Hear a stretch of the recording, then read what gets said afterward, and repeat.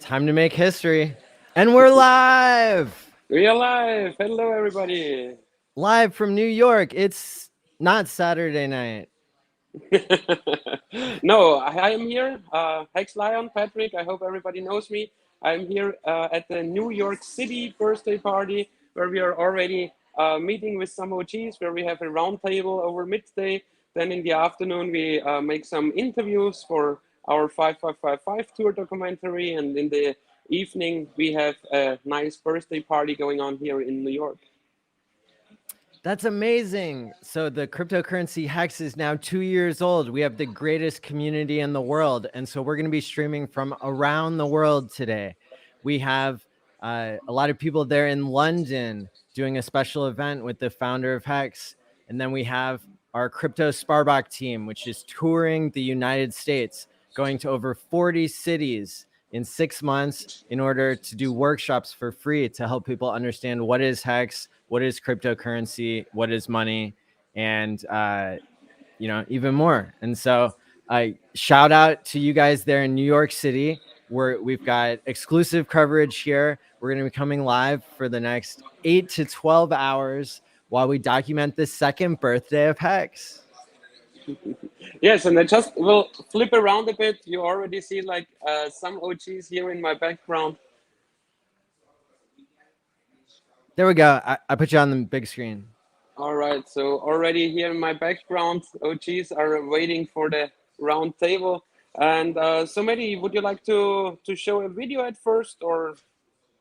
Absolutely, yeah. So we want to catch people up. If you're brand new, normally I would say get out, but today we want you to be here. And so we're going to play some videos for about 10 minutes that show you what is Hex, and then we'll be able to take it from there. We've got over 30 members of the community who all have their own YouTube channels. They're all going to be joining us throughout the day. So welcome again to the Hex birthday party year 2, live from New York City with Kryptosparbach, the US road trip tour from FreedomTV.info, Hardee's, Arby's, McDonald's, and Wendy's. Thanks, Patrick. Welcome, Mehdi.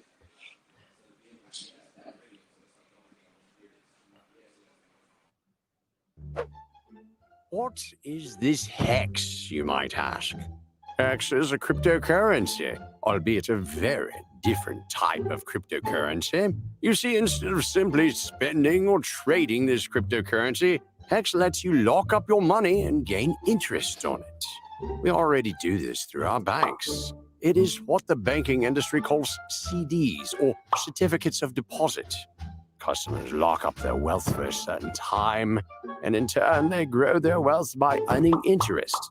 But the old school currencies that we lock up in our banks suffer from inflation, which means that while you are gaining interest over time, your money is also losing some of its value. This is where Hex shines, because Hex is the first high-interest paying cryptocurrency. Hex takes the profit out of banks and government money printing and gives it to Hex holders. Hex is actually designed to increase in value. In fact, the value of a single Hex token has multiplied by more than 80 times within the first handful of months it was launched.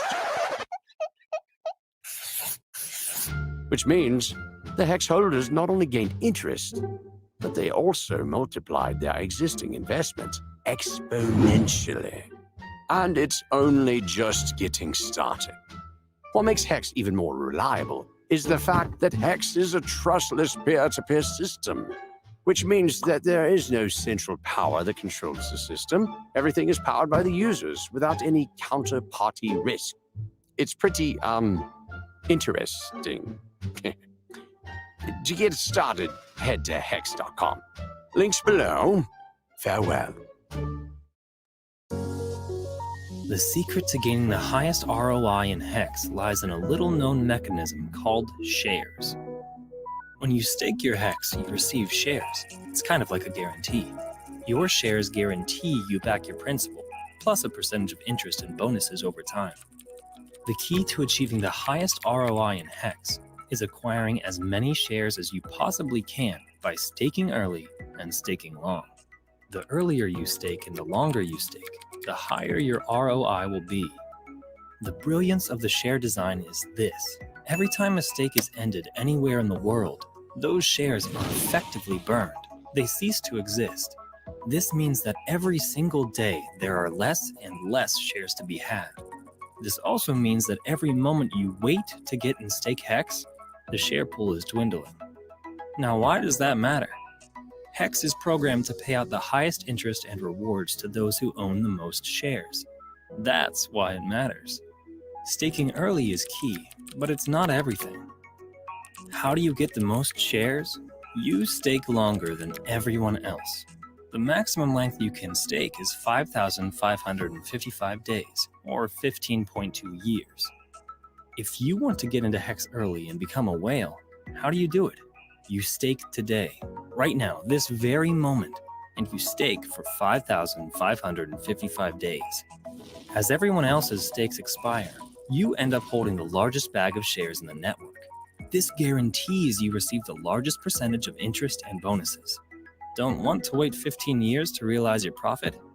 The beauty of HEX is that it's designed to pay out perpetual passive income to its holders, just like a traditional banking CD. This is done by creating what we call a stake ladder.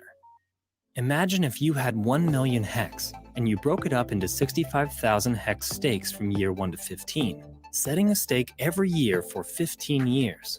This is called a stake ladder, and there are many ways to design them to work best for you. Some hexers create a staking ladder that pays them every 2 years, some every quarter, and some every month. The idea is that on a semi-regular basis, you'll have fully mature stakes that you can cash out for the next 15 years, or even indefinitely. The smartest hexers have plans to only cash out the interest each period and restake their principal out for 15 more years. This allows them to earn passive income indefinitely from HEX. HEX is a vastly superior product to that of traditional banking time deposit accounts, and it's the purest form of decentralized finance. There is no company, no middlemen, and no gatekeepers in HEX. It's a triple audited autonomous product built on the blockchain that has 100% uptime. Welcome to the future.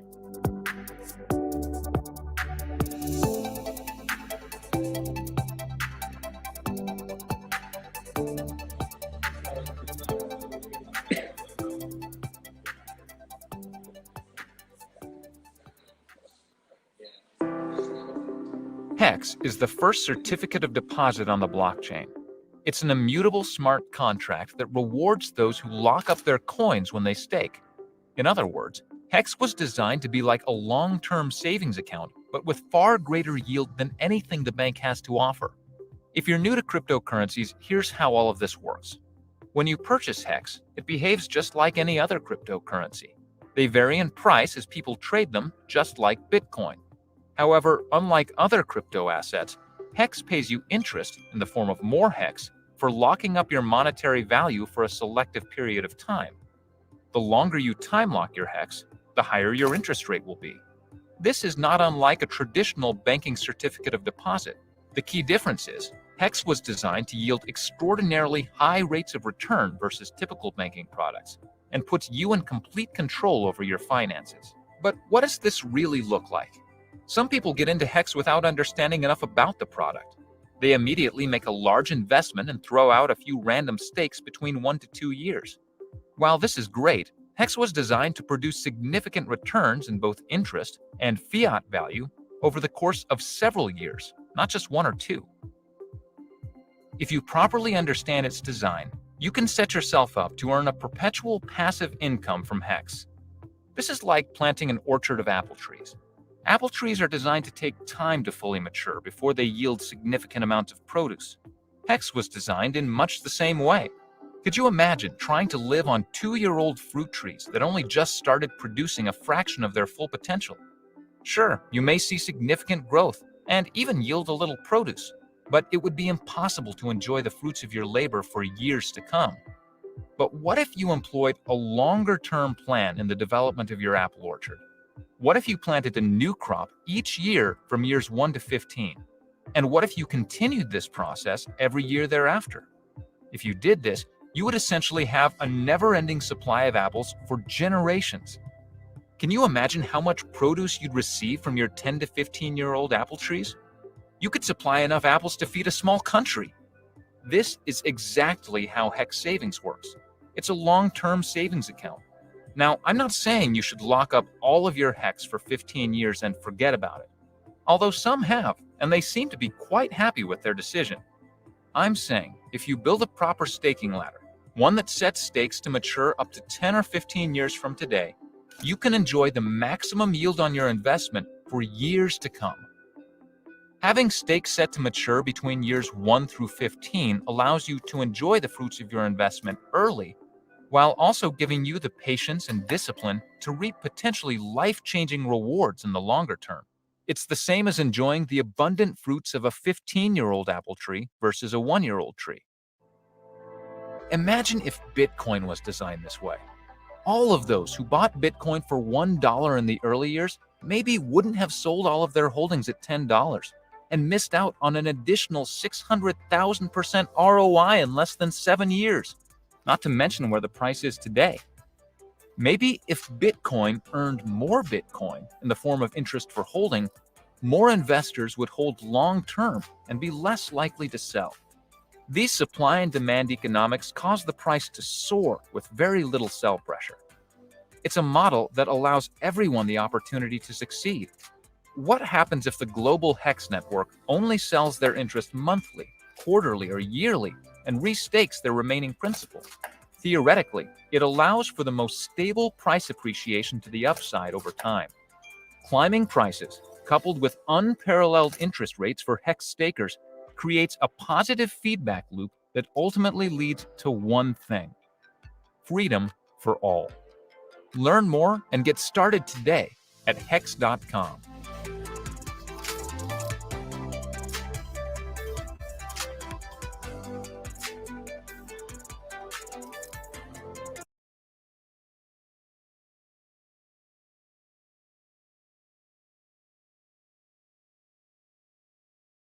Oh, we were both muted. Yeah, And we're back.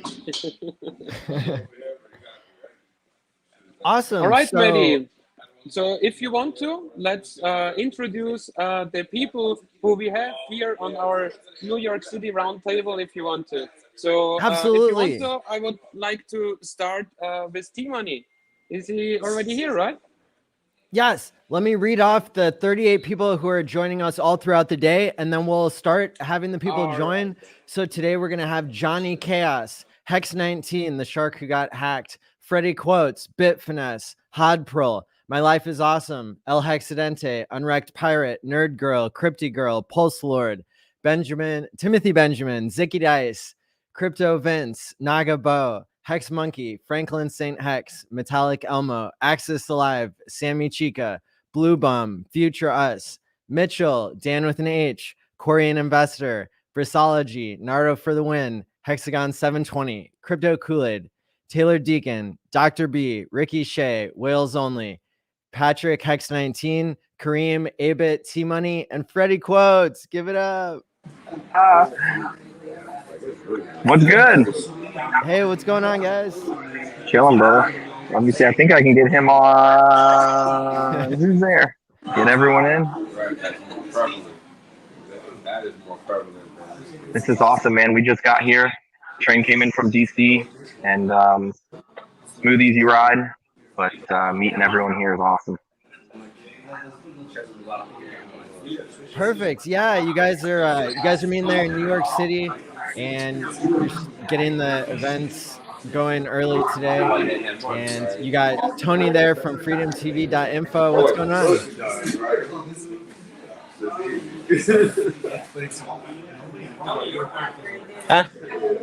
Hey guys, so I'm here also, and we're getting ready to get into our roundtable.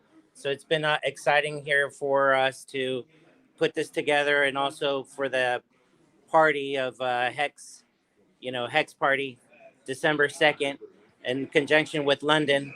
So we got our people here. We're going to be seeing our people from London. We just love putting this on Freedom TV is just one of the, I mean, it's been a privilege to get everybody, the community together. And we're excited to really kick this off. Thanks, Maddie. Awesome. Thanks, T Money. We really appreciate everything you're doing for the entire Hex ecosystem. Hey, we got some more OGs over there. What's going on, Nardo? Who wants to say hello to my list?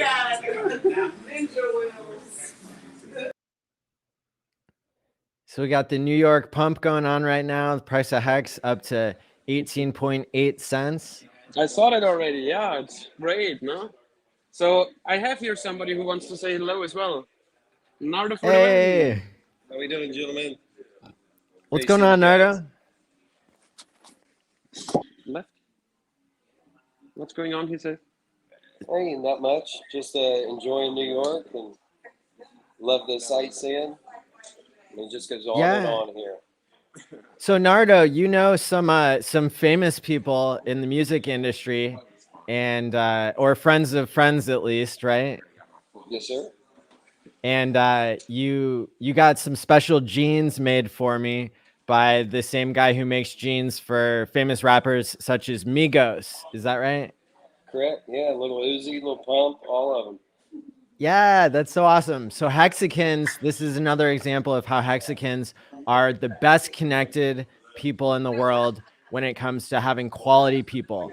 And Nardo is one of the people as well in Hex who does a lot of altruistic work. And you have you've donated some of your gains to different organizations. Is that right? That's correct. That's outstanding. What causes have you given to? At the moment, I'm trying to take care of my Catholic rehab in my hometown, just because I found out that they don't get state funding because of their religious foundation and the rehab. And so I thought that would be a great place for me to start. And hopefully one day I can pay for their housing, because that seems to be the biggest expense they have. And, Absolutely. 100% of their proceeds to help the people instead of wasting in our housing. That is great. Thank you so much for the charity work that you're doing for people in recovery and for people's mental health. I really admire that about you and how you help other Hexicans in need as well. You're the real deal, Nardo. I appreciate you, Maddie.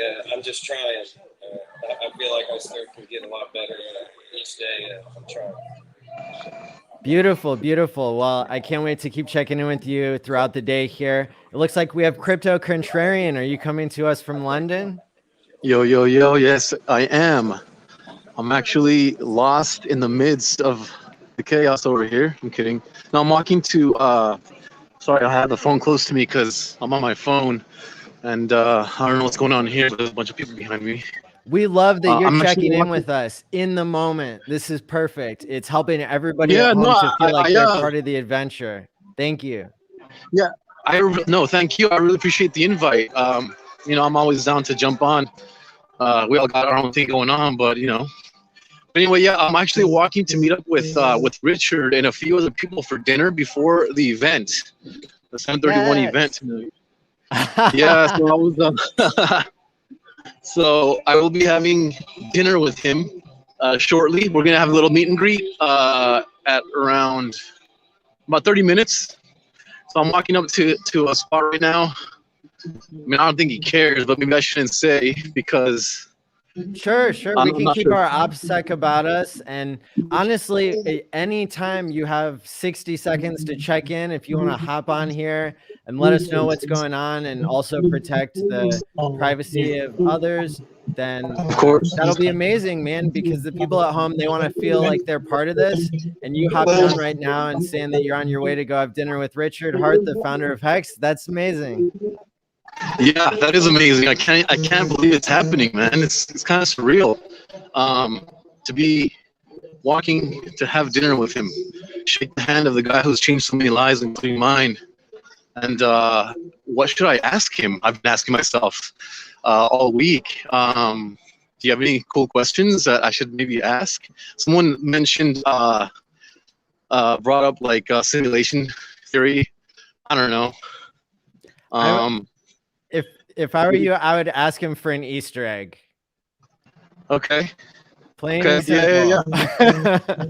I like that. Cool. Well, I don't want to hold up your line too much, 'cause I'm kind of like walking around the city. I'm not sure how well you can hear me or you can see me, but Perfect. Yeah. Thanks for checking in and hop back on anytime. We'd love to have Richard pop in too, but I already messaged him, so it's cool. Okay. Yeah. Well, yeah, I guess I'll sign out because it's hard for me to hear, and and I gotta find this spot. And yeah, if it's cool with you, I'll try to jump back in a bit. That sounds great. See you soon. During the event. All right, Maddie. All right, peace out. Peace. All right. It's Crypto Contrarian live from London for the Hex birthday.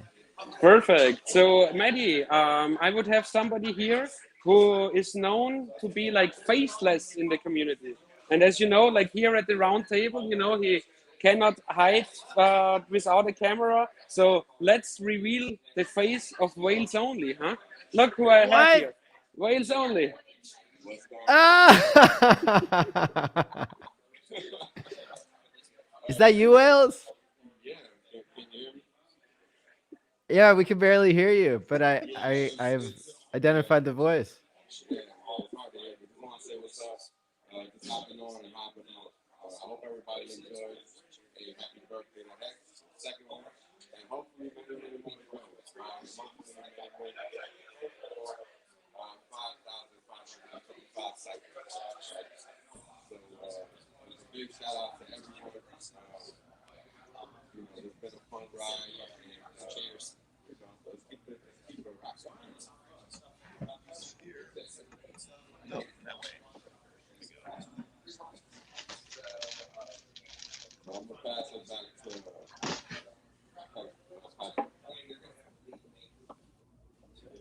So I'm back here. Can I have the audio back as well? So that was Wales. I hope you could hear him really good. We couldn't hear him very well, but this is the first spotting of Wales that has happened online, so I'm shook. The first spotting of Wales, yeah. Because today we are filming for our documentary as well, and that's why Wales needed to mask up today. Very good, very good. So who do we have here? Hello, everybody. Hi, Hi, Johnny. Patrick. Nice How's it to going, see you man? again. Really good, really good. And you? Doing all right. Excited. It's Top Hat Day, man. It's X's second birthday. We got to celebrate this thing. Yeah, you know, the big payday or the big birthday? On the tour and with suitcases, Top Hats don't like suitcases. I'm not gonna lie, I returned my top hat to Amazon and I bought more hacks. Really? It's true. $50 was a lot back then. Yeah. So, Maddie, would you like to go ahead? Like, I have more people here. I have more OGs here. Let's do it, please. Let's check in with the group there. And welcome to Metallic Elmo, who's joining us here as well. I recognize. Where are you joining down from? Here in the feeds usually. Is the audio okay? Yeah, we can hear you. Where are you joining from? I'm in London, actually. Hey, you're in London. I'm still in the hotel. I gotta prepare for a pre-party, so. Awesome. Well, do you mind if we check in join with? The stream to say hi for a sec. Oh, I'm so glad you joined. Do you mind if we check in with a few people there in New York and then get back to you here? Yeah, no problem. I got about 10 minutes before I have to leave, so.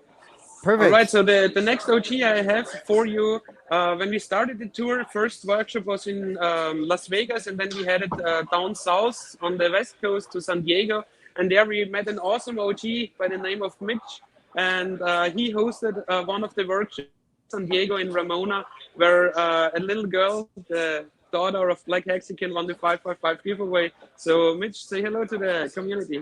How's it going, everybody? Howdy, Mitch. Hey, it's so good to see you, brother. Man, we're just getting started. You have no idea what's going on right now. So I'm not hyping anything up, but we're just ultimately going to speak out in words, all right? Hell yeah. How's everybody doing?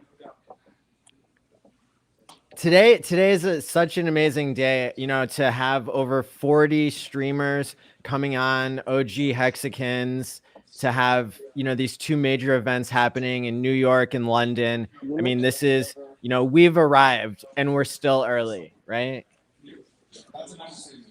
You take it over. We take it over everything. So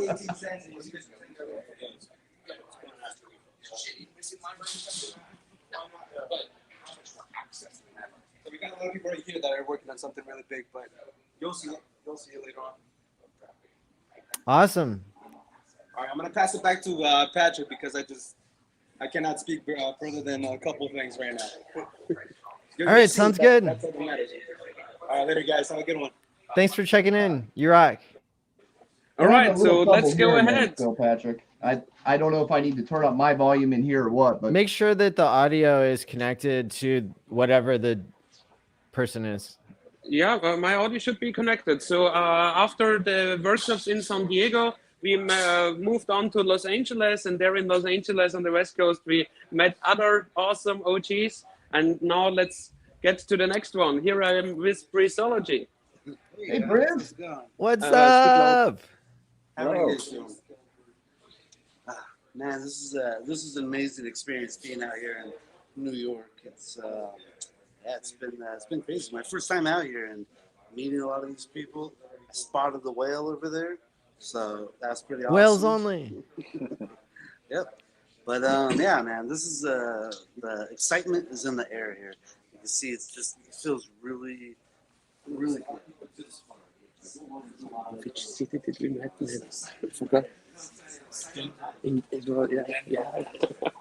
Patrick, I think your mic is the only one that's working, so we can't hear when you you walk can away. you can hear. Oh, okay. Both maybe. There you go. Is that better? Can you hear me? Yeah. Yes, That's better. much better. Now I can't hear nothing. Yes. But we can hear you. Yeah, maybe did we hit a button on the side? No, I don't think so. We You're can just like, we can hear you left now. and right is wrong with the earbuds. Sorry, I can't hear any audio anymore. Can you give me that back? Just keep it near him. Just You hear me? tell him Really to close talk. to Briz. And Yeah, I thumbs hear up. Maggie. This one is the left one. But this is the left one. It just started as soon as you put it back in here. Okay.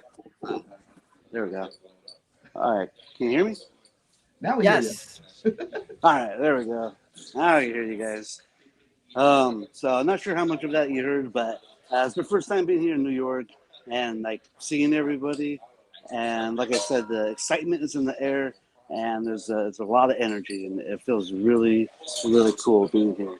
So I'm just excited to be here and making a part of history.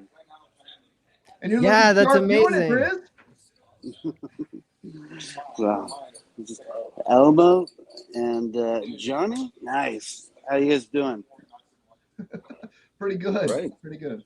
Awesome. I love your suit, bro. Like Thank it you. reminds me of Mad Men. Have you seen that? Yeah, I was trying to go for like a Lex Friedman look. Very Yeah, so- nice. Very nice. Yeah. So let me pass this off to the next Hexican. Who wants to speak next here? I'll give Thank this- you so much, Bristology. You rock. Hey, you're Hey, welcome. Maddie. Elmo said he only had like 10 minutes, so do you want to give him the? You hear me, Maddie? Yes, we can hear you. Yes. So next Hexican OG I would have here for They're on a really tight the schedule there, community Johnny. is going by the name Hexagon 720. We met him in Denver, in Colorado. Say hello to everybody. So here that you can hear him. This is the right one. How's it going, fellas? Hey. You got me? Oh, we got you. Yeah. How's it going? Hey, how's it going, Maddie? Really good. Good Really to see good. you again. Likewise. Very, very excited to be up in here, New York City, celebrating Heck's second birthday. The energy in the room is electric for sure. So, it's pretty cool that we're doing, doing the thing here in New York. Obviously, they're doing big things in London. Very, very exciting. So, how you guys doing? Great. Yeah, we're really excited to be part of history here on the live stream. There's so many people who couldn't make it, but now they feel like they're there with you in New York. They're there with Metallic Elmo in London, and with Johnny and I all over the world. Absolutely. Yeah, super cool, man. Just you know, going from meeting some of the Hexicans for, you know, Freddie Quote's video shoot to meeting up with the road trip guys in Denver. Like every time you get in the room with Hexicans, it's electric. So Yeah. you know, I'm just very thankful to be here and you know, to be a part of this community. This community is amazing. And excited to celebrate. You know, we got lots to be thankful for and lots to celebrate. So we're going to do it up today for sure. Looking forward to the luncheon, the round table, you know, exchanging ideas, talking about, you know, all the amazing things that are happening in this community. And then, of course, you know, tonight, little champagne toast, throw it up. Thankful to Richard, all the Hexicans for sure. So I love good it. stuff. Yes.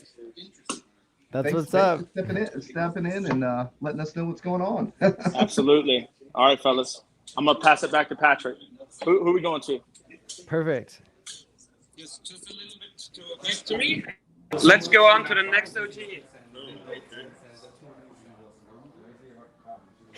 Hope these are in there. It's so weird. Yeah. Hello, we can hear everybody. you. How's it going? All right. I am Brando, Dr. Bong Juice on Twitter, if anyone wants to say hey. Here representing Hex up in New York, you know, chilling Hex every day, all day. I'm just happy to be here, you know. Welcome. Yeah, it's so good to see you. Happy to have you. Yep, it's nice talking to everybody for the first time, really. I'm a long-time lurker. I don't talk much on the internet, but I'm always there watching. And what's something that you have to add to the conversation? You said you've been onboarding there in New York a lot. Oh, not in New York, but in my hometown in Pittsburgh. I've been representing Hex every day at work right before I quit for months. Wearing my Hex gear, showing it to all the students at the university I worked at, telling everybody I could. Up. But you know how it is. Yep. Yeah, it's hard to get people to go from a mindset of spending to a mindset of saving. And Hex is like saving on steroids, basically, because it keeps you accountable to yourself, which is another thing that isn't very popular in culture these days. But it's something that I think has a lot of potential for the future. Yeah, that's been the thing that I've noticed is the biggest problem. Getting people to go from a spending mindset to a saving mindset. Like they don't want it. As much as they talk about like, oh, I want to get rich, I want to save money, I want to do this, that, and another, they just don't do it. You give them an opportunity to do it and they still don't jump on it. And you know, that's my biggest hurdle though. Like one of the projects that I want to do is to launch a Hex NFT where it's like $1,000 to buy it, and then I send the person $1,000 worth of Hex to be like, haha, the joke's on you. Now you have something that's actually worth more than a JPEG. Hey, they'll get a free magic carpet ride. That's right. Yeah, if only the ETH fees weren't so high right now. I'm gonna have to wait until pulls. I know, right? They'll end up with. I mean, I guess that's really all I got to say there. You know. Well, it's so awesome to meet you and to see you there with everybody. Keep up the good work, brother. Thank you for representing. Yep, same, man. Patrick. Yes, hello everybody. Let's move this here and let's go on to the next OG I'm having here at our round table. Hey, school. Hold on. Get this in here. Hey. Corey! There we go. What's Awesome. up, guys, man? How y'all doing? Corey, an investor. Right. What's going on? Oh, what's up, man? What's up? Hold on. Hey, you gotta open it up. Hold on. Hold on. Oh, Corey! Face ID. Yeah, right. I can't put them on yet.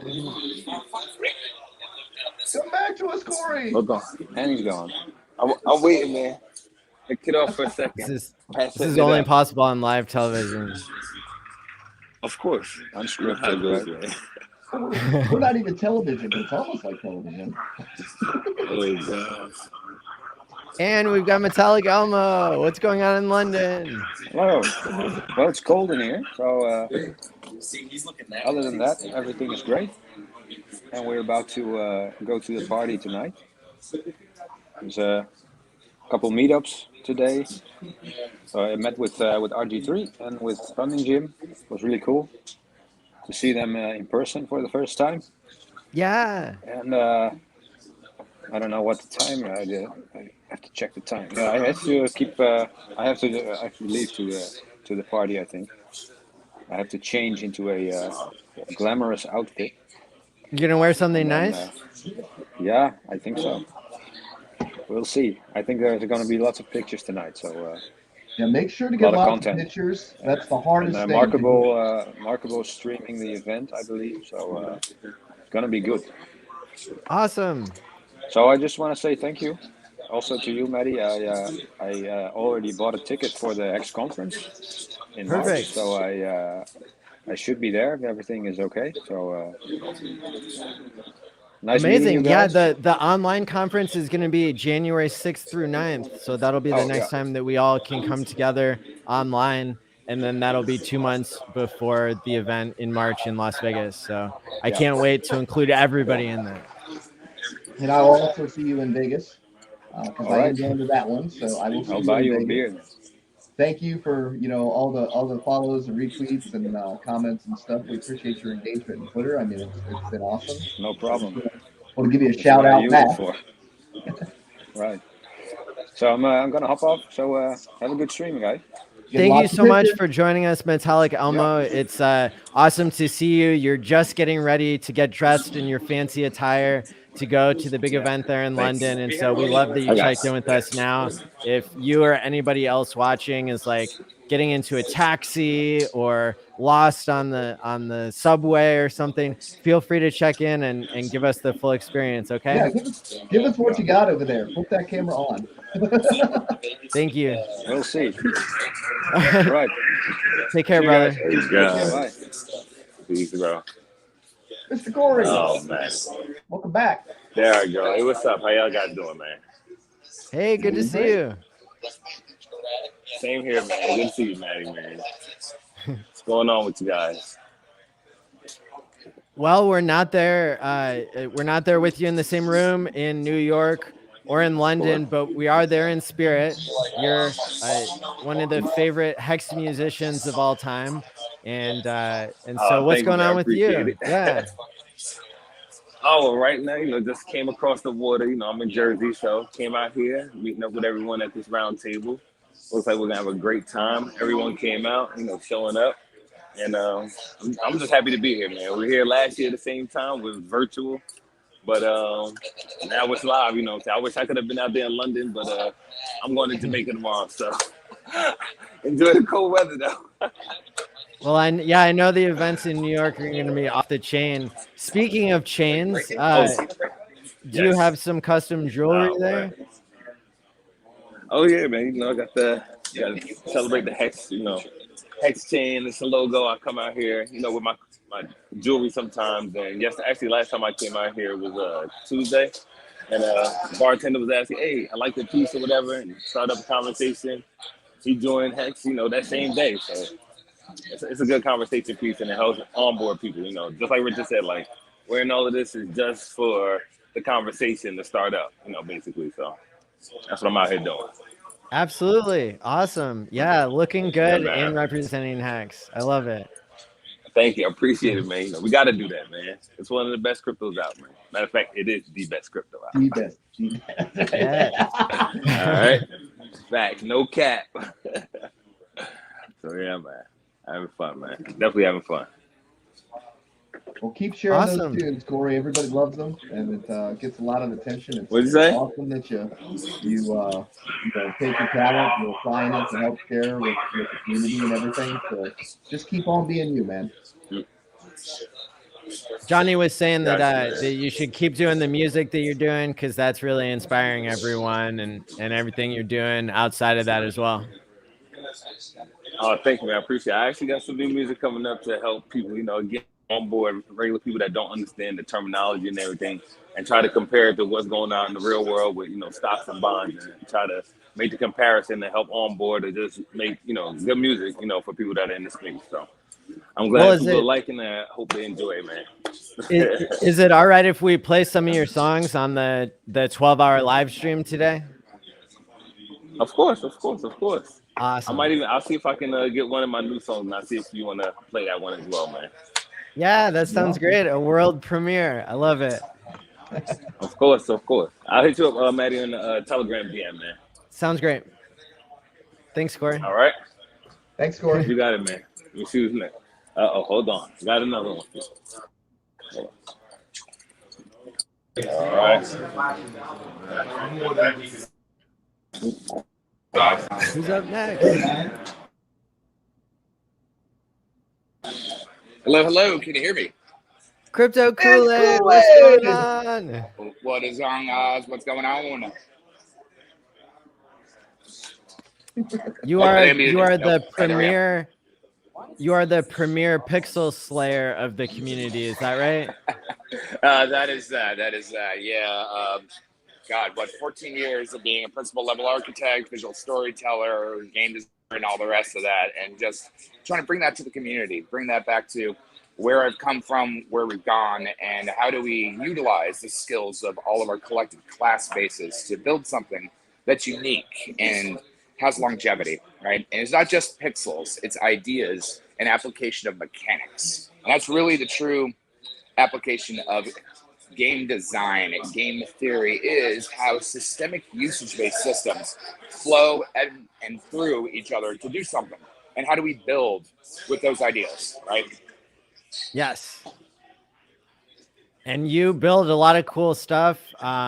You're always hopping on, giving different perspectives and representing part of the game theory of it all, which includes psychology and kind of the gamification of finance and of people's psychology. So shout out to you.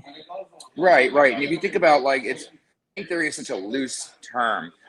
Systemic game design, accordion game theory, things that have weight and merit to it. There are so many different social structures, right? Rules are rules for a reason. The truth engine is just a game board, and the game board, just like finance, gives zero hell about your feelings. Now, you choose to learn the rules, and by those rules, you will be judged. And so it's the same social dynamics as you would have in a game as you would with life. Life is a game, if you really think about it in a macrocosmic way, on how you interact, profit, learn, and develop and evolve. You know, almost a year ago, we had the Hex convention, and we talked about the game theory panel, and I was talking about how to use your wallet as a character, and how do you level yourself up to succeed. And most important thing about that is knowledge, not just wealth, because wealth is built by knowledge and application of actually playing the rules. Remember, if you don't act, it's like you skipped your turn in a game.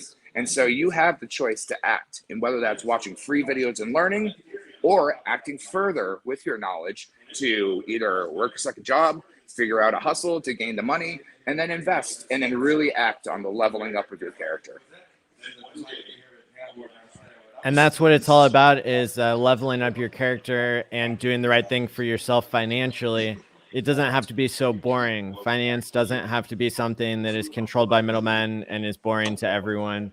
It can be something that really changes your life and can be designed in a way to attract a larger audience to something that's healthy.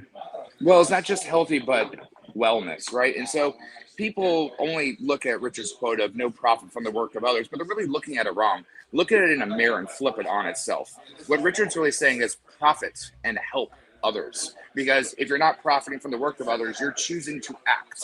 And when those who act build themselves up, what else do they want to do but help others? So again, no profit from the work of others really is a secret message to profit and help others. That's why you know it's a magic carpet ride, because those of us that build this ecosystem will, through that same inclusivity, profit and help others in their own smaller and bigger ways. And we turn into an ecosystem and a wedge that isn't greedy for greed. We want to build to build. And as you build, you expand, just like tiles on a map, just like levels in a game, just like having kids and teaching them the better prospects of how to help their fellow neighbor, their fellow man, their fellow community, and the world.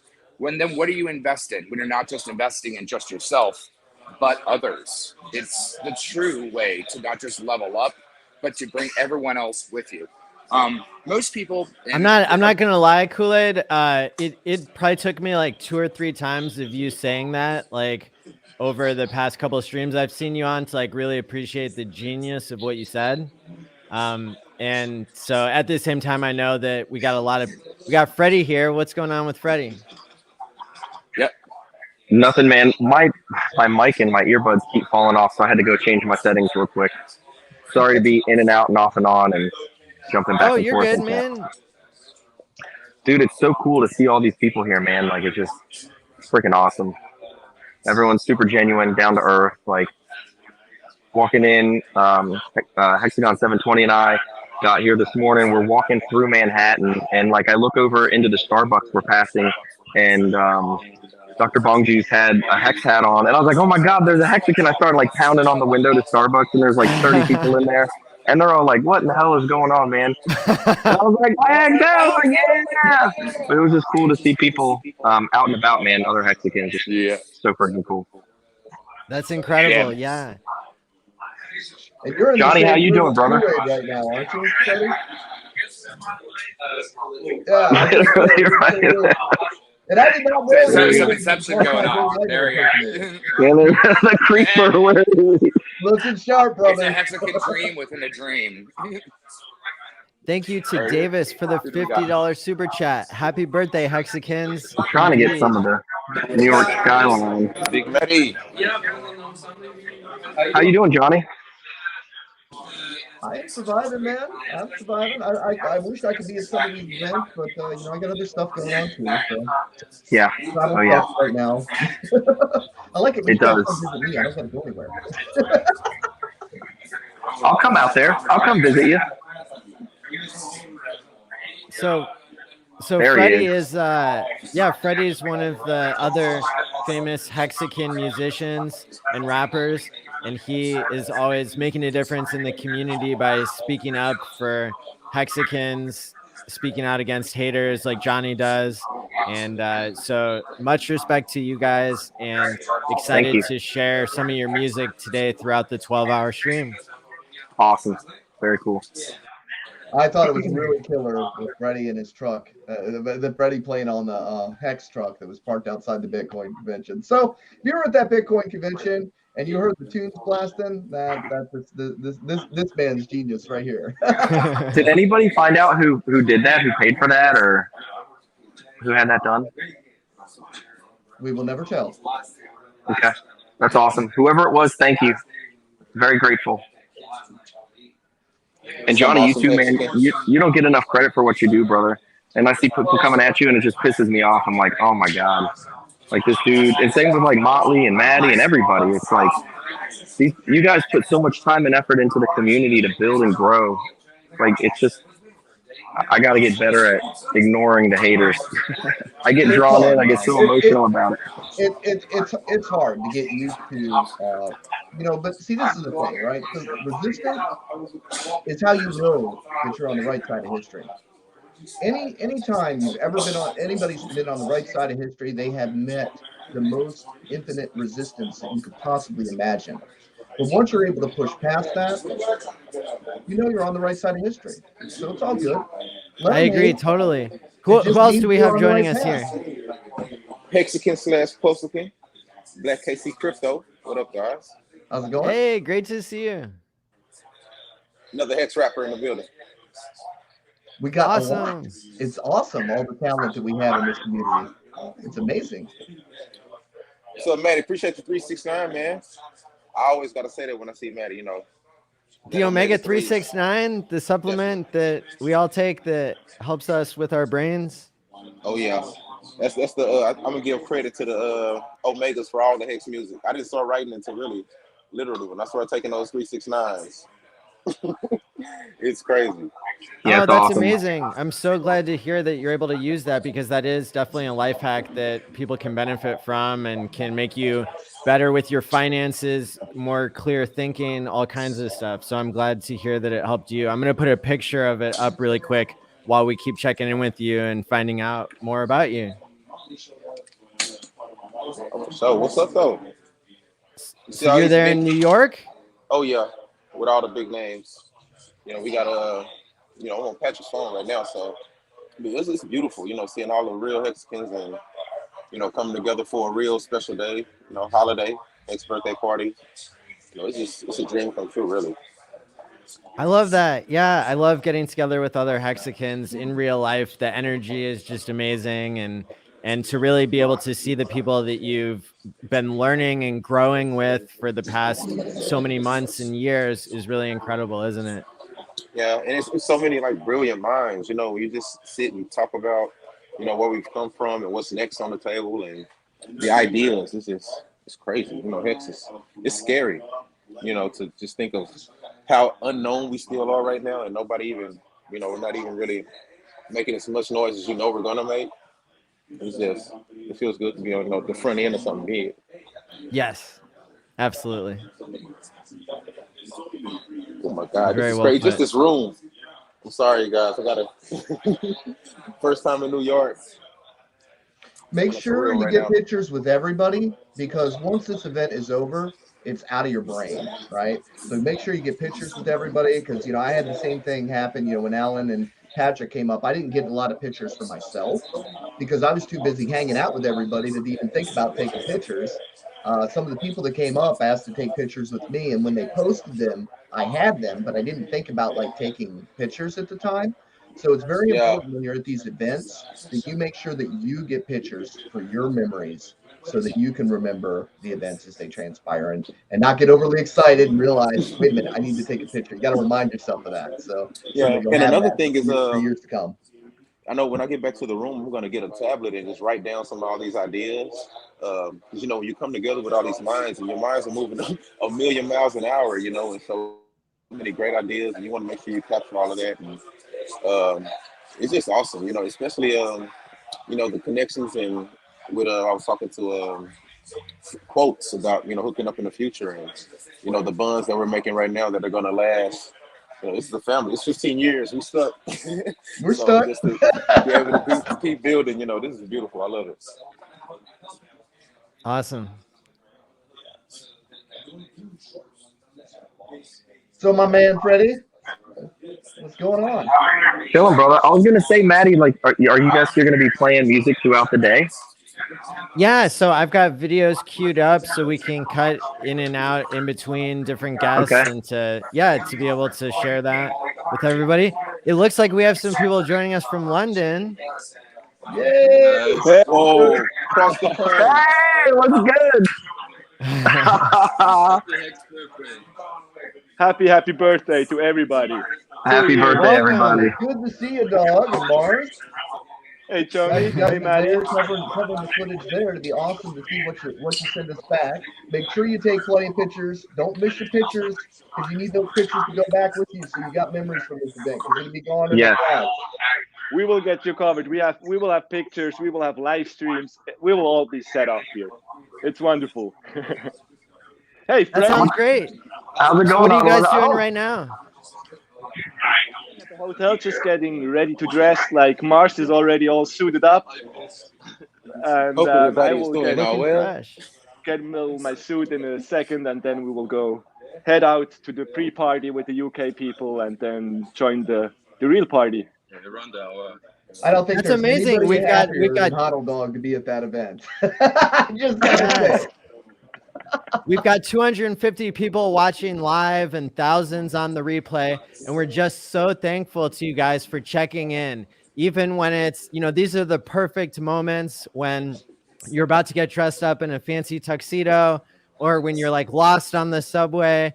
If you pop in for a minute or two and tell us what's going on, then it makes us feel like we're all there with you, not just in spirit, but also in video. Yeah, of course. We try our best, man. I just saw your show, so I thought, yeah, let's hop in for a minute. We're staying all in the same hotel here, so it's a big family meetup in London. It's really, really awesome. Hexagon hotel. Yeah, the Hexagon took over the hotel, took over the dinner last night. Like we are just smashing everybody. Like it's going on here. History in the Amazing. making. History in the making. So have fun in New York, guys. Enjoy the have fun tonight, man. Be safe. Yeah. Thanks so much. We'll check in Hope with you you're guys doing all later well. on. Bye, guys. Thank you very much. Bye. I love That was Muhammad awesome. Dog, man. He's Yeah, he's so good. He's so awesome, man. He's just like the coolest dude.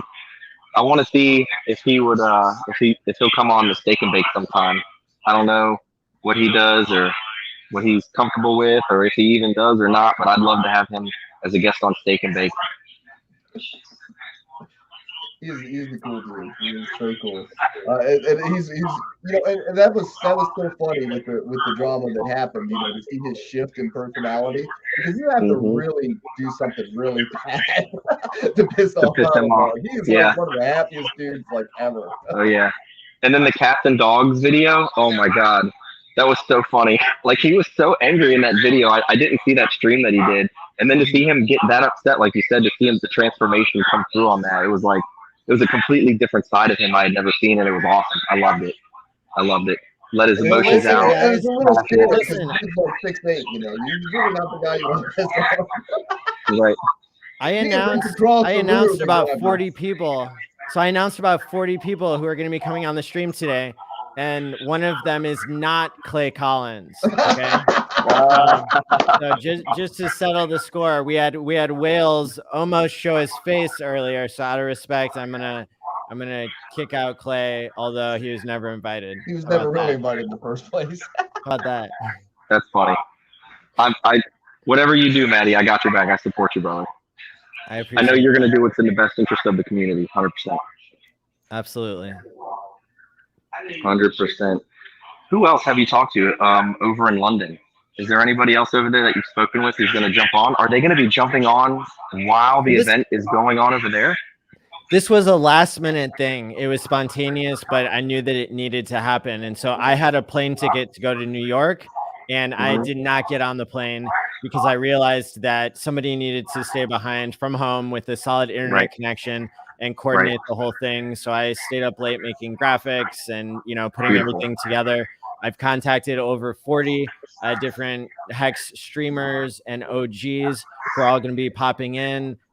About half of them are there at your event, and we're gonna have people from all around the world because Hex is more than just what's happening in any one place, and it's certainly an online community that definitely deserves to have the celebration with no bars held. So Absolutely. I think we might be getting started with the roundtable here. I don't know. I see people starting to move and jump in. So I'll definitely jump on here in a little bit. As the day goes, we're doing a limo tour throughout the city tonight. We got a couple-hour limo ride, so we'll jump back on after the luncheon and the roundtable here, and then when we get back in the limo, that'll be a good time. I think that'll be a lot of fun to jump on. I think Jay Mills and Jackie Hexican and a bunch of us are gonna turn it up. So I appreciate you having us on, man. Awesome. Thanks for being on. Yeah, if you Rock think and roll. there's like any experience that you guys are having that you want to document, Freddie, just pop back in, man. Oh, 100%. I definitely will. So we can live vicariously. I definitely will. There he is, Tyler, I think. There we go. All right, I'm gonna hop off, brother. Take care, Freddie. Later, dog. See you later, Johnny. How's it going there? Hi. How's everyone? Doing good. Great. Hi, my name is Hex Ninja, Taylor. Taylor Hex That was an Ninja, awesome it's flip, so good dude. to see you. You're on the team there in New York and part of the FreedomTV.info US road trip tour. Thank you so much for all your contributions. I know that the tour has become a great success and that you've been one of the people that has helped make that possible. Anything I can do to promote Hex, and the OG streamers are a big part of that. So absolutely, it was my pleasure to do everything I can for Kryptosparbach, the road tour, and I love meeting everyone. I love meeting Hexicans. I love talking to people. So if you guys ever see me at an event, please say hello. Absolutely. Well, now you know who you are.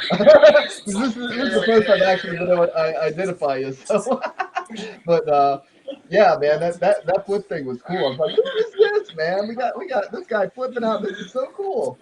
That was wicked. All right. So Taylor, you joined the tour once you went to one of the first stops that they had. Is that right? I was at the first stop in Las Vegas. Yes, and I've been with the tour ever since. I pay my own way, contribute where I can. I want to see the success of this project. I want to see Hex at $7. You know, I'm ready to go. Well, you're part of what's making it successful, your sacrifice and you being there to handle all the different aspects that are needed. I've seen you on the tour doing whatever it took to help make everything go smooth. So thank you so much again for everything that you're doing for the community. You are greatly appreciated.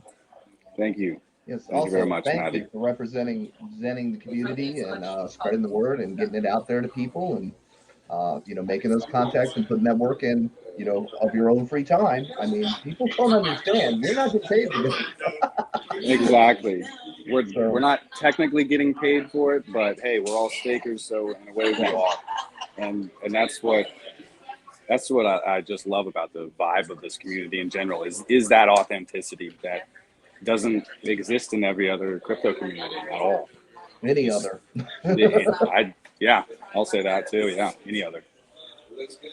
All right. Well, thanks so much, Taylor. Thanks so much, man. Thank you guys for having me. And all right, goodbye for now. Peace out. So we got some super chats here that I want to read off. Thanks so much. Hex OG with your $99.99 super chat. Thank you so much. I want to thank all of you and all you guys do for Hex. Hex has changed my life, and you guys, by spreading the Hex word, are changing lives as well. Happy birthday, Hex. And that's outstanding. And then Cash Plus with $100 super chat. Happy 2nd birthday to Hex, guys. My first birthday in Hex. It's been amazing. 5555 team. Cuatro Cinco. Shout out to you, Cash Plus. Thank you. The way this is folded, it looks like I've got a big belly. I'm looking at this thing. It's just the way I'm sitting in the chair and I have the shirt folded. I'm like, damn. Yeah. I wish the camera added 20 t-shirts instead of 20 added pounds. 20 t-shirts to my belly. So this is a new segment I'd like to call All In and Chaos in the Afternoon. There's only been one episode before, but it was a pretty good one. All in chaos. I like that. All in chaos. That's great.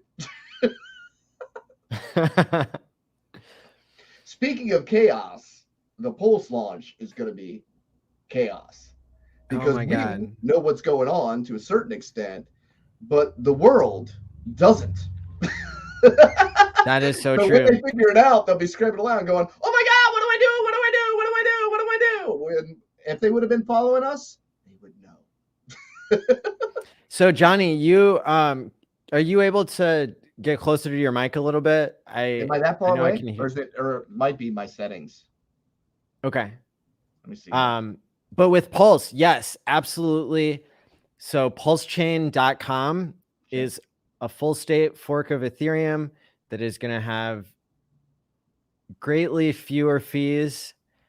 It's going to be fee burning. So overall it's deflationary, unlike Ethereum, which advertises itself as deflationary, but that's not completely true. And so with Pulse, it's going to actually be deflationary. It's going to have low fees, 4 times the throughput. But the big idea here is that Pulse Chain is a vampire attack on the entire crypto space. And if you're a dev or you want to learn something more than Team Edward and Team Jacob, then you can go in and you can research what a vampire attack is. It's basically where you are using technological improvement and open source, basically open source abilities to extract value out of a network. So it's kind of like the same idea. What would be a good analogy, Johnny? I like Adam Stokes' analogy that he made. Am I coming through clear? Yes. Oh, that's much better. Okay. He said basically it's like owning a cafe, right? And then somebody in the next town over builds you a free cafe that you don't have to pay power bills or electric or anything on, and it's already stocked just the way that you like it, and it's ready to go. You got all the same customers, all the same stuff, just it's over in another it's in another town and it's free. And that is awesome to really think about it that way, because on the Ethereum network, it already has all those dynamics that people are used to and accustomed to, and they are paying exorbitant fees in order to work on that network. And what Pulse is actually going to do is literally, whether you want to participate or not, you are participating. That new cafe is available for you anytime you decide that you want to use it and you're done with the Ethereum fees. So that's how this works.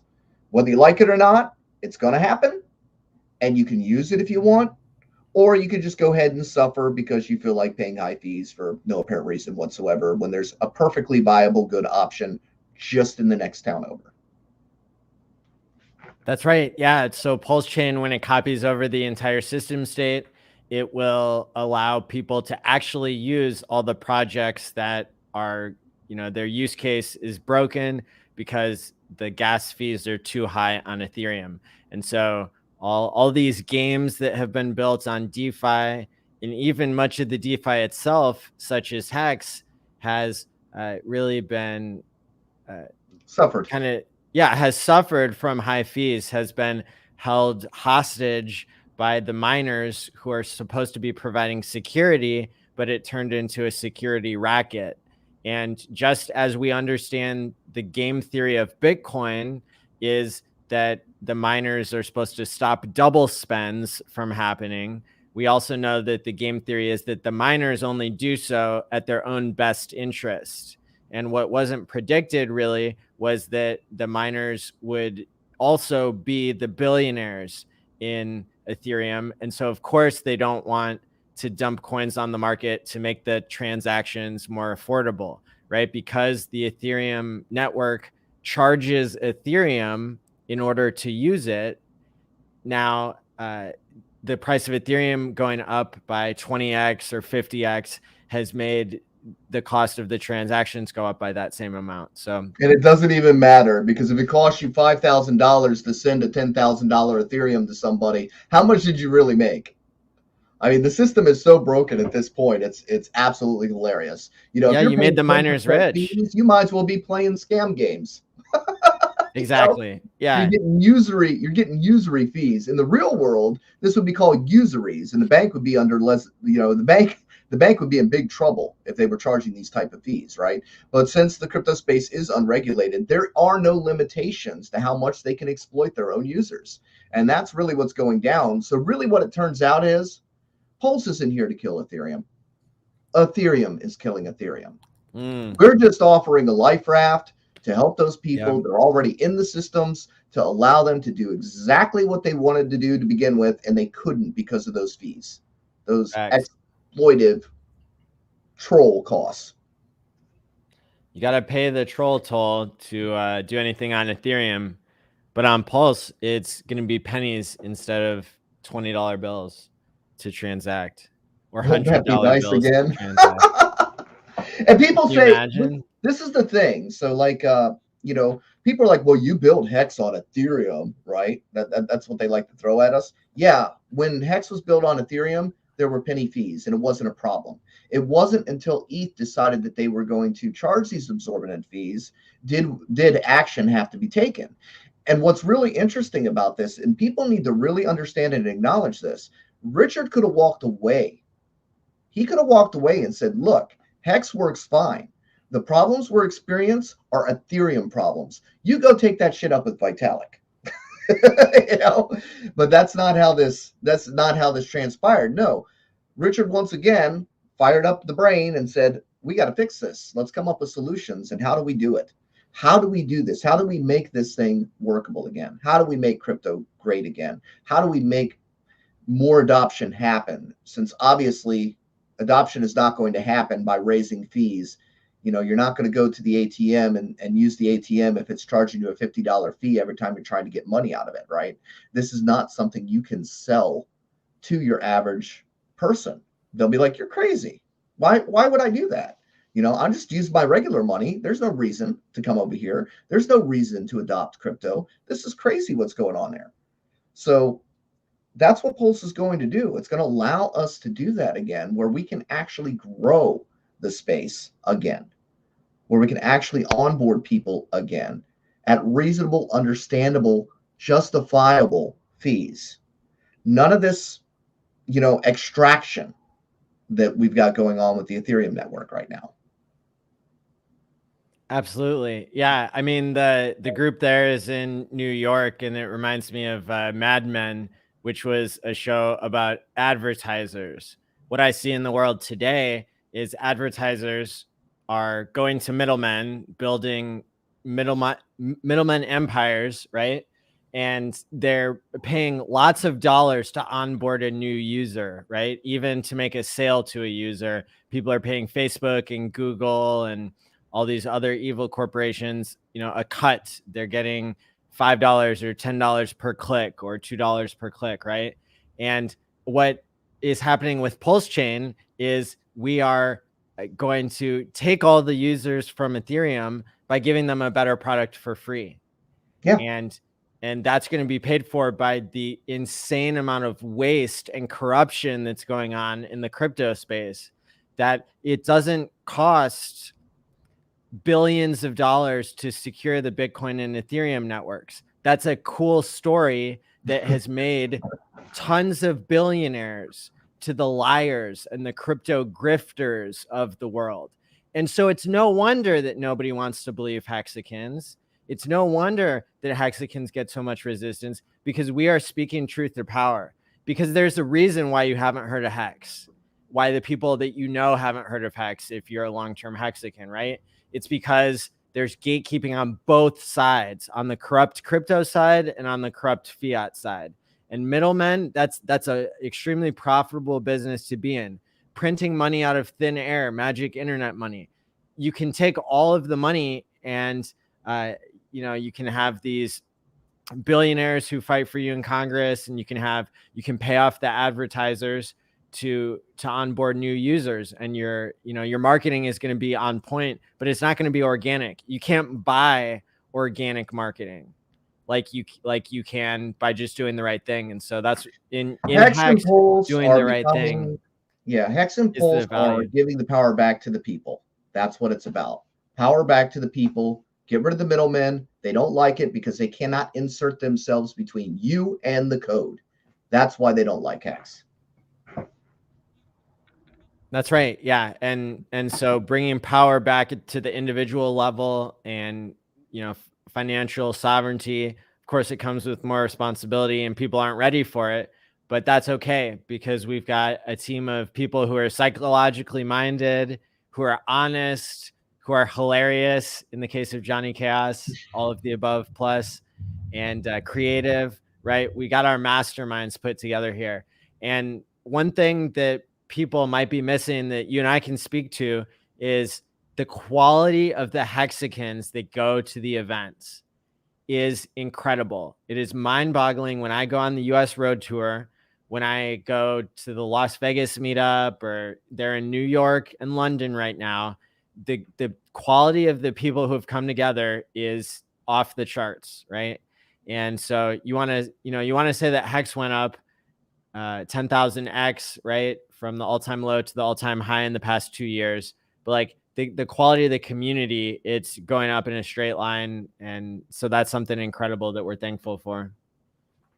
Well, Maddie, I can't stay on here all day. I did want to stop in and say hi here. Absolutely.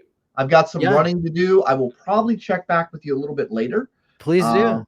So great seeing you, brother. Take care. Likewise. Continue sharing this stream and letting people see all the craziness that's going on right now. Absolutely. Thanks so much, Johnny. We'll check in with you later. Thanks for coming on. Take care. All right. Peace out. And we're back. So thank you to 264 people who are watching live now and thousands on the replay. Go ahead and hit the like and subscribe button. Go to the links below and click on the YouTube channel for the Hex conference, because we're trying to split that off into another channel to make it a benefit and cross promote everyone. That's the goal of today, is to cross promote as many Hex streamers as possible. Go ahead and DM me on Telegram or Twitter if you want to come on the stream and you're a known streamer or somebody who's not going to show their bare butt and moon the audience or something like that. We really appreciate everybody who's there in London and New York. They're going to be popping up throughout the day because we are live from around the world for the Hex birthday.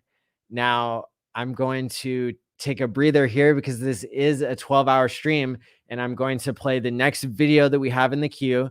We're going to be going back and forth to live check-ins and then showing some featured content that I think you're really going to enjoy. So let me bring it up here, and then we'll continue. Thanks for being here, everybody.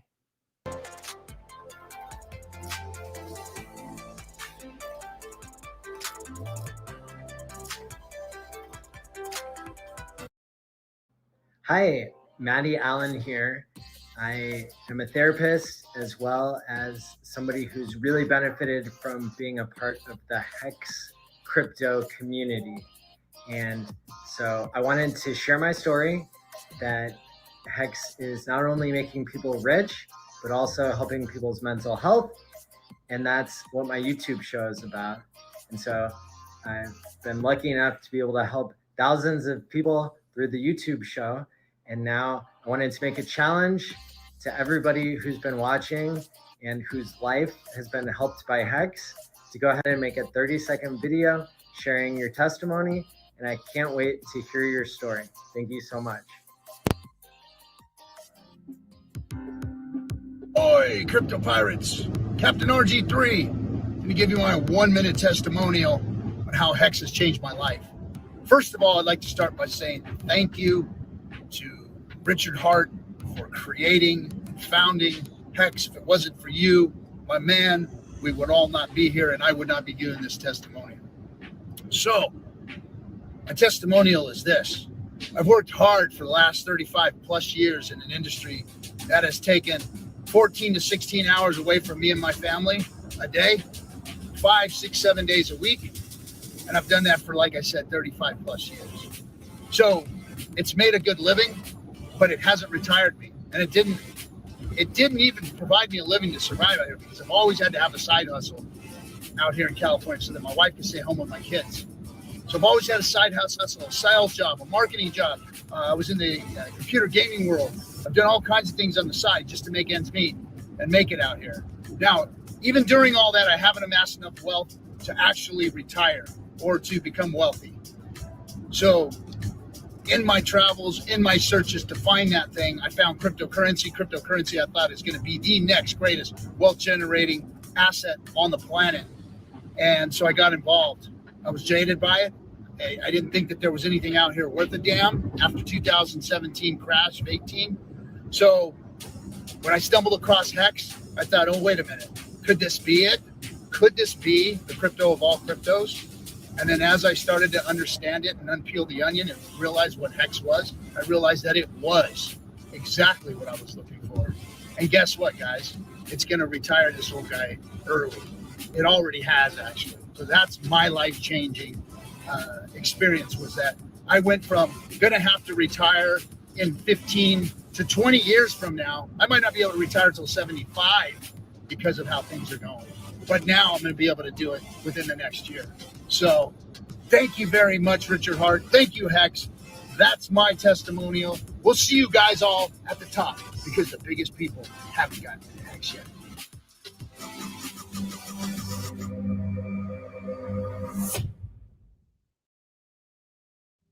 Hello, Richard. Yeah, surprise. You weren't expecting me, were you? Well, Maddie reached out to me and wanted me to thank you for teaching all of them about the power of compound interest, decentralized finance, and elliptical curve cryptography. I'm glad they understand. I'm told you're a great teacher because they get it. Although, let's be clear, I would never be able to get it, but I'm willing to try. Thank you, Richard. Thank you for the kind words. My non-crypto friends understand Hex better than my crypto friends. Yeah, it's crazy, isn't it? It's like, yo, in the CDs in your bank, they pay you 20% more interest for every extra year you lock. Hex just gives you 20% more shares. Why is that so hard to understand? Like, so easy. What are the odds that this is in any way real? I'd say like 10,000 to 1. Okay, I'd like $10 on those odds. If someone gives you 10,000 to 1 on anything, you take it. Welcome to the opportunity of a lifetime. What you see before you is the price performance of Ethereum at over 10,000x in under 2.5 years. People bought it at 15 cents. They sold it at $1,500. That type of magical performance can only happen in cryptocurrency. Hex is designed to outperform this chart. It's designed to go higher, faster, and stay there. Can it? Yes. Will it? There's only one way to find out. I am going to be a very rich dude.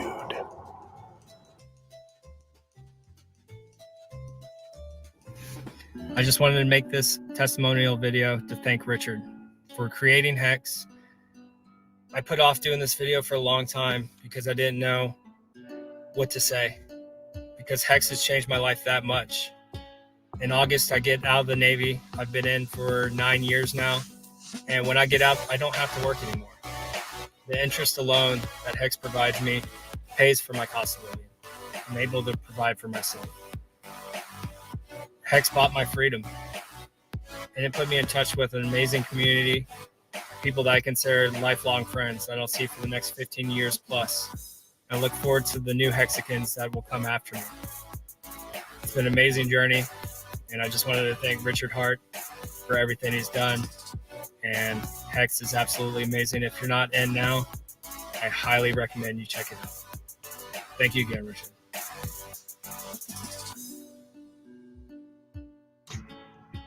Hey guys, I just wanted to make a quick 1-minute testimonial video about my interactions with Hex and the smart contract. And basically, I've been using it since December of 2019, and I love it, man. It's been working fabulous. I've been gaining trustless interest while not giving away my private keys to corporations like, you know, BlockFi, Celsius, and whoever, or centralized exchanges. So it's trustless, high interest, and I love it. It's been working fabulously. 100% uptime since its inception, and it's given me more time to do things that I want to do.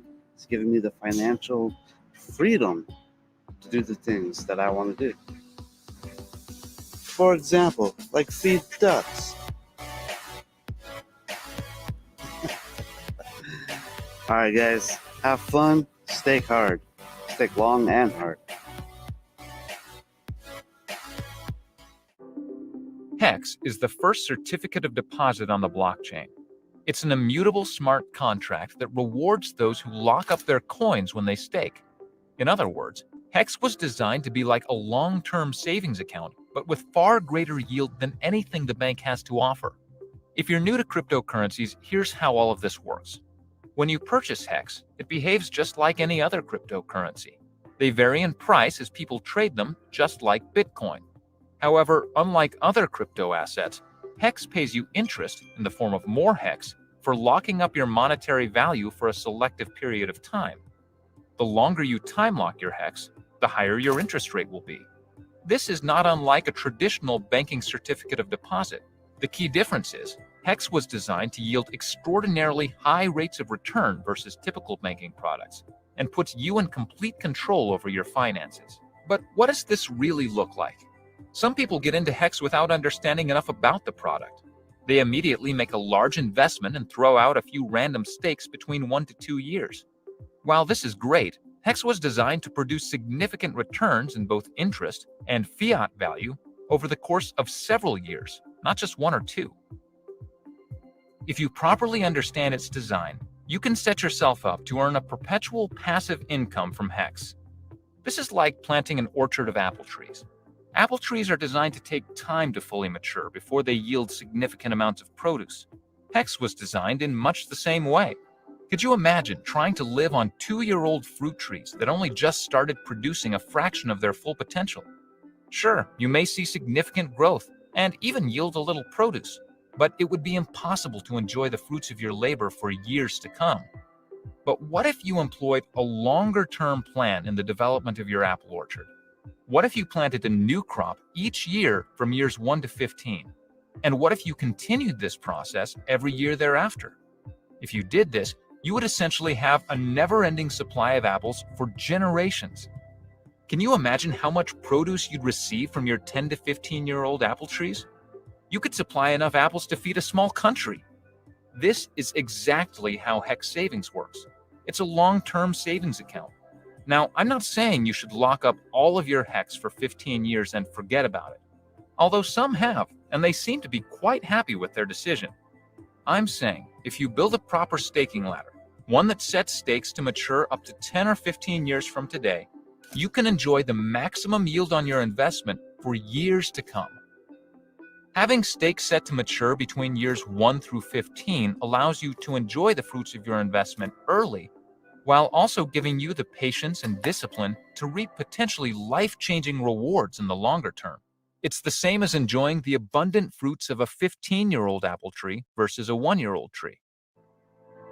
Imagine if Bitcoin was designed this way. All of those who bought Bitcoin for $1 in the early years maybe wouldn't have sold all of their holdings at $10 and missed out on an additional 600,000% ROI in less than 7 years, not to mention where the price is today. Maybe if Bitcoin earned more Bitcoin in the form of interest for holding, more investors would hold long-term and be less likely to sell. These supply and demand economics cause the price to soar with very little sell pressure. It's a model that allows everyone the opportunity to succeed. What happens if the global Hex network only sells their interest monthly, quarterly, or yearly and restakes their remaining principal? Theoretically, it allows for the most stable price appreciation to the upside over time. Climbing prices, coupled with unparalleled interest rates for Hex stakers, creates a positive feedback loop that ultimately leads to one thing: freedom for all. Learn more and get started today at hex.com.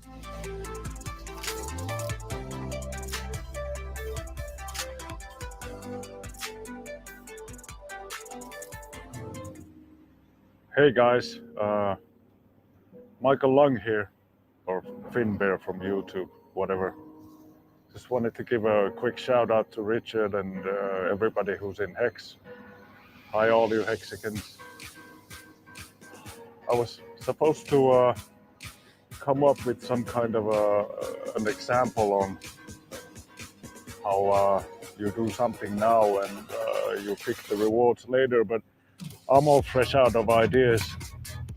It's a good thing I'm in Hex, because yeah, I would never come up with something as brilliant as this. Thanks, Richard.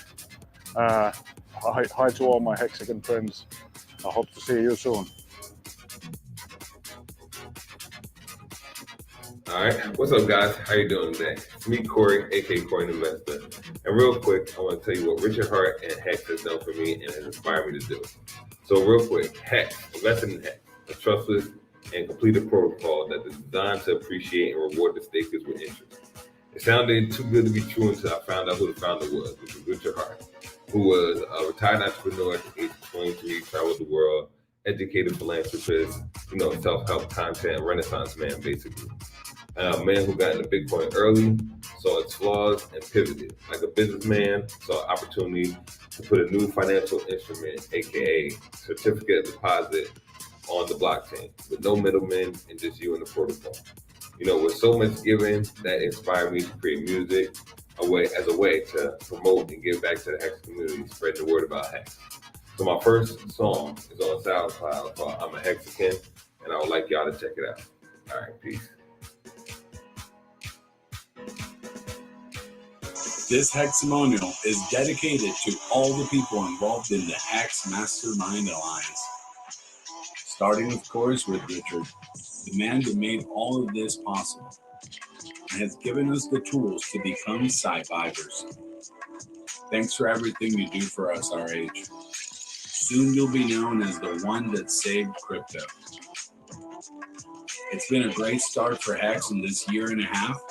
Who knew that in such a short time, that underdog crypto that so many influencers pushed aside and cast away would now be the highest appreciating asset 2 years running. Now join us in the new Pulse chain. We have this unique opportunity to build crypto our way, removed from central planners and middlemen, our way of DeFi. So thanks again, Richard Hart, and we'll see you around the block. Hey everybody, Kinetics here, on vacation from beautiful Breckenridge, Colorado. Just got done working out, gonna hop in this hot tub here behind me. I just want to give a shout out to Richard Hart and Hex at hex.com. Thank you so much for changing my future, changing my legacy. My passive residual income from my staking ladder is enough to replace my income. I've been able to take that income from my business, my personal income, and roll it back into the business to hire people and scale and be able to change and affect other people's lives as well. I've become such an evangelist for this Hex product, the only finished product, triple audited, twice for code, once for economics, to make sure that it operates the way it's supposed to.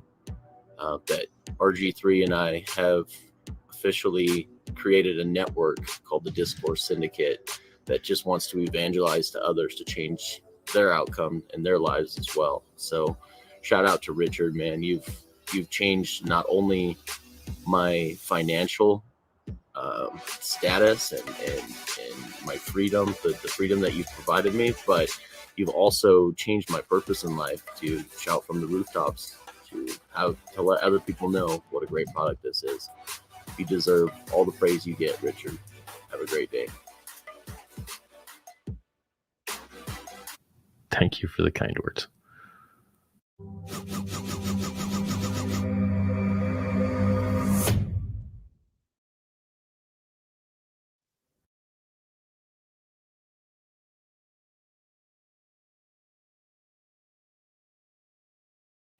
Unmute myself. Awesome. So so that was the Hex Testimonials video that I put together right before the Hex meetup in Las Vegas. So that's, back when the price of Hex was much less than its all-time high since then, but still higher than the price is today.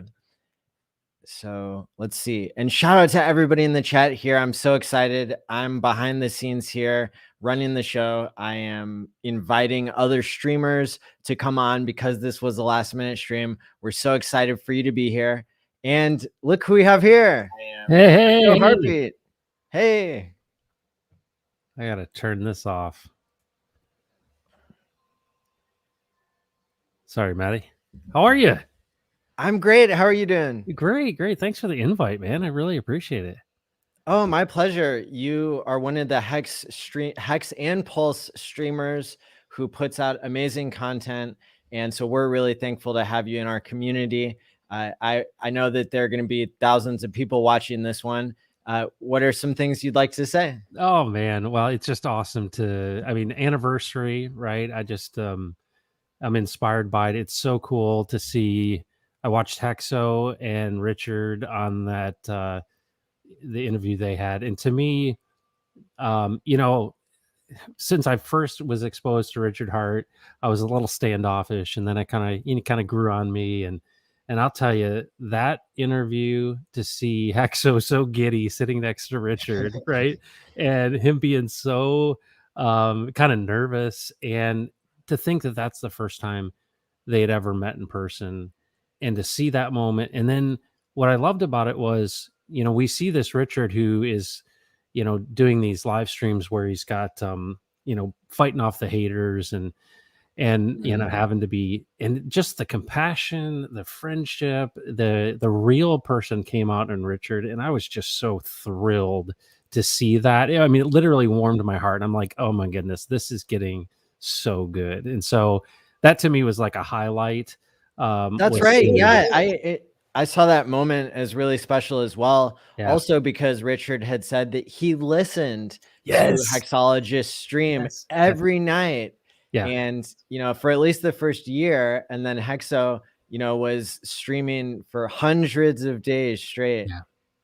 It was incredible. The other thing I loved about it was, and I didn't know this, but Richard was willing to share some about doing air conditioning work, so HVAC work. And what's neat about that is, you know, there's always obviously these memes about people from Florida, and here's this guy who is up in attics with, you know, hitting his head on nails and people kicking out the cord of the lights. And my dad was in HVAC, and I know how difficult it was for him to be up in these attics, and especially being in Florida. And for him to share that, it gave me this connection to so many people in the Hex community. I feel like so many people he's empowered that really didn't have much. And I think about a lot of the Hex streamers like Rags to Riches, for example, just guys saying, hey, you know, we're regular folks, and we literally are getting an opportunity to be a part of this amazing wealth creation event. And it's almost like, you know, Richard's our big brother who's kind of fighting the fight for us, and it's bringing together. That's what I love about it. It's regular folks rather than, you know, bankers or people that are, you know, supposedly the elites in this world. And it just, Richard's a man of the people, and I saw that, and I would just, it was awesome, man. Like, it's exactly what I needed and perfect for this 2-year anniversary. Absolutely. I think Richard pointed out in another stream recently, you know, that Hex doesn't seem to be owned by any venture capital firms, right? Whereas lots of other cryptos are. Bitcoin, Ethereum, you know, the Wall Street bankers, they've gotten into crypto and made it not so much what it started as. Yeah. And so to see Hex being something that has been designed for years ahead of time as something that would maybe be impervious or maybe be less adopted by venture capitalists and billionaires early on, allows regular good people to get the money. And then, you know, that's something that you and I have in common as broadcasters, is we are excited about the possibilities of the Hex and Pulse communities to do good with the money that they get. Yeah, there's no question about that. And, you know, people often lament the fact that there are this gatekeeping that happened. And what I look is why I see Hex as a miracle is, you know, we've dug into the contract and seen all the things that had to be put into the contract as an immutable finished product. And if you think about it, this is before really Uniswap. And it was almost like Richard had to build that in to make it work with the Transform lobby and the marketing and all this stuff. And to me, the gatekeeping actually has been somewhat of the insurance policy for that protection you're talking about. So it keeps the VCs away in the beginning. And if you think about, look at media, right? Whether it's the big, the media conglomerates, they're owned by these big corporate interests. Yes. And you're right. Like, keeping this out of the hands of those people keeps their influence off. And so that's even another great reason with the Pulse chain, you know, coming, is that, you know, Hex is a great contract. It's perfect, but it's also one ERC20 sitting on an expensive chain called Ethereum.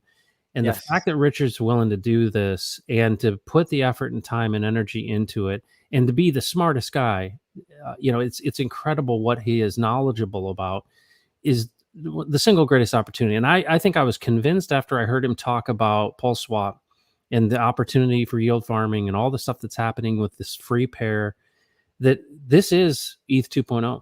And in my opinion, we're going to take all of the users from Ethereum and all of the projects that have been kind of floundering on Ethereum because of fees, and this is going to be the answer. And I think it's going to be wildly successful. It is way beyond what I had first anticipated when I sacrificed. Yes. And that was also, I think, by design. I have been in some of the, you know, game theory chats that are private that are really helping to build all the ideas that will make sure that this will be successful. And whereas I have my own expertise in psychology, you know, and to some technical aspects, I learned how to program in Python to spin up my own Bitcoin node back in 2017, and I've been learning ever since. But just this idea that we are going to be able to basically vampire attack the entire crypto space shows how dishonest this space is and how early the entire space is. Yeah. So people see a 6 million X return in Bitcoin when it went from a penny to $60,000, right? And they assume that it's late to get in. Well, really, new forms of technology that transform the world, like the internet or like the wheel, Yeah. you know, and everything in between, electricity, right? These are things that just we can't understand until we look back. And so it's so early now for Hex and for Pulse. I think that's going to be proved in a major way. Yeah, you're absolutely right. And you know, you think about the amount of time it took for the automobile to take over the landscape from the horse-drawn carriage. And I think you're absolutely right. It's a perfect analogy for what's happening in the financial system. And you know, I'm a big fan of Raoul Pal, who talks about these big you know, shifts demographically of what has kind of forced this to happen. And to me, the thing that is unbelievable is this idea that we're forming digital boundaries. We're creating these digital affinity groups, or digital countries, if you will. If you think about what money is, it's a consensus, it's an agreement between people. And when you have like-minded people in community, you build essentially digital boundaries and value. And so we're essentially building a borderless digital country, which has a leader, it has rules, it has value and a currency. And if you think about it in those terms as it relates to the Pulse chain and as things build, you realize that the genius of Richard Hart is the combination of technology and community. And to me, the ability to build community, this is absolutely the most engaged community in the entire crypto space. And it's the one that's less influenced by big dollars of the legacy financial system. And so the ability to do good in the world is really going to be limitless, because we don't have shackles on from corporate interests or from you know, the legacy system, which is trying to get its hands on this stuff and get control of it. And you know, as a good libertarian myself, I would say freedom is better than shackles. Well, and it's like you said, the, you know, billionaire powers to be that have been corrupted, you know, by their power and money, they are the ones that own the media. And so they're able to spin up whatever narrative they want. Even in the crypto space, we see that YouTubers are paid. We went over the other day on my stream a list of all of the, you know, major influencers in crypto. They all have a price. You can pay them $10,000 and they will sacrifice their audience to you. Or 50. Or 50. That's right. Yeah, it's crazy. Whereas Hexagon streamers maybe aren't for sale and are more incentivized to be held, basically to be held accountable to the same people. In those other channels, they're churning through people, and you can look at the numbers. You can see that they have 1 million subscribers and they only have 40,000, 50,000 people who watch. Whereas with the videos on my channel, and I believe on your channel as well, if we have 5,000 subscribers, we have 5,000 views. Yeah. And those aren't all subscribers that are viewing, but the fact is that we're accountable to the same people. And so we're going to be held honest. It's a better system of media, I think, because, you know, YouTube and crypto and legacy have all been corrupted. Is that something that you've noticed? 100%. And you know, I go back to this whole thing of gatekeeping, is that we see that as a bad thing. And actually, because of its slower growth, you know, the human heart is corrupt above all else. And I believe that firmly. We have good intentions, but anyone who has power and money is tempted, right? And one of the neat things about doing content creation for this community is there is accountability, and it's because of its size.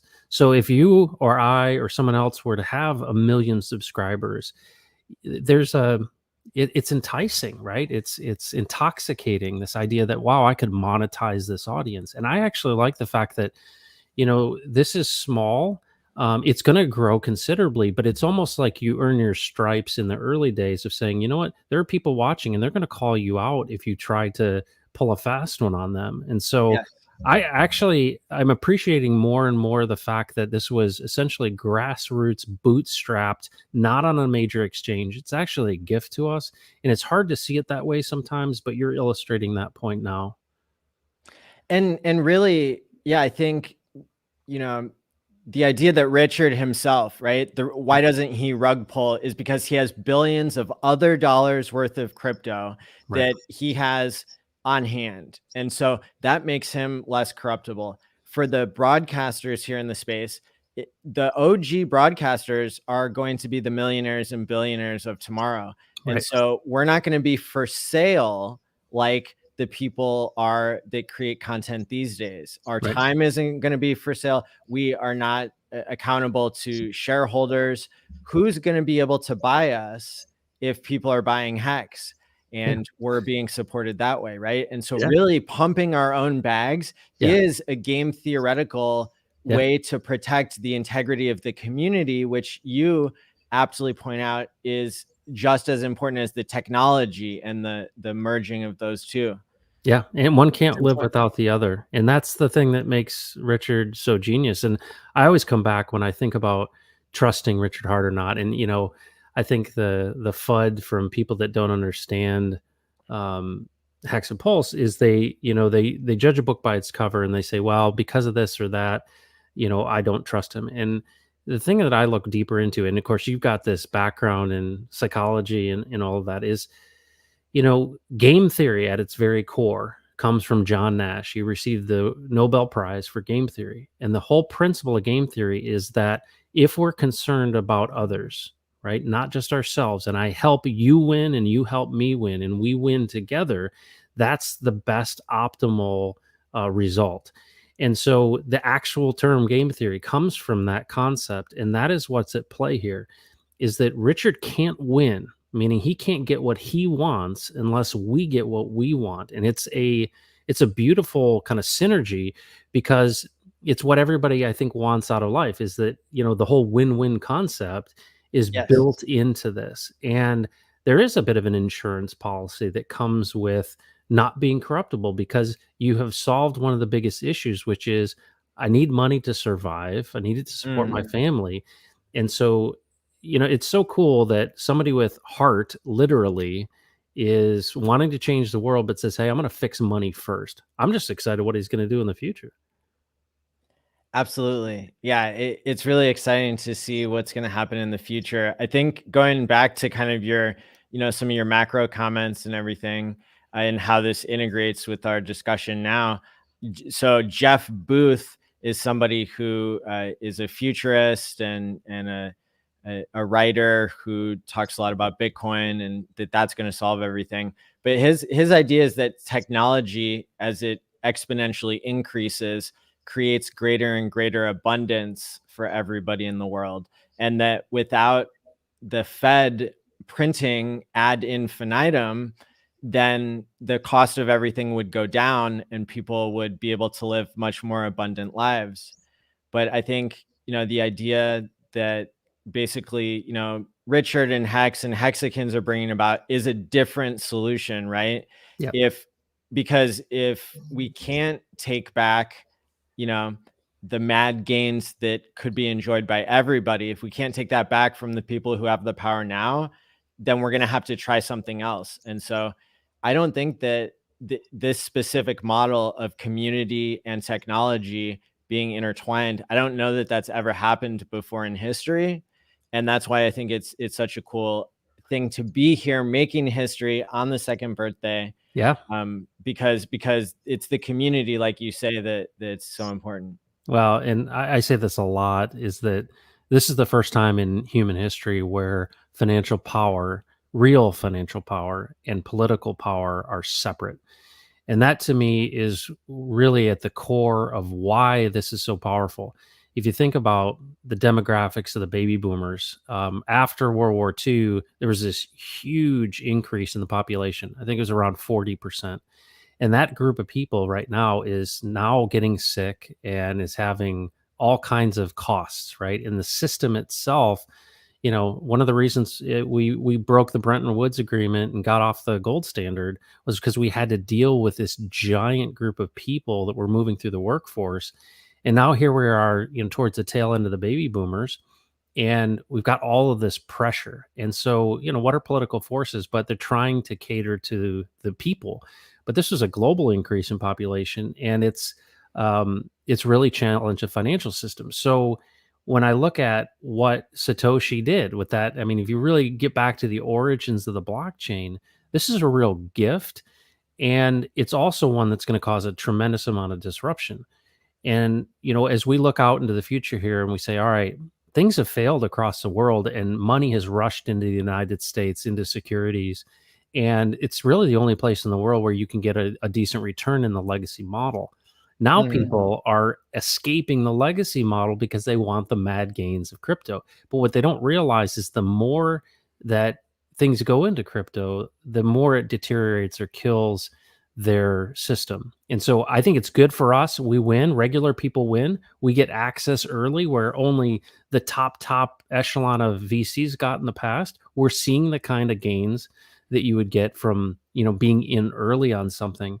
But to me, this is going to be a real challenge in the future. And we have to ask ourselves, if the Hex and Pulse people are the new billionaires and they're not connected to military power, right? Because in the past, you'd win a war and you'd basically collect all of the plunder and you'd make the new rules. And because we haven't had to conquer to receive this financial gain, it now gives you an opportunity to look at ways in which you can serve others, create a legacy.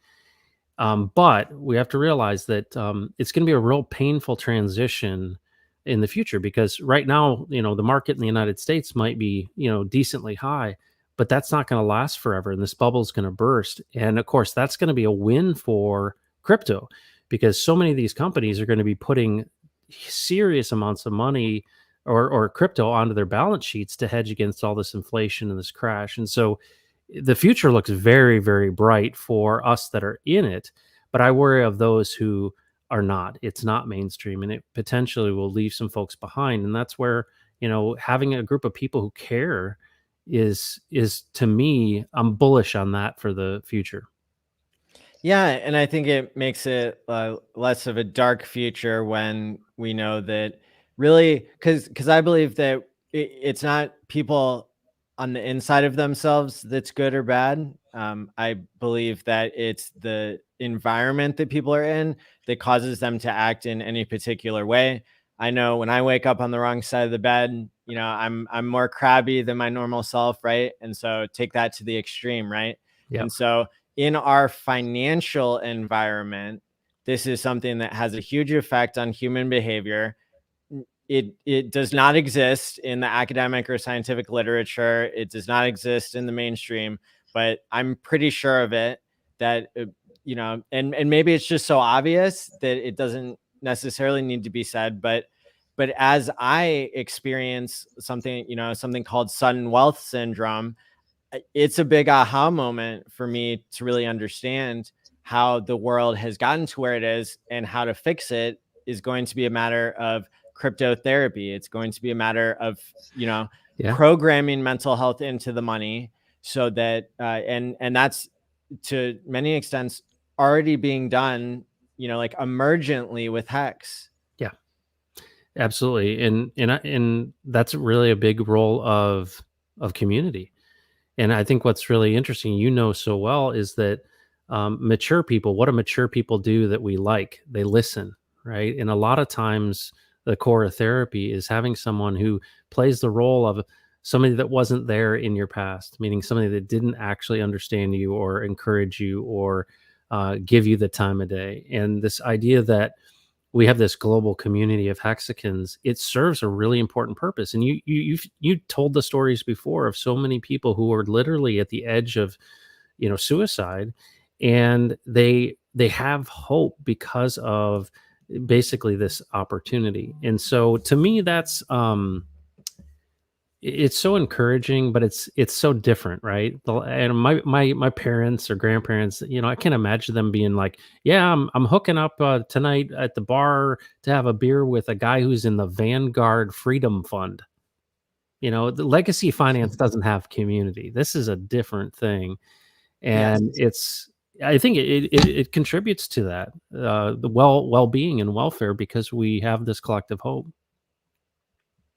Absolutely. Yeah. And we've got people in the community here who are tuning in live and dropping really good comments. I saw one back here pointing out what Richard was saying about the VRs, the venture capitalists. Richard talked about how venture capitalists and corporations are the only ones really getting rich in Bitcoin, whereas with Hex, we make the money. And you really do notice it in the community. That's another thing that the documentary will help show there in London.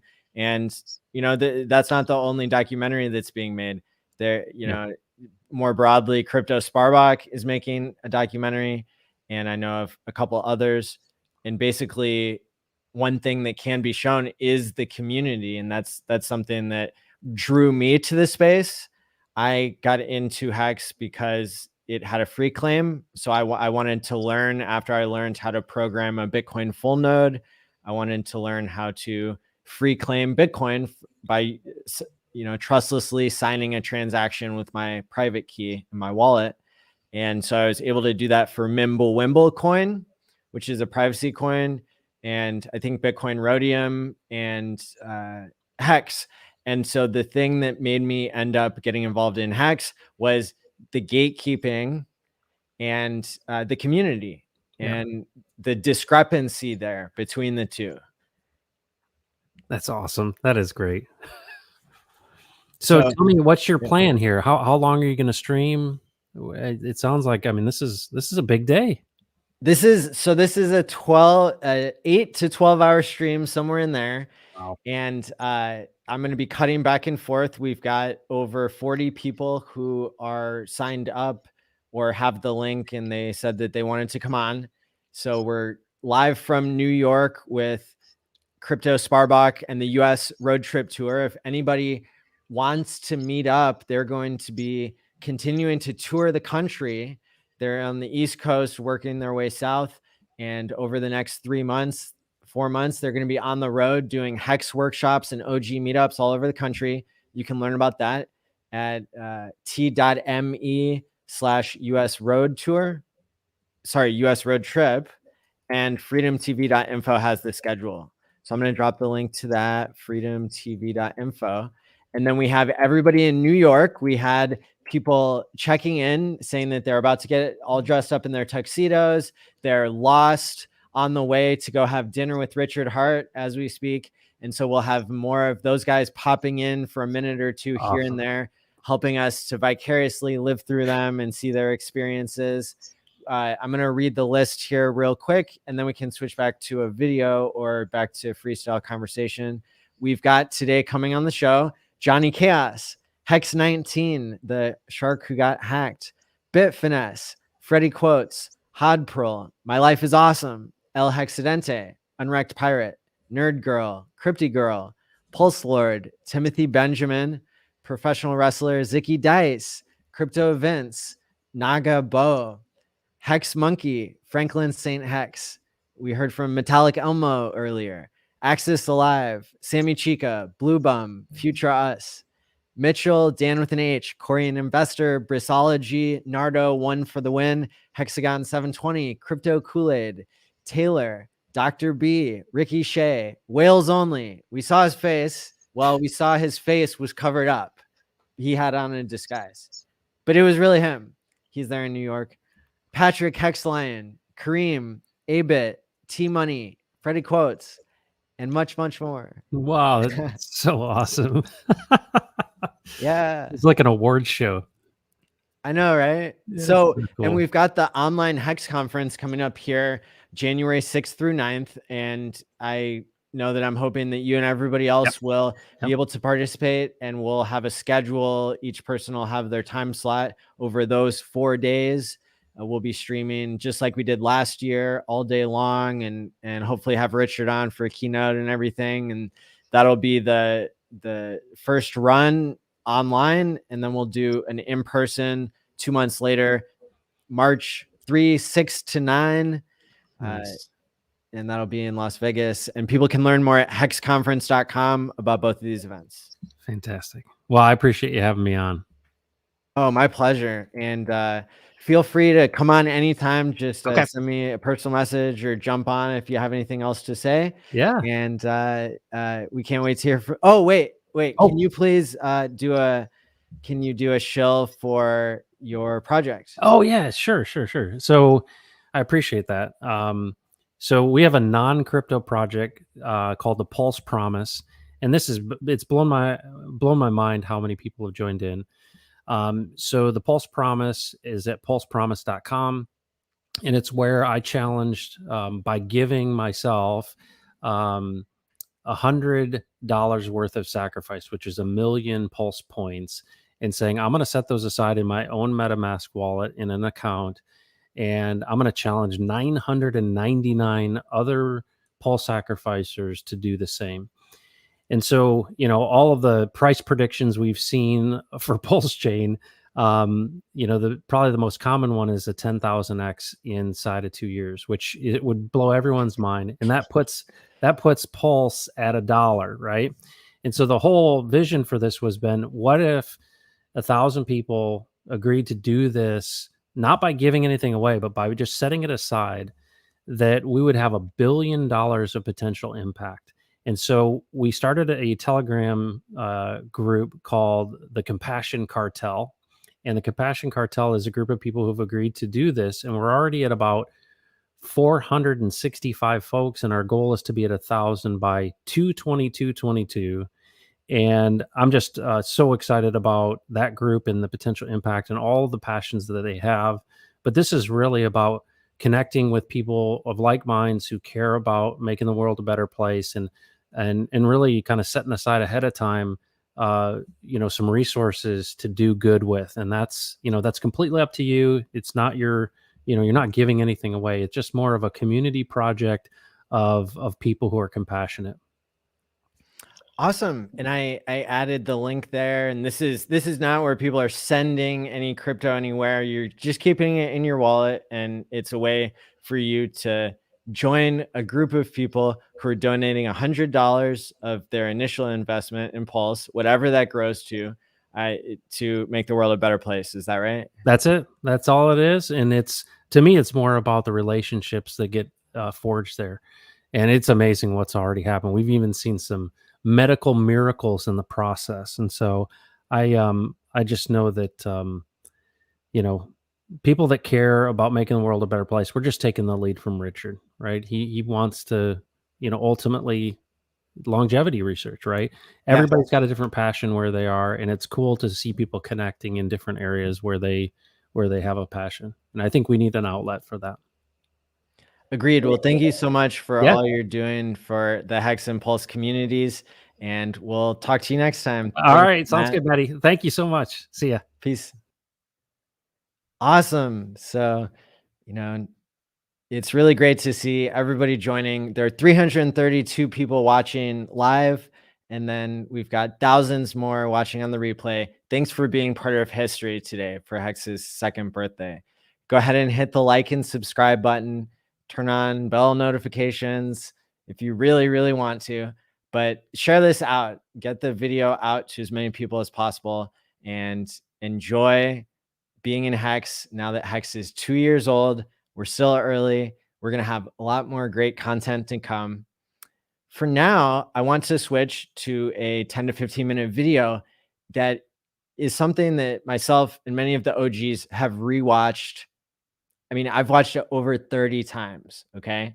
This is some of the best content in Hex history, and I want to share it with you now. This is going to chronicle the first year of Hex. This is called the Hex 2020 Rewind. And so it was made around January of 2021 and chronicled how the community was really treated in the first year of Hex. Can't wait for you to see it here. And then I'll be back with more content and special guests. So you want to get rich.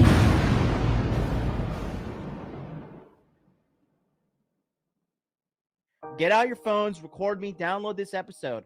Hex coin is 1,000% a scam coin, and so many people are going to get wrecked. It is unbelievable how unethical this fat is. Man, you need to just be quiet for a second. I'm going to try to keep you out of jail like I tried to keep Charlie Shrim out of jail. And this is why I was telling you how you are going to either get a cease and desist order. Great. Get Then in I'll hand- cease and desist. But I'm not going to preemptively, I'm not going to be a really smart guy and read the law and put a lot of effort into it and do the best job I can as a human being to be thoughtful and considerate and build a new innovative product that This actually isn't a fills new niche in the innovative need. product. This is Okay, a, tell me the other blockchain CD. look, you're calling it a blockchain CD. Yeah. But it it's monetizes not. the time value of money. It's the only cryptocurrency I'm doesn't. aware of that pays you more for locking longer. Look, it's just some like 10th grade economics project. Just confirms your scam that this is a so if people exchange their mind pump and dump bullshit that I thought were the only thing I'm amazed about, and the thing I give you a bit of credit for, that is if you found enough morons to put 4 million into this, and God knows how much more, like you found that lot, many I morons hope. who believe you're utter bullshit. And like Right. fair play, I know you fucked up, I know you got wrecked, you lost all your money, this is all you can do is to scam people to get out of it. But Richard, people are going to lose money because of you. People are going to lose money because of you. So either you're a fucking either you're a sociopath or a fucking criminal. Richard Hart, you're a fucking scammer just like everybody else. And I'm going to make a video about it because you actually will never forget me, motherfucker. No, I thought it was funny when I'm, you were I'm sharing an your angry screen guy with in the regards to pre-show. scammers like you stealing money from innocent victims. That's what I'm angry about. Right. And I'm So sorry, you but we have understand- to finish You now. understand that Hex I'm is sorry, and a better we have project to finish than now. anything So else in thank crypto. you for this discussion. And we've established that you are an MLM Ponzi scam. What I think really Hex is having a negative impact on is confidence in this space. Because unfortunately with Hex, it's your classic get rich quick scheme. I mean, a lot of the wording on the website, if you look at it, it's constantly talking about very strong returns on investment. Every day, if you just kind of like, even look at this, Hex is the opportunity of a lifetime designed to do over 10,000x returns in under 2.5 years. So in the extreme case that he does pull out, he still penalizes basically everybody else and just takes their money again. How is this legal? It's not. So is he not going to go to jail? That's why you have that video right there. Well, so fat people are known to be sloppy, and we'll see. Yep.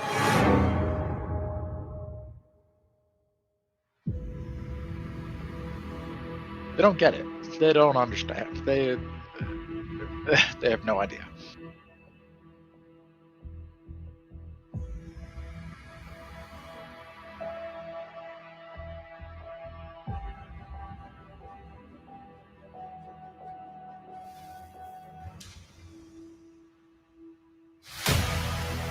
Ahoy, crypto pirates. Welcome to your Discourse Syndicate. Captain RG3 and DC Crypto. What is up, you guys? What is happening? How's it going? My name is Matt. Welcome to day 490 of my Hex journey. I hope you're doing all great. Hey everybody, doing a Hex pep talk and walk. In case you don't know who I am, my name is Silver the Antidote. All right, we're live. Welcome everybody. My name is Matty Allen, and we're live with special guest Kareem. What's going on, everybody? Kareem is here, the Dream Master of Tech Math. because of my head injury, I was being treated from all these different medications, and I had actually become suicidal. So in the middle of August, I was tempted with taking my own life. And, it was only a couple days later that I made my first stake. And I do the Hex Therapy show with Matty ALLin, and I went over this a little bit there. And it was just, Matty brought to my attention because he's a substance abuse counselor, a therapist, that, not many people get to go from that low point to a place of normalcy that fast. And, what did I think, did Hex have anything to do with that? And I attributed it to my family, my friends, and God, but it's also Hex. It was also Richard, in this community. I fell in love with the community. Motley Investor here. Welcome back, everybody. Thanks for tuning in today. Contributing to the project in one way or another for about a year. Welcome to Cabana Crypto. Herzlich willkommen zu der Kryptosparbach Show. Mein Name ist ALLin, das ist Patrick. What's up, guys? Gary here, funding Jim. What is up, EP? What's up, everybody? Valley of Brand. Friends and new friends. I'm Christopher Carruthers, also known as Talos Satoshi. Just a pleasure to be part of this community, man. There's so many like-minded entrepreneurial people here, military-minded, liberty-minded, business-minded people in this community, and so we're very fortunate. Motherfucking Hex is kicking the ass and taking names. Jackpot, bitch! Jackpot! Jack motherfucking pot, goddammit! What's up, guys? Welcome to Hex News Live, where you can get your up-to-date view of what's been going on with the craziest day of our lives. Take us. Our bodies are ready. We're ready for the pump. Take us, Richard Hart. Take us to new all-time highs with your beautiful product. Let's go, guys. How's everybody doing today? What an awesome time to be alive in Hex. So you mean this is not where the cult meeting is? Only use case that has had any adoption whatsoever in cryptocurrency is speculation, store value. That's it. Period. Hex, now, for speculation, what's the only thing you care about? Price up. Okay. Unless you're an option seller and you care about volatility and stuff, but that's such a tiny percentage. I'm not going to go into it. If you're a store value guy, what do you care about? Price up. Oh, okay. Well, what makes the price go up? People buying more than they sell. Anything else? Nope. Hold on a second. Wait a second. You're telling me that the most important thing in crypto is the price goes up, and that the only way the price goes up is if people buy more than they sell. Yep, that's what I'm telling you. Wasn't it interesting that Hex was designed specifically to address exactly those two things? Yeah. Hex monetizes the only thing that actually matters, which is people buying and not selling. And it monetizes the time value of money the same way that they do it in the real world. It just blows my mind that we have CDs in the real world, but we don't have them on the blockchain. So I put them on the blockchain. And people are just like, I don't get it. I don't understand it. If you lock up your money in the real world, your dollar account, and you lock it up an extra year, they give you 20% more interest every extra year. And then it tapers off and they give you less later. And that's what Hex does with shares. If you lock it up an extra year, you get 20% extra shares. And then it tapers off later. Right? Like it maxes out at 3641 days, which is like 10 years. And then why would you stake longer than that? So you wouldn't have to restake at a crappier share rate then. So you can maintain a higher share rate for longer, to have more shares for longer, to make a higher return for longer. So why is this hard for people to understand? It doesn't make any sense to me how it, like, Bitcoin stores value, the number goes up, everyone's happy. Ethereum stores value, the number goes up, everyone's happy. Hex stores value more securely than Bitcoin with audited software. Bitcoin's not audited. An economics audit.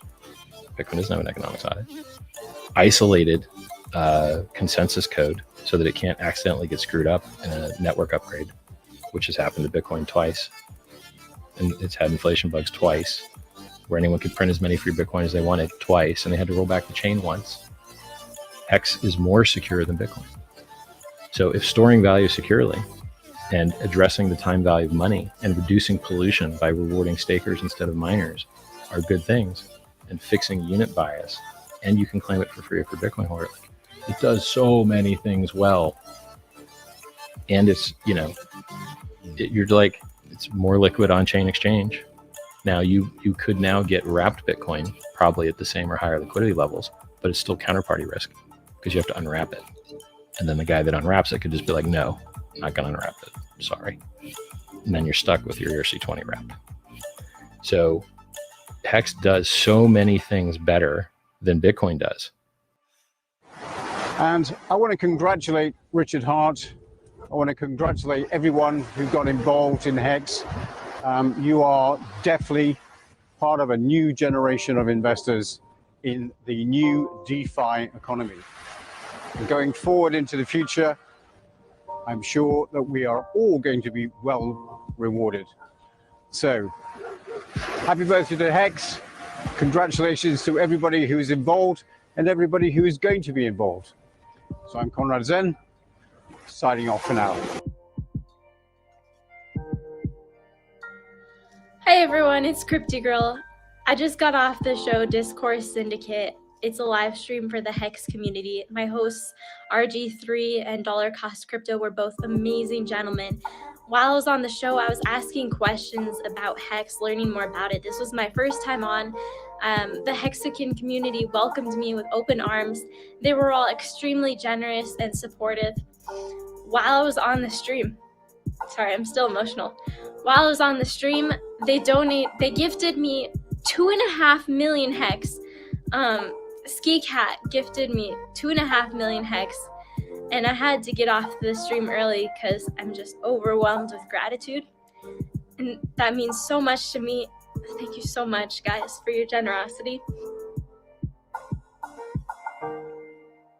You know, it's already changed my life, but this is just the beginning. I mean, now that we're even just at a penny, that's the beginning. That's which is, I mean, even a year ago when I first got, like, I've been there since the beginning, and man, even in my mind, a penny was like a target. So we're about to hit that, and that's already life-changing. And I'd love to share my story of a $750 investment in a single wallet that now at a penny, I've paid off my student loans.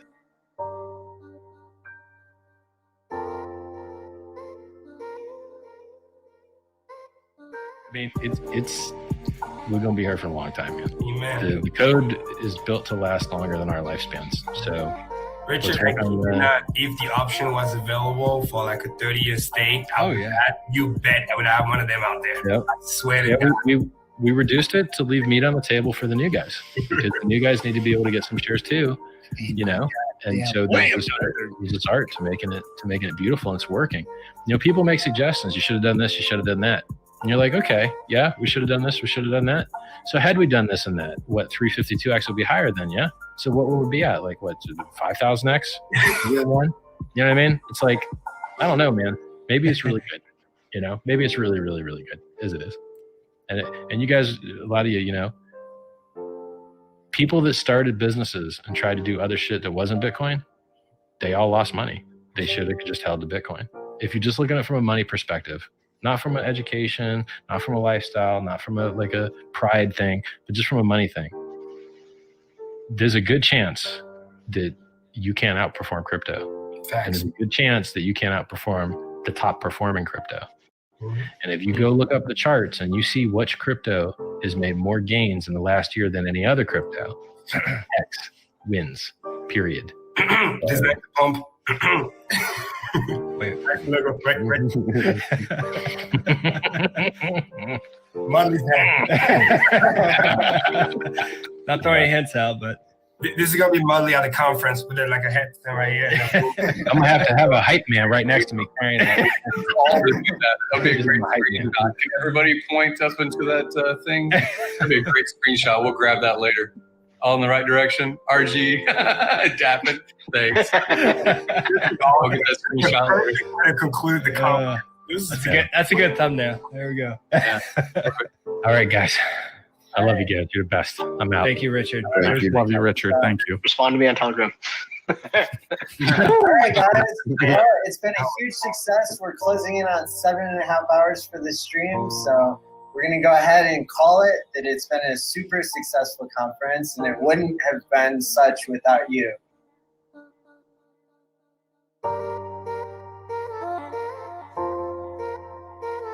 So if you're ever gonna buy your freedom, you gotta start small, right? And whatever money that you save that you don't waste on things that you don't need is money that can go into your inventory and go into your advertising.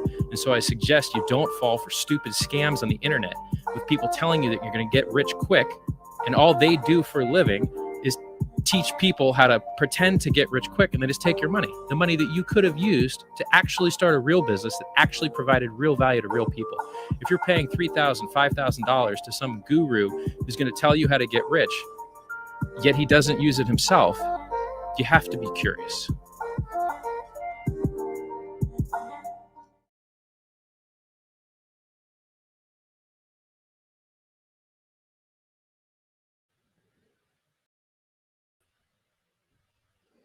That's right. You have to be curious. And so we love that is the Hex 2020 Rewind. And it perfectly sums up how the community was not treated well by the liars and the gatekeepers inside the crypto community that has been corrupted by its own power, lack of technological innovation, and financially, right? And by trying to really integrate itself with the legacy system, it's created more of a liability to the freedoms of the world than it has anything else, right? Crypto is not anonymous, and it is up for consensus. So I know we have another OG joining us now, Identity Black. I saw you had your camera turned on, and there you are. Hey.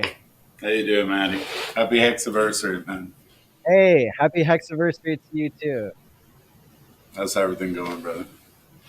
Great, great. I am holding down the fort here. The New York team is having their roundtable discussion. We're going to be able to check in with the 16 OGs that are there in New York here at any time. And then also we have people checking in from London.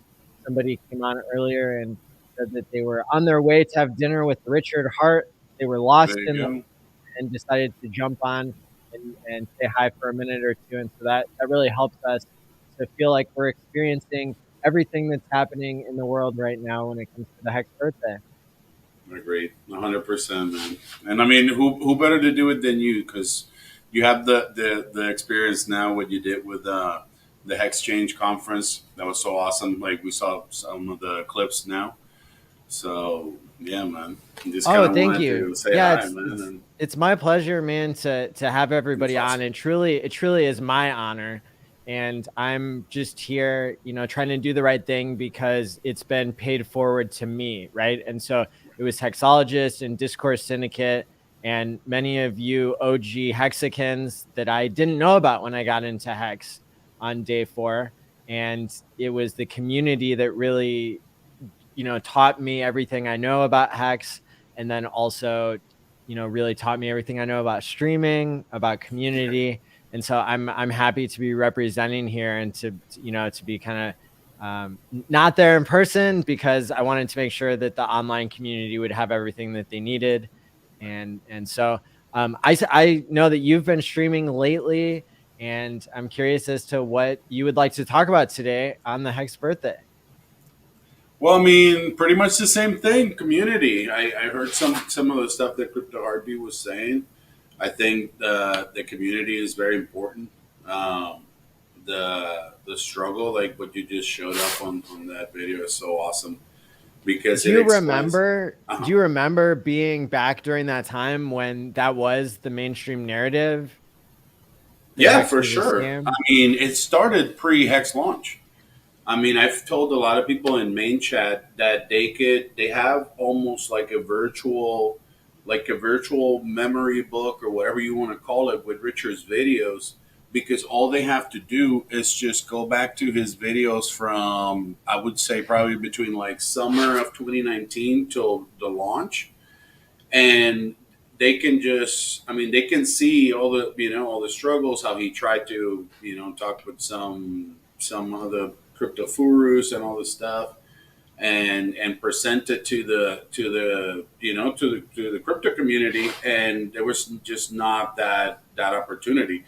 So it was a struggle for him, for anyone that was following him before, because I was lucky that I had been following Richard since probably that video that Motley shared the other day, that clip. It was like from May of 2017 when he showed up with Chris DeRose on Bitcoin Uncensored. So I was watching Bitcoin Uncensored, and then I remember I was on this trip trying to follow stuff from like Jim Rome and all this like personal development type people.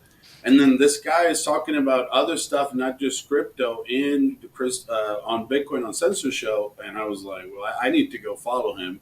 So I was lucky that I was lucky that I had pretty much just set up my mind on the CFT token, that I was gonna do Bitcoin Hex. So I was kind of set up there. But then anyone that was just kind of watching him, or just kind of there for just visiting his channel, they were getting futtered out from all this people outside of Hex, Bitcoin Hex at that point. So. Oh yeah. The amount of lies that were spread, and we can look back now, and it seems so obvious that Hex would, be a successful product. But back in the day, it was not certain at all. If you were listening to anybody in the crypto media, any of the other crypto influencers, and this has really helped me to understand what the truth is in the world is based on advertising dollars and marketing versus grassroots organizations. And that's what I love about Hex, is that we're out here putting in the hours. The community supports each other. We give back to others. I was on a stream the other day, and I heard from 2 people in the chat that were donating multiple thousands of meals to people in need during this time of year with their Hex gains. We really see some awesome dreams coming true when it comes to Hex flexes. And then also people donating even beyond their own ambitions. They're wanting to help others. And so that's really amazing. For sure. So shout out to David. I don't know who the other person is, but I know David Morales was, he put it probably in the chat, so I guess it's okay to mention it. Absolutely. So shout out to him. Cool OG. And we have Biffines here, my long lost OG Hexagon brother. Happy birthday. Happy birthday, gentlemen. Happy birthday, world. Hello, Maddie. Hello, Identity Block. How are you, sir? Happy birthday, brother. I'm doing great, man. How are you? Great. Even better now that you're here. Right. Hey, shout out to the Hexy Bastard. He's got great hats. He's got great takes. He's got great streams. He interacts with Telegram chat. Our community is phenomenal. If you don't watch Identity Block streams, guys, get your asses in there. He's going back to basics, talking about the stuff that actually matters, bringing people together. Who has more streamers than Hex? Who has more gains than Hex? Who has more sovereignty than Hex? What community is focused on personal freedom, freeing people from working a 9-to-5, actually getting people to be able to retire? There's nothing better. There's nothing better. It's not a fluke that we're all happy regardless of what the price of Hex is. Price up, we're ecstatic. Price down, we're ecstatic. We're holding, we're buying, we're staking. It's phenomenal. There's nothing better. 100%. That's right. And Biffines, you have actually, early on in Hex, you made some sacrifices of your own because you wanted to buy more Hex. You changed your lifestyle. Can you talk a little bit about what that was like for you and where you're at with it today? Yeah. I got into Hex on day 2. I didn't throw the boat at it because, who knew what this thing was going to do? the economics made sense. Everything made sense. But the thing that I was having trouble with was, you know, is the rest of the world going to understand this, right? And I thought maybe, but probably not for a while.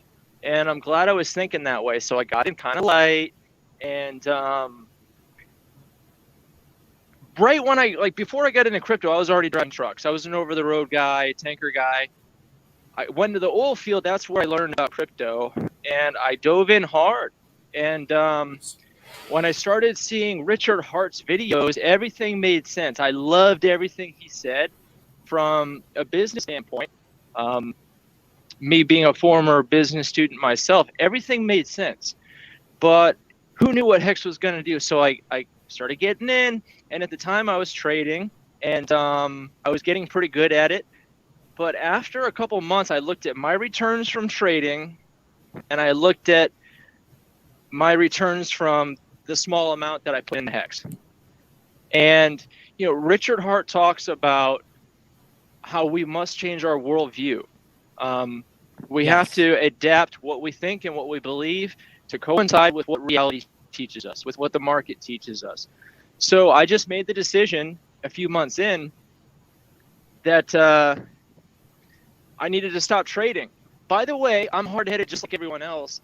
This was, you know, 4 or 5 months after Richard Hart messaged me and said, hey, bro, you should stop trading. Don't get wrecked before the free claim. And I got wrecked before the free claim. You know, I did not take his advice. And, you know, I recouped a lot. My trades were going so well, but they were nothing compared to the returns that Hex made so far. And it was still early. This was in the spring of 2020. So the oil field was getting rocky, and the macaroni disease was doing what it was doing, and the reaction was taking place. So it just seemed really obvious to me that instead of paying rent and continuing to engage in the tumultuous oil field,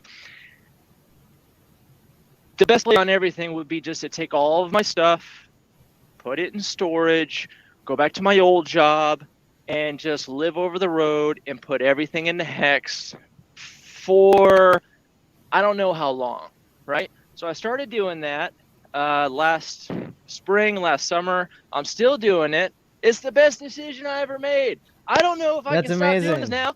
I've missed a lot. I missed conference last year.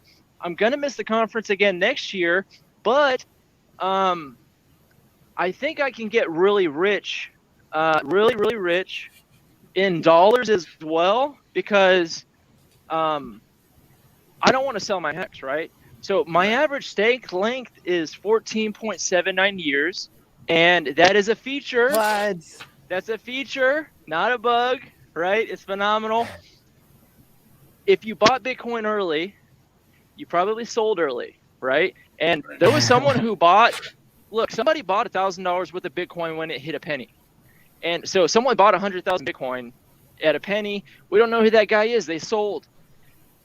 Don't you wish you could have locked it up for 10 years? It would come out last year. It would have changed your life. It would have changed the way you think. So if you're going to hold crypto, if you're going to get into crypto at all, yeah, you can get in today and out tomorrow, but what's the point? It's all about time in the market, not timing the market. So hold this stuff for a while.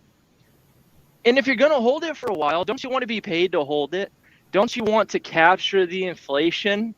Like, that's why your representatives are rich, because they're close to the money printer. Don't you want to be close to the money printer? Like, everyone who's in crypto, Bitcoin or whatever, everyone wants to grow their coins into more coins. And in Hex, you get that just by locking up. And you don't have to send it to any wallet that you don't control.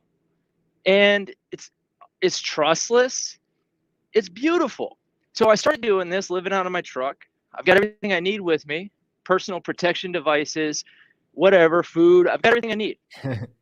But living like a minimalist and just putting everything in the Hex has been so wildly profitable. I'm not going to stop. I'm going to keep doing this for a while, but I need to buy I want to buy my own truck. I want to buy my own tanker. Like I want to have my own stuff. I want to wrap it with things I want to promote. Hex, right? Something that can help the world. And I talk to a lot of truck drivers, and they all say, I'm going to do this until I die. I can only see my kids for a half a day on the weekend, if that, once a month. That's the story of so many people out here. So every time I get fuel, you know, I drop these stickers on the fuel pumps, because in 20 years, these drivers are going to be replaced by automated trucks. Tankers will probably be the last thing to get automated, but it's coming. So we need a place for these people to go. We need a way for these people to make money, perpetual income, to be able to retire. I don't want to live in a society where, I don't know, how many truckers are there? 30 million truckers? I don't want to see that many people out of work. And we need to live in a society where the money goes up forever, guys. Where the money goes up forever. We need something that holds value and goes up forever. If that were the case, we could have retired a long time ago from our paper route money. That's what technology does. Technology goes up forever in value. And people get so hung up on this, like, oh, well, you guys got in early and you're just selling to someone else who's just getting in. Well, you ever bought a house? You ever bought anything? You ever bought a share of stock? That's how everything works. And I don't know a single OG who's not still buying Hex. It's like, you saw David Peter's reaction to a penny. Penny's great, but like, it's just set up in a way that we're not going to have the problem that Bitcoin has, where it takes exponential economic energy to move the price, because we're not traded on centralized exchanges. We're traded on decentralized exchanges. It's a choke point for price, and everything's on-chain data. There's no manipulation behind the scenes. Coinbase isn't doing weird stuff and dumping on you when you get in. It's all on-chain data. It's all X times Y equals K, constant product, automated market makers. It's perfect. This is what you want. And you want the volatility. You want people buying tops and selling bottoms, because if you're patient and you're a holder, or God forbid, you're a staker, that's what makes you rich. Your patience makes you rich. And we need something honest like this. And it's beautiful to see the community reflect how amazing Hex is. We've got the most wholesome community in all of finance. Everyone I talk to is just a sweetie pie. You get the biggest sweeties in the world here, all coming together for one common cause: to free people. Who doesn't want to be a part of that? So I'm going to hit this. Maddie, you know, we talked early this year. I said, I'm not going to be able to come back and do this again. I'm not going to be able to come back and, oh man, that one day I took off, I wish I hadn't done that. I would have made $600 that day. I could have bought this much more Hex. No. I'm just going to do it. I'm just going to do it all the way, as hard as I can, and grow in the real world, so that, because I don't want to retire and no longer be a net buyer of the highest appreciating asset class the world's ever known, especially the highest appreciating financial asset the world's ever known. I want to be a net buyer forever. So I'm going to keep hammering this out and doing what I'm doing until I have a company built with trucks that I own and other people driving them, promoting Hex, so that I can keep on buying Hex and not have to work. That's what retirement means for me. I don't know if I'm going to be able to sell my Hex. Maybe I'll have kids and pass it down and have a lawyer force them never to sell it. Someone's going to hold this thing and never sell it. Somebody's going to do it. Someone's going to hold this thing for generations and generations and generations. There's going to be a family that's never sold. And that's bonkers. I can't even imagine what that's going to be like. It's Rothschild stuff, you know? That's Rockefeller stuff. It feels like we're investing in the railroad in the mid, in the last quarter of the 19th century. It's so early. And it is pretty funny that Hex really points out how little people know about markets, about what makes the price go up, about what price even is. And it is very offensive in that way. It offended the hell out of me. I spent 4 years getting a legitimate business degree from an accredited university. And, you know, it sucks to graduate with student debt and to realize, oh, I got scammed. But that's the thing. Yes. Hex seems like a scam to people who don't understand the way the world really works. Because most things in the world are scammy. Like, look at the dollar. Look at most of the stuff you have. Like, is it really holding its value? What holds its value these days? And this is the whole point. If you want to save your money, if you want to be able to grow your value, you can't put it in the dollar. You got to take your dollars and put them in something else, because anything holds value better than in the dollar. And I don't feel that great about owning houses because I'm relying on the government continuing to pump the price of houses, and they can stop it at any time. There's no code doing that. Those are dudes doing that. So it's not irregular to take your money and put it in the thing, and then for it to live in that thing and to grow that thing. And then if you need dollars later, the dollar is going to be there, or another crappy fiat currency is going to be there that you can spend everywhere. But to build the value, you got to get out of the dollar. So if while you're on the way out of the dollar, you might as well be in the best thing that's ever been created in the history of mankind. And this is it. This really is it. As long as I can. I'm going to do this as long as I can.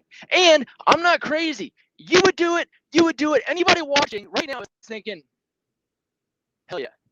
Hell yeah. That's what I would do. If I didn't have kids, I didn't have a wife, I didn't have obligations, I would throw my shit in storage. I would live out of my truck. I would just hit the road, drive as many miles as I can. I would try to find a very small company where I can just do things the way I want and make a lot of money and put it all in the Hex. Because, I mean, we're talking 15 years. Like, what are you worried about? That the price isn't going to be higher than it is now in 15 years?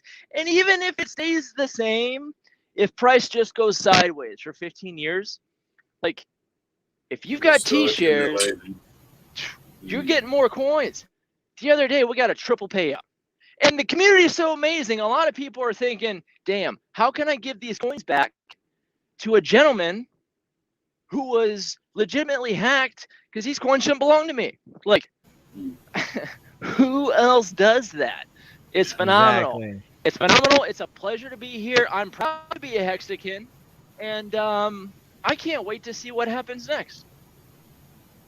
Well, the crowd is going wild for you, Bitfinesse. You're hitting all the high points, and yeah, I mean, your level of hodling, you know, it would make a Bitcoiner pee their pants.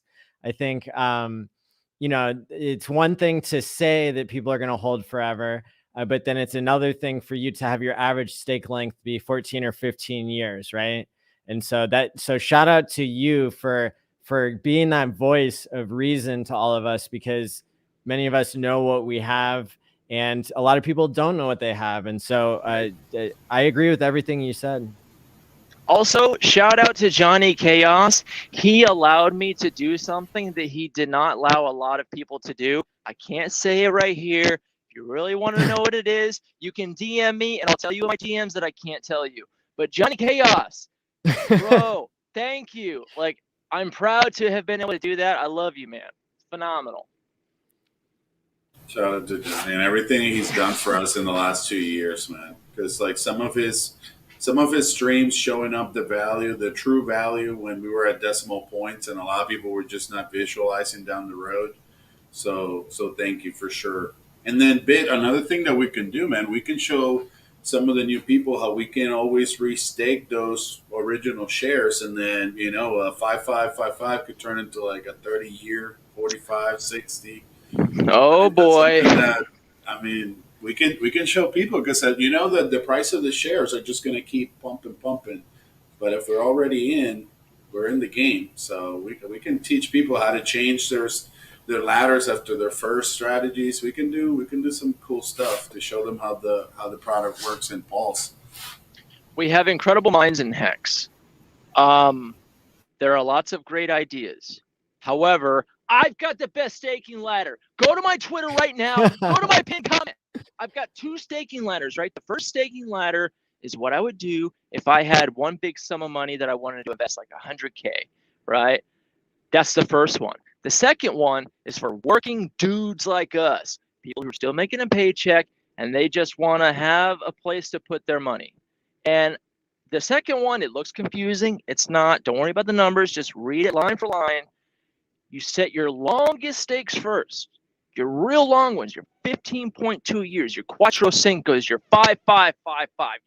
Set as many of those as you can. And then when you feel like, oh, I'm broke, I got no money, keep on making those Cuatro Cincos until you're happy with the level you're at. You're happy with your character in the stake wrap.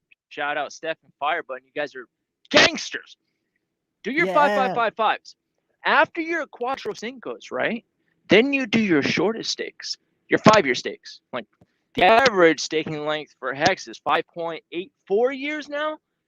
Wow. So do a 5 or 6 year stake and then do another long one and then do your next shortest one, the one above that. So you're squeezing your ladder from top to bottom, right? Because if you just start at 15 and then you just work your way down, eventually you're moving forward in time. You're gonna eventually your last stake, I guess, you'll set a stake and it'll have the shortest soak time. And the soak time's what matters. So get your long ones out there and then make a short one.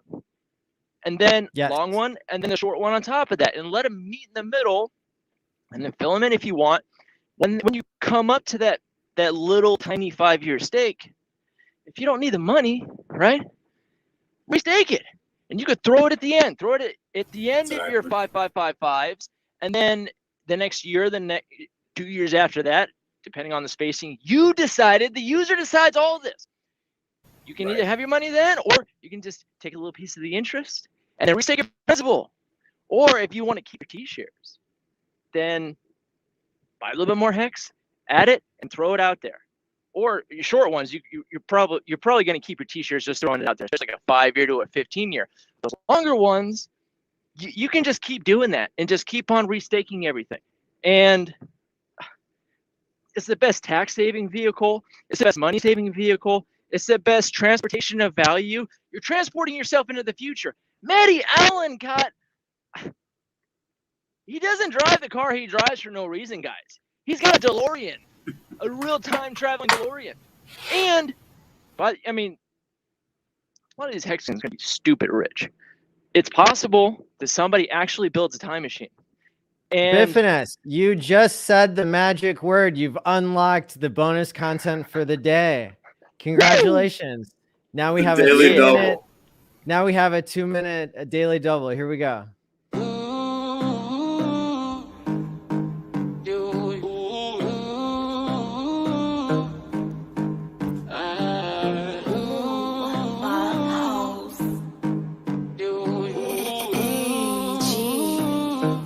Who's there, this guy? What's up, Richard Hart? You're up. And you're all hard. That's why your favorite fake, brilliant billionaire investor's here. Listen, Matty Allen reached out to me. And he was like, dude, you look a lot like Richard Allen when you're sitting on a throne with a candelabra. Thank you for the kind words.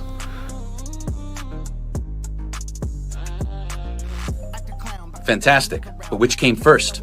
The chicken or the comas? I think the comas, because you're a tres comas individual, Richard Hart. You're a guy who fucks in the best possible sense. And Matty wanted me to say, thank you for inventing Hex, which allowed him, the therapist, to buy a DeLorean, apparently, and to promote his future self and mental health on YouTube.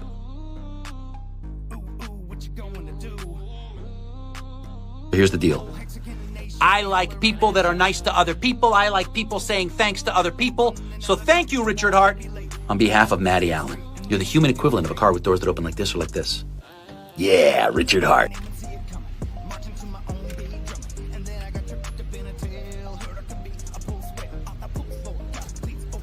Great Scott! 2021? Do you know what this means?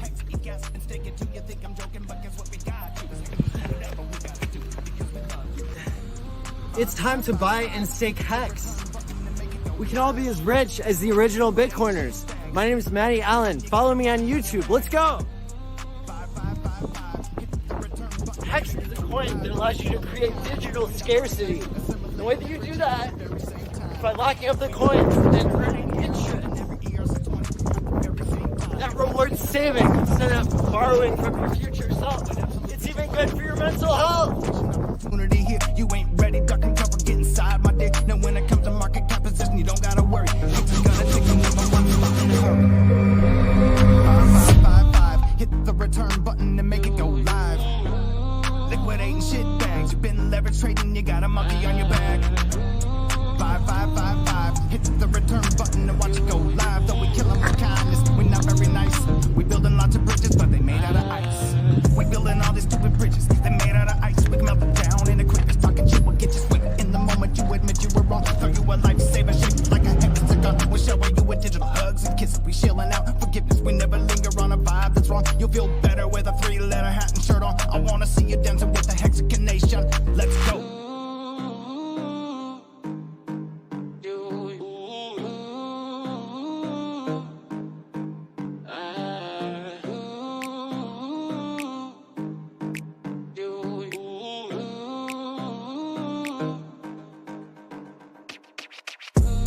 5555, hit the return button and make it go live. And we're back. Phenomenal. I love those cameos, man. Those things are great. Oh, Randy hi, Hilarski. Randy. Hey, but say that I'm black. Maddie, thanks for the invite. I didn't even see it. I was just happened to go on Twitter real quick. I'm like, hey, I got a message from Maddie. Yeah, it's so great to have you here. You're a legend, and Appreciate it. so excited to have you. I appreciate it. I'm actually have an early dinner today with one of the top 50 wallets.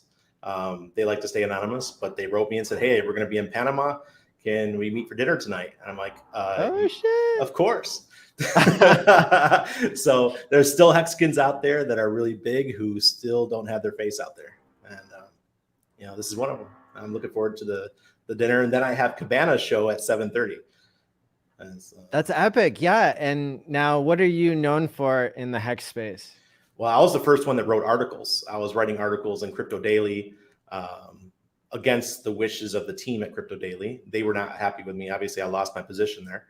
I wrote 3 articles. I wrote the first one about claim your Bitcoin and get your free Hex. And then the next one was the Hex community, talking about how amazing we were. And that was, I had to say, April of 2020 when I wrote that. And then I had the last one. I can't remember what it was exactly about, but it was just talking about the fundamentals of Hex. It was just a guy. You tried to write one about the Hex conference, and yes, that was gonna be the 4th one, and they fired me. It wasn't. They just didn't want me talking about Hex on their channel. So then they had a new owner came in, and they just got rid of me entirely. So as long as I wasn't talking about Hex there, I was okay to continue write, because I did write some stuff for a couple other projects, but they didn't want to hear anything about Hex. But it's all still there. You do a Google search. It's still right there at the top. We were on page 1 for a while with those articles, along with the Hex scam articles that they had written. We were all on page 1, right? So I was happy, and plus I got lots of referral Hex from those articles when they first came out. I think from one referral I got like 700,000 Hex. Just wow, nice. And that was in like the first week. Someone claimed their Bitcoin, and I got like 700,000 Hex from it. It was pretty amazing. I was like, hey, at the time it wasn't very much money. We all know this, but it is now. I regret so that. I didn't do any referrals because I was thinking, I'm just going to work really hard. Look at me, da da da. And like when I hear stuff like that, I'm like, all right, well, now I know. Damn. Yeah, I tried, man. I tried, and they just didn't want to hear it, man. Even all my friends, a lot of the people that Richard was talking to, doing interviews with, they were people that I've known for years from conferences and, affiliated with people I know. And just, it was pretty nasty, man. I lost all my friends in crypto. I lost everybody. I might as well have just taken a torch to my chair. Wasn't that painful, Randy? That like we're all like expecting one of them to eventually just analyze Hex for what it was, and then we're all like waiting. No, it'll be right before launch. No, it'll be right in January. No, it'll be in the middle of the summer, and we're still like now 2 years, and it's like none of them. never came. The people that did, like us, we were there first, and we saw what this amazing product was, and there was never a moment I doubted it. I saw okay, guys, I wasn't a Richard Hart fan. I couldn't stand his ass. He was a Bitcoin maxi. That's all I cared about, and I never liked Bitcoin maxis. All right, but he changed his tune, and that's I respect people who can change their tune when they're given different information. I love that.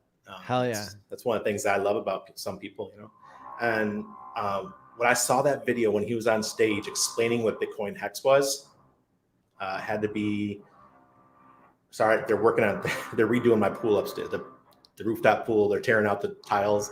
That's what that sound is you guys hear. That video, it was only 30 minutes long when he was doing a talk at a conference. Everyone still uses clips from it today. I saw that video and I was like, I don't know Richard from anybody, but holy hell, this sounds really good. Staking using time. Nobody's done this yet. And this is one of the largest products in the world. I'm all over this shit. So I was at a big meeting at Multiplaza Mall, which is, about 10-minute drive from here. And with some friends who owned a Bitcoin mining facility in Syracuse, New York, and huge mining facility. They were one of my clients, and I stopped the meeting to be able to get on the day one. I said, guys, give me a minute. It just launched I said, I'm putting some ETH in. I put 3 ETH in on the first night. And yeah, looking back, I wish I would have waited a couple of weeks. But I mean, I shot the whole load in the first week. But yeah, hey, my family's done very well, and I'm thankful for it. And my mom was in the chat. My mom's been watching the whole show, so she's really big into Hex as well. She had me sell everything. Everything that we had set aside for her, all the other coins that we had, sold them all, put them into Hex. And it was all February, March of 2020. So nice. That's good. Call. Great call, for sure. Yeah. So yeah, I love crypto, and as you guys know, I'm not a maxi of anything. I'm not a maxi of Hex, but Hex is still over 90% of my portfolio. I mean, so I recommend everyone just make it a cornerstone of what you have. Did it start as 1% of your profile and grow, and did it start as 1% of your portfolio and grow into 90% of your portfolio? Yeah, absolutely. It sure did. It sure did. Because I mean, look, we only put in like 15 ETH in the first couple months, and then we started. That's a funny story. I think I told this on the 24-hour stream. I forgot about Hex. I put the ETH in, didn't think anything about it. All I saw was the people talking shit about it or whatever. But my coins were already staked. I had already purchased them. I said, what can I do now? If it's a scam, it's a scam. So I lost 15 ETH. And back then, as we know, ETH is only between $100 and $150, right? Mm-hmm. So it wasn't that much of a loss because I had plenty of other crypto. And just let it ride and just sit there and marinate. And it was the lockdowns. It was when we first went to lockdown where we were in Panama, you couldn't do anything. You had to stay in your house. And there's nothing going on. And I was going through, YouTube, and Hexo popped up. And even though Hexo and I aren't very good friends, we don't get along very well. I think it's the veterans in us. We just clash. But he kept us busy every night for those 7 months we were in full lockdown, and I kept buying and kept buying and kept buying. Every time we had profits, or every time one of our coins went up 5-6x, I took the profits, put it into Hex, and dude, man, it paid off. And now we're financially free, and I have Richard and all you guys to thank for it. I remember when Bitfinesse came on the first time. We were in a live stream together. I think I was there when you did your first one, bro. And I was like, that was the one where Captain stuck a blunderbuss in my face, so they had to take it down. I didn't show any guns. I didn't show any guns on stream. Everyone else started busting out their guns. I showed like my bullets. Literally. Captain RG was was the like, one that they took it down, right? Like everybody just got take it what down. just happened? Yeah. Everybody's soft now, And I remember this guy's my kind of guy. So I was like, our community is the best, So I have to admit that Hex has been so wonderful to us. And it's like having a second family, but an internet family. Hell yeah. It really is. Hey, has anyone noticed that Richard Hart's pitch on Hex has gotten significantly better? since he's been watching the Hex community, because in the beginning, Richard did not explain Hex that well. And you know, the community guys like Kareem, Maddie. Yeah. Well, yeah, you know, that's a good point. But you know, we all know he came on streams. Yeah. He does watch the streams, and sometimes he comments, and sometimes he's just lurking, and then he'll make a comment on his next live stream that shows us that he was watching Hexo or Quanking or, you know, Wales or whoever, you know, all of us, Gerardo. right? And he talks about Gerardo a lot. Yeah. Oh yeah. And so yeah, it's really incredible, and I think that the number one quote that I like that like opens the door to the mystery of Richard's genius, right, is for me when he said at the first Hex conference on day 4, and it was in the Hex 2020 Rewind, I think, you know, this idea that what did you want more than a 352x in the first year, right?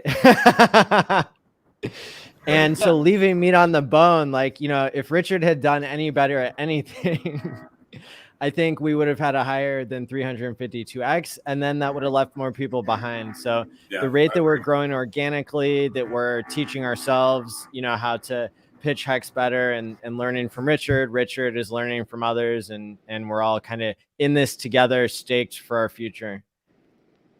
Exactly. That's what I've been trying to focus on main chat, not to freak out on the dips, just to make it a buying opportunity and just see it as a discount. So if you think about it that way, and your stakes, or you're just adding to your bag but lowering your entry point, it's just a no-brainer. So it's just a mindset.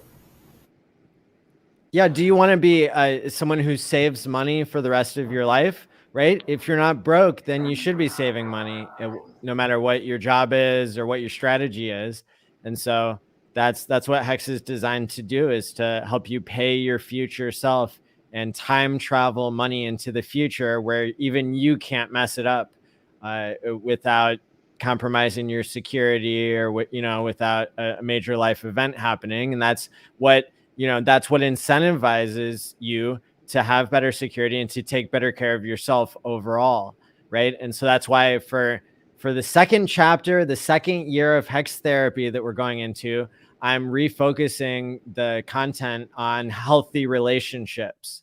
And that's not just healthy relationships with other people, although that will be included, but having a more healthy relationship with yourself.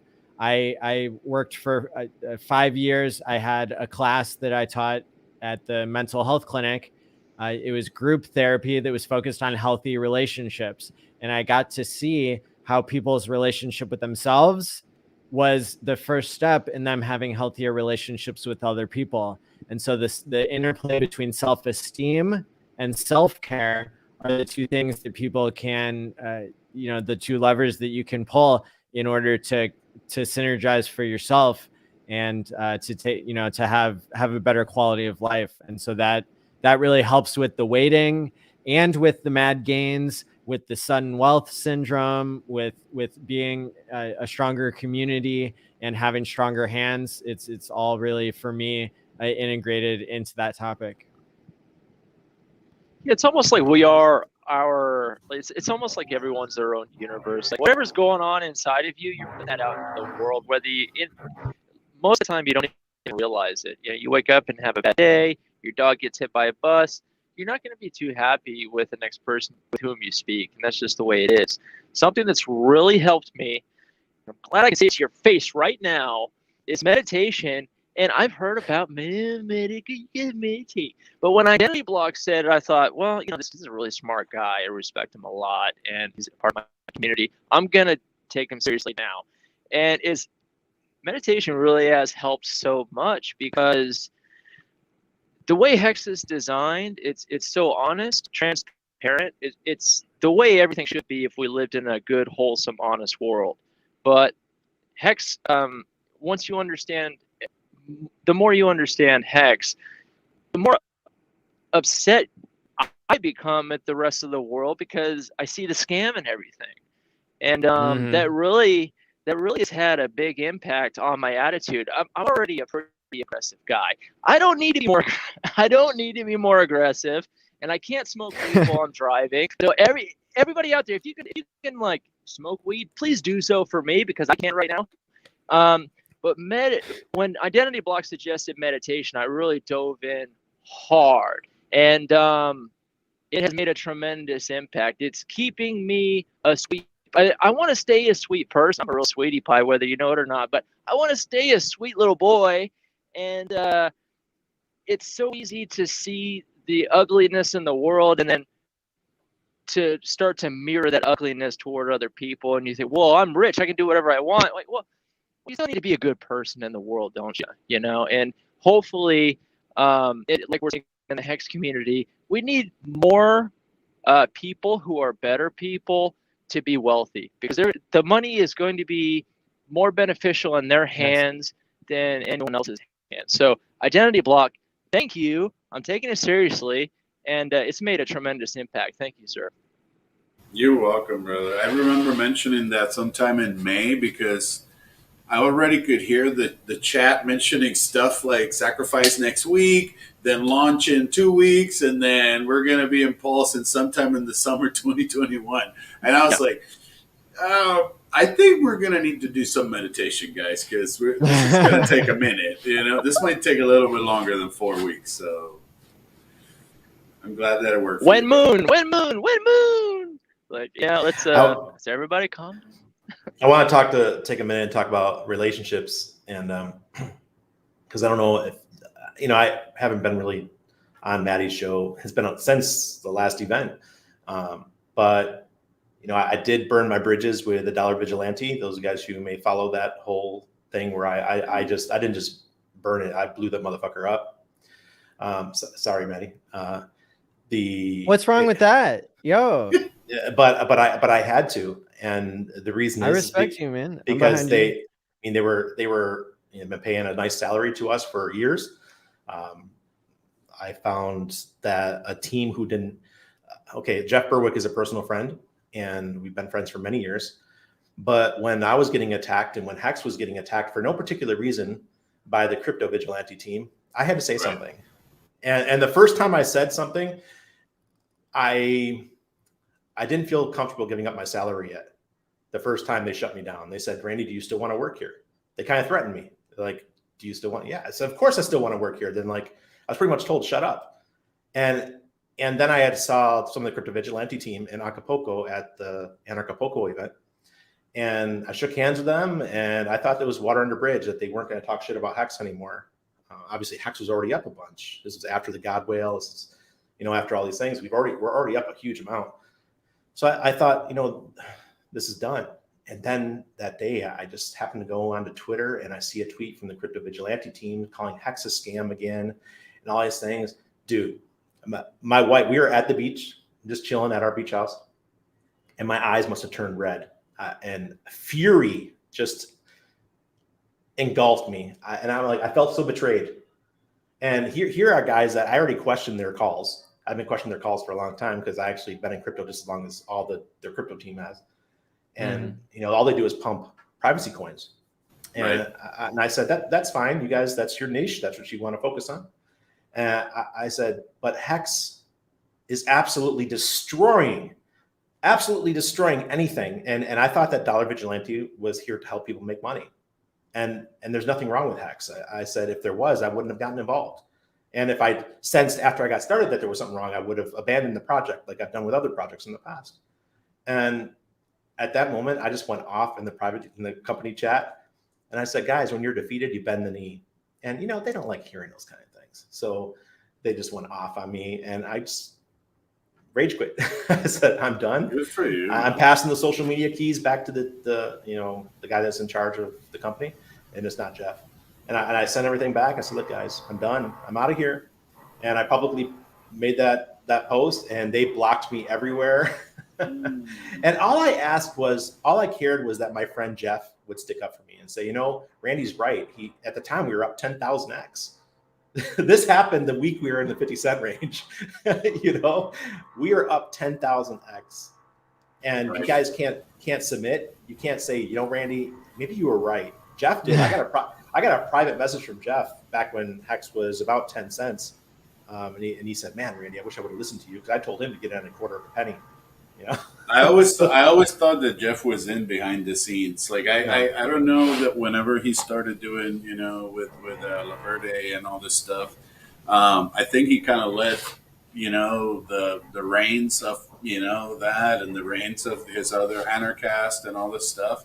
And I always thought that he was in Hex, like behind the scenes and all this stuff, obviously because of his views and all this stuff. I tried, bro. It's I sad, tried. man. I guided him through claiming his the Bitcoin claim, and I guided him through how it worked. And he just never clicked in his head like it clicked for me. And as an anarchist, those of us who are truly here, I was here for the tech. When I got into Bitcoin, I got it at 450. Then it continued to drop down to 250 for the next year in 2014. So I wasn't about getting rich. I just like the tech. I like toppling the what's it called, Federal Reserve and all that kind of stuff. I'm a silver and gold guy, so this made sense to me.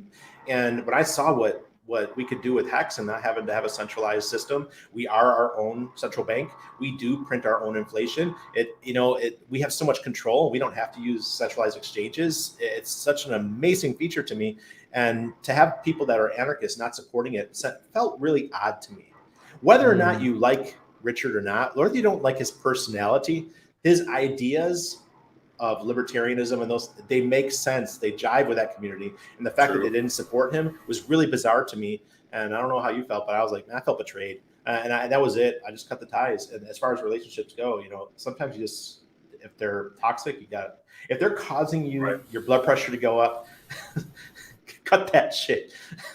So just wanted to put that out there, Maddie. Yeah, for sure. Thanks for sharing your experience and explaining. I think it's a great example for other people, to really remember what's important is the truth and your own values. If you had continued, I guess, to have been quiet about, what you really believe and have your actions match what you say, then, you might have, maybe felt more like an imposter or more had like, because that's something that we see a lot, right? Is this sudden wealth syndrome and people not feeling like themselves, right? People getting depressed and disconnected from their own values. Have you seen that at all in crypto before Hex or now? Not really. I mean, well, 2017 was, I would call that the greed year. I had never seen so much greed in my life than 2017. Like I said, I got into crypto in 2014, and I saw people change, and a lot of them not for the better. We had we had lots of events, lots of small events in Panama, and young people and people that I had respected or I had met throughout the years would come up to me like, "Oh, Randy, what's the next coin that's going to pump?" And I admit that I got caught up in the frenzy. And we were all making money. It was hand over fist in 2017. The first time I got to experience being a millionaire, right? Even though it was for a short time, it was a nice experience for the first time in my life. But it's just seeing how people changed, and I didn't like what it was doing to the young kids, because then they thought all of a sudden you didn't have to work to get rich anymore. You didn't have to do anything to get rich. Which I'm old, man. I'm pushing my 50s, right? So you look great. You look great. You look great. You look great. Like Bifiness is still working his ass off. I'd admit I don't work hard anymore. I probably work 30 minutes a day with my clients because we have so few clients now. We don't need them. I don't want to deal with that. I'd rather build my own stuff. Yeah, that was the biggest thing I saw. I didn't like the greed that we saw. This bull run does not seem as greedy. Maybe because we didn't go up as much, but the greed has not arrived like I thought it would.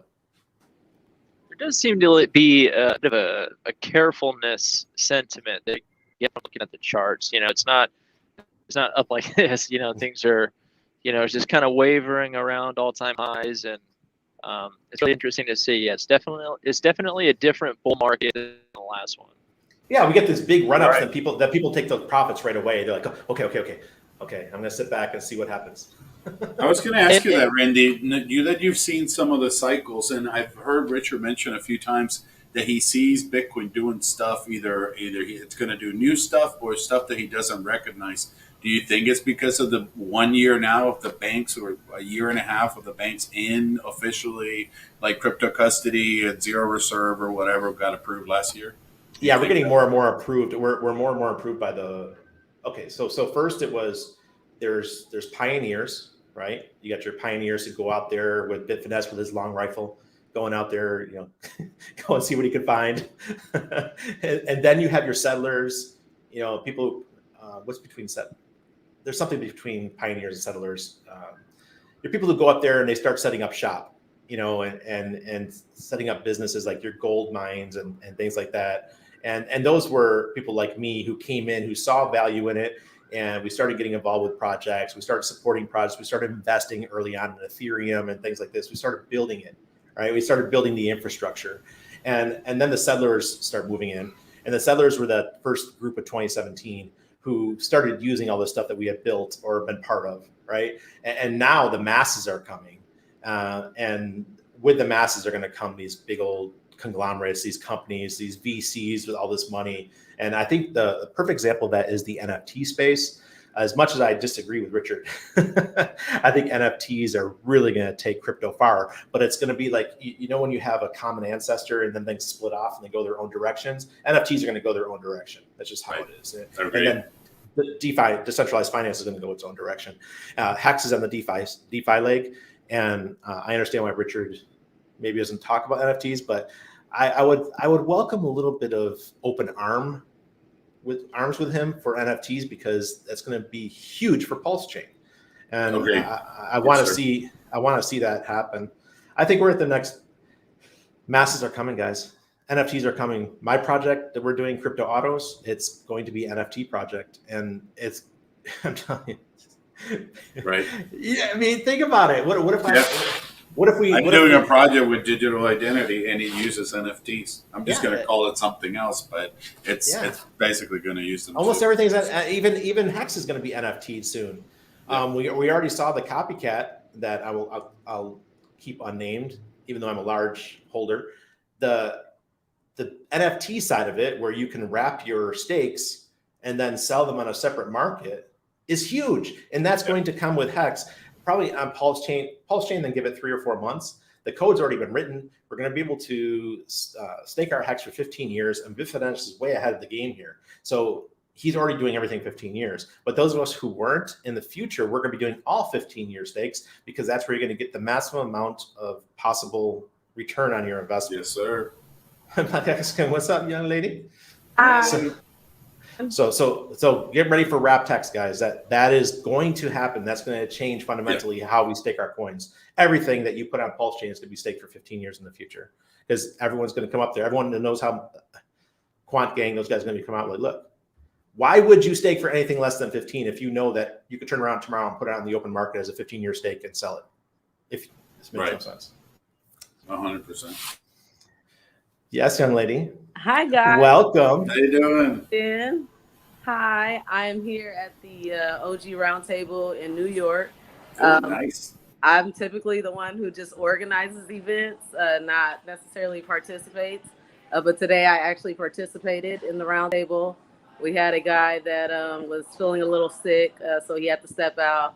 And so that was a great experience. I'm going to actually take you guys over there just to say hi to some. I know a lot of them signed them already. We got T-Money and Barry here. What up, guys?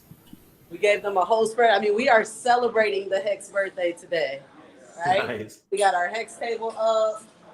We have our film crew here, right? Rob, Julio, say hi. You guys can. We just filmed the entire round table. What's up, guys? Wow. We just wanted to come in real quick and show you guys how we were getting down for the Hex birthday. Jeez. That's awesome. That's awesome. I'm sending. So, if you guys remember, I started that stake for Colin Tyrrell. Sorry, he's a comedian. He lives in New York City. He's an Irish guy. I'm gonna tell him to get down there. You know, if the potato face guy, you know, Irish sounding fella shows up, grab him. You have my permission. Grab him and show him how to do this stuff, because you know, he's really busy. I'm really busy. I've got a stake for him. It's a lot of money now. I'm not gonna transfer it to him unless I know for a fact. Call him. You lazy bastard. I get it, but it's better in my hands because I know what I'm doing. I don't want you to lose it, man. I don't want you to have a lot of money and then lose it. That'd be a tragedy. So if Colum Tyrrell shows Make up, him work for it. make him work How much for is it. it worth? How much is it worth, Biffness? Make him do 200 burpees. It's worth over 60 grand right now. Make him do 200 burpees because Nice. I know how bad that sucks. Make him do some work. He needs guidance. He needs help. And that was that stake. That was the gentleman that had lost some of his crypto at one point, and you wanted to get it back for him or something like that. I don't remember. I wish. It's worse than that. He's never been in crypto. He lost his wallet in a New York City taxi cab, and he had $1,200 in there. So when I contacted him, I said, "Hey, how much are you still down?" He said, "Well, some people sent me money. I'm down like $500." So I made a $500 stake, and it was just a year ago, and and it's just going to keep on growing. It's a Cuatro Cinco stake, so we've got time. We've got a lot of time, guys. We got 14 more years to square this away. But shout out to Adita Hex, the guy who pitched David Portnoy. Hey, Adita Hex, you live in the same city as Colum Tyrrell. Try to find him and teach him how to hex it up because he needs the help. You can find him. You found David Portnoy. You can find Colum Tyrrell. I put it to you. Accept my challenge, good sir. Hey, and he can't be hard to find. He's got a potato face. Hey, Maddie. Yeah, I mean, you can find him.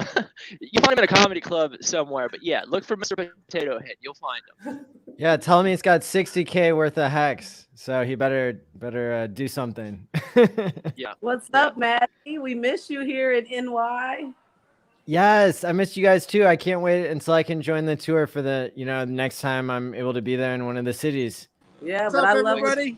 And no better way to Hey. celebrate Hex What's birthday up? than- What's up? Hey, Sell all your hikes.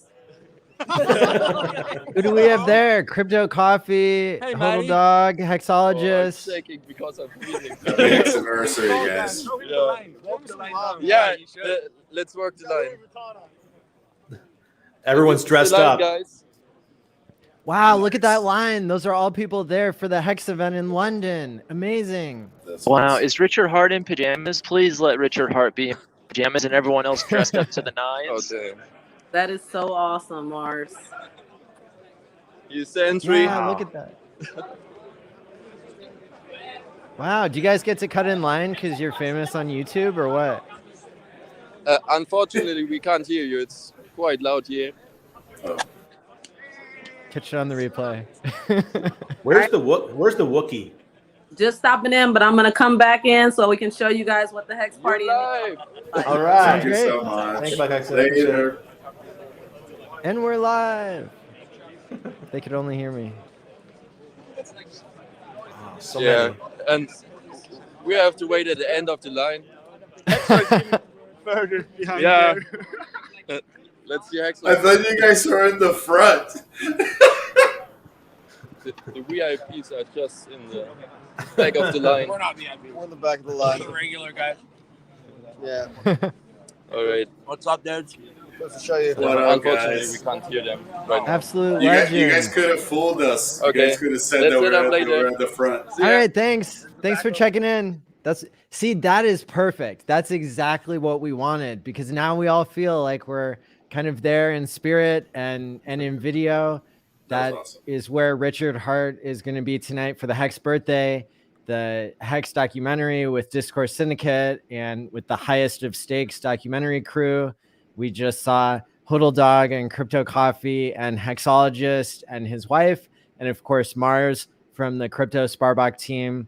I encouraged everybody that I could get a hold of to jump on the stream, even if it was just for a minute or two, even if we couldn't really hear or see as well, because really this is a live event that's happening all over the world. And so we're so excited whenever anybody can join and, share the experience with everyone.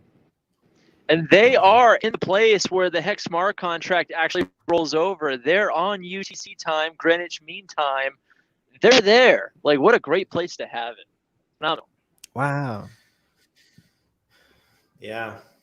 And you know what's the weirdest thing? We would have gone, but Panama was one of these 6 countries that the UK, you're not allowed to go to at all. You know, they won't let you in. And yesterday they just changed the rules. Yesterday, Panama's taken off the red list, so we can go to the UK now. And I'm like, you mofos! I could have been there. That's gotta be a joke. Wow. I was so pissed. I was like, I wanted to be. That's something we would have found a way to go. We have plenty of friends in the UK. We would have gone for a week. You know, I know Anna would love to go to London. Never had a chance, so I would take her and show her around. But it's okay. Whatever. Yeah, it would have been cool to be in London. For the 3rd birthday. Yeah, for the 3rd birthday.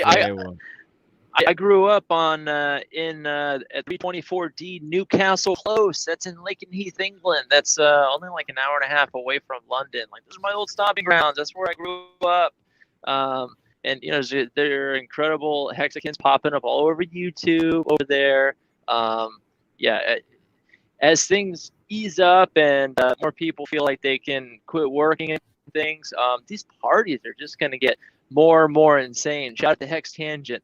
These parties are going to get insane. Yeah. You were in Air Force? Was that an Air Force base? Lakenheath? Yes. Yeah. Lakenheath felt well in Mendenhall and Alconbury, and Bentwaters.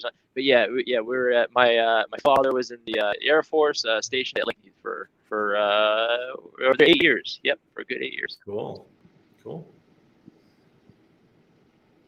Guys, I hate to do it, but I've actually been awake since yesterday morning at 4 a.m. So I need to catch like a 3-hour sleep, and then I need to finish my drive to Chicago and post my stickers everywhere along the way. So I bid you guys adieu. Maddie, great stream. I love it. Look, everyone who's doing anything for the Hex community, keep doing it. We're all behind you. We're all watching. We're all lurking. It's phenomenal. Hexicans, we're going to get there. Like David Feder said, it's just the beginning, guys. Yeah. Thank you, Red. Thanks, Bifiness. You rock.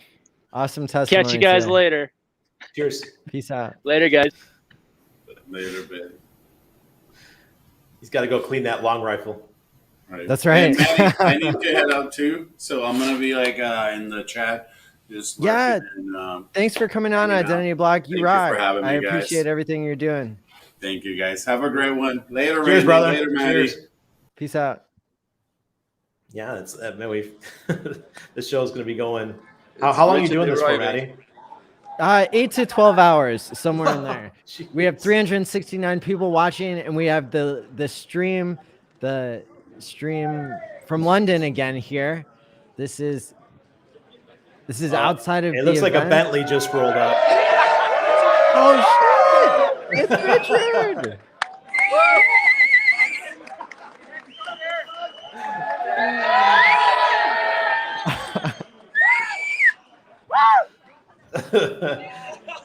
Hey, it's good to see some women there. Yeah, not just a sausage fest. Yeah, there are plenty of women in Hex, I think, that are not on camera yet, but we got a few of the Hex streaming women who are going to come on today. That's great.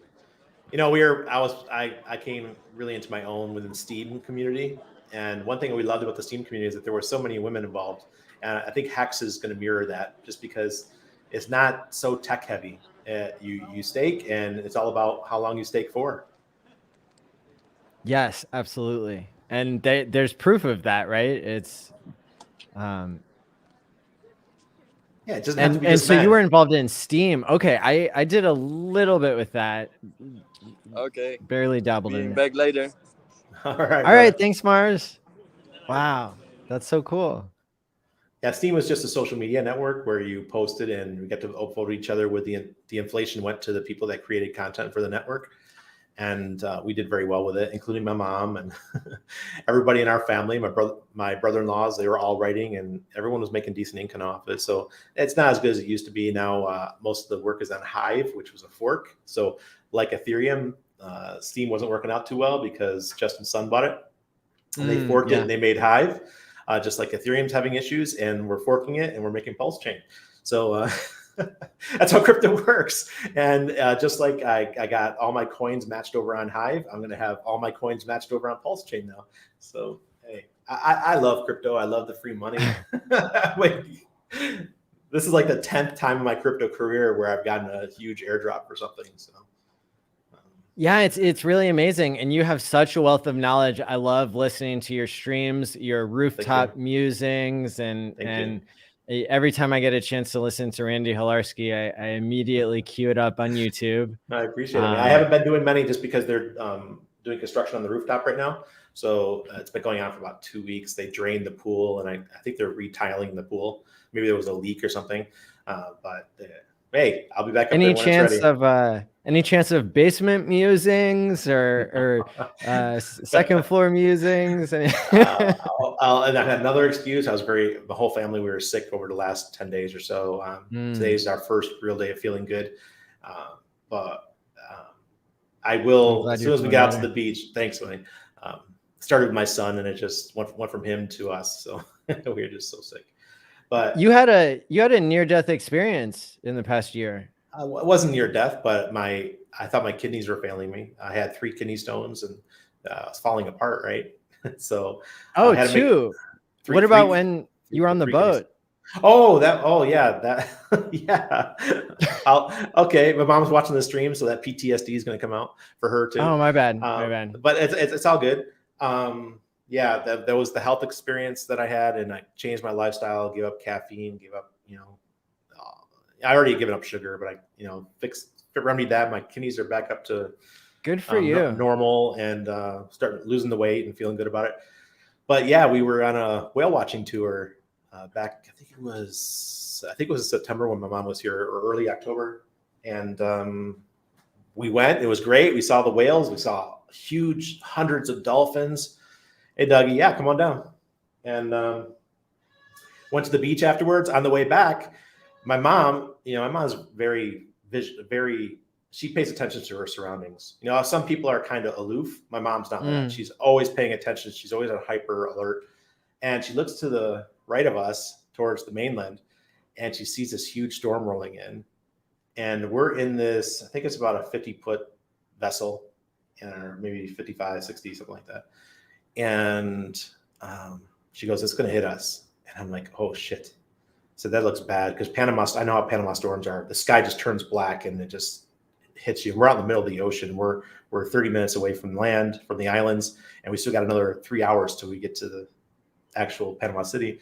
And the lightning started striking, and the wind was coming through, and the guys had taken all the windows off. We were on the second deck of this vessel, where the driver is, the pilot of the boat, and the captain. And these guys are hanging out the side with the wind, the boat going like this, trying to snap the windows back on. And it's just hitting everybody in their faces. And it took 3.5 hours to get home. And everyone had puked their guts out. Except I didn't get seasick, and my son didn't either. And he's only 3.5 at the time. And it was very scary. There was people that were traumatized for life. There was a couple of women that went catatonic. There was about 60 people on board. It was a very bad situation. Wow. I feel bad for the people that were down below. At least we could see the horizon. We could see what was outside, but a lot of people went inside the boat. And I don't know if anybody's been put into something without windows that's going like this, but you get very sick. Yes. Yeah. And then my mom and I, we all have PTSD now every time we have a lightning storm, and have lightning bolts striking all around you. It never hit the boat, thank God, but went all around us. That's that. But the good news is, right after that, I got to come home, and I think a week later, I got to take out my first big hex stake. So had our first big ones come out. And hey guys, I want to talk to the folks real quick, a really straight up talk. It's okay to sell your hex. You can, if you want to. It's okay. And don't let people make you feel guilty. If you feel like selling something and you want to treat yourself, or you want to, maybe you have something you want to pay for, maybe you want to buy a house, maybe you need a new car, I don't care what it is, medical treatments, do it. Stop letting people make you feel guilty about it. So I want to put that out Amen there to for that. everybody. Thank you so much for being a voice of reason there. Yeah, I sold a bunch over 42 cents. I didn't get the peak, but my stake came out and it was about 42, and I was happy with that. And we took that. It's enough money for us to live for the next 2 years. So there was a tweet that I bookmarked that I wanted to read out loud, but it might take me a second to find it. But it's related to that concept of being allowed to sell. Yeah, who would make a, it reminds me of the other crypto projects when they make you feel guilty for selling because they need the coin to pump so that they can sell, right? And even though Hex isn't built that way, it still makes it feel that way when people say that, because it gives me all this these headaches from the past, or every group is the same, like, oh, don't sell, keep holding, hold to the moon, hold to the moon. Remember those old things? And it's so hypocritical to me that you're not allowed to take profits. If you're up 4,000x, 5,000x, my God, take profits, folks. There's no problem with it. And, live your life. So here's the tweet that I found from Little White Weenie Dog. Shout out to you. It says, if you stake Hex, you give up your right to bitch and moan when someone else sells. You literally signed off your ability to sell so they can sell when they wish. You are getting paid to provide that opportunity. You don't get to have your cake and eat it too. Have a nice day. Yes, absolutely. Do I wish I could have sold some at 50 cents? For sure. But I was staked. I couldn't. I had nothing liquid, and there's no issue with that. Oh my fucking God! Sorry, Maddie. Naga is here. Yo, what's up? How you feeling, buddy? How you doing? Man, I'm out here on this nice day out here in Houston, taking a little walk because I got to get my my heartbeat back right, so I got to do a little walking because I be getting shortness of breath. Talking about people that had a life-threatening issue, you sir, you had one. Yeah. So I got to strengthen my heart back up. So I'm doing this nice little walk around the park right now. Thought I'd go ahead and jump on. Absolutely, we're so excited to have you. Today is a special day. It is a day that everything will go your way. Today is the day that Hex was born. It's your birthday and you got it going on. Ching, ching, jackpot. That's all we do. Yeah. That's all we do. That's all we do, man. Yo, when I first started seeing your videos, I was like, I'm so thankful that somebody else got a potty mouth. Because Richard started cleaning up his act, and I'm like, man, we're going extinct. And then Naga showed up, and Naga said, we're slicing dice, motherfuckers. Slicing dice. Yeah. I'm loving this, man. I'm really loving for this. both of you. Oh, yeah, this is amazing. I'm so glad I was on when Naga came on. So yeah, I plan on I got my ticket for Atlanta. The Hex road trip. I'll be in Atlanta for that because I lived in Atlanta for like 25 years of my adult life. So I know a lot of people out there. So I'm trying to get them all out. I'm gonna be in Miami, and Oh, he cut out. Just went outside the signal of everybody out there. Yeah. Okay. You cut out for a second, but we heard that you're going to Atlanta and also to Miami for the Hex road tour. Yeah, and New Orleans and the one here in Houston. Wow. Awesome. So I got my ticket ready for Atlanta. I know a lot of people out there, a bunch of people. So they said they coming. We'll see how many show up. But yeah, they good friends of mine, though. It'd be cool. If someone like FreedomTV.info. What's that? RSVP at FreedomTV.info, so that you can know what the address is of the Hex meetup in Atlanta, where Nagabo and I will both be whenever it is. Oh, you're gonna be in Atlanta, Matty? Yep. Oh, On the okay. 14th. Yeah, I'll be in the ATL. You know, that's my old stomping grounds right there. Hell And yeah. it's gonna be at that new hotel by the Atlanta Braves, the new Atlanta Braves stadium. Awesome. Yeah. Over It'd be there. cool to So- get, you know, guys, it'd be cool if we can get some of them ball players, the football players and stuff to start Yeah, I up some know, of the right? events. We get Justice Yeah. Justice Hall and his buddies to come, or Justice Hill. That'd Yeah. be really nice, especially in a city like Atlanta. Yeah, but you He know, was I'm on a Wales' stream a day or two ago. Yeah. yeah. Yeah, as y'all know, you know, I like to gamble. I was in Lake Charles, Louisiana this past weekend gambling at the Golden Nugget and LaBerge. Got wrecked. Got wrecked and made it all back in the last 4 hours of me being there. I made it all back on the roulette table and came home at break even. So, you know, when I go to Miami, I got to hit the casinos out there. Got to hit the casinos in New Orleans. Don't try this at home. Well, if the U.S. would loosen a little bit of restrictions and make it so that wife could enter the country, we might leave our son with our grandparents and come up. But until they loosen those restrictions, or because she's not getting that jab, if they allow it, then we'll come. But if not, then we'll have to do just like Maddie's got going on right now, another live stream. Where you at? Panama. Oh, Panama. Okay, yeah. I've been rubbing. They on that Australia shit out there. No, it's not bad down here. This is Rub and Tugville. I mean, this is where you come get that rub and tug. And No, I'm talking about as far as that COVID restriction shit. no, it's not bad at all. We're actually pretty open now. That's why we left. We Okay, it's open now? Yeah, we Okay. went to Mexico just like you. We were enjoying Mexico, and then when Panama reopened, we came home about 6 months ago. Okay. Yeah, we don't like that lockdown. No. Yeah. Hey, Maddie, I hear there's gonna be a Vegas meetup in January and March. So it's going to be online in January for the Hex conference, January 6th through 9th.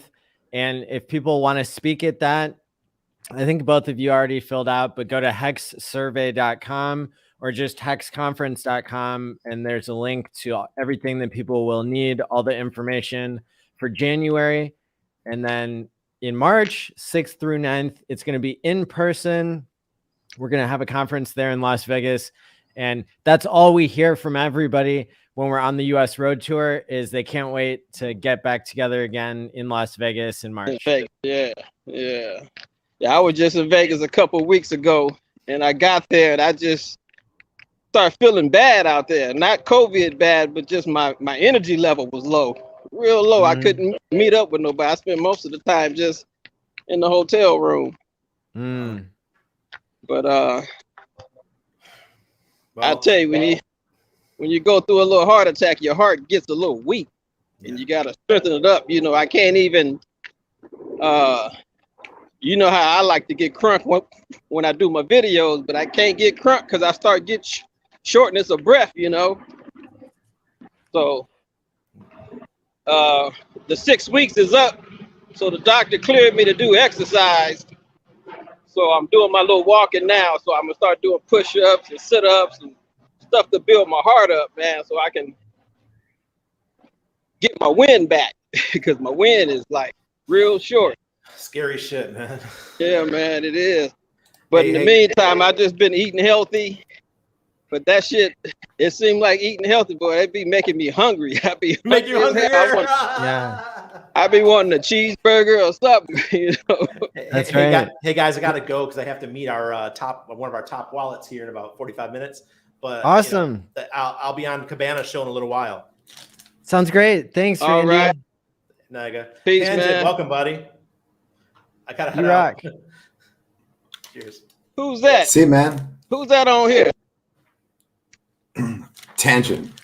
I don't think I met this guy. I can't hear Randy. Is he muted? Randy took off. He had to go. He's he's going gone. to meet up with one of the top 50 Hex wallets in the world. I asked him out to lunch, so of course he obliged. And so we've got Hex An unnamed Tangent. whale. Hex Tangent has an amazing show that doesn't get enough viewers, like compared to what it should be. You should be getting millions of viewers. I love your show. Thanks. And Nagabo as well. Everybody needs to subscribe to these two. Nagabo has an amazing story, is always entertaining and educating people and commanding No, I don't them to live buy there. Hex. I don't know it. Nagabo, have you ever commanded anybody to buy Hex? Oh, hell yeah. All the time. I don't give advice, I give commands. But Hex Tangent, I'm trying to see if I seen any of your videos. I'm gonna go check them out. I don't think I seen any of your videos yet. I've seen a couple of yours, man. The most important ones, like jackpot bitch. Okay. Jackpot bitch. That's all we do. That's all we say. And one where you're on a boat. It seems like everybody know me. That's right. Yes. Yeah, Naga, But you're famous for all your quotes in the Hex community. We got a lot of new Hex and people doing YouTube channels now. It's like a whole lot of them are just popping up out of nowhere now. Yeah, that's right. So that's a good thing. Yeah, it's really good. Day 43 always encourages people to, if they're on the fence, if they're thinking about it, to just do it. Yeah. Hey, how's it going, everybody? Is Who's there this? sound? Who that? This is Abit. It's Abit. Oh, Abit. What's up, man? Just got into the country, man. Oh, I love being back here in America. It's awesome. How do you guys Welcome back to celebrate Hex America. birthday? Thank you, Maddie. Man, border control was really asking me a lot of questions, like, what did you work in Germany? How can you afford to travel that long? You've been in America for 3 months, then you went out and you come back. Why do you do that? And I was like telling them, bro, I lost my job because of the pandemic. And now the only reason why I can travel is because of Hex. Like, he was asking me, how much is it paying you? I was like, sir, it's a really weird question to ask. It's a lot of money. And I gave them, of course, here, I always have my business cards with me, right? So he got one of that right away. Whoa. Yeah, there's going to be an express pass for all Hexicans to get into the country once these border control agents get rich off Hex, yo. I can't hear nothing. Wait, I used to never wear cryptocurrency branded clothing to go through airports, and you're doing the opposite. You're telling them about crypto in the man. That is ballsy as. Thanks, man, bro. At this time, Hex became my life. You know, I'm dreaming about Hex. I'm talking about Hex 24/7. This is just what I love doing. And we appreciate that so much for you spending so much money to put on the Hex tour and to devote all your time and energy. Abit was the one who helped me plan this online event, and so a huge shout out to him. I'm so happy to see you're back in America finally.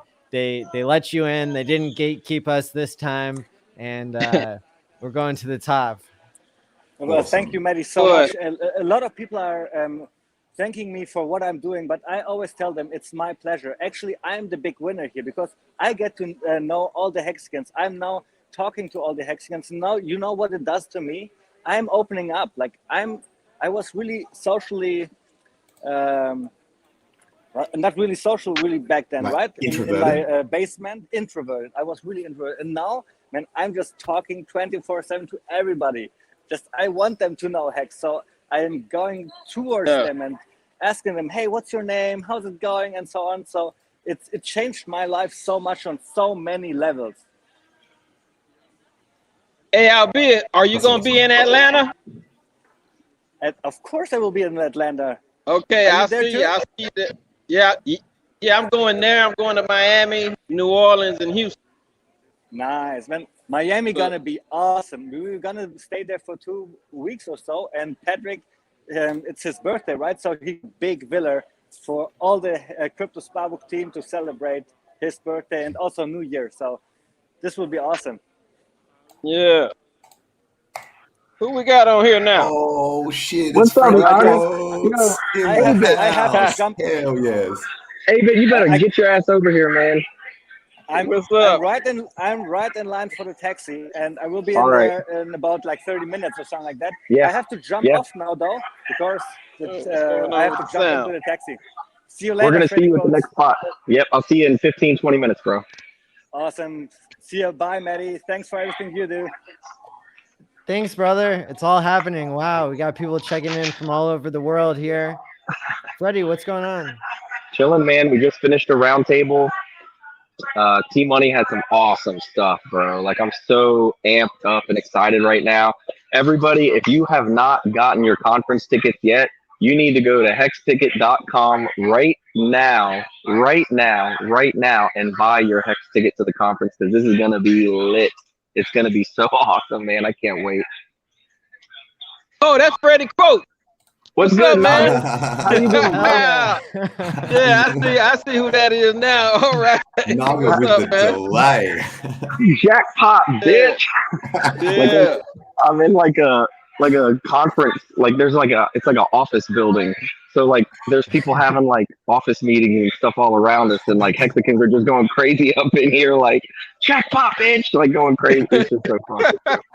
So much fun. Okay. How you doing, Naga? I haven't talked to you, man. You doing well? You surviving? Everything getting better? Yeah, everything's getting better, man. I just got cleared to do some exercise and some walking, so I'm walking around the park. I got to get my, I got to strengthen up my heart, you know. So hey, I'm gonna be good. Yeah. Yeah, I'll be Hold good. on, I got this camera on. Wait. He's good. Hey, I can't enjoy jackpots if I'm dead. That's for damn sure. That's right. Hold on. Sorry, guys. That's some truth. Wales right was there. walking by. I didn't want to get Wales on camera. Wait, is there anyone there that does want to jump on and say hi? Yeah, I got Corey right here. Yo, Yo, Corey, what's up, man? What's up, man?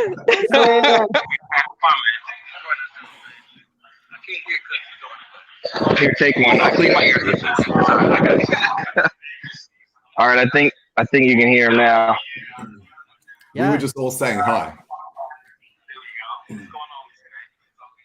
Dude, what's going on, Corey, man? Shit, we was chilling in Cancun not too long ago.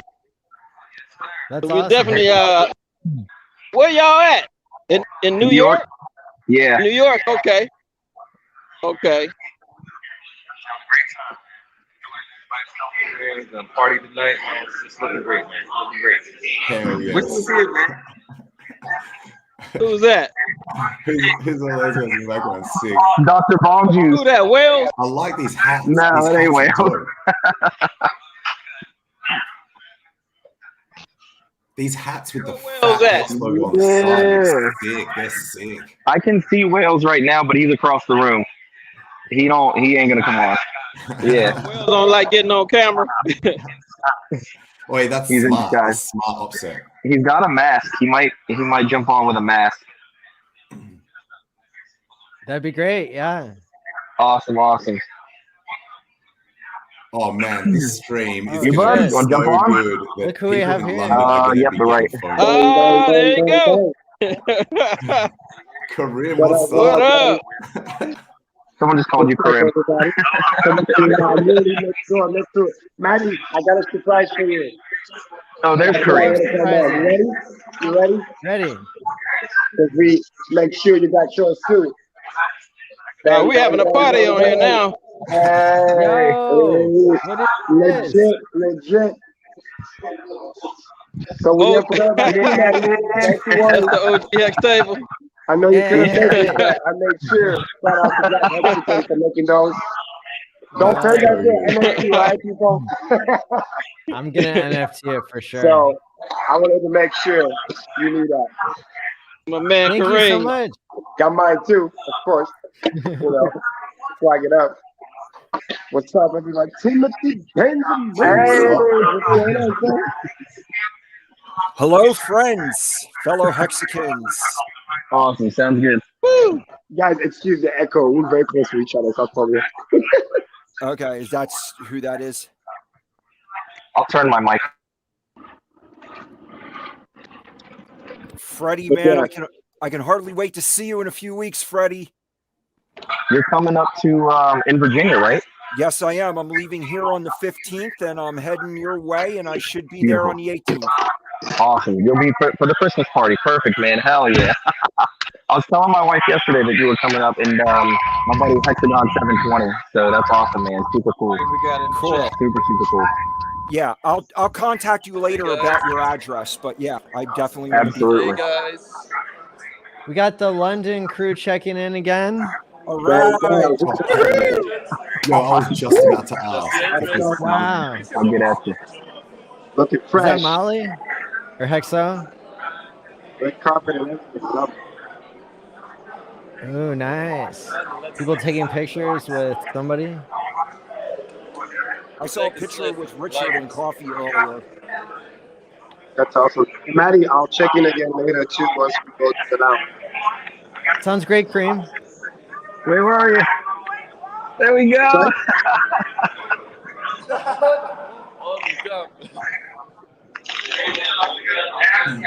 And then Maddie, Where Richard at? I'll give you a gift.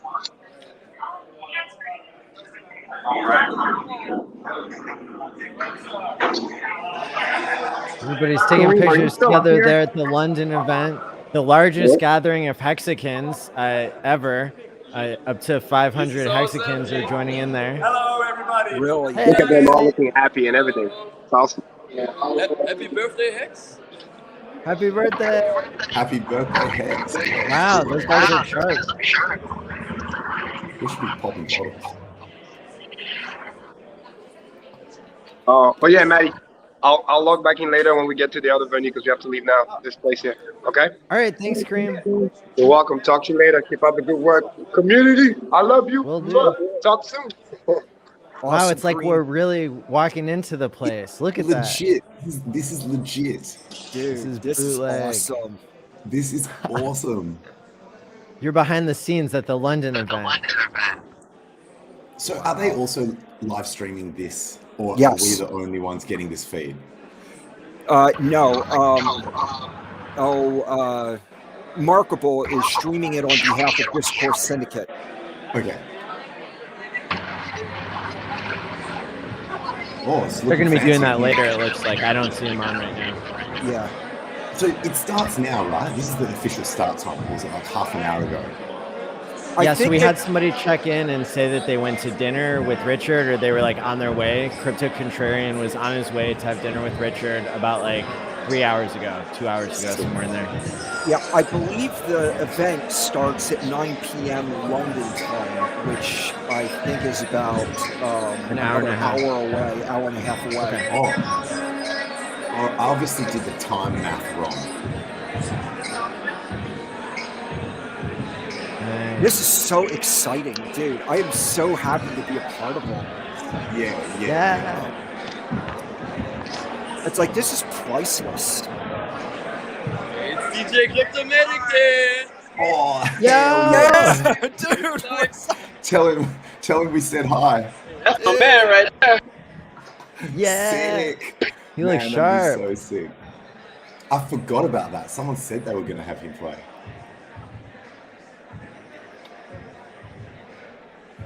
Everybody's dressed up. Yeah, I've seen a lot of pictures of people just dressed up really formal. It's great.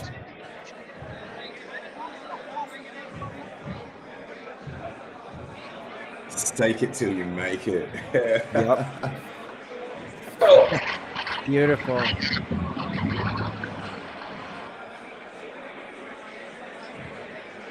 Yo, guys, that blew my mind when Abit was saying that he was telling border security about crypto. I would never do that. You're just giving them a reason to start going through your bags, looking for like hardware devices, asking you to like unlock and unencrypt all your shit. They're like, I'm surprised. They must have just loved the honesty and just been like, sweet. Dude, Hodl Dog's got to be close to 7 feet tall because Richard is 6 feet and he towers over Richard by at least 6 inches. Yeah. He's tall. There's the man.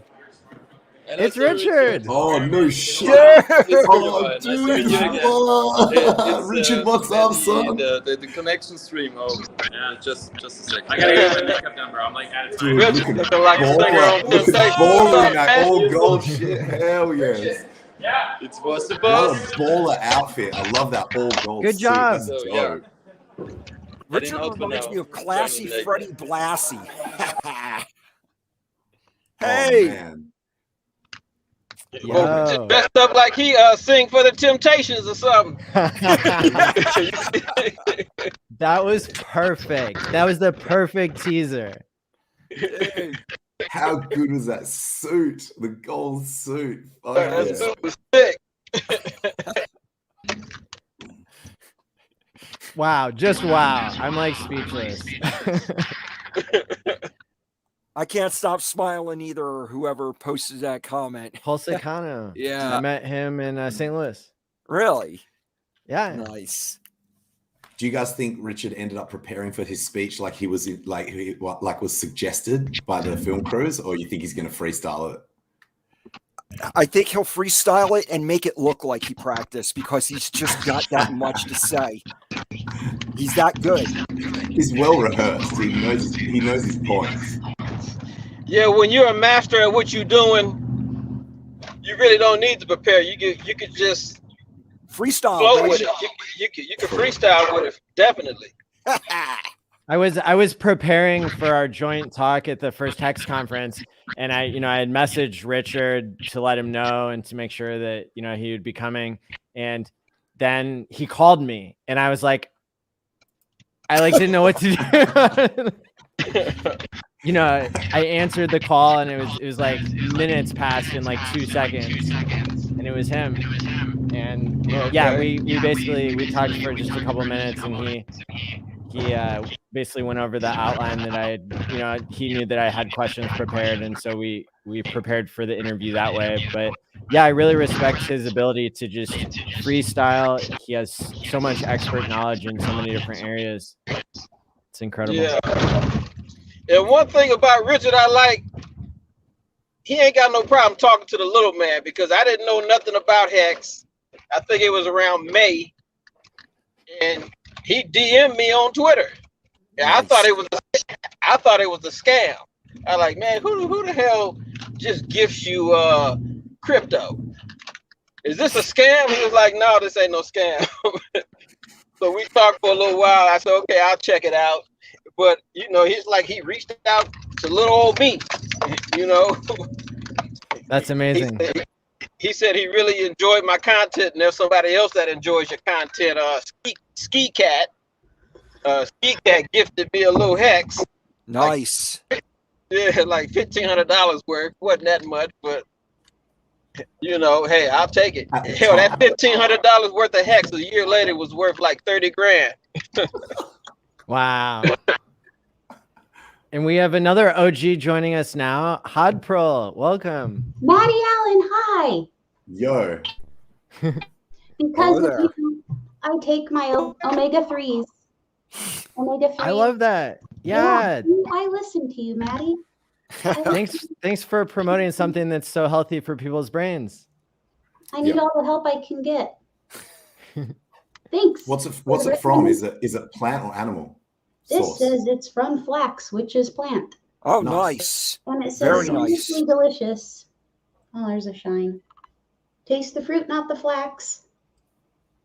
Vegan omega. I've been taking a spoonful ever since that stream. So thank you, Maddie, for that health tip. Excellent. My pleasure. Thanks for joining us today. And you now, can you tell us what you're known for in the Hex community and a little bit more? Yeah, sure. I'm mostly known for going in the Telegram chat, and I've been on the Pulse Chain chats a while. Hex, mostly Hex trading when in regards to Hex. I've been doing the liquid loans adminning, yeah. So nice. liquid loans, I'm, a part of that too. It's really cool. Read the white paper. And, I've read it about 5 times. Yeah. And Pulseverse is another cool like NFT site that somebody's starting to create. So sometimes I'm on there too. So I'm just Have you around met on the Jexa Telegram chats. from working with Liquid Loans? Have you met Jexa? Have I met He's also Jexa? working on the project. I have. Well, I've spoken to Jexa, but I don't think I've DM'd him or anything. He seems like a really cool guy. So Yeah. He's cool. I live in the same city as him. That's the you only do? reason I thought. Yeah. I thought Hello, Jexa City. Jexa Well, City. Yes, we're gonna rename it. We're pretty much just Telegram guys. I haven't really streamed anything. I've gone on streams and I've tweeted 3 times, but that's about it. So hi, I'm here. Pleased to meet you. I've never had any interaction with you before. Maybe not, because I'm only on Telegram. So if people aren't on there 24 or not 24/7, that's kind of where I'm at. So I don't stream much. I don't go on Twitter much, although I could change that technically. But And were you early in Hex and early in crypto at all? I mined Bitcoin in 2013. Wow. And then, Bang bang. well, and then Ethereum as well, the proof of work.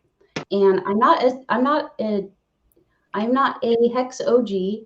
I have been in the community for about 6 months now, probably. So it's long enough to know a little bit of the stuff. Of course, Pulse Chain, I'm a day one sacrificer now. But as far as Hex, I haven't been as long as most people have, probably on Matty Allen's channel. And what brought you into Hex specifically? Well, I had a friend that's sort of a, what's the best way to put it? He's like a spiritual kind of truther guy. And, I've been into crypto for a long time, and he kept talking about, this crypto that he was into. I thought he was talking about Monero, but then he was talking about Hex. What's that? And so I looked it up. I went on the Telegram and saw everybody really read up on what the proof of stake mining was rather than proof of work. And I really liked the idea that you could monetize time, and because I'm for all types of mining, not everybody is, but got into it at 5 cents, something like that. And it went up, and I made my staking ladder, helped other people make the staking ladders as well, gave away some Hex, and I'm a Hexican now. So all right. I love Hex. I love Hex. Awesome. It's my favorite. Yeah. Nice. Very nice. There's one guy that's involved with Liquid Loans. He was going by the name of Abra. He's quite active in the, I know Abra. Yeah, I met him in person on my way home from a Hex meetup in Orlando earlier this year. Oh. I drove from Mexicans. Yeah, I drove from Orlando on my way home. I went through South Carolina to visit a classmate, and Abra and I had gotten to know each other over Twitter. And he said, "Hey, let's have lunch," and we did. And first thing he says to me when I get out of my car, he recognized me. He's like, "So how's it like driving in the snow?" And I'm like, "Well, it's not as bad as it is in Pennsylvania." He's like, "Oh, you're from Pennsylvania?" I'm like, "Yeah." He's like, "Which town?" And I told him. And he's like, "Yeah, I'm from Pennsylvania. I'm from this town." And it was the next town over from the town that I'm from. You're not the only one from Pennsylvania that lives in Florida. I don't live in Florida. I live in Arizona. Okay, never mind. Then you went to a meetup in Florida. Yeah, I drove from Arizona to Florida to go to a meetup, and then I met up with Abra on my way home. And it just turns out we're basically from the same town. So how was he? How was Abra? He's a really cool guy. Very laid back. He's he's a family man, drives a really nice car. But yeah, he was really nice. He offered to pay for my lunch. So hey, if nothing else, that was cool.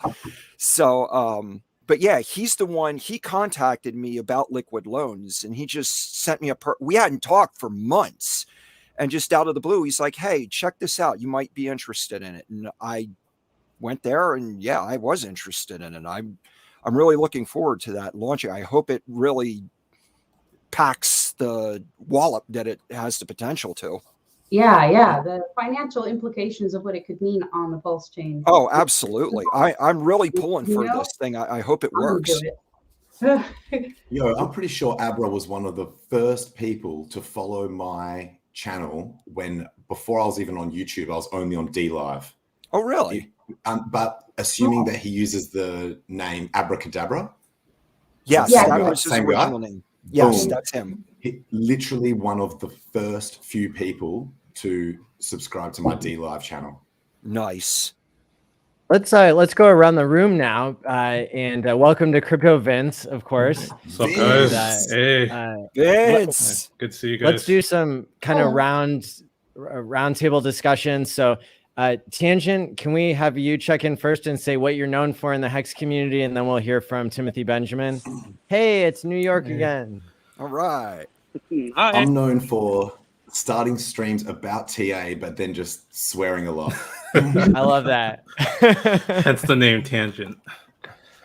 And going off on tangents. That's exactly right. Yeah. This is the first time that Vince and I have been on a stream together. Yeah, I've been wanting to do Tried it to for make that happen. a while. This is the first. Yeah. Just shout out to you because you're basically you're my favorite Aussie streamer and just love your content. I followed you back in the D Live days too, and just love your style of humor and your streams are just great. So yeah, I remember. Yeah, thanks. Yeah. Okay, well, I'm Tim, and I've been involved in cryptocurrency since November of 2011. I became acquainted with Richard Hart through Twitter in like April of 2017, and just realized within 30 seconds of watching the first video of his that this guy's the smartest guy in the room, and just been following him like a hawk ever since. And obviously, when he started talking about Bitcoin Hex, I didn't understand it, but I knew it was going to work and got in on day one and been here ever since. Started making some videos from my work truck when Hex first launched, and I just relinquished ownership of that truck this morning. And Hex is basically paid for my new Tesla and my new life and everything else. I'm very happy that I've gotten to meet a lot of people in Hex face to face. The only reason I'm not in London right now is I had a previous engagement that I had already set up months earlier, and I didn't want to break it. It's very important to me. So I'm here with you guys, and I'm happy to be here. And I love Hex. I love Hexicans. I can hardly wait for Vegas to see everybody again. So that's me in a nutshell. Welcome. Man, and I respect that you kept your word, if you've made a commitment to someone. Yeah, it's important to me. So let's hear from Crypto Vince. What are you known for in the Hex community? And then we'll check in with Patrick. Oh yeah, cool. So I used to be known as the timestamp guy because I basically got inspired by somebody else that does timestamps for Richard's videos, and I figured he might not have time to timestamp all the community's videos that are coming out. So basically, for the first year, that was my primary focus, and much appreciated. Yeah, Thank you. Thanks. Yeah, and I think I'll even spend some time this weekend and do timestamps for this stream. So nice. Yeah. Thank you so much. Yeah, that means a lot. Yeah, of course. I don't do it as much anymore because I've gotten shadow banned by YouTube because I guess if it sees a bunch of numbers, it just kind of filters out people because it suspects they're scammers because that they tend to put in their phone numbers and stuff like that. So sure. So yeah, that makes the job a little more complicated. But yeah, I mean, I can just send the timestamps directly to you. So yeah, that'll definitely help. Yeah. Hex says you're the GOAT. Thanks. Yeah. These days, I've just been streaming a bit more. I'm one of the co-hosts on the Hex Asians, so just trying to spread the good word of Hex to the most populous continent over there, and just trying to just grow our community. So yeah, hell yeah. Yeah. And Patrick, what's going on there? I see you walking somewhere important. So we finished our roundtable meeting. We had a great conversation with 16 OGs there about how can we bring Hex the attention it deserves. All good with my audio? You hear me, guys? Yep. Okay, all right. I just had like a little feedback. All right, so the roundtable discussion was like, how can we bring Hex the attention it deserves? And we had some great responses from everybody there. And right now I'm walking to our afternoon location. We have a reservation at the rooftop bar here nearby, just like a 10-minute walk, and a hotel room we booked there as well in order to get some individual interviews with the OGs we have here today. And then later tonight, we are going to have a nice birthday party here at the private location in New York as well. Amazing. If I can make an announcement, the Discourse Syndicate live stream of in England is going to start in less than 13 minutes. Cool. Awesome. So we'll continue this nice stream, of course, so that stream. people can participate from all around the world. And we anticipate that people will be checking in from London and that people will be tuning in between the different streams. Maybe you'll have both of them up at the same time on different devices. Either way, we're guys, here for show everybody. some love. Show some love to the community, guys. Give everybody a like, a shout out, a comment. Get the algorithm running today at the Hex birthday. Nice. Yeah, we just hit 500 likes Tim on this Benjamin. video. Oh, awesome. Yes, sir. Tim, nice to see you again. How was It's the good ride to home from Denver? Oh, it was awesome, dude. I put like over 5,000 miles on that car, and I haven't even owned it for like 6 weeks, man. Wow. It's awesome. And I put out the word to some people to show up in Philadelphia for your meeting. So I told them to tell the guys that I sent you. So we'll see if anybody shows up. Because I'm from the Philadelphia area. You mean the Lancaster one or the in 2 days, no?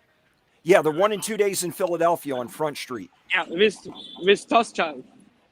Yes. As a host. Yes, all right. Perfect. Looking forward to that. Yeah, we'll see who shows up.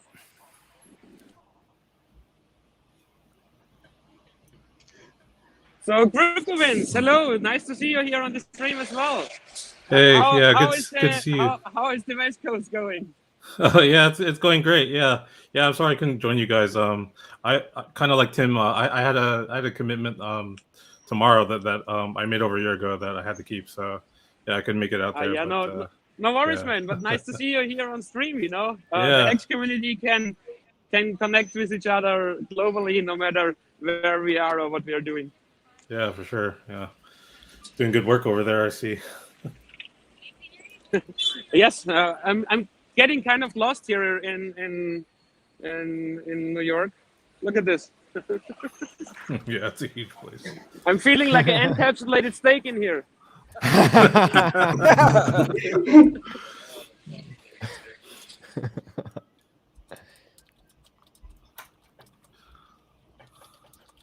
Wait, some of these comments are hilarious. Yeah, show us some comments. What are the people saying? Hello to everybody. How is it going? They're basically just throwing out respect for for all of us. Hell yeah. Vince's commitment is to XRP Jenna. Oh God, please don't mention that. That's one of the comments. Oh my God. I saw that. I That was, couldn't help myself. I'm that was sorry. one of the most interesting happy hours I've ever been a part of, to say the least.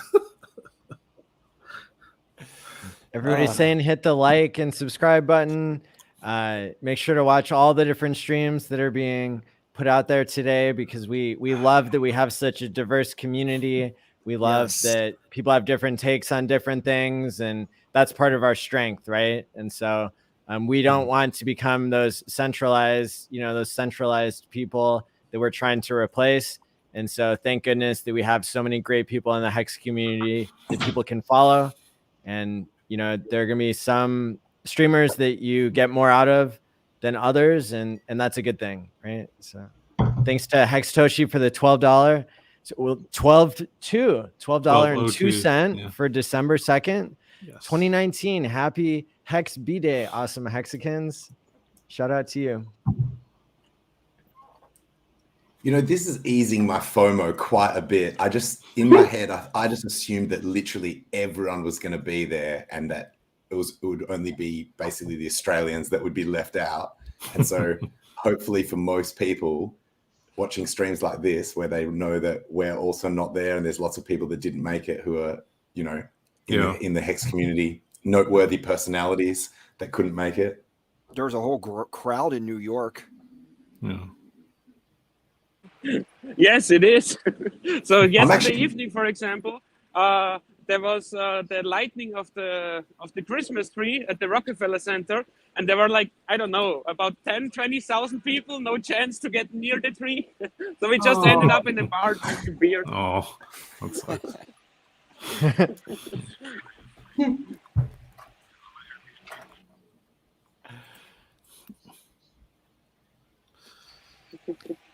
So if we go around the room here and we say, what is it that you're most excited about in the future of the Hex community? Price going up.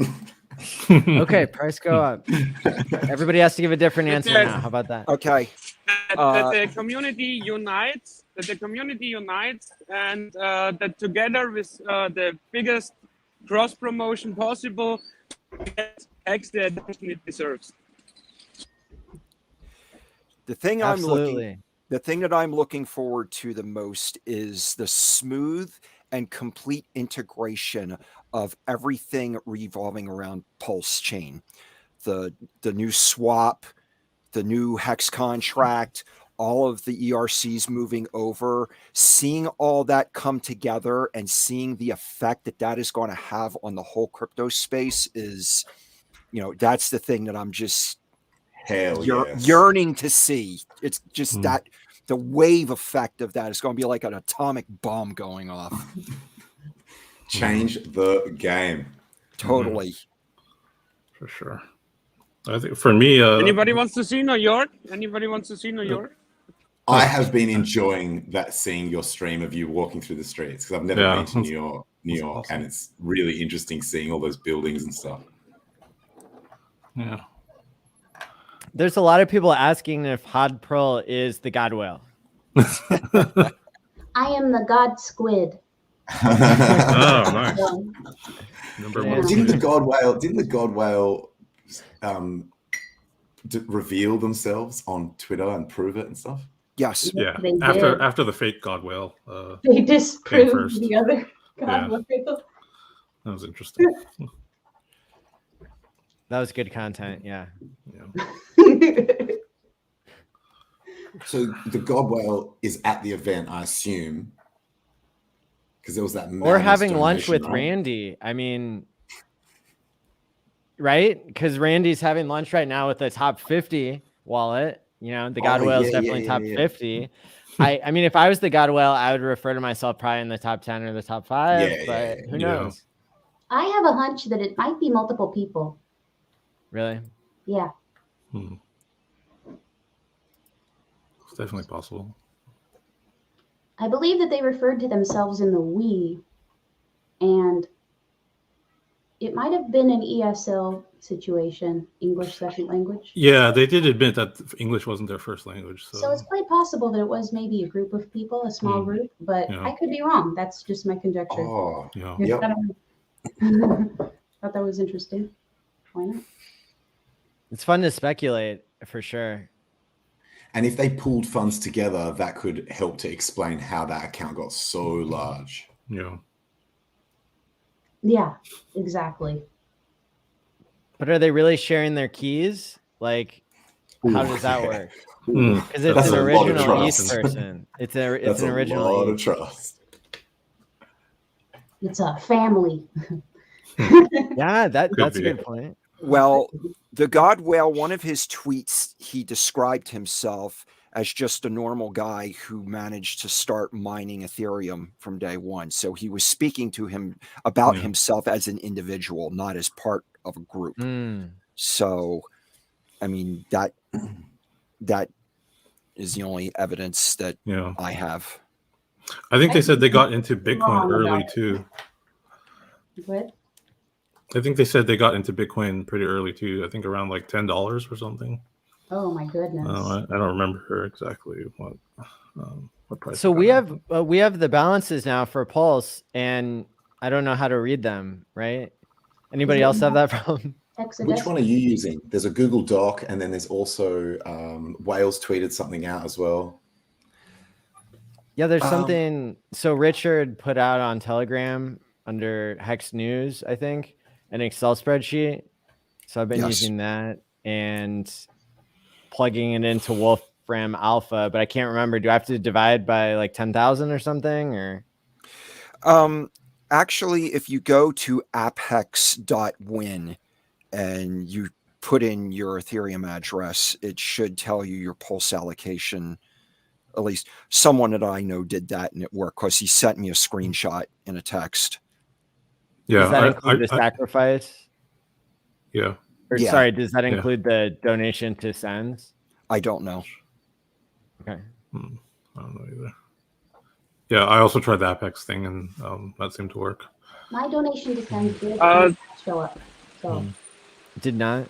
So as of my information, you need to read it together with the 8 commas. So like Pulse chain as well, which will have 8 commas at the end. No, so and like E plus 21. If you have like if you sacrifice like a lot and you got like a billion Pulse, for example, then it's like 1 point and then a set of numbers, and then it says like plus E21. So what is that? A billion has 9 zeros with the 1 in front. That's 10, and then there would be still 11. No, my calculation is something wrong. Sorry about that.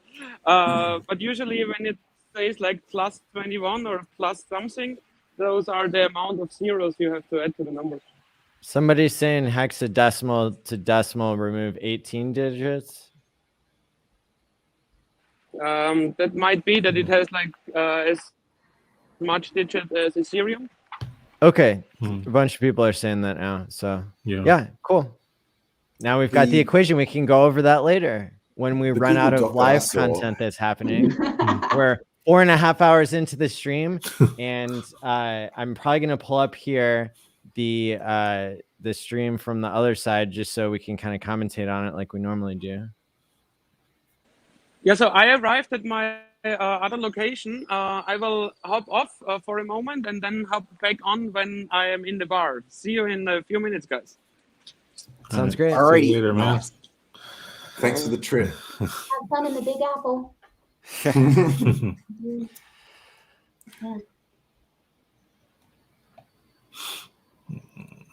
Well, to continue on the other question, what I'm excited about with Pulse is the same thing Tim's excited about, is the PHEX. The PHEX that will come of the Pulse chain fork, or the Ethereum fork Pulse chain. And the low gas fees that entails. So that means that we could actually technically make lower, earlier and lower, more frequent stakes, because staking and unstaking won't cost an arm and a leg with the gas fees. And yes, absolutely. That's going to be such a relief, isn't it? Yeah, for sure. Yo, I just realized I've got NYC on this t-shirt right here in the yellow. Can you guys see that? Oh, because like it's covered in different cities from around the world. Nice. That's awesome. So is this about to start? Is this this countdown's hit 0? This thing says live with Richard Hart. Do they mean for part of it or most? Well, of this is the live stream of the London event, so whatever they get on camera. While they're waiting to bring that up, Maddie, I have an idea for you to have as a topic for a live stream sometime. I've observed something for quite a while, and I had a big dose of it last night. And that is, oh, he's not on. Oh well. Okay. You there, Maddie? Yeah, he's there, I think. Okay. Well, I think he's doing something Maddie, else. can you hear us, Maddie? I think he's working on something. Yeah, you're right. You're right. Well, Vince, what was did you drop your most excited for in the up and coming Hex? Ladies and gentlemen, Oh, sorry. we appreciate you joining us tonight for Hex's 2-year birthday bash. Let's hit it up! Woo! Hit it up. So excited to have you guys here. Some of you may know me as Kinetics. It's a pleasure to see all you beautiful faces. We have a rare and honorable gift right now. We have the man, the myth, the legend himself. Please give a hand to Richard Hart. Straight in. No messing around. Straight to the man. Hell yeah, man. King, oh my God. It's King Richard. Oh, yeah, you weren't here before when we saw the suit backstage.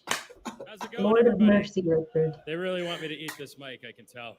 There's some very rich-looking, happy-looking people in the audience here today. How are you, everybody? If you don't know me, I'm Richard. I invented something, what was it called? I can't remember what it was called. Do we have any Hexicans out there in the audience? It's so wonderful to meet all you guys. You know, I traveled across much of Europe and got to meet so many beautiful, amazing Hexicans. I've never met a Hexican I didn't like yet.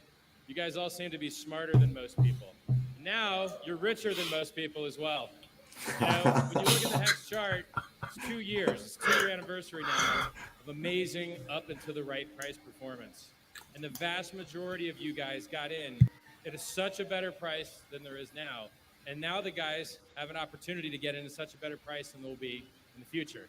I think a lot more people are going to know about Hex in the next year and the next 2 years than that we have here. If we had this event 2 years from now, I think it'd be 4 or 5 times larger easily. Because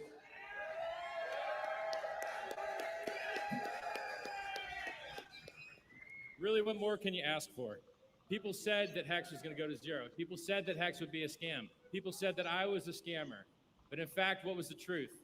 The truth is that we outperformed everything with 100% perfect, flawless operation.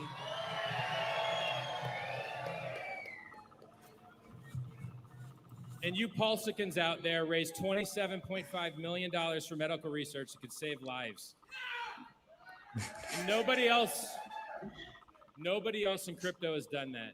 So I brag about it. I say, listen, I'm the best human being in crypto. I raised the most money for charity. I produced the most self-help videos. I produced free self-help books. I made a cryptocurrency that went up 1,000,000% in under 2 years. Boom. If you want to knock me to number 2, I'm happy to see you do it. Raise more money for charity. Go help people. I'd be happy to be number 2. But for now, we're number 1, all of us together. It's absolutely beautiful. And think about what we got coming in the future. You're getting a copy of all your coins on another chain for free. Bitcoiners got Hex for free. Oh, the gold suit. Too much. It's amazing. Whenever have you gotten free money like this? It's never happened. No? So what's some exciting other stuff we got looking forward to? All you Hexicans out there, now that you're not only smart, but you've got free time, a lot of you guys have quit your jobs, now you're starting businesses helping to pump your own bags. You're making fiat on-ramps, you're making exchange products, you're making trust companies, which are going to on-ramp all the new Hexicans. I'm a minority of the Hex live streams. I'm a minority of the Hex on-ramping. I believe the next time we have an event like this, maybe next year, that most of the people that will be on-ramped there will be from people that aren't me. They'll be people from you. We've got here live streamers like Hexologists, Crypto Coffee, Kinetics, Discourse Syndicate, RG3. These guys are working. I mean, Hexologist did a live stream something like 500 days in a row. He did a live stream when his kid was born. He did it, you know, he did a live stream in the very beginning when the price was only going down from launch. I told all you guys not to film at day 1, but y'all film at day 1, you know? But hey, it worked out for you. What else are we talking about? People don't realize the difference. Should I move closer to the mic?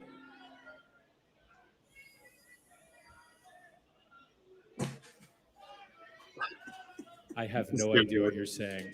I think you're saying be louder. Be louder? Yes, I can do that. But I get feedback when I do it. I'll do it anyway. So people don't realize how powerful cryptocurrency is. All those people that I meet that say that I changed their lives, helped them stop playing poker, stop gambling, made them rich. They really made themselves rich. I just made the product. They were the ones that bought. They were the ones that held. And it's the people that held that got rich. A lot of people bought Bitcoin at $1 and sold it at $2 and thought they were geniuses. They didn't get to ride it to 69,000. A lot of people bought Hex at a penny, sold it at $2. Well, it's about 19 or 20 now. And it's been as high as 66 about 3 months ago. So we have the opportunity with cryptocurrency to change man's relationship with government, to change man's relationship with work, to change man's relationship with his fellow man. We're literally printing free money out of thin air, and our money is better than the government's money. Check the chart. Our imaginary made-up internet money is better than the government's made-up imaginary internet money. Look at the chart. Everything's at new all-time high prices. In that environment, where they keep printing and printing and printing, it's Hex that goes up the highest. It's absolutely a miracle, in my opinion. So how many of you guys sacrifice for Pulse? We got any Pulsicans out there? For you guys that are in Pulse, I got to tell you, the Pulse chat room has 50% more people than the Hex chat room, and I've been chilling the Hex chat room for 10 times longer. There's always 60 to 70 people in the voice chat, the Pulse chain. I think it's going to blow up. I think it's going to be absolutely wild. We can actually make so many more people richer by them not having to get robbed by Ethereum fees that then go get dumped on the market to hurt the Ethereum price. It doesn't make any sense. We can save the environment while we're doing it. So I think we covered it. We got Pulse Chain Hex. We got Pulse Swap that you guys may have heard about that's coming up. I think that's going to back the liquidity of all the PRC20s and the Pulse network. We got dozens of people here telling me I changed their life and that they retired and now they get to go and do whatever they want. They're thanking me on behalf of their families. I don't know how we could win any harder. Is there any way we could win harder? I guess we do our next 1,000x. Maybe that's it. Clap Yes. if you want another 1,000x. Yes, please. Yes, please. I'll accept that. I'm down. I'm checking my dudes for time. How we have for time, brothers? We good? You guys want to hear about anything else? Holler. Whoever yells the loudest. Do you want to hear about anything else? Where did the ETH go? Pulse chain. When Pulse accidentally tweeted today a little bit early. I thought that the balance was ready to be published. They weren't. I went too early. But they'll be ready next week. And maybe, I think you'll get testnet v2 next week. And then you're gonna have a gradual release of things until mainnet. So you're gonna see go.hex.com working on testnet, Ethereum, well, it works now, and on Pulse Chain. You're gonna see working Uniswap front end, which is already done, on Pulse Chain. You're gonna see working what's called Pulse Swap now, but it'll probably have another name. And then as soon as you see those all working, and the bridge, which also is on testnet, you're gonna see Pulse mainnet launch.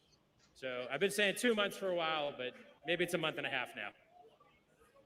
4 more weeks. You guys remember 4 more weeks? Yes. All right, I'm hot up here. Unless Yes. there's anything else, I All think it too was a well. good keynote. No one can hear what I'm saying. Well, all of you guys, watch the recording of the live stream on Discourse Syndicate when you get home. I'm hopping off. All right, I'm hopping off. Any of you guys that wanted more pictures with me, I'm gonna do some later. If I have my druthers, every one of you will have a picture with me before I leave, but I'm not sure we have enough time. See you later, everybody. Mad gains to all of you. See you guys. Big round of applause! Big round of applause for Richard Hart! Thank Can you, you Richard. imagine? We appreciate you, man. We really appreciate you coming to speak tonight. We have a special guest that made this event possible.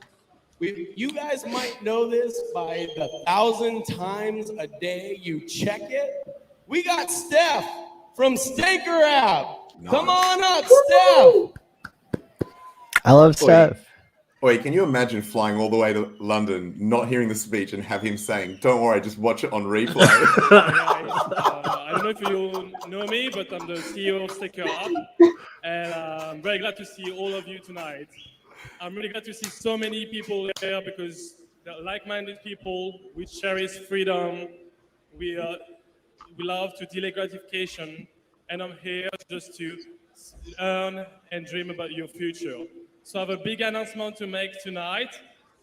Sticker Up just crossed 100,000 downloads in just 1 year. So just imagine where we will be next year, in 2 years, Wow. in 5 years, if we keep spreading the product Hex to more people around the globe. So if you have Sticker Up, use the referral link and make sure to have the product to more people around you. Thank you very much. Have a great evening. Go, Steph. Yeah. Woo! When Staker V2. Yeah. Hey, you guys, we got a lot of chatter. We got a lot of chatter in His the back. clothing If we was can keep it down a really little bit. awesome. We got over 1,000 people on the live stream right now watching this event. So thank you guys for showing up in droves. But I need you guys to keep it down just a little bit because we're having an issue with getting all of the audio. So if you guys, while everyone's talking, can just keep it down, as soon as we get done, we can get this party started. So give me one moment here, guys. We've got over 1,000 people on this stream. Really? Nice. Yeah. Oh. Oh, sorry. No, All sorry. right. I'm looking at the wrong number. It's Guys, their should I show you some surround? Probably know him as a salty pirate. Oh, no. We're going to invite at this time Mr. Captain RG3, who would like to give a toast to Mr. Richard Hart himself. Give him a hand! Pirates! Welcome to your day 731 Mexican extravaganza! Yeah! I am your captain, RT!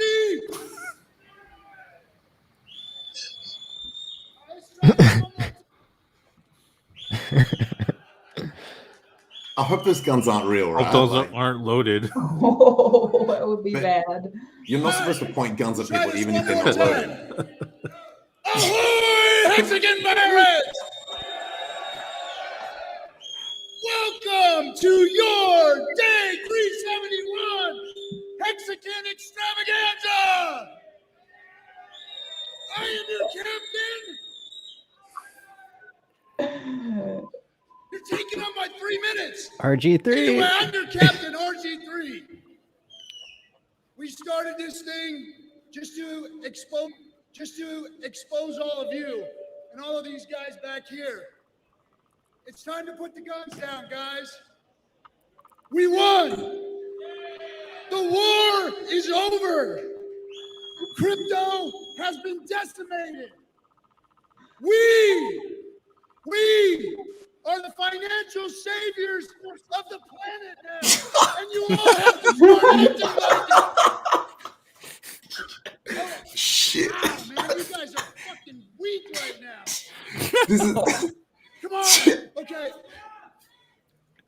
Oh, man. Oh man, I can't tell if he's joking or not. Shit. Anyway, I love that these American guys speaking to British people this is a too. historical event. Oh, We're gonna true. change finance. With the gun. It's time for you to get out there and go share this with everybody you know. Because guess what? Hex can't be sold. It can't be marketed. It's not going to be done that way. It's going to be you guys going word of mouth, telling your friends, telling your family, telling people you care about what's going on out here. We're changing finance. Crypto's gone. So it's up to you guys. Remember, it's all you. All right? Thanks, guys. Wake up.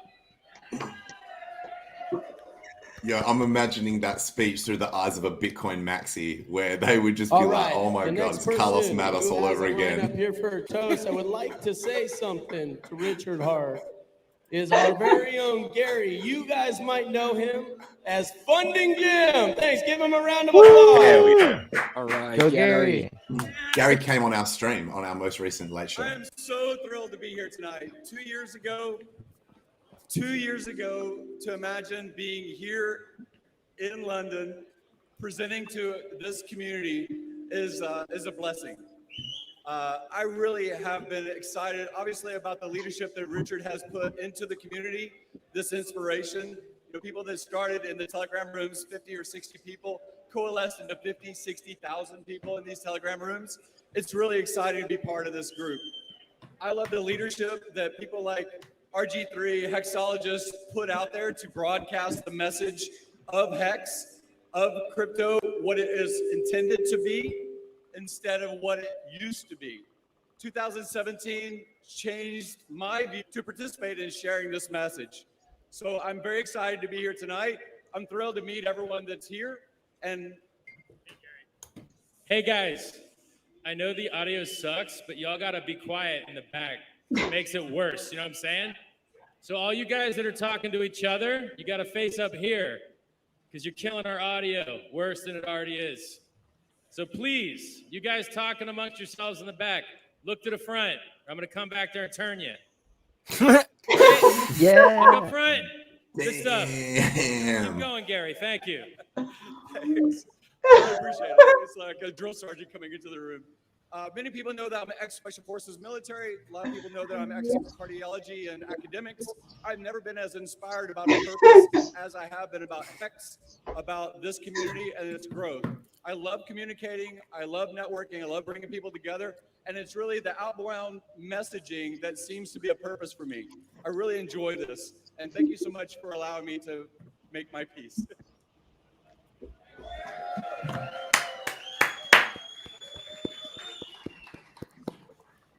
Thanks, Funding Jim. That's my bad. Sorry about that, guys. Hey, so I'd like to invite the next person to the stage. Some of you guys might know him on Twitter as Hex Luther. Luke, come on up, sir. Hi. Hello, everybody. So I was pretty eager to share my story, but then when I did get my spot, I was like very nervous. So I wrote like 10 speeches, and I still don't know what to say. So I'm just going to go with the basics. I'm guessing many of you got pretty rich with Hex. I know I did. And well, nothing is impossible. And I don't mean that in a financial way, but in every way. Like, not in a cheesy way, but you can achieve anything if you set your mind to it and be willing to do the work. And also the fact that you can delay gratification. You may want to do that in other aspects of your life as well, like let the pizza in a little longer in the oven till it's nice and crispy, stuff like that. What? You get it. Chicken. I won't tell more about chicken. I wanted to outball Richard's outfit, but it didn't work. Anyways, I'm very proud to be a Hexican. Day one, which didn't seem to be a very good thing. But I love this community, and I hope we get to grow together even further. And yeah, we're in it for a long, long time. 15 years, baby! Yay! I love that. Point form, we got rich. End of speech. Yeah. The only thing people care That's all about. anybody needs to know, man. Yeah. Let me see here, guys. Is there less feedback this way? Can you guys hear me in the back? This one? Or this one? Oh, yeah. Yeah, that is a hot mic, my friend. If you can fix that, that'd be great. Appreciate it. Super hot mic. So I think they're doing these 2 to 3 minute speeches for about 10 people, and that's what we're seeing here now, which is great. This one's not too loud? All right, better now. Thank you, sir. Thanks for fixing that. We got this now. All right, and this one sounds good too? Someone in chat Good. asked if that's crypto All right, coffee in the the background. rest of you guys, I hate to say this and be the broken record. You guys gotta stop talking back there. We can't hear you up here. So we need you guys to calm down, and if we have to, we'll just Mehdi, should I talk a little bit? Can you hear me? How is my audio? Your audio is Okay. great. All right, so we are here in the Hex pre-party more or less. Here in New York, it's still the afternoon. Maybe you can hear some music in my background. Here next to me, you heard him today earlier as well. Mitch from San Diego. He's the Hexican who first hosted us and put the whole workshop together for us in Ramona at the vineyard. It was right. Yeah. Amazing. And here I have some New York view for you. Some nice New York view for all of you. Sun setting. The thing about Hex is Amazing. it's not just what Let's Richard's bring the whole created. community together, huh? Isn't that amazing? Product. Cross-continental, London We and New create York. a community Awesome. which has made it amazing, and you've changed my life. We're loving it. Not just you've changed my life, you've changed Perfect. Let's go back to all London. my family's life, all my friends' life, and I can do things that I've never been able to do before. And I'm not going to give you a long story, a long arduous story about my journey. It's been 40 years in the making. But basically, I've been trying to earn money, make money all my life. I've tried everything failed. Internet marketing, MLA, tried it all. And now, all I have to do is stake Hex. Stake it till you make it. But also, the magic juice is like, years and years ago, it's like, well, not years, it's only been going 2 years, but I couldn't understand people not understanding Hex, because Hex is amazing. So I think it's everybody in this room, we're the gifted ones. We're here to change the world. With Richard's help and all his amazing projects, we can change the world. And thank you for making a community. Cheers, guys.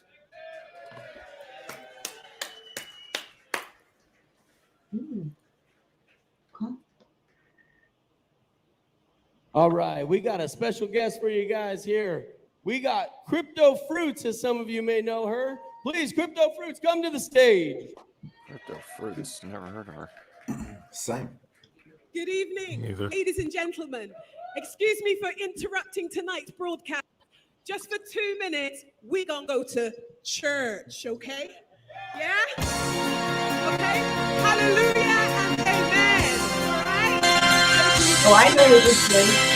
Hi, we're your crypto girl. Uh-huh. And if we got some good news for you. Thanks, Maddie. Let's switch out those YouTubers who are getting paid to shield their views. All right. Hey, keep rising.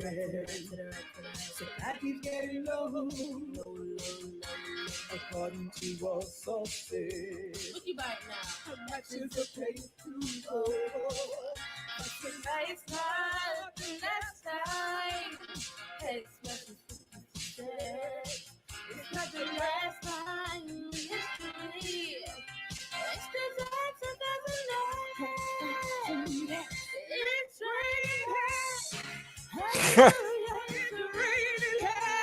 It's raining hacks, yeah, man. Let me check the price chart, find out if it actually is. This is awesome. 18.3. So epic. Wish I could see the crowd right now. Yeah, I was thinking that they should show more shots of the wait for the crowd. documentary. Because it must be massive for people to be not able to hear it with a PA. Right? Hart Pro likes it. That's right. Hell yes.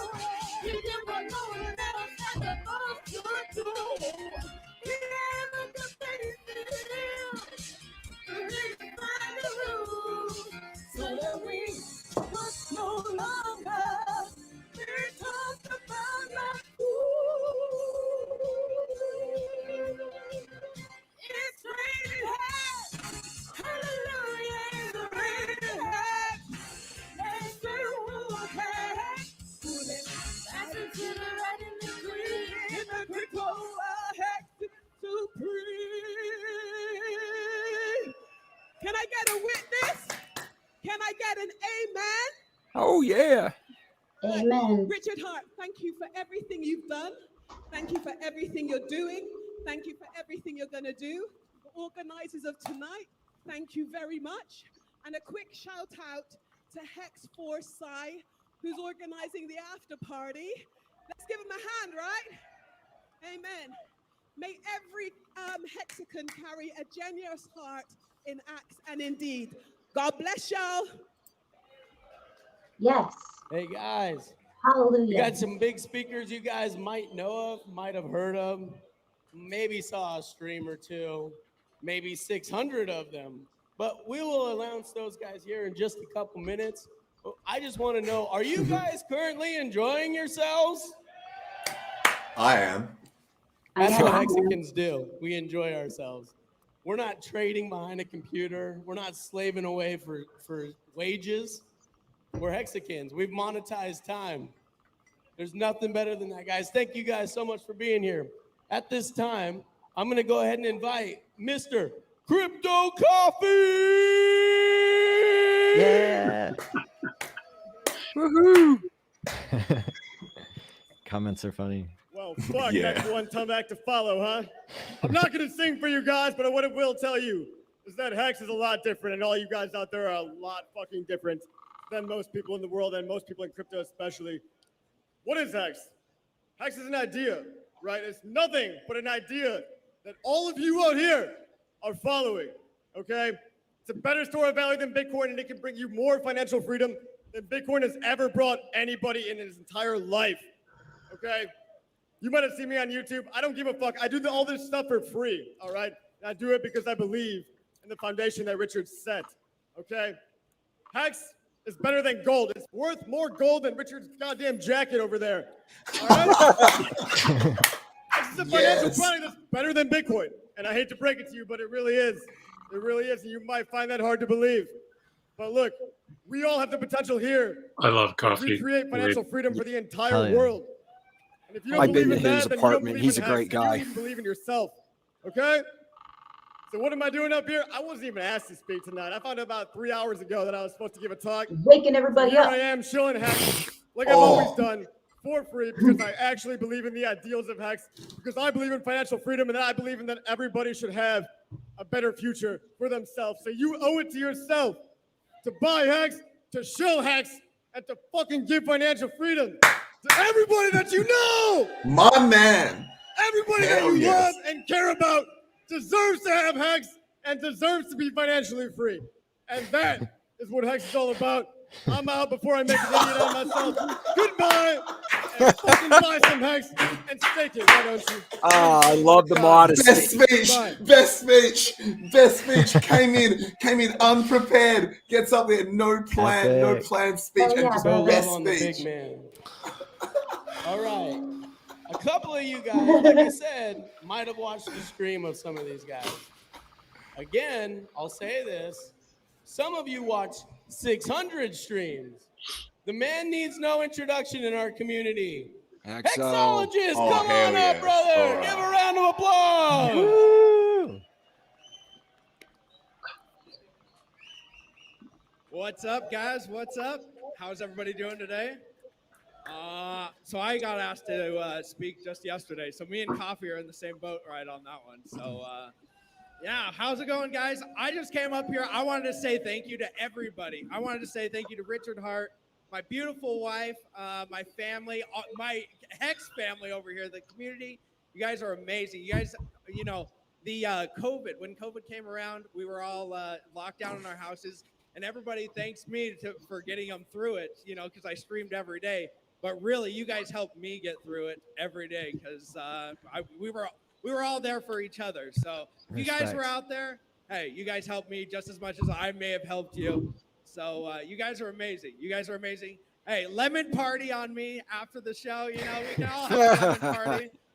And yeah, it's been great. Great 2 years. I can't wait for another year. And dude, Richard Hart, amazing dude. Yeah, I actually had dinner with him a couple nights ago. He's a cool dude. He met my parents and my whole family. They loved him. Also, Big Kurkowski for getting me out here. I don't know where he's at. He flew me out. Oh, he's out there? Okay, Big Kurkowski. He helped me out, and I love this community. You guys helped me out. Hodl Dog, he's back there too. What's up, dude? You guys everybody. I can't even name off all the names because I'll be up here for like 3 hours of how many people have helped me just stay in this community. You guys are an inspiration for myself. So thank you guys. Thank you guys. Hey, I love you guys too. I love you guys too. You guys are amazing. Thank you guys so much for everything you've done for me. All right. Well, thank you guys. Awesome. Thanks, EXO. We love you, brother. The guy started it. He kept a lot of us from fudding out. He was the original person to create the community of streamers. So it was him, and then not long after him, Crypto Coffee, that really came out in a big way and kept a lot of people solid and gold and diamond-handed in their bags. So we owe this gentleman a lot. Thank you, Hexo. One more round of applause for Hexo, please. So we had a special winner thanks to the opportunity to have dinner with Richard Hart. I want to introduce the guy that led the leaderboard in this, Koki Couture. A lot of you guys remember him from the chats. Koki, come on up. I don't remember him. Interesting. I'm not. Oh shit. It really is raining men. Looking most people know me from sharp. Telegram is Cookie Couture. Yeah, everyone's dressed my so real name's nice. Chris. Nice suit. Who cares? I guess this is a testimonial for myself. So a week ago, I was clearing my desk, handing over the contract and saying goodbye to the people I'd worked with for the last 8 years. And now, effectively, I've retired because of Hex. So first and foremost, thank you to Richard himself. And one thing Richard said in one of his earliest videos was, Hex is the opportunity of a lifetime. And I think for myself and many others, that opportunity of a lifetime has become a lifetime of opportunity. And from here, I wouldn't be surprised if we see Hexkins going out into the social realm and the political realm and making big influences on the world.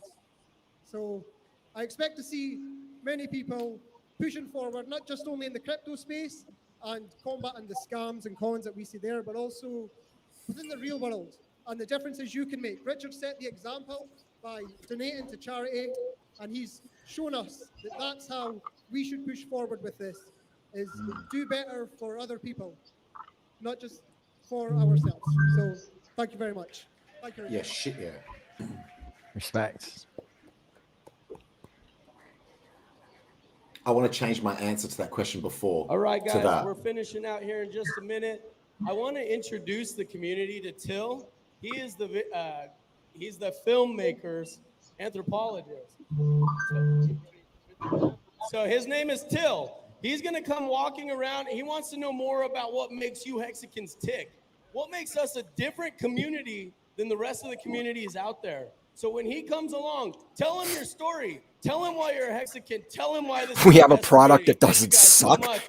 Before we leave, Richard. Thank you. We have a spokesman dressed as a pirate with guns. Come on up. We have the Elvis of crypto.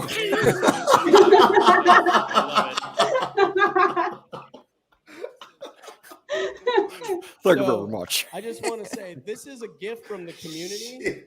There's not enough that we can give this man for what he's given us.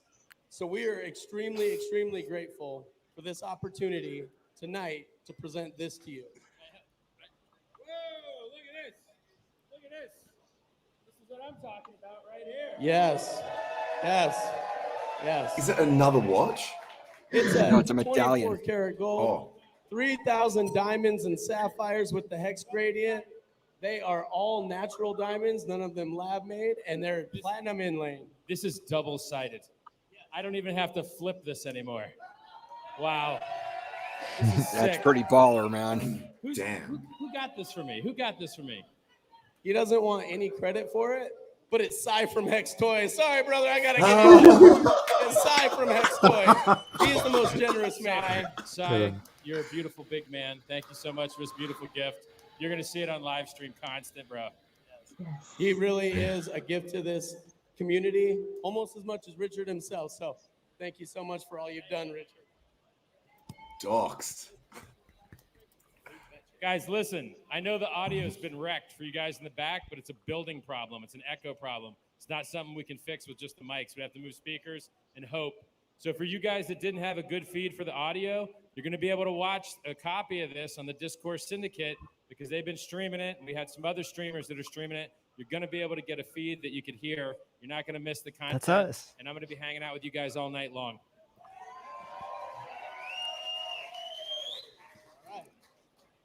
You guys ready to party? Yeah, I figured you guys were. Let's go ahead and do it, guys. I want all you Hexicans to know everybody else's name in this room by the end of the night. You guys have a great night.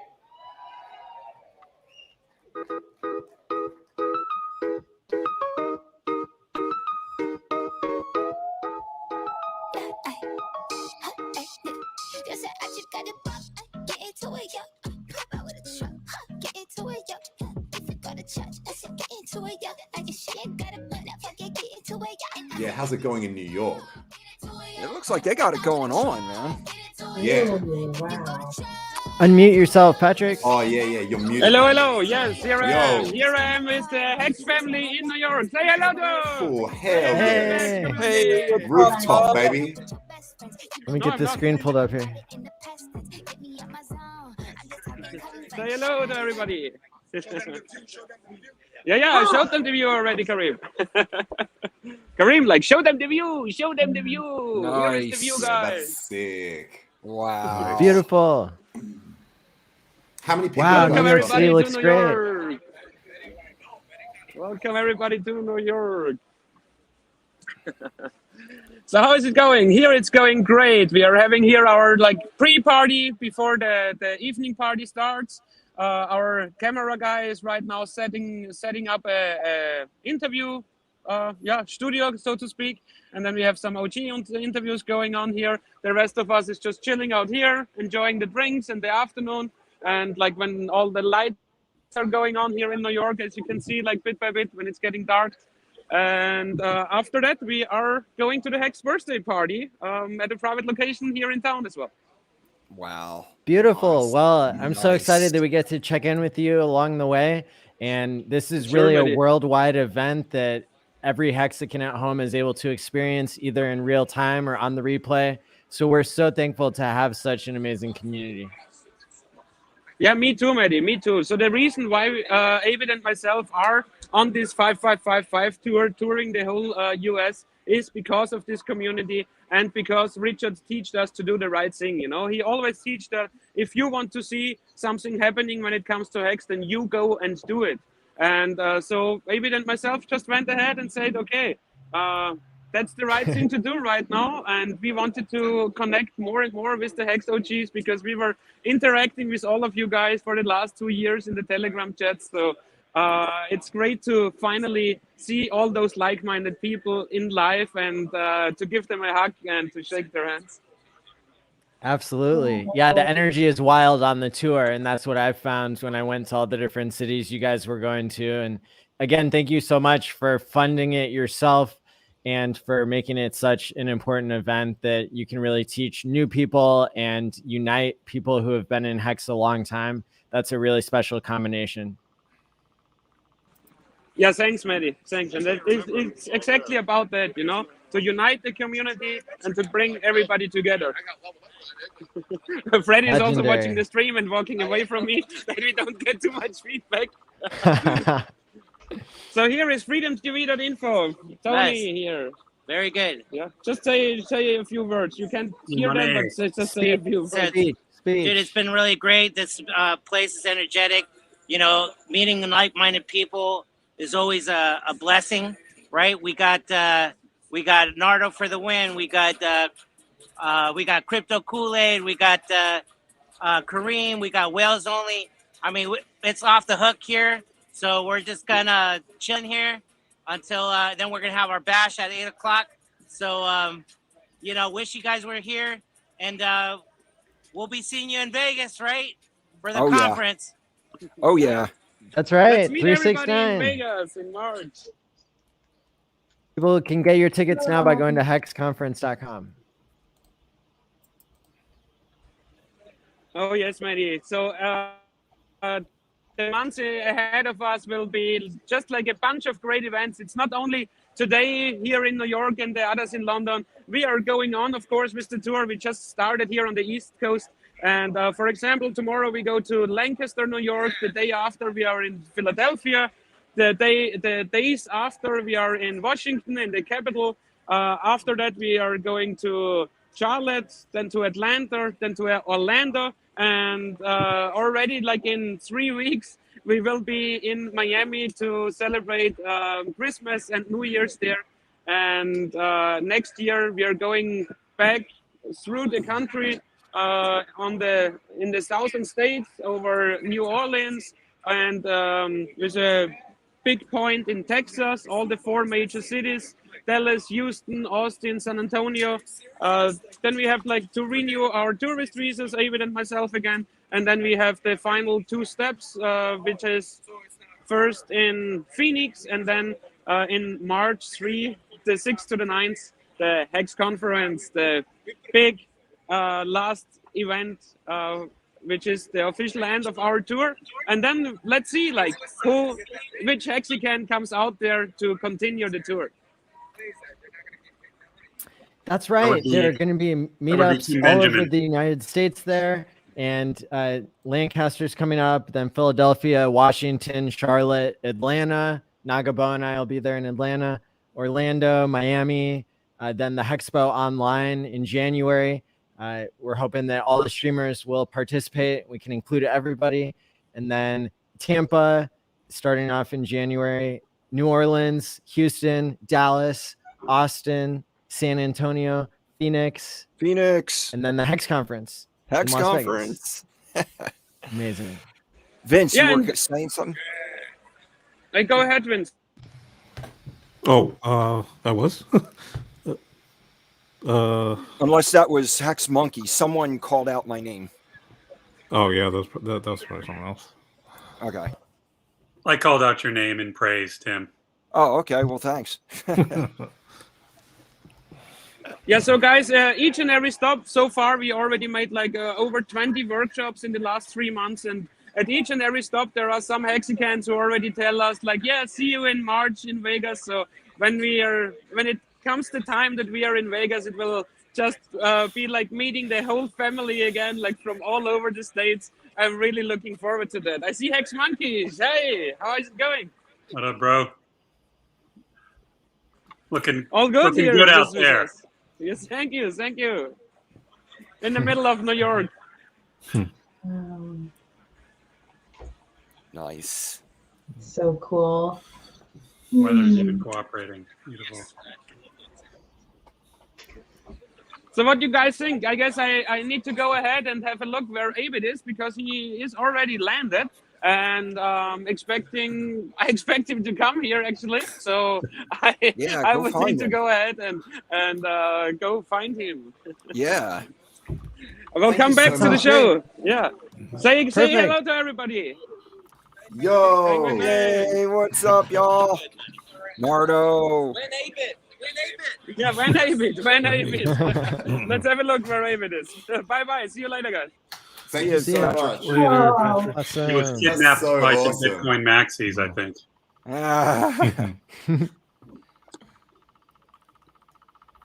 That would be fun. Awesome. So let's see. What else do we want to discuss? We've got Pulse. We've got Hex.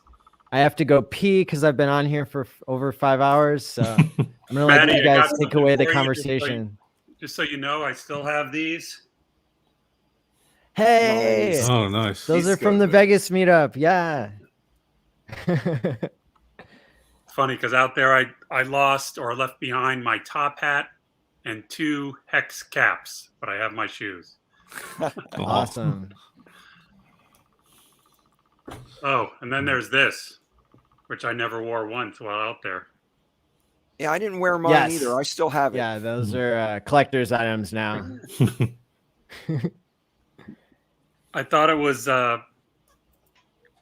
since the theme of Maddie's show is psychological and in that realm. I thought it was really neat how Abit was sharing how the road tour for him brought him out of his shell, so to speak, socially. and I find that a lot of people have similar stories about the benefits that have been brought to their life, other than monetarily, by the Hex community or the whole experience. And if you guys can go around the room and maybe say, like, in what ways have you grown in the past 2 years as a person, just outside of crypto, inside of crypto, with Hex, without Hex, topic of how you've grown. I can start.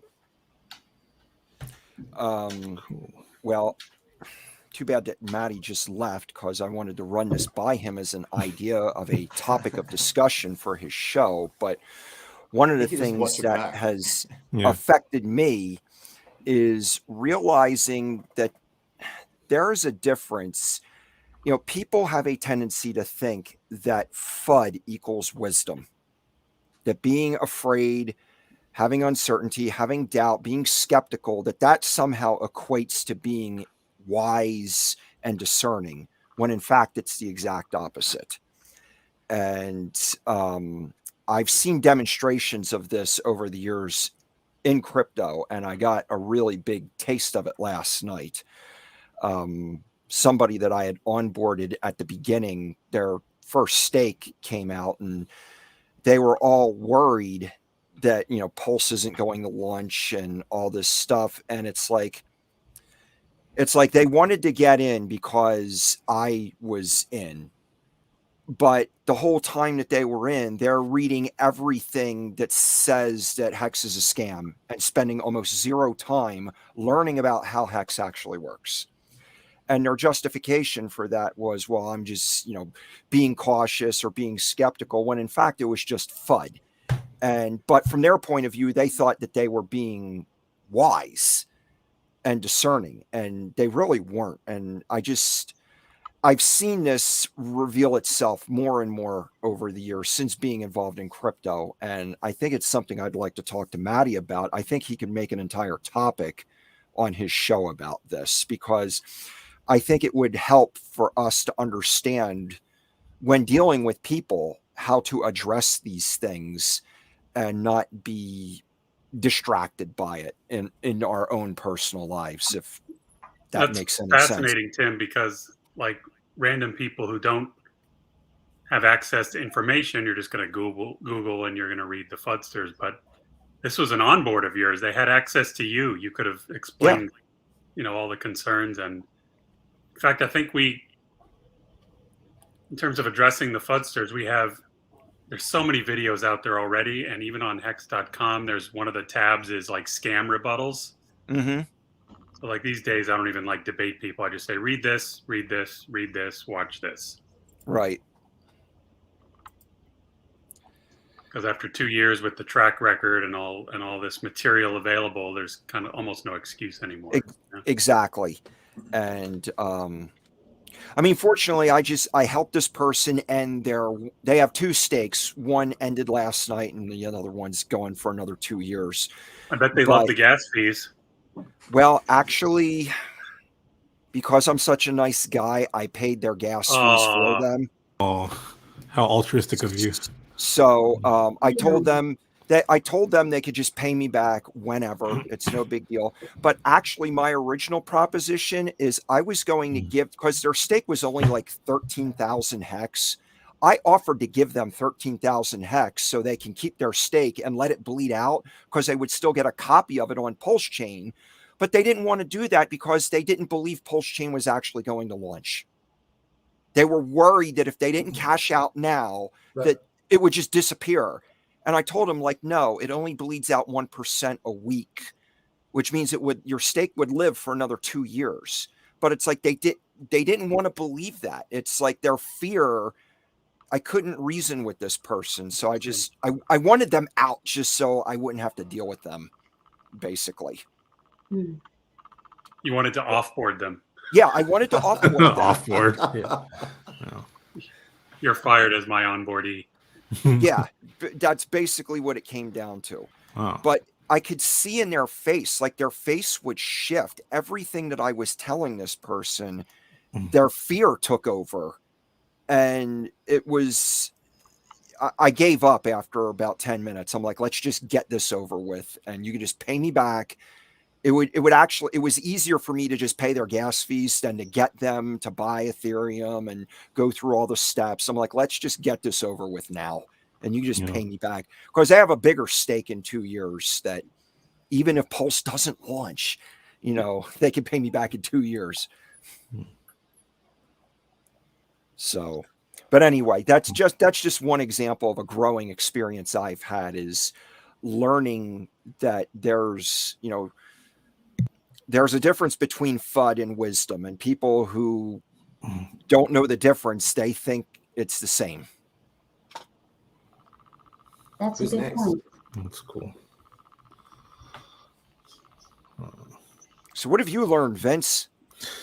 Yeah, well, I think I've definitely grown a lot during these past 2 years. I've always been sort of a sort of introverted and quiet guy, but I think finding Richard and just sort of listening to him since 2018, and then just kind of being there for the beginning of Hex, it really kind of gave me the courage to come out of my shell and just just kind of put my voice and face behind something that I really believe in, and it's paid back dividends. Like a lot of my onboardees are basically that they're all happy, and like the only thing that some of them are upset about are the fact that I didn't tell them about Hex sooner. So just really grateful for that, and just really helped me kind of expand my social life too, because I didn't I guess I tend to have like really small social circle of friends, but it's grown exponentially these past 2 years. So so really grateful for that. Awesome. I think my answer would be similar to yours, Crypto Vince. I'm rather introverted as well, and spend a lot of time, I guess, studying stuff, reading, and not a whole lot of time socializing, and kind of spend a lot of time in a room as well. And I would definitely say with Hex, other than the monetary aspect of it, I'm definitely better at looking up things on Etherscan now. I'm better at helping people with hardware security, especially with Papa Boner and his extensive knowledge. I've learned a lot from him. Shout out to him. Overall, it's been great. I know, watching these streams in London and then watching the New York stream, perhaps some people could feel a little bit, like FOMO'd, or not FOMO, but just they're kind of missing out on the social aspect. But, strangely enough, in a way, and I guess cryptocurrency is like this as well, you don't really need to be next to somebody to socialize. We're here. We're having our own internet party, right? In a way. Yeah. I'm drinking tea, and we're not actually, due to technology and the amazingness of that, a lot of us would be isolated otherwise, and it does work. I do feel better hanging out with you guys and hanging out in the Telegram chat and helping people or otherwise. It's made my life a lot better because of that aspect. So yeah. Nice. Awesome. Welcome back, Maddie. Yeah, I was listening in, and I think it's the social aspect, as somebody was saying earlier on the stream, Matt from Crypto Heartbeat, he was explaining that how deeply integrated the community is with the technological advances in Hex. And so I think that that's a really incredible thing that kind of pieces together what Hodpearl and Timothy Benjamin are both saying, that they're having these social experiences and, wanting to grow in those ways, and have grown in a lot of ways here, on their own and because of Hex maybe. So that's amazing.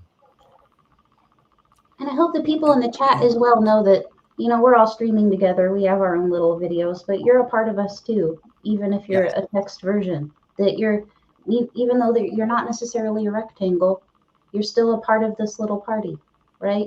So be happy that you're here. I'm happy you're here, and say stuff and dance and have fun. You know, happy birthday, Hex, right? Hell yeah. Yeah. Absolutely. Well, that's hectic. As you said, happy birthday, Hex. I was just scrolling through Twitter and there's like someone holding up a post-it note that says happy birthday, Hex. Yo, also, someone made the meme of Richard Hart being Elvis.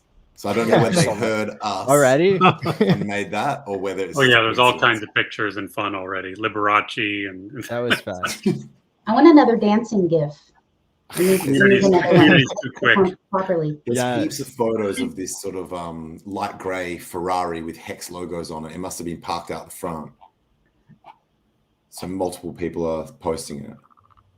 Next time we have Mars check in from London, we're going to request that he get more footage of Richard dancing, because that originally, I think, came off of Richard's Instagram back in like the very early days of Hexologist. Got that famous footage of Richard dancing with the sailor hat. With the sailor hat on. Yes. Hey there, future us. Unmuted. There we go. I got the party in the background here. So Yeah, that's from the first Hex conference, isn't it? yeah. No dancing going on. Yeah. Oh, no, star of the show. I'm always getting in the way. Yeah. That's very cool. Some Nice. dude riding them as well. I don't know who that is. But yeah. Very cool. So Maddie, as a trained psychologist, how do you suggest we work through the emotion of envy that we're not in London? And I think we should all be liking and subscribing and staying tuned here. Yes, sir. Being on this stream helped me. Yeah, really. I mean, this is great to share the excitement, to feel a part of it. And, you know, this is what it is, right? The online community is where Hex started and where Hex will continue to exist. So I love that. Yeah, delayed gratification too. Couldn't get to London or New York this time around, and it's gonna be okay. What's happening in London? Be in Vegas. Future us. The two meetups. He could be Didn't get the serious memo. because, you know, a lot of times for our mental health, we can check out of social media, and that's okay. Yeah. I think I'm serious sometimes. I hear there's a meetup in London going on. It's got some numbers to do with it, and I believe Richard and the what do you call that thing? Documentary crew are going to be there, aren't they? So that's where the envy comes from. Yeah. All right. And then I have no idea what's going on in New York, but I think there's some ball goes up or down or something in a few days as well up there. That's right. Yeah. I don't know. Where I live, it's just get up, eat, you know, do stuff, sleep. You know, I always wondered, you know, how fudsters and haters are all keyboard warriors and talk crap all the time. I wonder if there were none of them would ever have the guts to actually show up to an event physically and taunt. Yeah. Where are they now? Especially since our community is full of military. Yeah, no kidding. Oh, yeah. Actually. It's funny to see the personality types that this sort of filters for, right? Because you've got crypto people that are already really internet based. I mean, the blockchain is, right? You know, and as well, you have hodlers, you have holders, people that trade a little bit less, you know, so you're filtering through that as well. And then, you know, the people that enjoy Richard Hart and his antics, you know, which I do.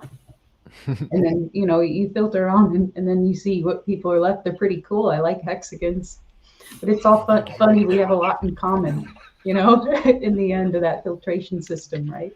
I've noticed that too, especially in the in-person meetups, as well as there's definitely certain personality types that are here in the Hex community. It's not just one type, but there's some strange things we all have in common. Let's just say that.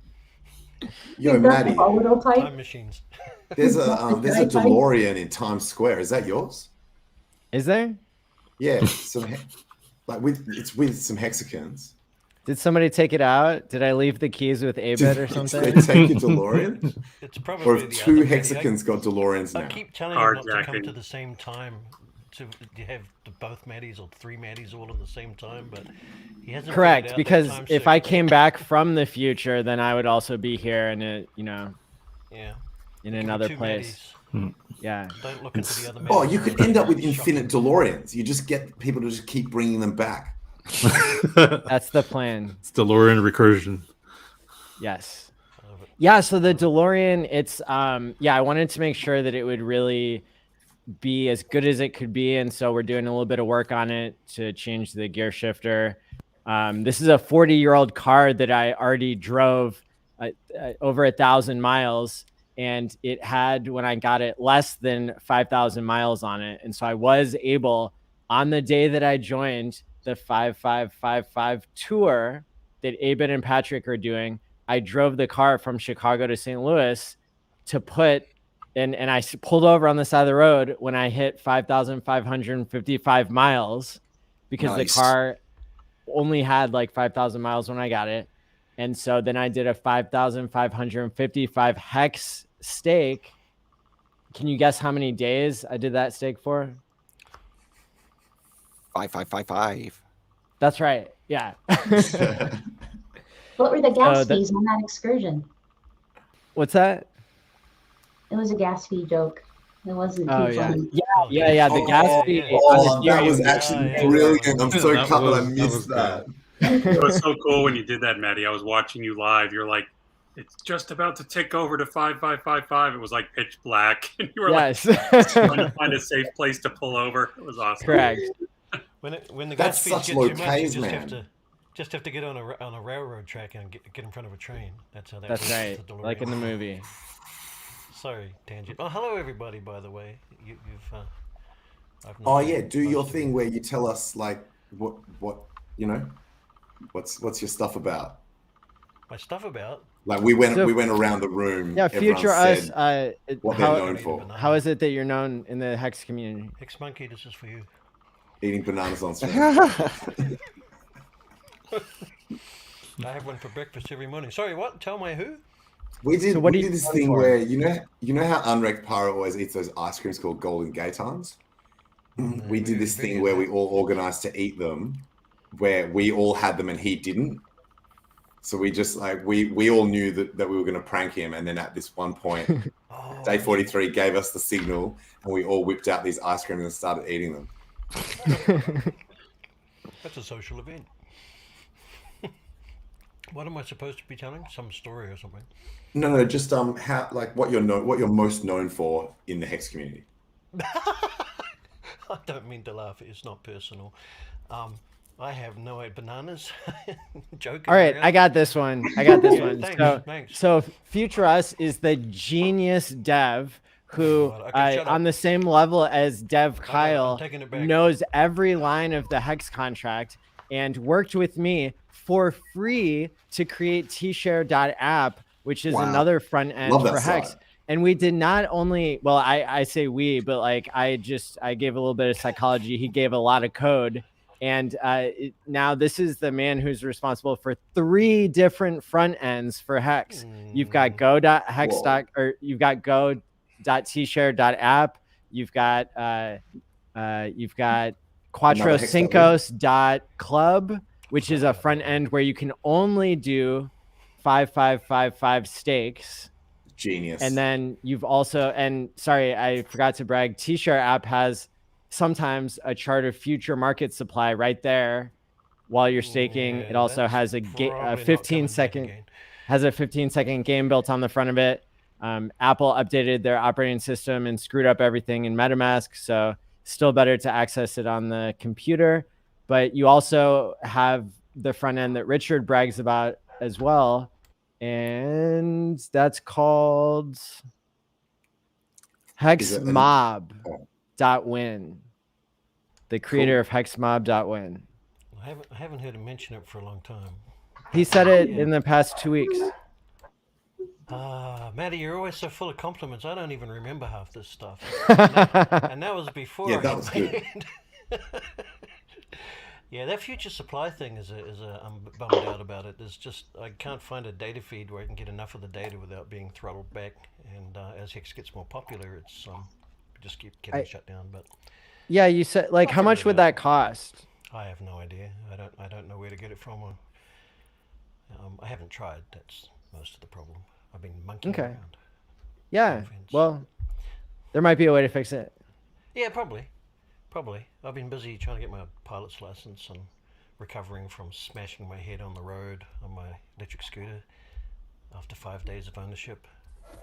If anyone wants any hints on how to ride those things a little more safely, I'm your man, because I survived. Yeah, I don't know. Thank you, Maddie. That's what I'm most known for. Excellent. How's your head now? You all back feeling good? Pretty much, yeah. I'm still experiencing strange effects with medium to long-term memories. Things getting kind of crossed over and fuzzing in and out. Just every now and again. Could be just my usual, what do you call that? Isn't that ironic? I didn't want to say anything. I wish that was a joke, but that was for real. Yeah, it's mostly fun. It's just, standard concussion, and thank God I had a helmet on and whatnot. Yeah. I'm glad you're Same okay. question to you, Maddie. Are you 100% now? I think I am. Yeah, at first I was not, and that led to some unfortunate tweets. And really, like, my whole thing in that was You'd be fully recovered by now. Yeah, I think I'm fully recovered. At the time, though, I tweeted out something that I don't think I normally would have tweeted out because it wasn't like within my own code of ethics for being a broadcaster. And so I really saw my own, apology and everything as an opportunity to create a conversation around this idea of like the relationship between the broadcaster and the audience at home is like, it's so important to me. And to be able to speak the truth and then have people trust me, I mean, that matters a lot. So future us like trusted me, and that's how we ended up collaborating together. The Hex Shark who got hacked like trusted me, and that's why we did the interview together. I didn't expect to be so trusted, but at the same time, like, that's my goal, is to just, change what's happening right now in broadcasting. And it's not, it's social networking turned into social media because they wanted to jam ads down our throats. And it seems like even searching the internet or copying an address, Google and Apple don't let you do that without trying to get it in the middle of all the information in the world and all the people. And so to me, my audience not being for sale and my audience trusting me, those are like the most important things I can be doing. And so having a platform where I can teach more people about mental health, about omega-3, about Hex, about, just all the honest things that I've been taught about, that, that means everything. And so when I hit my head and I acted outside of my own guidelines, like, that hurt me a lot. And so I know it really made a difference to hear from the community. I got hundreds of messages of people saying that they supported me and were hoping for my recovery. And I'm lucky that, that the car that hit me wasn't going 20 miles an hour faster. Otherwise, I might not know what a seed word is or something, right? So it also kind of lit a fire underneath me and, made me want to have the right balance in my broadcasting and my personal life and everything else. It's weird how an accident can be a blessing. So. Oh yeah. There's nothing glad like you're nearly dying to okay. remind you to live proper for a while. And I'm here to keep the balance. I try not to take anything serious at all because it's just too hard. And I'm not a streamer, so I don't have an audience that I'm aware of. So just so you know, I can be serious, but not very often. Here comes trouble. We got Unwrecked. another serious guy here. Yeah, unwrecked. I was just telling a story about you. Well, just did I hear someone mention, I thought I just heard someone say something about going daytime. Yeah, did you hear the story I just told when we pranked you with the Golden Gay Times? Oh yes. It was hard to have a gay time on your own, isn't it? There was an actual article somebody. Oh, he's going right now. Yo, these are the ice creams I was just talking about. These are the ice creams that he's always eating. Unwrecked, are you the one that hopped the fence at the COVID camp there in Australia? There was an article about that. Oh, I don't pay any attention to all that, G'day. Future US. Hey, good to see you all ears. Thanks for inviting me on. Hopefully the sound's all right. Hang on, this is my video. That's probably better. How's that? Way better. How's it all going? Yeah. Good to see you all. What did I miss? I just woke up. It's a beautiful day. I'm just about to head down the beach. The waves are. It's a beautiful day. I'm going to go down for a surf. I've missed the whole thing because I've been sleeping, and it's morning time here. It's a beautiful day. How you going? How you going, Matty? How you going? Oh, Vince and Hex Monkey. Good to see you. And Yeah, good everyone. to see you. How you going? It's Yeah, going good to great. see you too. Wait till you see know, what Richard Angie. wore to the event. Oh no, I haven't seen any of it yet. Just wait. Yeah. Righto. Well, I'm looking forward to that because I've seen the moon boots and I've seen all the flashy stuff. He's It's been like a getting around in a bit sparkly of version of your ice cream. It's the ice cream. Yeah, it's like These are it's beautiful. the ice cream sparkled. That's kind of like what his suit is like. Yes. It's Yeah. kind of it's kind of Yeah. got like Sparkle a coating of it on it. It's the ice cream. It's a hex flex. When Day 43 told me I was going to need a golden gay time for the stream, I went and there was one that was Cocoa Pops flavored, and I was like, "Damn!" It was actually delicious. There's a salty gay time now as well. They've got crunchy. There's a salty caramel. There's all the different flavors. Rainbow, birthday cake. Hey, these things are beautiful. Australian staple. If you ever come to Australia, you gotta have a crack on one of these. Can you chuck us a Beautiful. couple across the ditch, mate? Oh mate, hey mate, are you from the land of the long white cloud? Are you? Yeah, I'm from the state of New Zealand, the Australian state of New Zealand. Yeah. Oh, don't go there. I think they should make Australia a state of New Zealand. I think they should call it New Zealand. Oh, there we go. Oh, London's back up. Which one's Richard? What? That's actually pretty 369 cool. people watching. That's actually very cool. Thanks to KCW for the Cuatro Cinco tip. And then everybody else, make sure you're close enough to your mic. So we can hear you.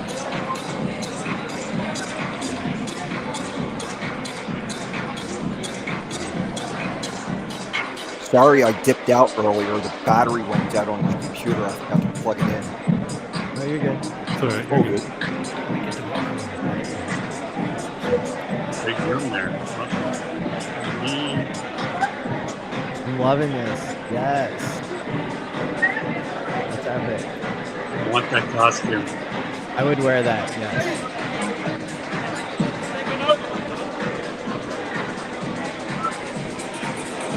There's old dead Dolomite. Are there any women at this party?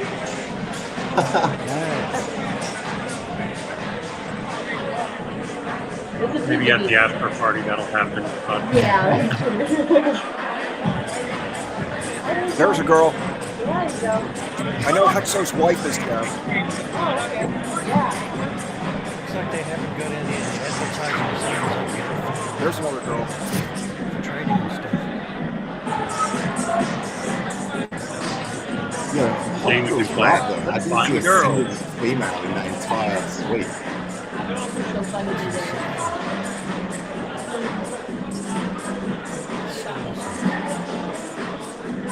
you know who Vince's favorite girl in crypto is? Oh boy. I don't. That was a classic. Oh, come on now. Oh, I heard. Can you explain what pulse what pulse is? Vince, it's like put Vince on the spot. you did a great job, Vince. By the way. Thanks. Explain that. That was classic. Yeah, I got rubbed by my co-host Cabana. Oh yeah. We're always throwing hand grenades on our show. It's good. It's part of the fun. Yeah. Where is Cabana at the moment? I don't know. We're supposed to be doing happy hour later too, in like 2 hours. Yeah, there's On one a of those Thursday? days where you got to watch Yeah, three streams at once. he decided to do it on Thursday. Yeah. Oh, nice. Oh shit! I just realised. I think today was supposed to be steak and bake. Freddie's in New You York. forgot. I was too Yeah, big yeah. to remember, man.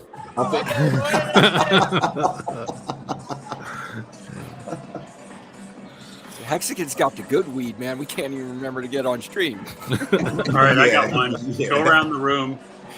If you ever meet Richard Hart, what would you say? What was the first thing you'd say? Oh, that is a good question. That's a good question. I think I would say, hello, Richard. Nice to meet you. I ignored your advice and FOMO'd on day one. I didn't do that, so I can't be honest. I didn't do that. I would say thank you for playing both the king and the fool to pump our bags for us. Amen. That's what I would say, because he does everything to pump everybody's bags. That's, you really understand who he is. That's what he's doing for everybody. It's Yeah, and then right after you ask that, I would ask him to pump them more, though. I would be like, yo, can you... And he'd tell you what to do with his two furries. He'd say something like, I know. expect no profit I like from the to- work I of like to others. That's joke what he'd about say. that. He'd say, I'm not doing shit. That's up to Yeah. you guys. It's up to you guys, yeah. I think I'd just say, bro, hats off. And I guess I'd have to be wearing a top hat. I mean, what else? It's just amazing. So we've Weird, got. I'm a grown ass man, but I'd probably like start crying or something and just be flippant. I love you so Yeah. much, man. Yeah. So we've got Joshua We're in not the chat. worthy, we're not worthy. Sorry. Joshua would say, "Where'd the ETH go?" You'd get a kick out of that. Buffo on the beat would say, "I'd ask Richard if he'll adopt me." That's a pretty I good think one. someone's asked that in the past. Remember when someone was trying to line Richard up with his mum? Do you guys remember that? Yeah, I do remember that, yeah. And was it in chat or it was just in chat somewhere, wasn't it? I forget where it was, but I think I remember yeah, I that. think my first comment to Richard would be, what are things you could do to take care of yourself? Because I know that he takes care of so many other people, right? And he feels such a responsibility to, to help others, that sometimes we need to remember to make sure to take care of ourselves as well. absolutely. What's going on there? Oh, there we go. Now you're talking. Hey, There look they at are. that. There they are. Tasty. Wow. That's Steph. Hey, Everybody's Steph. professionally not looking at the stage. Yeah. I'd probably just shake his hand and just say congratulations for what he's done and what he's achieved, and particularly like happy birthday to everyone here, and congratulations to everyone here as well for being involved in Hex. It's been a game changer for me, and just express I guess a sense of gratitude and just a sincere, genuine thank you. Yeah. Who's that blonde dude that just showed up? I've seen him all over the place lately. Mars from Kryptosparbach. Oh, okay. Hey, Steve. Welcome. What's going on, Maddie? How are you? Good. Great to have you here. Yeah, I don't have my Hex shirt on, but hopefully this is good enough. That'll Okay. do. That's a pulse Yeah. shirt. And Yeah. we're going around the room. We're How's asking, the what hexagon? would you say to Richard Hart as the first thing that you would say if you met him in person? Oh man, I'd probably just try to hug him. He might think I'm like a creep, but I'd go in for the hug and just thank him. I mean, that's really all I could do at this point. I don't really. I've seen a lot of like different celebrities, being in New York a couple times, stuff like that, and I don't really get like starstruck, I guess is the right term for it. But I think with Richard, it would be a little bit like I'd be like, oh man, like I'd just, I don't know. Again, the guy's helped so many people and done so much, so I don't really know what I would say. It's Yeah. kind of it. I'm not sure what I would say either. Yeah, I would really have to think about it because I'm kind of an impromptu person when I meet people. I just I say whatever comes out of me. Well, that's the best. I think that's good because that's sort of like gives you just be genuine and be yourself. And as say as Steve, nice to meet you by the way. Just don't get sort of like too in awe of his presence, or I suppose, and just whatever comes naturally. I think that's the best, and then you get a genuine response that way. Right. Just say what, because you, as you say, you don't really know. You think that's a good question, though. It's a very good question, but I think a lot of people have a lot of admiration and respect for Richard, and he's been like he's very, very firm in his principles, and he does love the Hexicans, and Hexicans are great people, and we found like with our broadcasts they've embraced us, even though we're sort of like just about sort of like getting the word out about Hex, because so many people. You know, this is the best life hack of the century. Let's be honest. I mean, hi guys. Yeah, you can say hi. They're in New York City. Am I right? Yeah, you can say that. Hey, there's 8-Bit. Okay, tell me when I have to start. Yeah, give me a second. They have to bring me on first. Oh, these mirror suit guys they're are still watching that going right for now. You probably can't see his tiny little avatar there down in the corner on the little phone. Did anyone work out what that ball thing was that was spinning around before? It's a sphere. I got you. Oh, are we already on?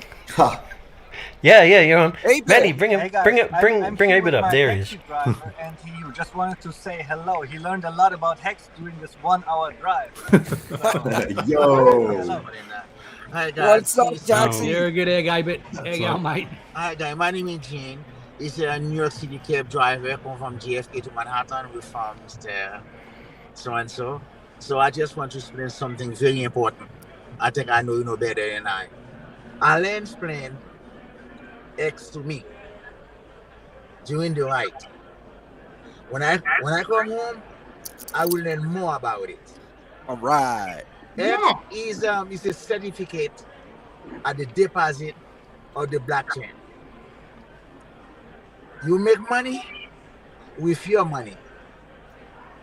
As long as you pay better, I will make five. Woo! Man. I will now go to the, So it's done. the AC hotel. We are almost there. Yeah. See you later, guys. We are really you're one a of the legend, Bravo, New Abit. York City. Good Never on you, mate. Love you, mate. They're called Big Apple. Oh, I love it. Oh, mate, that's awesome. That comment We that had, came up saying that he's a machine. He is a Talking machine. machine. That is relentless action. Yeah. Those boys are killing it. It's so good. Those talking Sheng guys in Kenya. We've had we've spoken to those. We've streamed with those guys in Kenya, and like they're beautiful people. You know, like they're just genuine good people, and they found the value in Hex, and it's just so good to see and hear all the stories from within the community, and you know, it's brilliant. So yeah, that's beauty. Bit, look at it, and like that's the thing. Like we do, say like, hey, tell your friends, tell your neighbours, tell everyone that you bump into. Anyone I get to talk about Hex to, I love it. You know, I love talking to. Tell a friend to tell a friend. Spread the word, spreading the word. That's what it's about. I mean, that's the thing. Like with Tangent, like I know Tangent's got his own stream, and he's got a really loyal sort of follower base as well, and he comes on to the Discourse Syndicate Network on the Hex Late Show with us, and I just think that you understand, because he understands the ethos of crypto, what it's about, you know, self-sovereignty and custody of your own coins, but yet because you've been in crypto for all of these years, you have those insights, and you follow the charts, and you know how the cryptos behave, you know how the market behaves, and so the viewers, the audience that we put it out to really appreciate, I guess, the conversations that we have about it, and that's just through, like, I guess 2 years now. I was only fairly new in crypto 2 years ago, and you know, having the expertise like Tangent and Jexa and all of our guys talking to us is it's really a lot of fun, you know, and you learn a lot. Correct. Shockingly, there are actually 2 people on this stream that have been in crypto as long or longer than me. Yeah, right. Wow. Well, there you go. Well, that's that. You got veteran status. Veteran status. The 2 at the top, Hodpril and Tim, nice. were like OG Bitcoiners as well. Yeah. Wow. Fair dinkum. Hectic. Blue Guy, what is up? Hey guys, how you going? Happy birthday. Hey, Blue. Yeah, man. This is the central, Hey, hey? Mr. Heck. Yeah. You know. Hey, Lion, how's it going, bro? Really good here. Here is the OG's awesome afternoon. Now it's getting dark here in New York.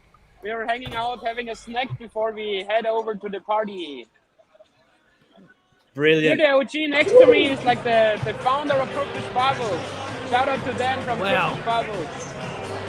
Oh, no way. I love that site. Yeah, right. That's he's like, that's the one with all the bubbles on the screen. But...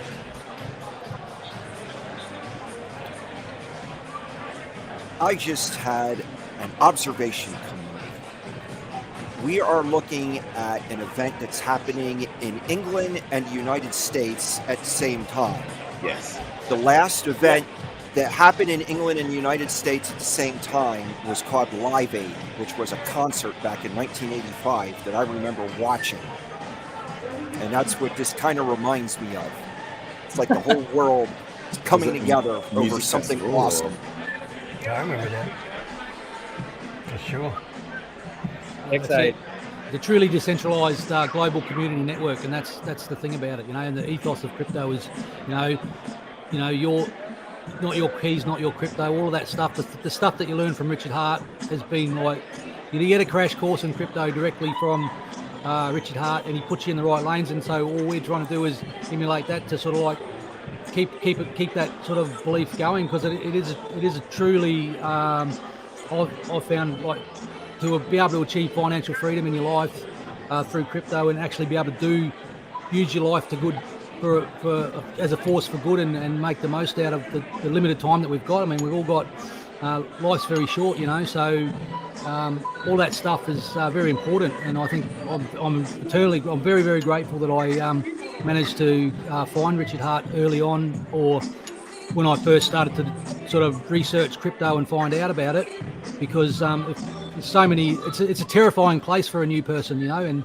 it's good. It's good that I got the drum from Richard rather than like trying to jump into one of these other shiny tokens or promise coins or whatever, because, you know, I'm still here 2 years later. So that's testament to I guess the learnings that I got through watching Richard Hart streams and the Discourse Syndicate Network guys and everyone that's sort of put their face on camera and got out and try and spread the word about Hex and crypto, and, you know, all the I guess the real ethos of what it means, you know. Yeah. Because noise. Yeah, there's a lot of noise out there, and it's quite disturbing what's going on in the real world. And I don't know about you guys, but I've spent all my life working and trying to save and put money aside, and I didn't really understand about how inflation worked and how fractional reserve banking and all that stuff works. And it was like, you know, you go to you work your 40, 70 hours a week, and then you come home and you're like, where'd all the money go? You know, you just pay the bills, you pay the, you know, whatever you got going on in your life, and you're like trying to put money aside to save. Been very, very hard, and that's so I'm glad that the future of investing is here with Hex, and it's very, very special. It's great to be, 2 years into this journey, and I know a lot of you guys are we're all probably all staked out for a long length of time, so we're not going anywhere, and we're in it for the long haul, and that's the beauty of it. And as some of you guys, as you know, yeah, the mathematics and the code is very elegant, but it transcends that computer science and code and technology into your area, Maddie, human behaviors and psychology, and, you know, health and well-being, and all of those things that are important for leading a strong, healthy life. You know, does that make sense? Absolutely. Yeah. And once people get their money right, then they have to get the rest of their life right. And, you know, in a lot of ways, people who are a part of the Hex community are in a community of people who also like self-improvement. And so I think, like, building upon that, especially with the core audience of Hexicans who are already worth $100,000, worth $1 million, worth more than that, right? Like, if Hex does another 1,000x, then it would be a great thing to have the world full of rich people who want to improve themselves and want to make the world a better place. And I'm So just real part of the talk. zero-sum game. Real talk. And you know what? If Hex does what it's designed to do, which it has done 100% uptime for the last 2 years, in another 2 years, probably by about June 2023, perhaps, the price of the coin could be $1,400. So just think about that. We're at like between 15 and 20 cents at the moment, US. We could be at $1,400 per coin in 2 years from now if it does the same. If it follows the same uptick as if and only if it does what it did in the last 2 years. Repeat that. So you look 2 years back, look 2 years forward. We'll be at possibly, and that's just crystal ball gazing. But if it does what it's designed to do, then that's not outside the realms of possibility. So if it follows past history and does another 10,000x in 2 years, basically, like Hex is creating not only billionaires, it will be creating trillionaires and quadrillionaires. Decabillionaires. Wait, decabillionaire is the new billionaire, yo. Well, if it stays at around 18 cents, I'm still going to get 2x, so I'm happy. That's it. Dude. No expectations. It's ridiculous. Interest. The future is unimaginable. Like, we can't imagine it. It's the more things go on like this, the less it becomes like possible to predict what the future is and what effect this community will have on the world. Like, it's going to be astounding. That's where the rubber meets the road for me, for sure. It's it's not so much the money; it's the freedom and the power to speak that may give so many that wouldn't have otherwise had it. Not people that were just born into money 10 generations deep, and it's all about who's the kingpin and all that crap. But actually, what the world's going to be like going forward. That's it. And we're sharing all of this information. We're sharers of information, and we're sharing all this information. We talk to taxi drivers. I was just talking to my masseur yesterday. It's going to be it's going to be just. The amount of people that will be able to have financial freedom, and then as that dominoes into society, it's incredible, and the positive outlook that has for everybody, the excitement about the future. Like, at the moment, a lot of people are finding it hard to have excitement about the future, but Hexicans have it in spades, and that's going to just continue. That psychological effect on society is just going to be sorely needed. Yeah, and it's going to be immense. Yeah. You know what else is crazy about that is, if we're talking about the Hexican community, and I guess Pulse would be included in that not only are, first of all, do you guys hear my mic? Yes. Okay, fine. Sounds perfect. Right. Okay, great. Anyway, what I was saying, it was not only are people going to have money, that know each other in the community, but it's different when you meet people who have made money together, right? So there is, I think there might be a little more of an aspect of trust of that you were willing to talk to me when I didn't have money, or when, so-and-so had to sell their boat in order to be a part of whatever sacrifice that was going on, in some of these crypto things. A lot of the roads are rocky. Relationships, and sometimes people lose their crypto, they get scammed, and they'll get it back again. Things happen. So it isn't the same as people already being on Sandhill Road, let's say, investor wise, knowing each other as rich people and trying to gauge whether or not they're trustworthy. These are people that in a sense have grown up with each other, financially and otherwise. And so that's going to be fascinating to see how that works out when people end up having projects come together with a little more of that sense of trust. Yeah, that's a great point. So many people from so many different roads, but on a common kind of, and not planned that way. Well, unless Richard did. But it's just, it's amazing.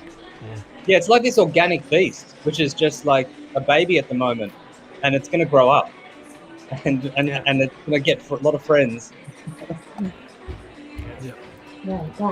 Hey, I got to scoot off. I got to go to the beach for a surf, and Blue, we're catching up with you later. We'll go for a steak up the coast near somewhere nice. I've got a couple of places, maybe Moo or somewhere like that. Sweet. And but thanks for good to see everyone here, and keep up the good have the good conversations about Hex. So we love listening to them, and we love all everyone in the community. I think it's just the community, the strength and the diversity within this community is second to none. And yeah, I've got to have to scoot off because I've got to go up the road for a bit. And but it's good to be with you, and great to see you all. And I'll hopefully catch up on all the news from the 731 gathering. Congratulations to all the Hexkins. Congratulations, Hex. Happy birthday.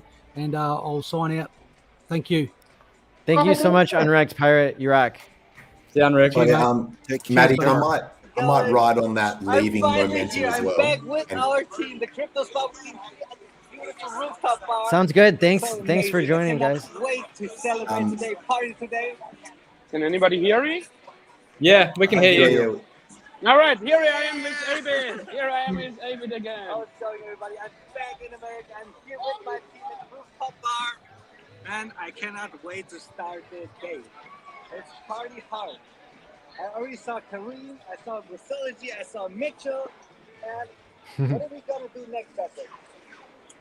So next, what we are going to do is here we are doing some OG interviews, and from there we head over to the next location, a private location where we will have the Hex birthday party here in New York, because it just got dark here in New York. Enjoy the view, guys, with us. Hex community, intercontinental, connected. See you later, guys. Awesome. That is awesome. That view is killer. Thanks, guys. Yeah, sorry, Maddie. I didn't want to interrupt while they were bringing live streams in, but I just wanted to thank you massively for inviting me on the stream. I'll My leave pleasure. Blue to carry the flag for the Australian team, and this has been really amazing for so many different reasons. Really, really awesome. Nice to meet a lot of you that I haven't met before on stream, and yeah, keep up the good work. How much longer are you going for? This is the halfway point, hey? I said 8 to 12 hours. 8 to 12. Very cool. Very cool. Awesome. Bye. Take care. Take care, Tangent. Bye-bye.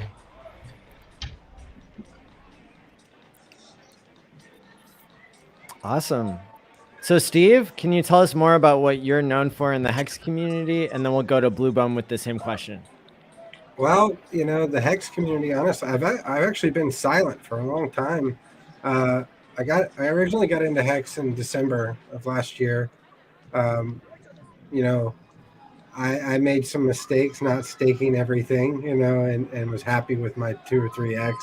But luckily, I did stake a good portion of it, which kept me interested in Hex. And then just like I think a lot of people, it took a little while for me to understand it, to really understand it. Understand what a T-share is, understand what it's going to do. And so, I've been watching you guys for a long time, right? Valley Brand, all you guys, for Whales, all kinds of people. So I've been watching a lot of it, wanted to make content, but I really didn't feel like, this is weird to say, but I didn't feel like there's a lot of stuff out there about Hex. I think the only thing I could do would be regurgitate it, maybe so that someone new saw it, right? And I'm actually going to start doing that. But I didn't start making content until about a month ago, and I really found my niche and pulse. But I've actually had a few requests for Hex, because I like to think I understand it pretty well. So, my biggest contribution to Hex is just being a staker, I guess. That's probably the best thing I can think of. Hell yeah. Well, I know you make content and that's helping, everybody out there who should be subscribing to your channel right now. And it looks like we have Richard dancing live, doing some of his moves that we've seen before and some that are maybe new. I've never seen him dance with a man before. This is incredible. It's all happening right now. I wish I could dance with Richard. That would be amazing. Yeah, I'm surprised he isn't dancing with a bundle of women from the way he talks. So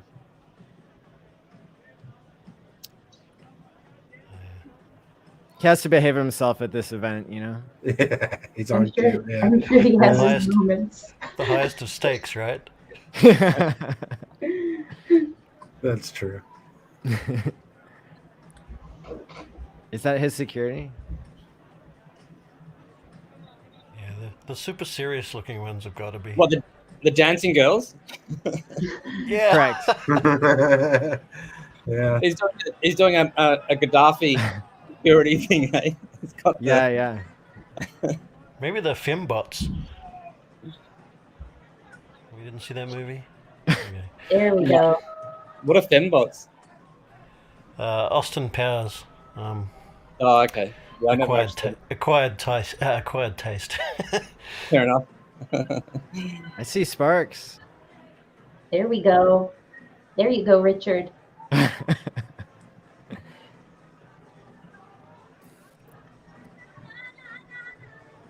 Oh, dip. Actually, it was a bit wary on that dip. Great suit, hey? Fantastic. We're both into it. Nice. And I love the mirror people who are walking around. They look awesome, whatever that Crazy, was. man. I've never seen anything like that. It's amazing. Yeah. Yeah, I mean, in the real, it was quite something. Hexo and his wife. Hexo, yeah. Yep, Hexo in his. Oh, he was wearing is he wearing the lab coat that he wore on his stream? So I think it's just a dress coat for his suit. Oh, okay. Yeah.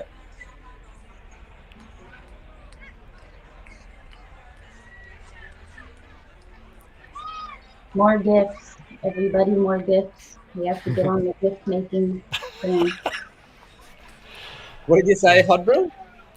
Oh, I said more gifts. There's got to be more gifts now. More hips? GIF.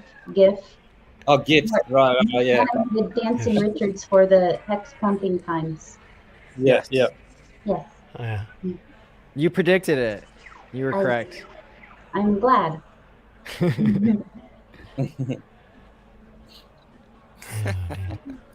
Oh yeah, he sees Mars right there. Yeah, things are heating up. Oh, are those stickers?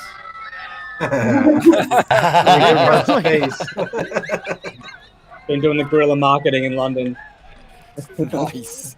That was smooth if that was on purpose.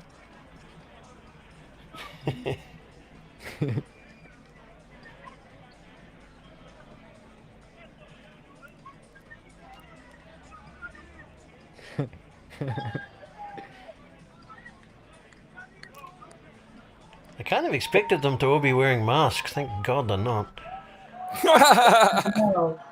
Oh yeah, thank God they're not. Everyone's like a different size than I always kind of imagine. Yeah. You're a different size.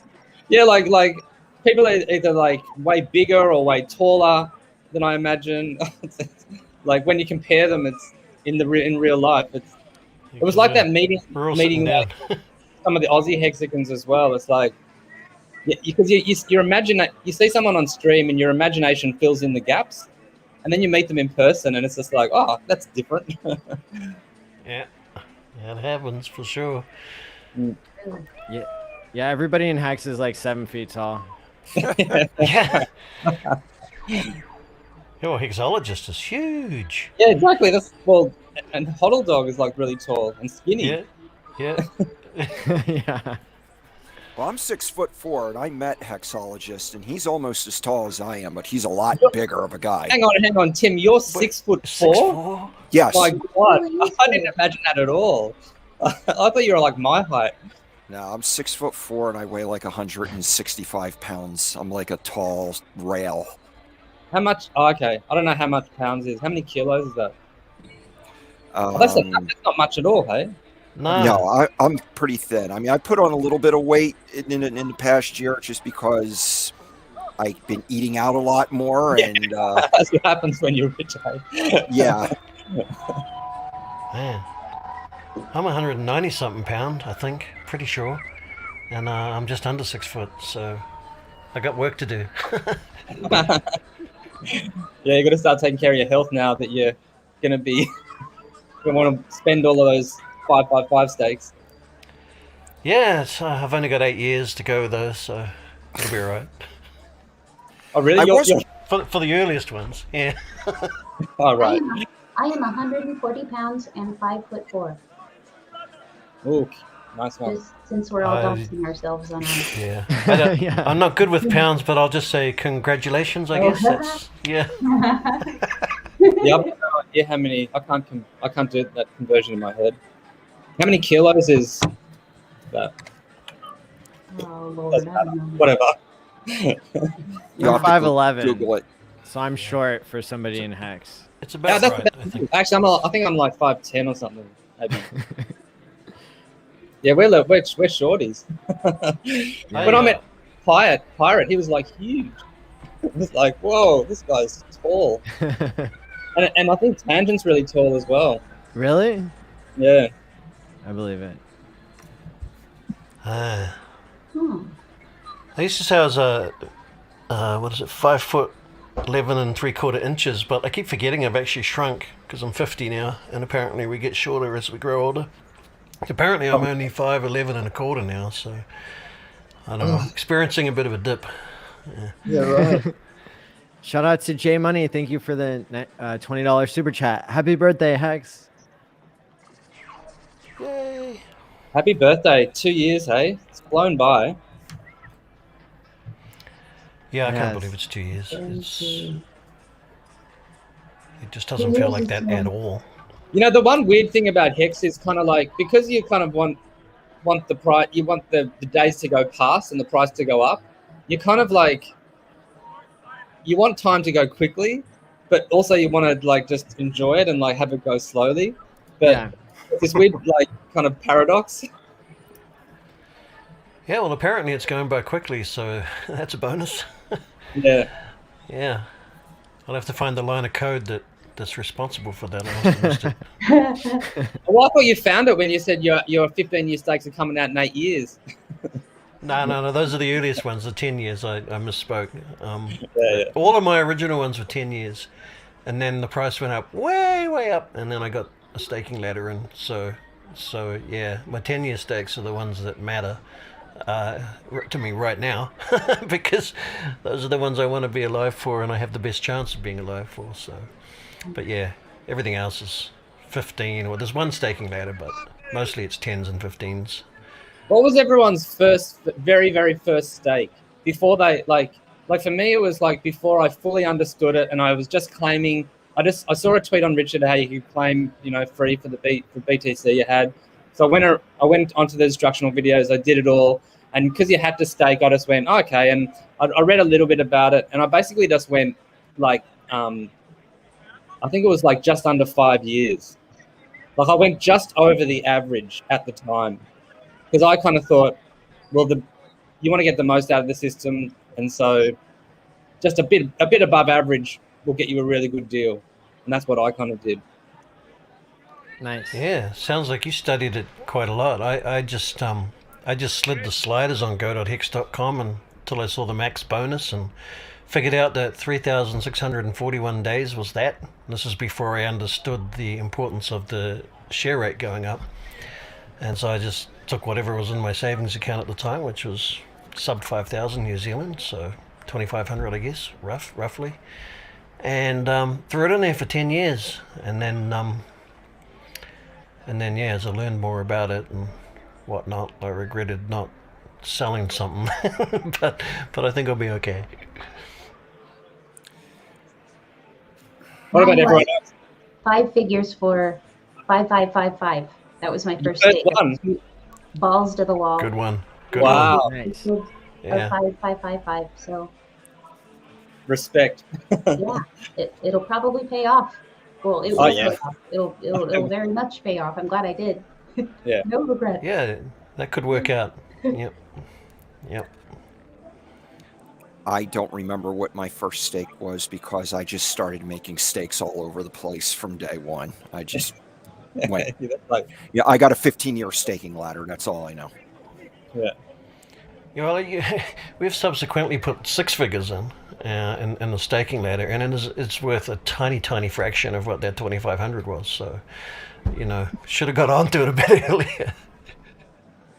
Yeah, I did a year or one every year for 15 years, all the way up to 555, and then I actually did one every month for 13 months from the beginning. So I did a lot of research. Obviously, I was a year into it, you know, and there was a lot of that out there already. But even from the beginning, yeah, I understood the staking ladder and the thought that you roll out the, you know, possibly sell the interest, roll the principal, you know, out further. So at the time, actually, I didn't think I was going to have any ability to put any more in, unless my wife wanted to, and I was right. And eventually, when I finally figured out what her resistance was, it was hilarious, actually, looking back.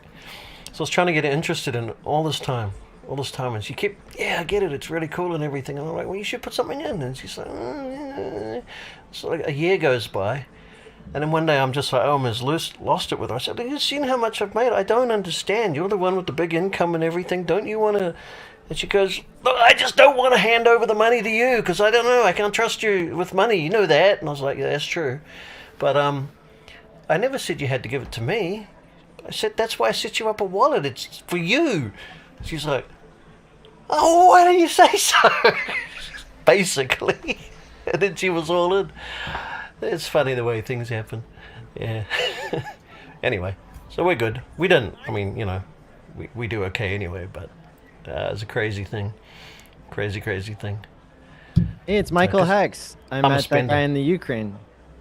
Oh, really? He's a cool dude. Yeah. Where's he from?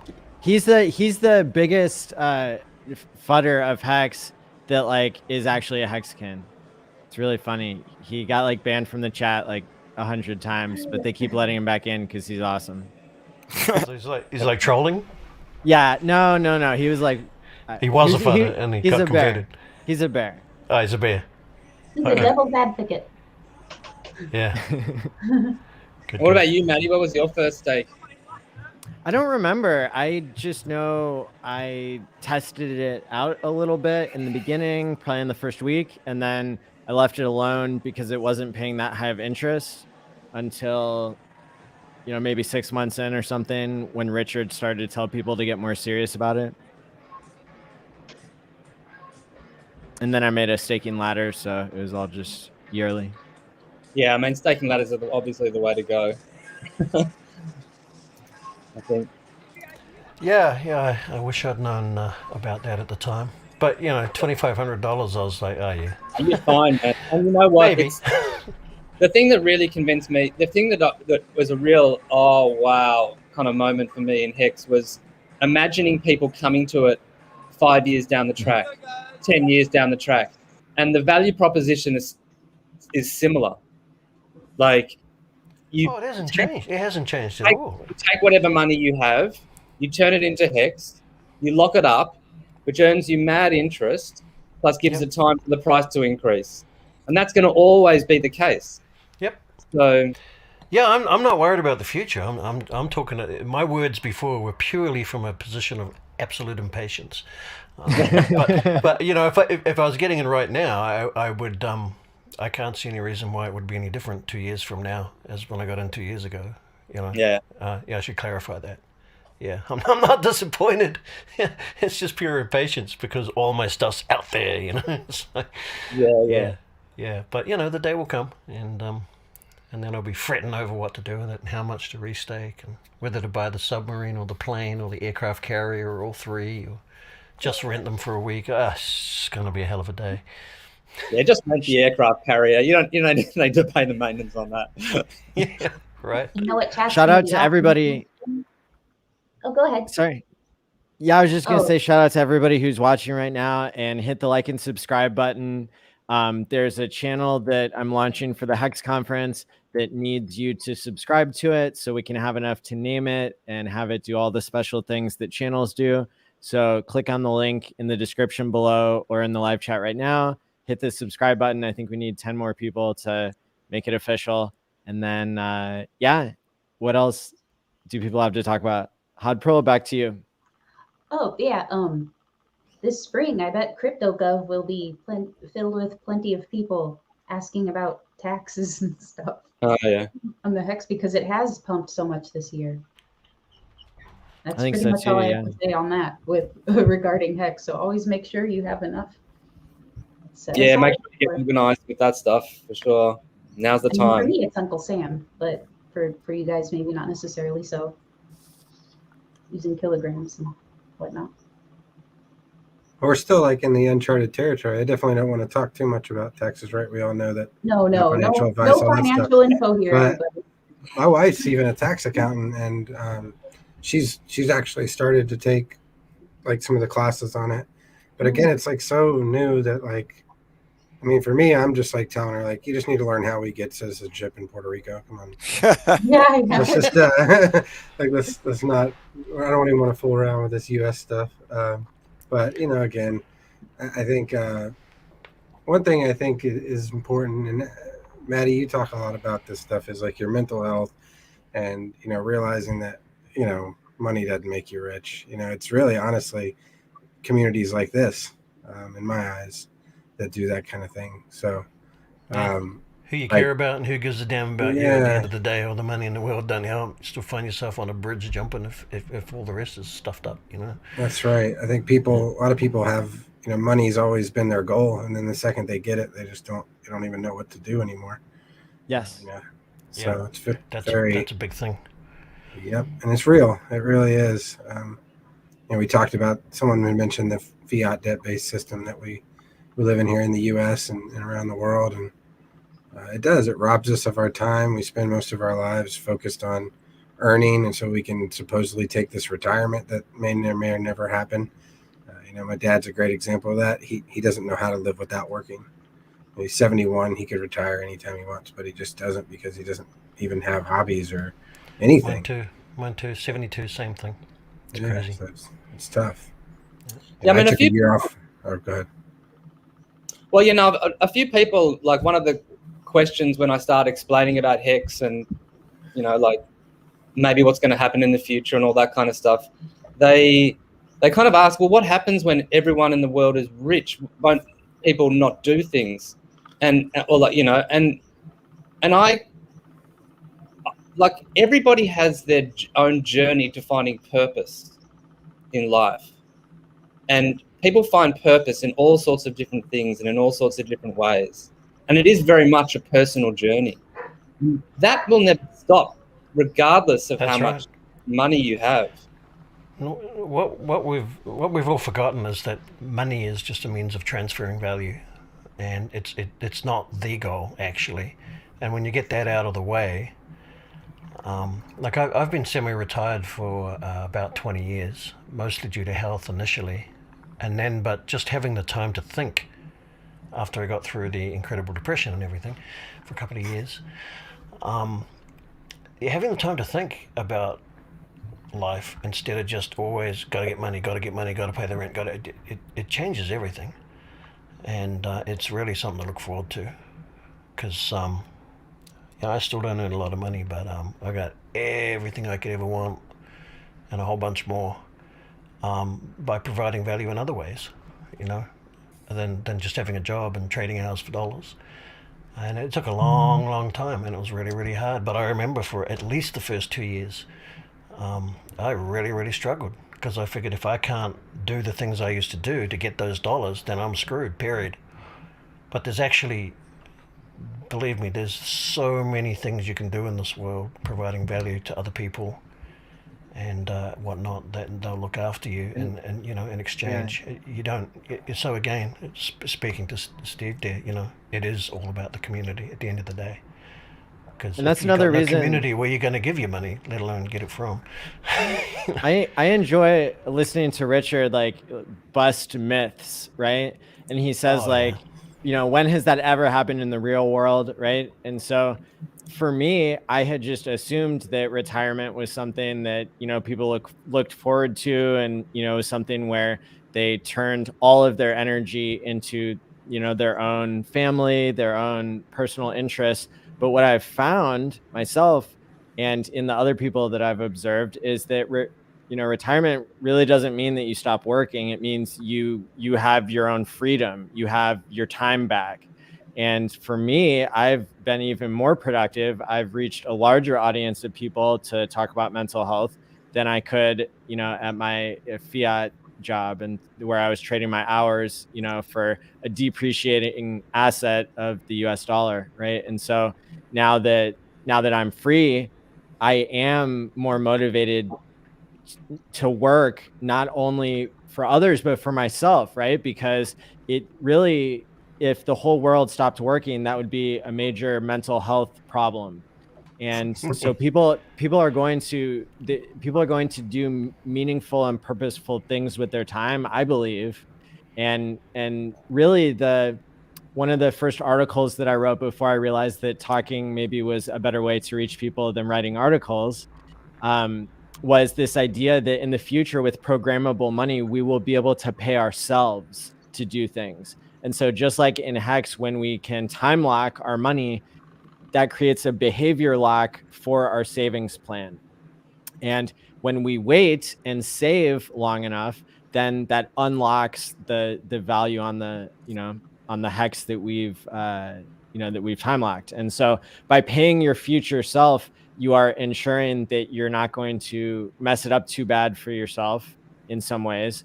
But I could see other behaviors being paid for, like if I wanted to exercise more often, or I wanted to eat right, or I wanted to quit smoking tobacco cigarettes, right? Then I could pay myself by doing a behavior lock instead of just a time lock. And so I think that money will create still the same motivation that jobs create, and that people will always be more mentally healthy whenever they are doing something of value with their time. Yeah, recently. Oh, go ahead. No. I talk too much if you haven't figured that out yet. Far out. I think it's a lot like, right, it has a lot to do with finding our identity. Like a lot of people find their identity in their work. You know, even myself, I found I did. And then I actually took some time off. I quit my job back in October. And I actually just recently went back to that, a different role, but and I demanded more money because I found more value in my time. But I found a few things. I was pursuing a mobile app development company with a partner in the UK, but and it actually, you know, I look back on it and it's really the reason I found Hex. It's really the reason I found a lot of things. You know, so I basically took what I call a mini retirement. I was I'd gotten myself out of debt. We had tons of, you know, enough money to pay bills for years. And so I started doing some investing, doing what I want, living, you know, but I did find that I missed the camaraderie that I had built at the company I left. I didn't quite have camaraderie in this community. I mean, I'm just starting to build that, but I think that's the piece I was missing, or I probably would have. I just wish I would have figured out the content creation a little bit earlier, because I do enjoy that a lot. I found a good niche where I feel like I provide value to the community, and that's my most important. You'd be surprised how much value you provide just by being you when you're streaming. Right. Well, for me, it's the variety of people. I mean, that's a niche in itself, right? There'll be a bunch of people that just like the way you communicate, and so you're going to be providing value on that basis alone. And if you've improved on that, then well, awesome. Yeah, no, I agree with you. And I'm not a streamer. I'm purely. I mean, I show up on these every now and again, but I don't like have a channel and stream except when I'm bitching and moaning. So you know, I'm a content consumer, and I love you all. I love everything you guys do. It's all of you. It's just amazing. There's enough time in the day to consume all the content this community puts out at this point. Well, unless you're semi-retired, I get through a lot of it. You'd be surprised. I've backed off a bit lately because I've had to focus on other things, but yeah, no. You're watching it at 1.5 speed, aren't you? Double. I'm good at double now. I thought I'd never be able to do it, but yeah, it's a skill you learn. Yep. And yet I still love to watch stuff live every now and again, and I show up live and I go, oh man, what am I doing? It's going to take twice as long. I should come back later. And I get hooked. But you know, yeah, there's a lot of great content, and it's the variety, you know. I pretty much live on YouTube. I can't remember the last time I watched any kind of broadcast TV. Is that even still a thing? I mean, you guys have got cable over there. We might even have cable now. I got rid of mine a long time ago. That stuff is drain your brain. It's just insane. Yeah, and I can opt in to watch it when I want, Netflix and whatnot. But Really, I can't watch it at all, man. I can't watch TV. A couple of times I've like walked past the TV and just gone, "Whoa, what's going on there?" Broadcast stuff I absolutely can't, but I can go on Netflix and watch stuff for the entertainment. But yeah, okay. And the news broadcasts in particular, especially in the US, wow, that is just that world. away. What is that world, man? I don't get what that is. It's really weird. I stopped It's not much watching. different here. I stopped accessing the news media back in 2012, and I don't even have time to watch TV if I wanted to. I got so much to do. It's just, it's like Hex is. That's one of the effects it's had on me. It's like I have a vision to do real things. I can't be distracted by fake realities on a screen. Nope. I watch a couple of, I like sci-fi and stuff to sort of, escape every now and again, but oh man, the news broadcasts, and I just don't even have words for how bad that is. It's just such a pile of crap. It's just unbelievable. So far removed from reality. It just blows my mind. So I'm going to cut now to a Hex cameo that I premiered earlier today. And I want to make sure everybody gets a chance to see it. So it'll be a 2 to 3 minute break, and then we'll be right back. All right.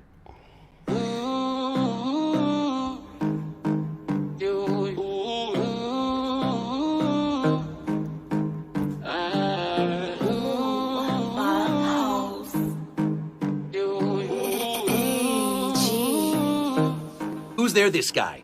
What's up, Richard Hart? You're up. And you're all hard. That's why your favorite fake, brilliant billionaire investor's here. Listen, Matty Allen reached out to me. And he was like, dude, you look a lot like Richard Allen when you're sitting on a throne with a candelabra. Thank you for the kind words.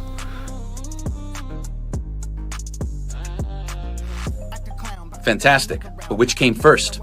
The chicken or the comas? I think the comas, because you're a tres comas individual, Richard Hart. You're a guy who fucks in the best possible sense. And Matty wanted me to say, thank you for inventing Hex, which allowed him, the therapist, to buy a DeLorean, apparently, and to promote his future self and mental health on YouTube.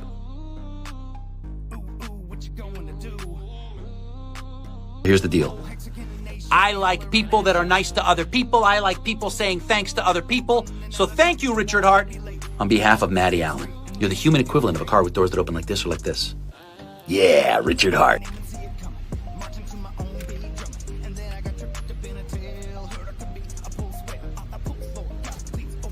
Great Scott!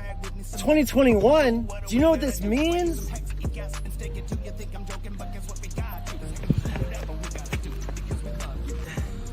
It's time to buy and stake Hex.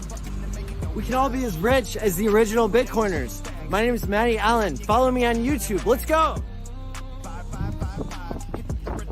Hex is a coin that allows you to create digital scarcity. The way that you do that is by locking up the coins and earning interest. That rewards saving instead of borrowing from your future self. It's even good for your mental health. Here, you ain't ready, duck and cover, get inside my dick. Now when it comes to market capitalization, you don't gotta worry. I'm gonna take a number one in a hurry. 555, hit the return button and make it go live. Liquidating shit bags, you've been leverage trading, you got a monkey on your back. 5555, hit the return button and watch it go live. Though we kill them with kindness, we're not very nice. We building lots of bridges, but they made out of ice. We building all these stupid bridges, they made out of ice. We can melt them down in the quickest. Talking shit will get you sweet. In the moment you admit you were wrong, throw you a lifesaver shaped like a hexagon. We'll show you with digital hugs and kisses. We shilling out forgiveness. We never linger on a vibe that's wrong. You'll feel better with a 3-letter hat and shirt on. I wanna see you dancing with the hexagonation. Let's go.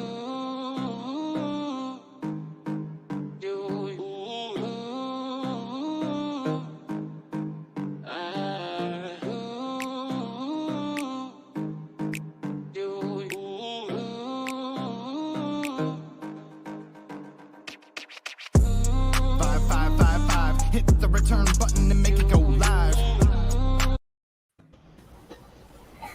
And we're back, and we've got 3 more Hexicans joining us. Awesome. What's up, All ladies and right. gentlemen? What's up, Hello, guys? hello.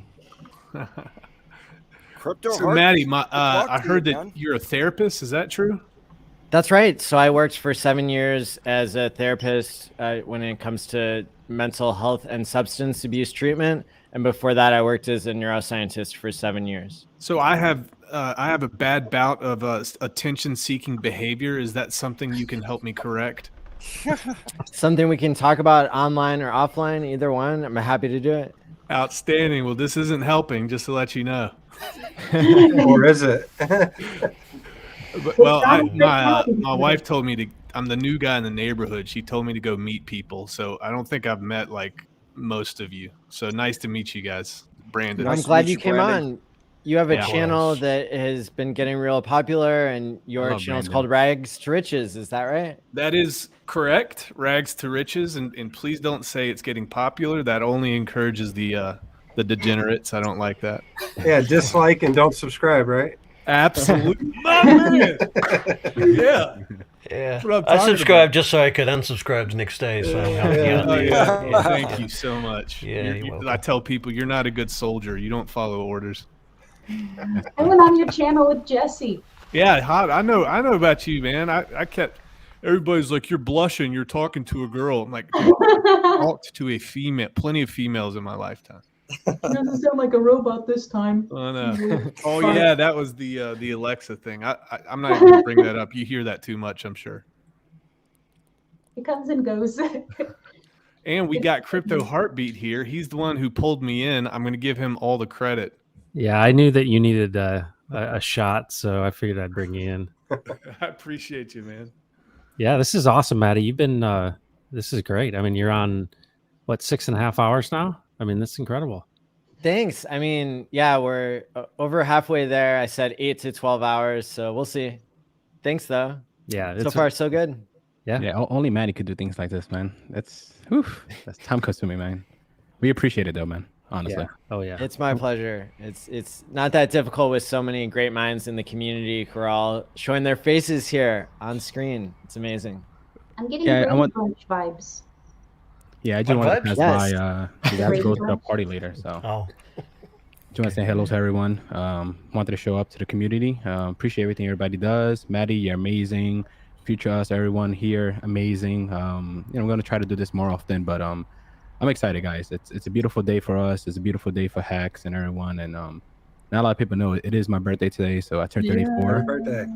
Happy birthday, brother. No, thank you. And I'm heading to the city for the party over there. So I'll be streaming over there, sharing the inside over there and see, how it goes and everything. But Freddie Coates is waiting for me. Everybody was like, "Wait!" Hey, here he is. There you go, man. Look at that. You muted, mate. Yo, guys, listen, real quick, don't judge me. I gotta put this in my eyes. I gotta look pretty for the party, so don't judge me on camera, all right? All right. I don't mind. So you can make fun of me all you want, guys. There you go. There you go. I gotta look Those good are for the nice. camera. What a birthday. For a couple of minutes, man. For a couple of minutes, Are those bananas?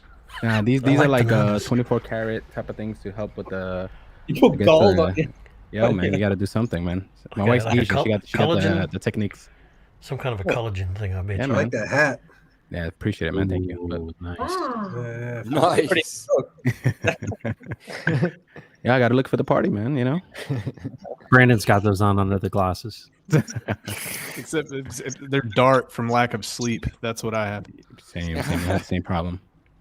I like your hat too. Is that a dolphin with Yeah. It's Quattro Cinco Club? 555 dolphin. I'll show you some more, and then you have the hex over here. Nice. Yeah, that's nice. And then on this side, Cool. so the American flag, Puerto Rican flag, custom made. I have tons of them. Yeah, appreciate it. Cool. But how's everyone doing? Really good. I am doing awesome. That's great. Yeah, Tim, I remember you from Vegas. Had a blast. Yeah.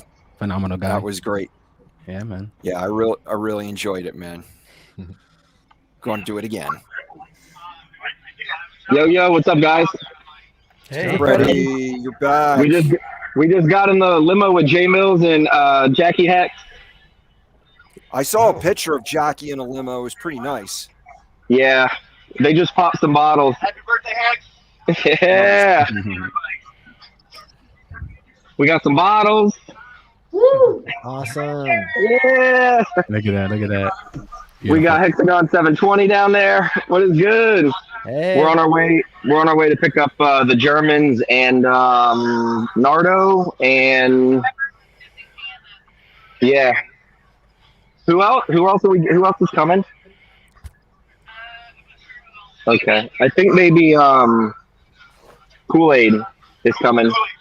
Yeah, Kool-Aid +1. So it should be fun. How's everybody doing?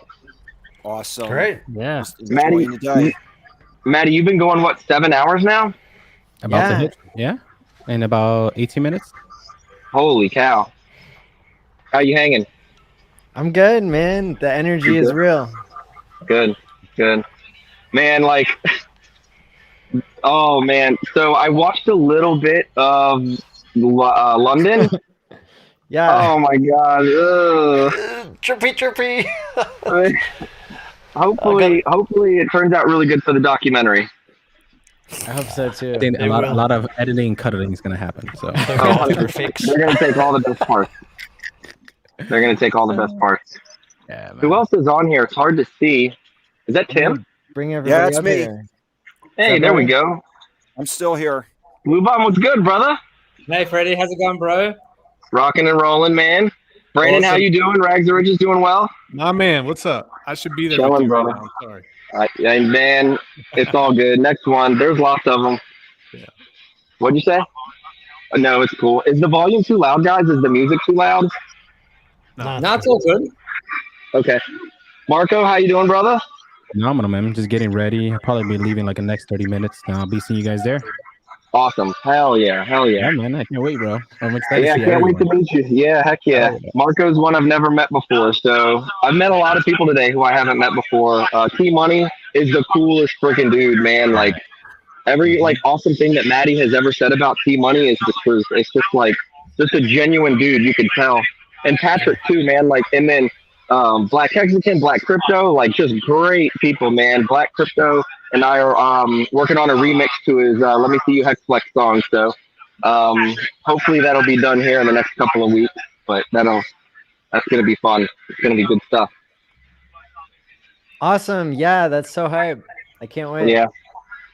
Good times, man. Good times. All right, well, I'm gonna hop off here. We just literally got on. I don't want to be antisocial. I just met these guys, so but I at least wanted to stream from the limo. That's amazing. Thanks for checking in. Keep it up. Absolutely, brother. Thanks for having me, man. I charged my phone back at the room just now, so I should be good to at least try to stream throughout the night. Perfect. Sounds Later, good. dog. Have a good one. Take it easy, everybody. Bye, See you, Freddie. Freddie. Yeah, I'll see you in a bit. Peace out.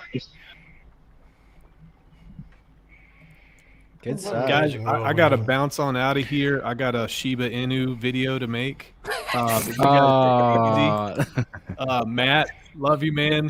Did I mention I unsubscribed? I'm sure I'll see you again soon. And Change it stop to- in and say hello. to Rags.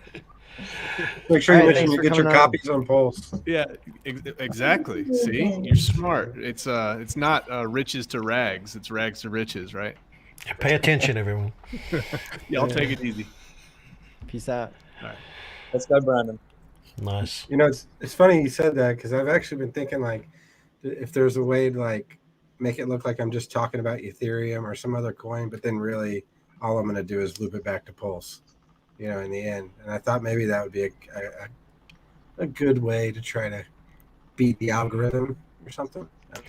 Well, there's going to be a lot of stuff going on Pulse. It's like the new party in town, you know. It's like there's a lot going to be happening on Pulse, more than any of us can imagine. I think.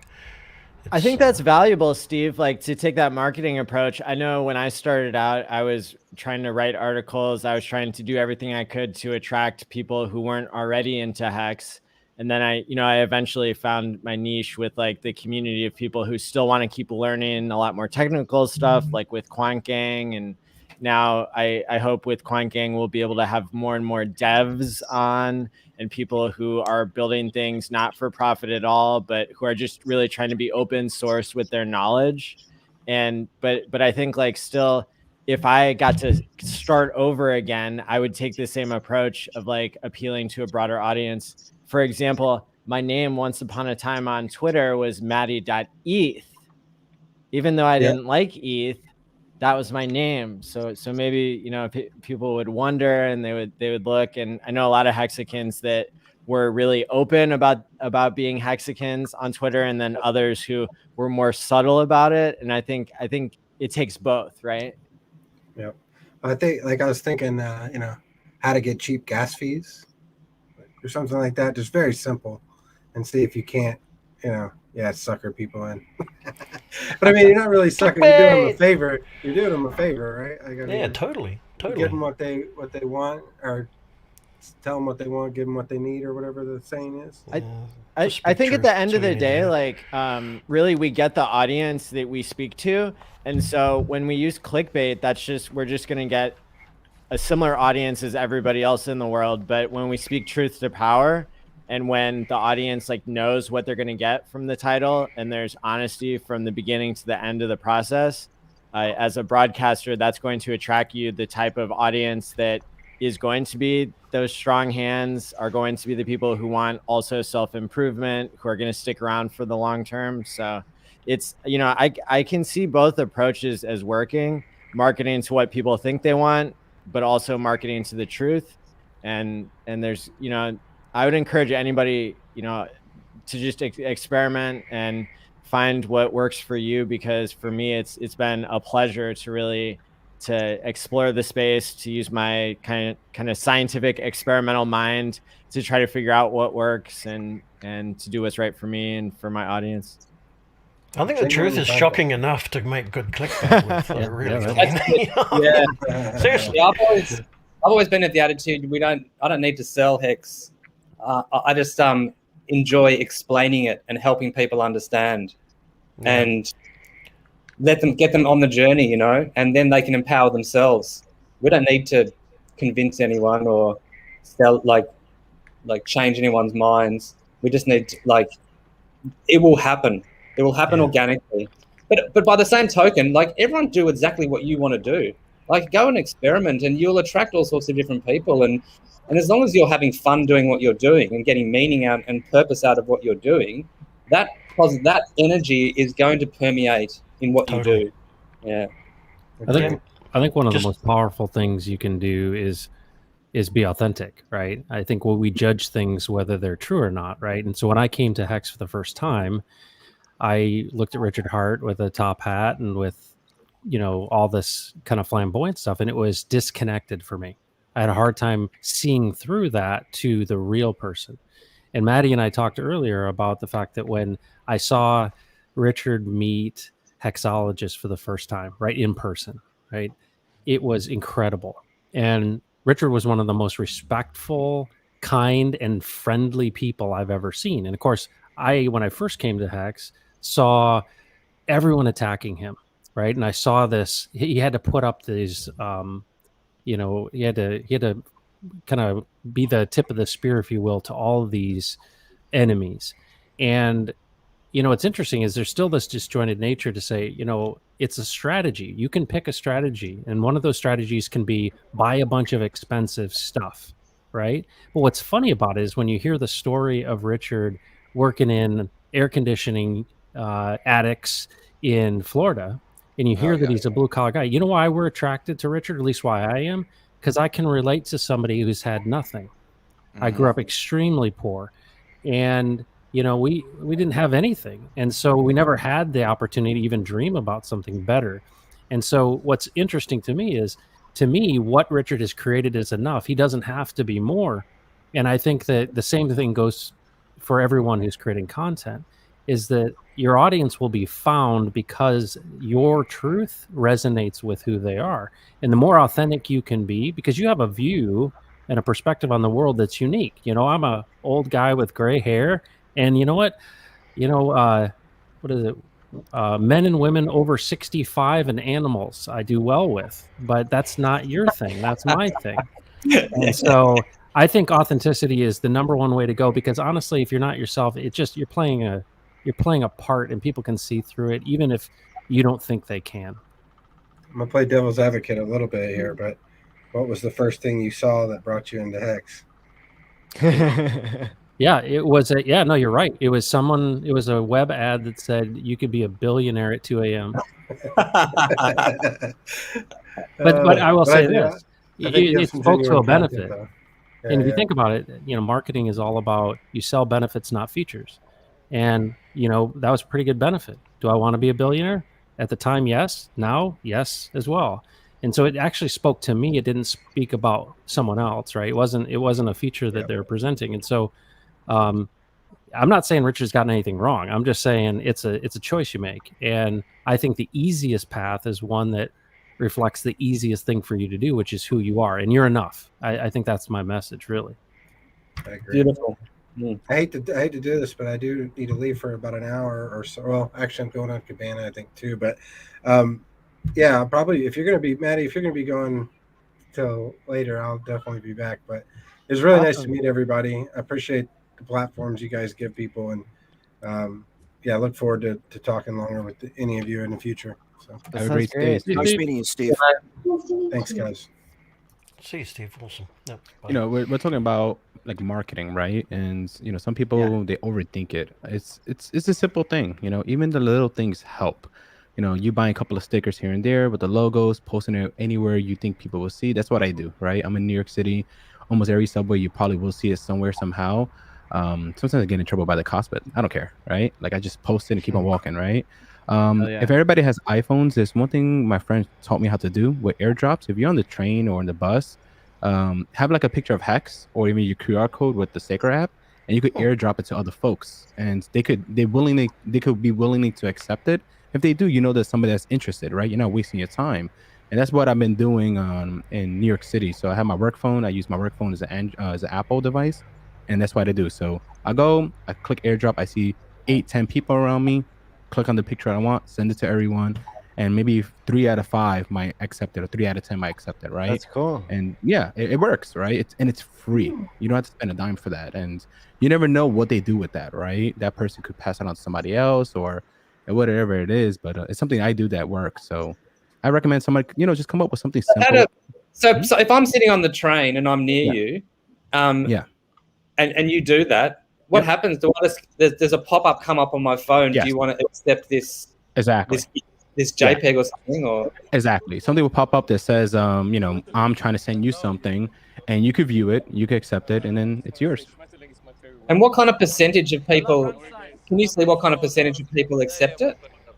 I'm sorry, say it again. Usually, like about 3 or 5 people. Usually, when I do it frequently, New York City, they're nosy people, so they usually do it. You were here, guys. It's really good.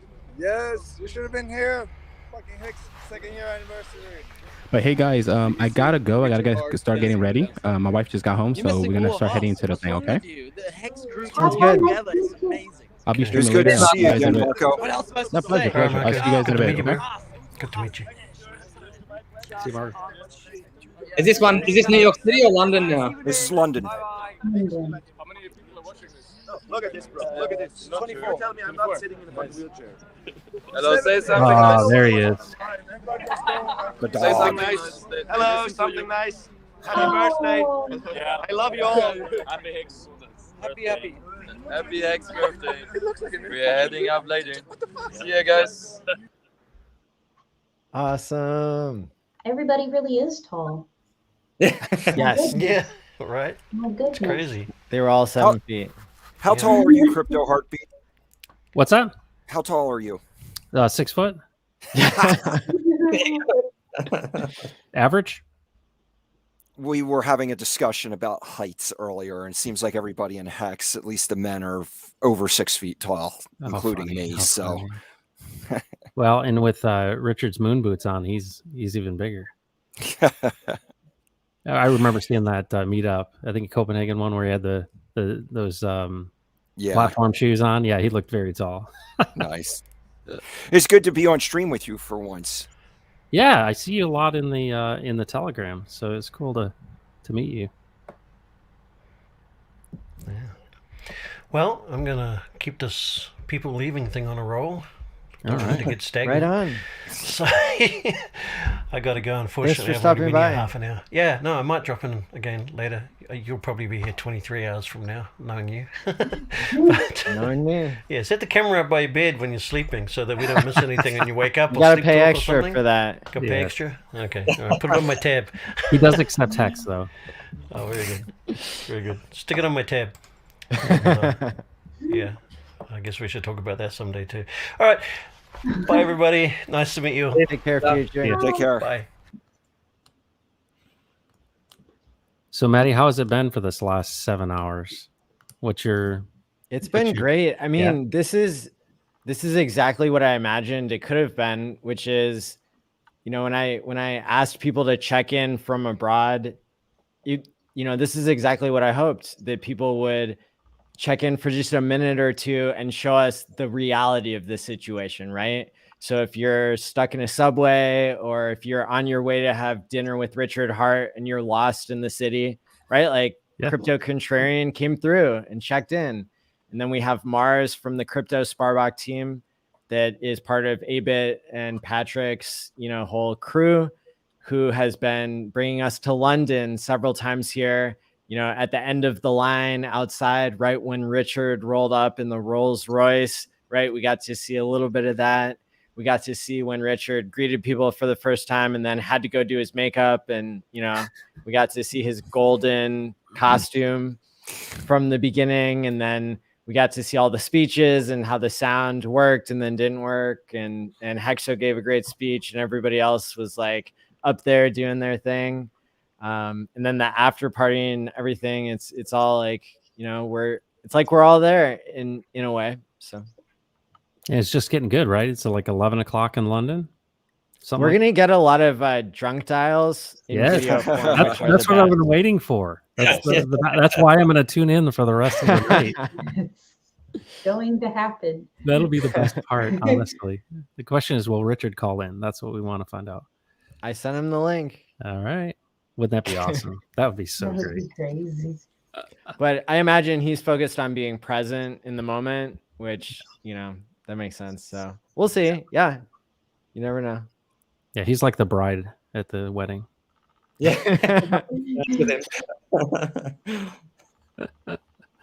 So was there around 500 people there at the London event? They didn't show the crowds, so maybe not.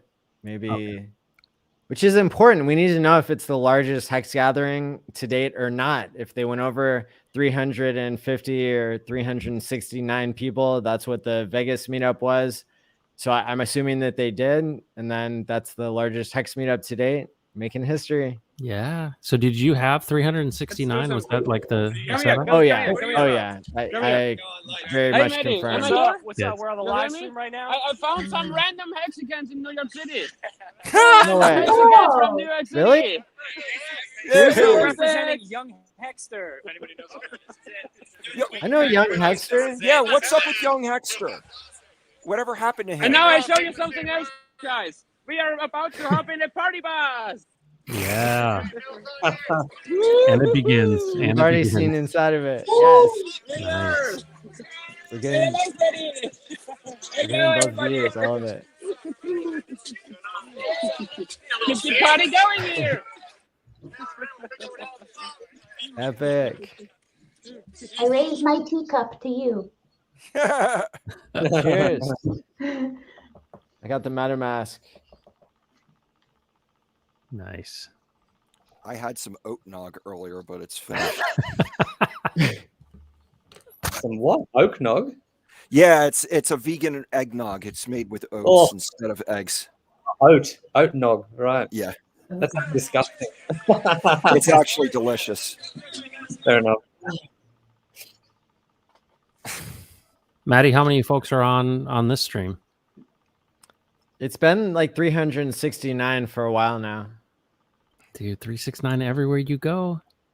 I know. That's pretty amazing.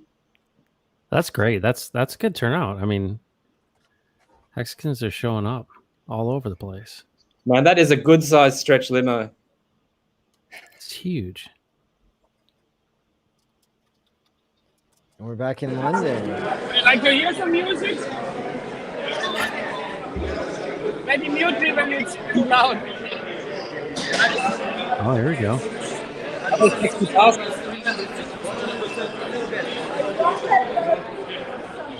Audio's wrecked. Sorry, people. Live with it. Everybody say hello to Maddie. Hello to Maddie. Hey.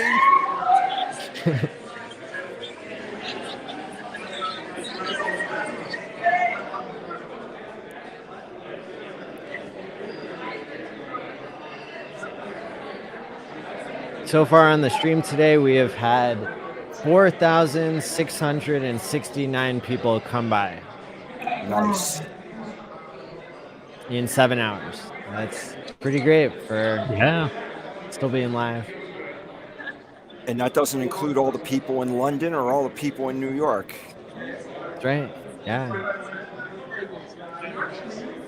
This kind of feels like one of those New Year's Eve celebrations, right? When they're counting down, sending it across, you know? And when you did the, when you read the list of all the people that were going to be on, it was as if they were musicians. So I appreciate that, Maddie. Oh, yeah. Oh, yeah.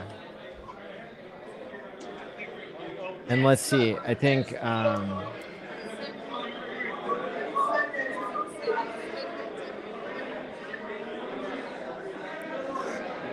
so when is the payout? So that's in 20 half minutes. an hour? 24 minutes? 25, yeah, 24 minutes. I hope they do something special for that. What's happening? Where's the LV bag? Contract rolls over.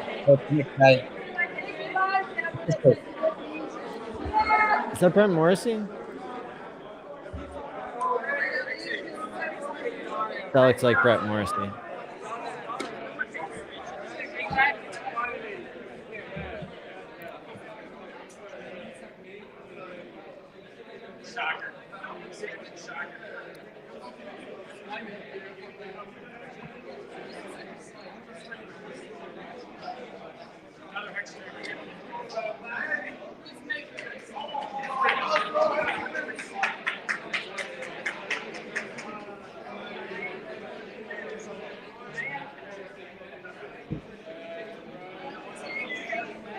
All right, what face would you make if you were taking a selfie with Richard?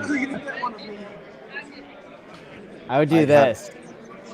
Yeah, that's count. That's a good one. I'd have a smile so big it would have to be surgically removed. I'd probably be crying.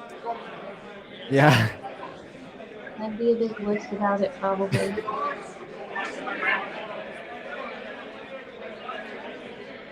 Someone just stole his bag.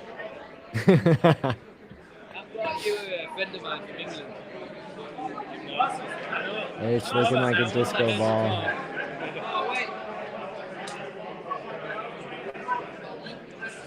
Yeah, can we Maddie, can you hear me? Yes. So I will enjoy here with the Hexagon OGs my time in the party bus, and then once we leave the party bus to the party location, I will come on stream again and say hello again with all the people there, okay? Sounds great, brother. Talk to you soon. All right. Thanks Cheers. for the update. Bye-bye. See you, Patrick. Happy birthday.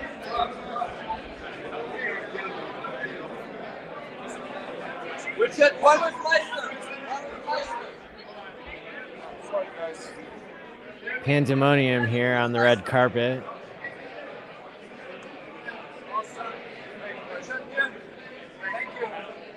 Richard, you also. Nice.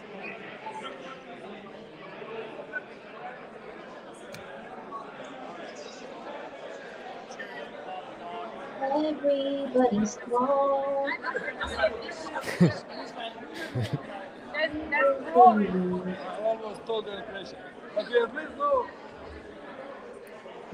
That's Brent Morrissey, not Brett. Oh. Don't forget the whale. Look at that hat. That's amazing. Great hat. I didn't realize it was a fashion show as well, but it is. It looks like an art exhibition opening. Maybe they're limited in how many people they're allowed in the venue as well.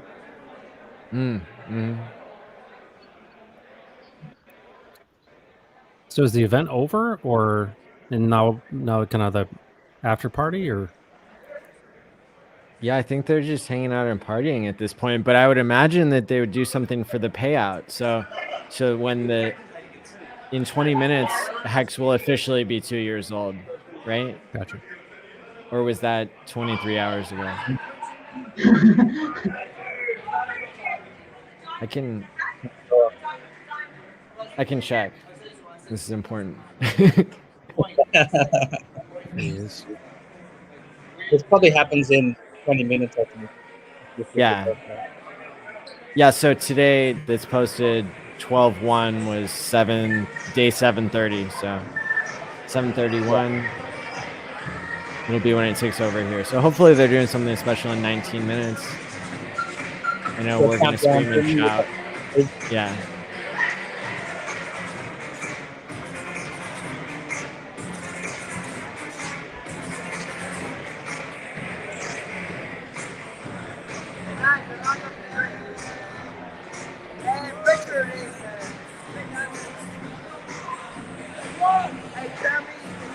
Richard said in the interview with Hexo that there was going to be billionaires who flew in on jets to come into this event. Yeah. Yes. I wonder what they thought of this event. You wonder what, sir? I wonder what they thought of this event. Billionaires like it when they're early. So if it's not the most polished thing in the world, then they like it because they're early, right? Yeah. It's a good point.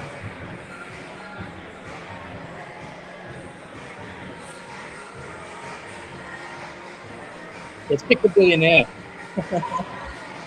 Everyone looks like a millionaire or a billionaire. LOL.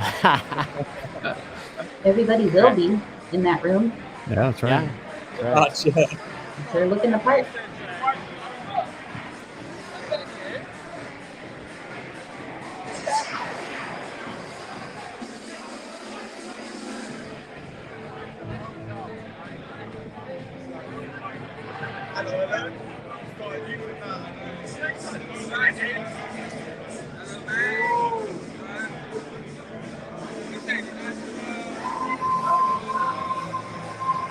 Molly.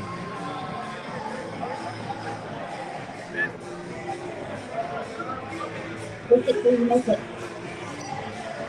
Shout out to Mars for like getting all this footage for us in real time. Yeah.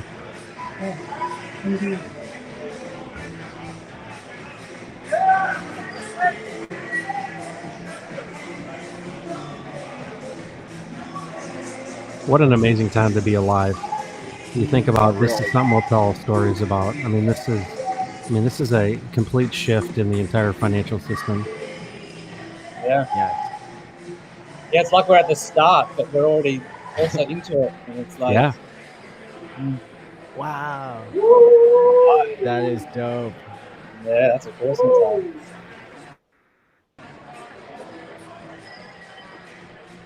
Is that RG3 there on the right?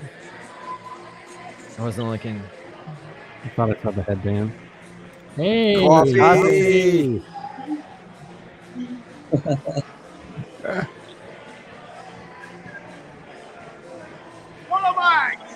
Hey.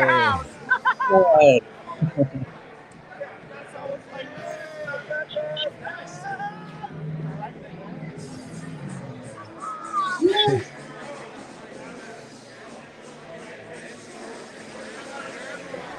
This must be the VIP area. Yeah, I was going to say, it looks like it. Yeah. Is that Marcavelli or just some other beard that's only one? There's Gary. Gary? Whoa. This is People fun. making friends? Yeah.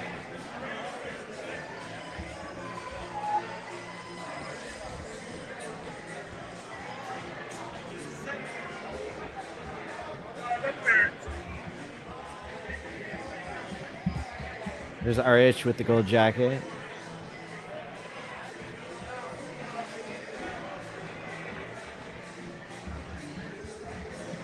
Are there ever any West Coast Mexican meetups or parties? It's mostly East Coast, I believe. They were on the West Coast earlier this year, right? Oh.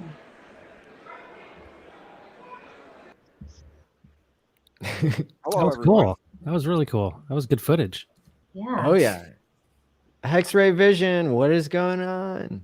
Hey, what's Welcome. up, guys? I'm just waiting outside my kid's gymnastics lesson right now, checking out all the cool festivities through your guys' eyes.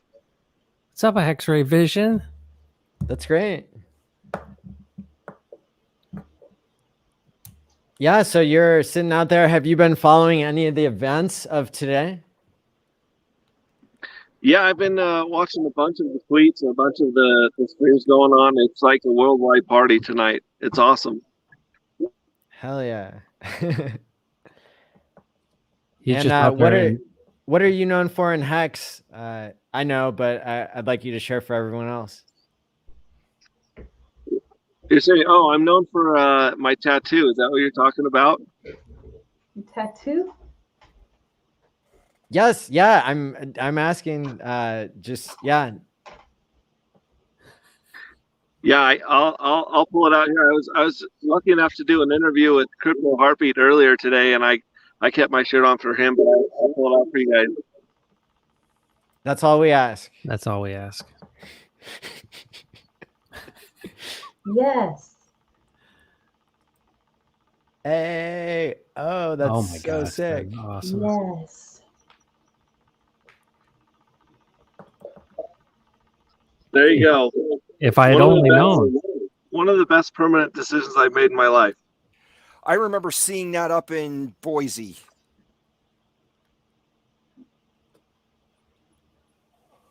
His mic is muted. There you go. Yeah, I just keep muting it because I can kind of hear. I don't want to send an echo. Okay. Yeah, I met Hexray Vision up in Boise, Idaho earlier this year. Or actually, no, that was near the end of last year. That's when I first met Hexo, too. That was pretty awesome. Yeah. Hey, do you guys think they even turned on the heat in that building with all those excited Hexicans in London? Or do you think it's just body heat that's energizing the whole building? It's the Omicron variant. Keeps people warm. It just smells like Crypto Man. Yeah. Oh my gosh, yeah. There's nothing like Richard Hart in a jacket that's too warm. Yeah. Yeah, they're so that looks like that place is just electric today. It'll be awesome to meet up with you guys in March. I'm definitely going to be there hanging out. So I'm trying to get as many people as I can to Vegas in March. That's amazing. And people, you can buy your tickets now, hexconference.com. And we're going to have an online event before March, and that'll be on January 6th through 9th. So if you're a Hex streamer, definitely reach out and make sure we can get you on the schedule because we want to include everybody. Is that a limited number of tickets to that event? To the physical event, it is correct. Okay. And what is it capped at as far as numbers? 1,369. Okay. Good number. Thanks. Is that a Yeah.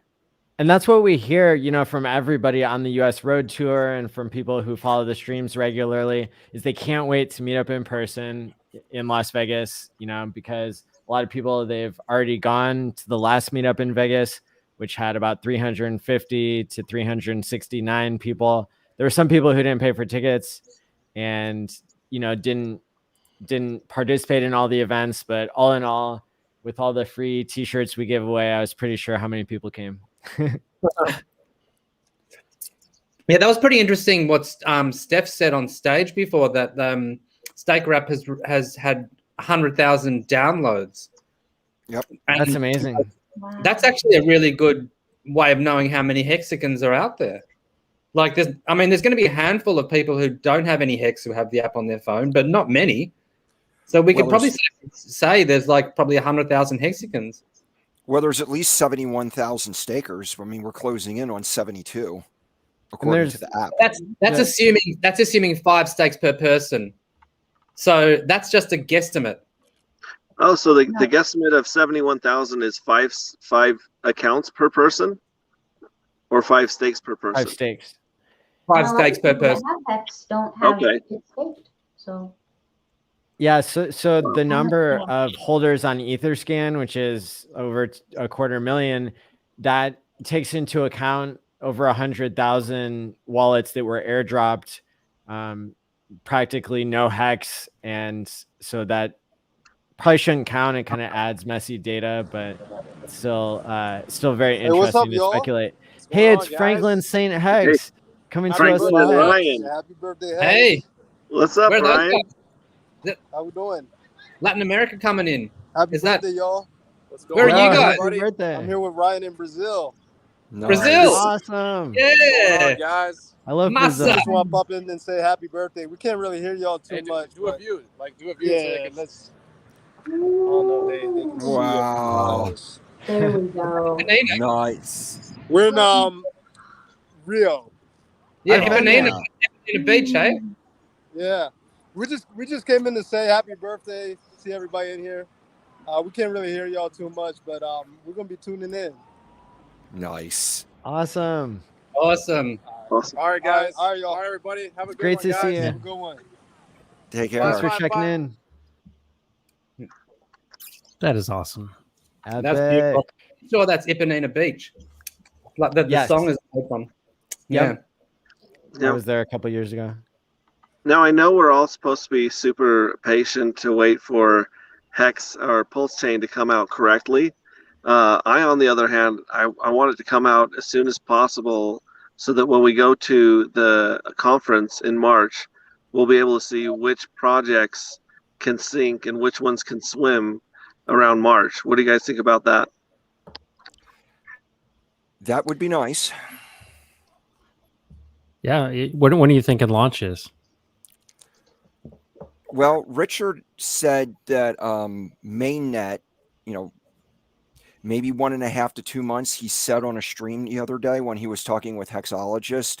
Yeah. A lot of it revolves around the testnet coming out, because once the testnet comes out, a guy named David Feeder, who's one of the node operators, he basically said that 4 things need to happen once testnet launches.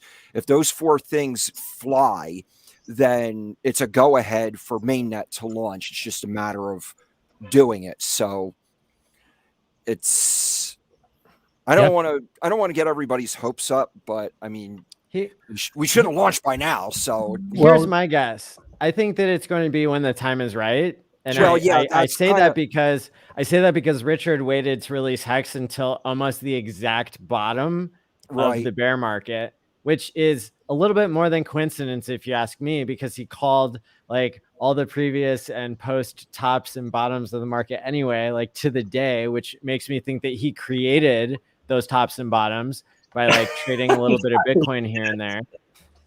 But that's the only way that you get 100% accuracy, right? So yeah. Take you to it. There you go. A beautiful hexagon named Psycho Side Hex Toys.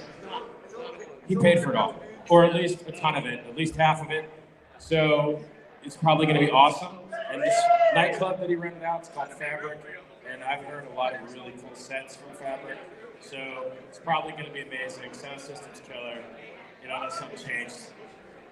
So I'm just going to stand here, burn time until the ticker ticks over. I figured if I didn't stand on stage, all you guys was drifting around in the back there, you wouldn't know to come and hear about the party. So, if any of you guys have fun out there? It's a Hex Oh, cake. my goodness. A giant cake and bakers. These girls made this cake. No, I never made it. I didn't even know this was happening, so. I don't have to eat all this stuff. Want to get a group photo? Yeah, go ahead. Richard, out of the way. He's taking a group. Yeah, sorry, guys. He's taking a picture of this for us. If you want to be in his picture, there you go.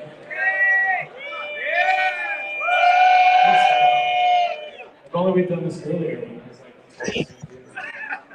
I feel sorry for not telling the other people that I'm just I didn't take practice. I just showed up. It's a miracle that you guys made this happen. What are we doing next week? How? My hand? Let's grab my hand. Seems wrecked. All right, I got time. I can do it. What's the right way to go about this? I said the same way the price goes.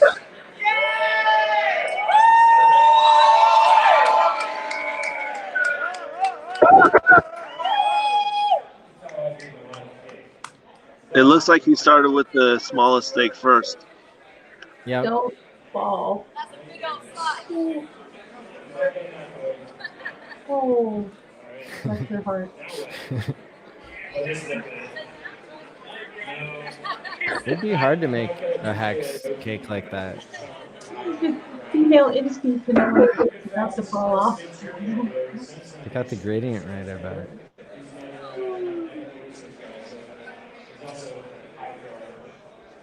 All right, guys, we got what? 3 more minutes to burn? So we have a 10. Let's No, that's not. We can't.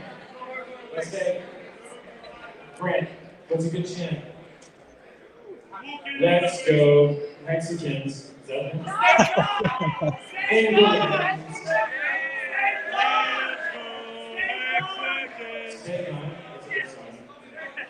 let's go. Let's get a hip hip hooray! Hip hip hooray! Hip hip hooray!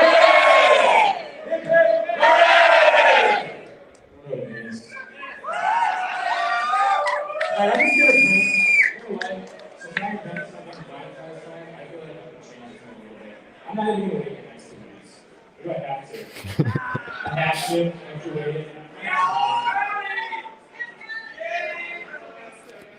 Do some dancers for you guys. The longest 2 minutes ever. I gotta say, all you heck kids are really well dressed out there. I see this man, well tailored. My goodness, you're looking beautiful, bro. Thank you. You're looking good in real life. Burning shoes. Appreciate it. Hex shoes. Hex shoes. Not Hermes. Hex. Did you see this thing? Yes, I did. The size to me is amazing. This is platinum and red gold. Yep. This is the first time I ever had. You finally have one worthy of Hex. All right, guys, got like 1 more minute. Somebody asked, do you sleep with your socks on? I do not sleep with my socks on, but it makes it live longer. But it sucks, so I can't do it. You're not a This sex is important. This is alpha. As well. I haven't quite mastered that. Same, bro.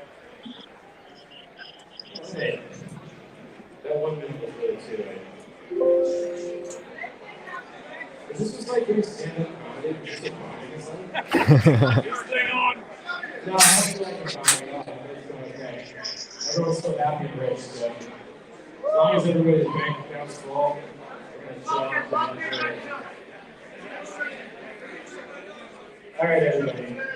I think this is it. I think it's like 10, 9, 8, 7, 6, 5, 4, 3, 2, 1.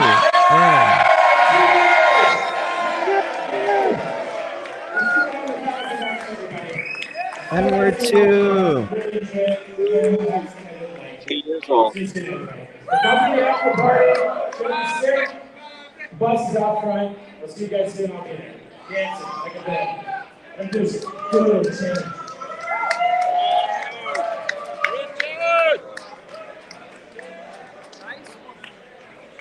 Happy birthday, Hex!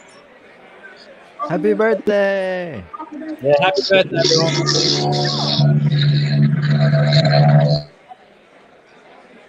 Right.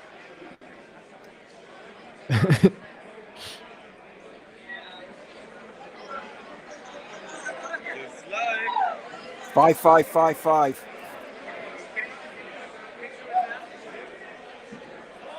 Here we go.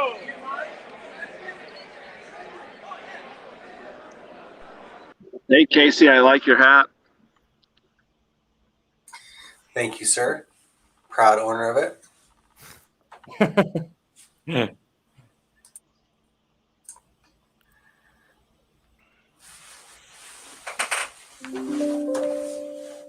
Awesome. So what did we just see? Can somebody summarize? We saw Hex turn 2 years old. Yay! Yeah. Yeah, and we all got paid. Yeah, I'm waiting for the bot to pull up on Twitter saying how much the day's payout was. Excellent. I was kind of getting used to those 6 hex per T-share days. Excellent. That's nice. My guess is 5.84, like yesterday. I'm going to say 5.83. $1, Bob. I'm going with 5.7. Okay. What do you got, Blue Bum?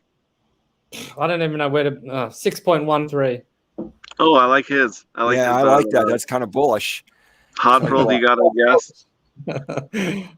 Tell you what, I'm going to sign into my MetaMask and pull it up right there on the thing instead of waiting for the bot. Benny Blanco says, here's the 365 more, that's for sure. Somebody says 5.85 in the chat. Yeah. There we go. 5.82. 5.8. Quarter pint, he's pretty on top of stuff. 5.85. I will stick with that. That's great. Oh, these are guesses. Okay, it's not the final answer. These are guesses. I was taking these as the answer. There's, yeah. We've just started a small raffle or a small lottery here. I just like trust the chat, you know, which is actually usually accurate on this. I'm like a hex stream, but not on others. Normally the chat trolls, but yeah. Let's see.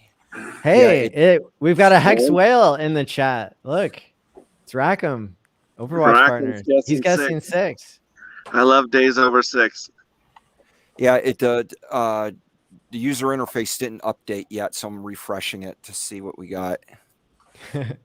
All the Hexkins are refreshing it at once.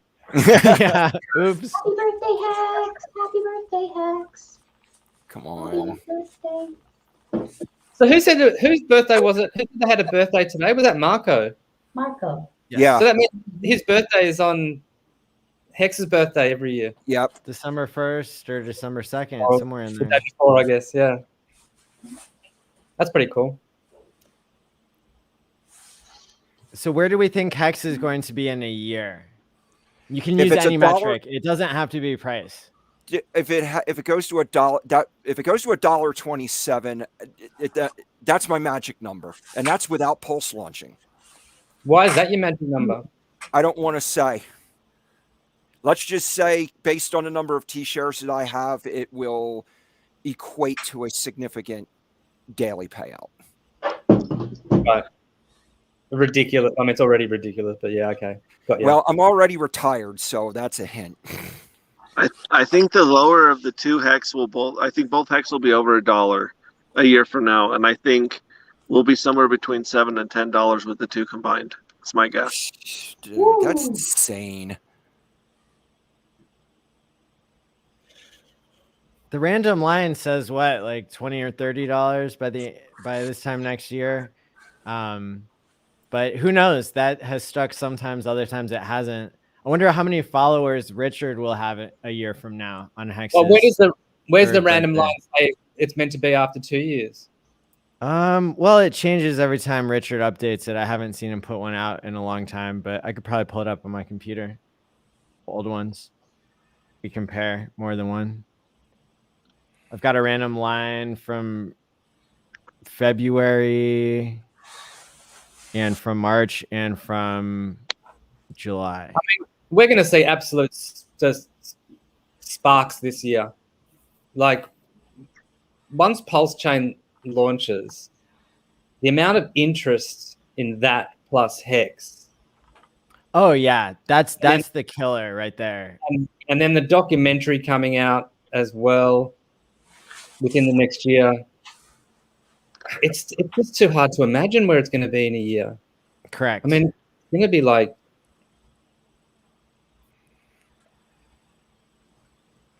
it's going to be eating into getting mainstream awareness. Right. Yeah. Casey, Hobble, do you guys got a guess on the price of Hex? You know, I'm under the impression that if Hex does everything that it's supposed to do, that even if it stayed the same price, that means the system is working. So any additional price is incredible. I think that we've passed that point where we know we're going to $1. I mean, it's just it's that suction towards $1, right? I mean, at least. So I don't see why we can't be over $1 by next year. We've already broke through so many key parameters in both technical analysis and psychological analysis that we're gonna get to $1. I mean, it's no doubt about it. Anything about that, I can't imagine, but it's gonna be great. Hex-Ray Vision, I think you got it. The payout today was 5.85 Hex. I was one off. I was 5.84, but I'll take it. I That's was what 5. I said. That's what I said. You did. Well, there you go. Yes. Now, how many users do you guys think Pulse will have on Hex's 3rd birthday? 1 million. 10 million. Wow. How many users does Ethereum have right now? Who cares? 100 million. Really? Ethereum has 100 million users. I think so. Let me Google it again. I thought crypto didn't even have that much in the world. Oh, I'm sorry. It says that maybe that must be for Bitcoin because Ethereum has 500,000 users. 158 users. And how do they determine users in Ethereum? Okay, yeah, Bitcoin is 70 million wallets. Oh, that's how many wallets, right? Yeah. So you can't really know users, just like you can't know population, but you can have That's good what I was guesses. saying with Staker App. Staker App, how many users Staker App has is probably the closest number we have. So accurate number we have. So when I talked to Steph when we were on this retreat in Ukraine, you know, he was explaining how, and he said this publicly too, how he used to run a team at Google of 20 or 30 people, and they made an app to teach kids how to read. And that app got over 20 million downloads, and he thinks he can do that with Hex. Wow. That's insane. I mean, he's out there right now. People who go to the US road tour, they're getting a lot of times $100 smart wallet for free because Steph is paying for it. Right. That's insane. The level of altruism and, like, you know, thinking forward thinking and all that. Yeah, It's incredible. You know, we can afford it. And, you know, with each person that we on board, that is potentially hundreds or thousands more, because that person goes out and starts telling people, and that person after a few years starts on like giving out their free wallets. You know what I mean? Oh yeah. Yeah, pay it forward. And, you know, Kareem has paid for tens of thousands of dollars worth of wallets for people. I mean, this is, you know, and this is the future. So Staker App is the largest deployer of smart contract wallets in the world already now. So there's no other project or product in the crypto space that is deploying more of this technology that Vitalik himself uses to secure. It's any multi-sig safe. That's because you're saying that they're using a smart contract, like they're using Gnosis. Wallet. Yeah. Right. Which costs so much gas to create. And MetaMask have more users, surely. On mobile. Yeah, but MetaMask isn't protected by multi-sig. Yeah. But it's a Staker vault. App is. Yeah. So just in terms of cutting edge technology, what the founder of Ethereum uses to secure his wallet, you know, it's the same thing that Staker App is giving out for free that costs $100 to onboard someone. So bullish. Hello. Sammy. How you all going? Hey, Maddie. Hey, Bluey. Hey, April. Tim. Hey, So good to see you there. Hey, Sammy. I've been watching all morning here, so thought I'd just jump on and say good day, see how he's going. Please tell us your reactions. Oh, it's been awesome. You know what? All I've thought is I just want to be there. Like, they're all having so much fun in New York, and I'm so jelly. But yeah, it's great that you can do this, Maddie. And get everyone together. Because one day it'll be us going to these gigs, Yeah, I can't wait till all the Aussies. Until we're somewhere overseas all together with you guys, it's going to be epic. Oh, Like, yeah, it's gonna be- meeting everyone, kissing, be there. hugging, shaking hands. Be awesome, can't wait. It's going to happen. It will. Sammy- Well, we're in lockdown. Yeah. What did you think of Richard's outfit tonight? I didn't get a real close look, but it looks like a Richard outfit, really sparkly and something to, really get everyone's attention. Yeah, it was pretty cool. I bet you it cost a fortune too. Yeah, I bet. Well, you guys think you like it? I mean, would you wear something like that? Oh yeah. Yeah, you would, Maddie, I reckon. Some guys can do it, some guys can't. We can wear the blue dresses.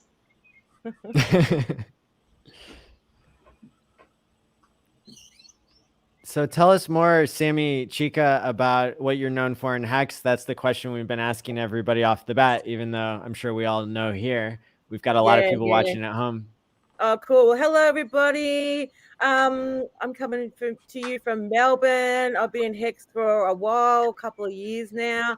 And we went into lockdown just after Hex started. So I spent my whole life online for the last 2 years. So I've made heaps of friends in the community, including these guys here. So I just mainly stream with the boys on Tuesday night from Australia, who I love. They're all awesome. We have a lot of fun. And then do the ladies' discourse with Serena Alonzi and Jack Hexagon and a few other blow-ins. And we also have a good time. That's the last Friday of every month. So that's what I do. And then just go on Twitter and talk shit, just like you guys. Awesome. We're on Telegram as well. You were very nice to me when I first entered the Telegram. So thank you. Yeah, for I that. remember you've been around for a while. I've seen you in chat and trying to always say good day. How you doing anyway? You going well I'm today? all right. Yeah. Just being a part of the party in whatever way I can. Even if that includes just, we're on a stream, but we're still part of it, right? So that's right. Yeah, we're here. We're here. We're here at the birthday.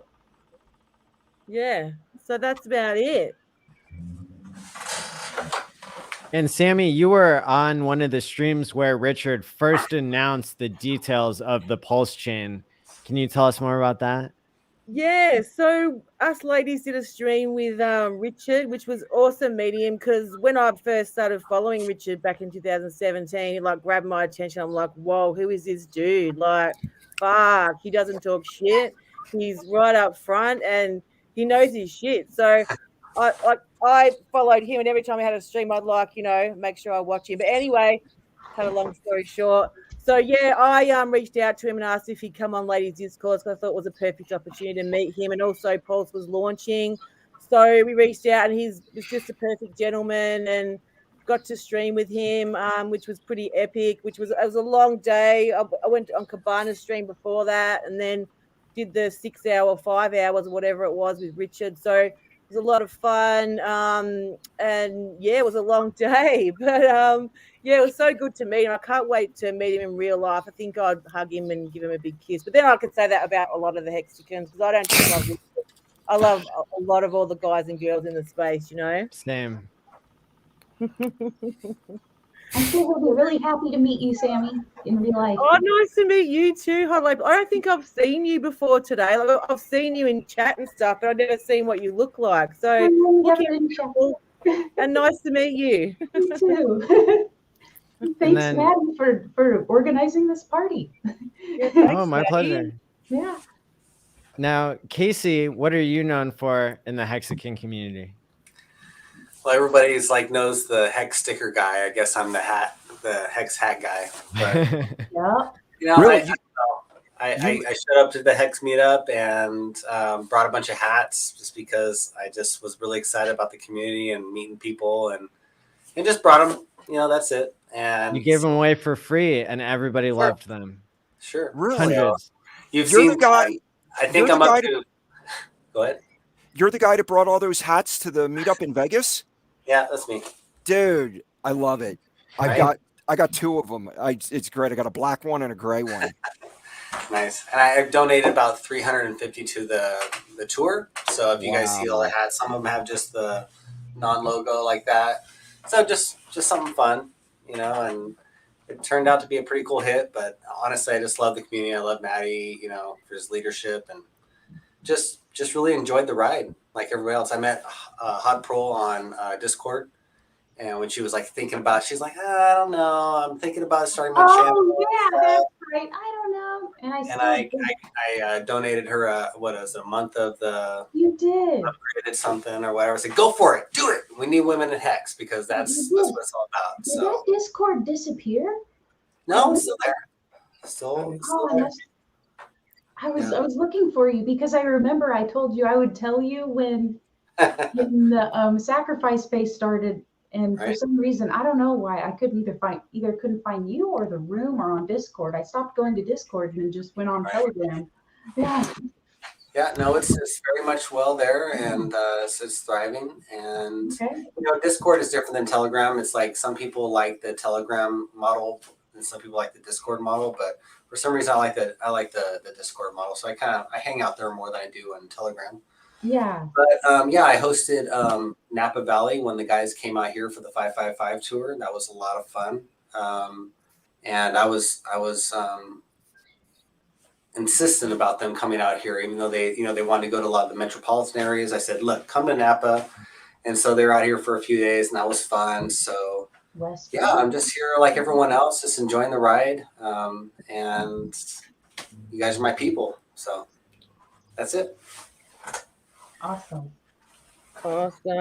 And Maddie, how are you holding up? It's been going since 4:30 a.m. my time here. So he's having a little nap. He's just like having a little lie down. Having a nap. Or maybe he's dropping the kids off at the school. Or the pool, sorry.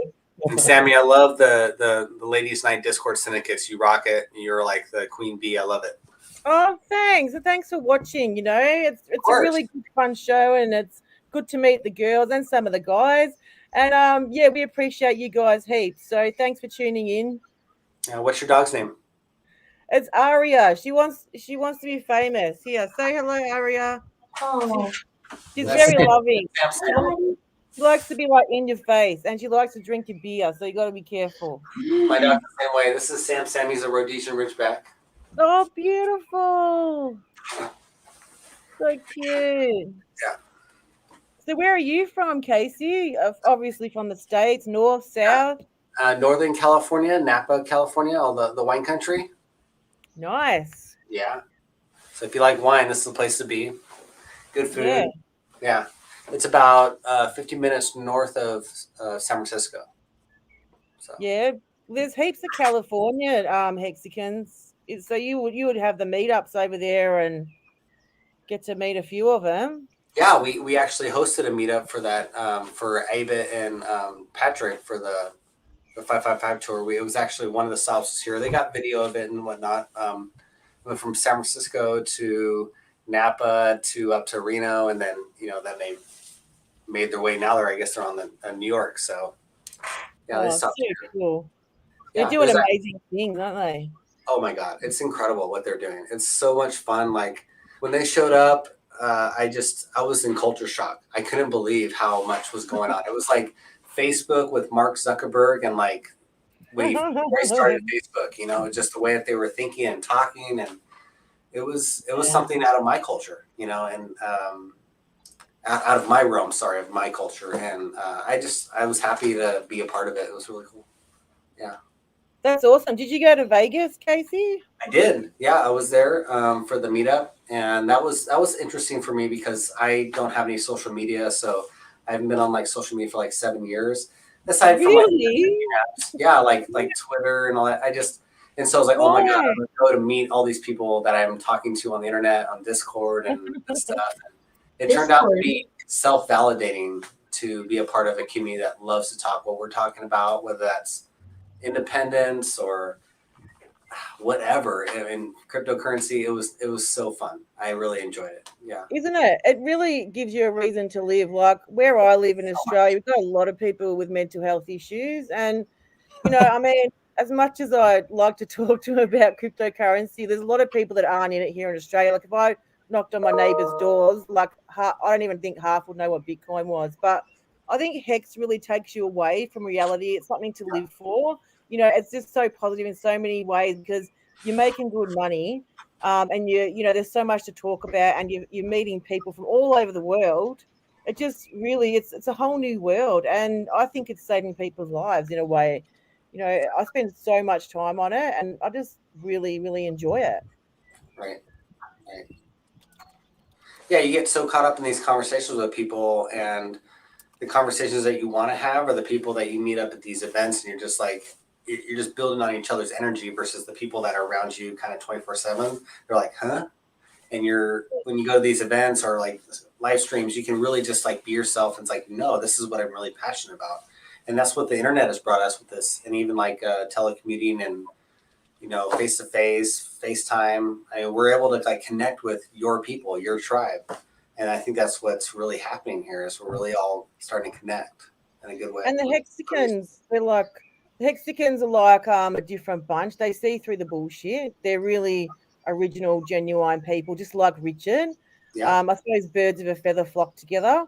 And there's always a kind of sentiment in the people that I meet through Hex and Ladies Discourse, and they're all very caring people, and they want to change the world. Like I heard you guys having a conversation before, and it's a very you know, big thing in the community, and I see it all the time. This same genre of people wanting to be helpful and saving people's lives for the better. You know, doing things for good. So yeah, I find it amazing. I really do.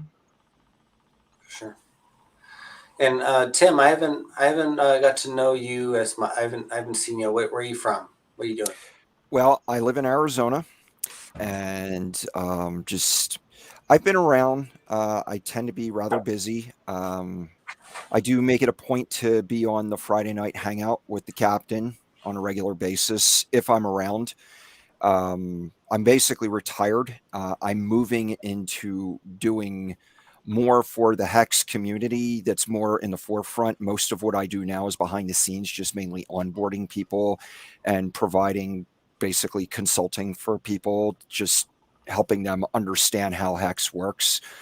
So yeah, you know, I'm doing my thing. I've been to several meetups. I've traveled all over the country to meet different Hexicans.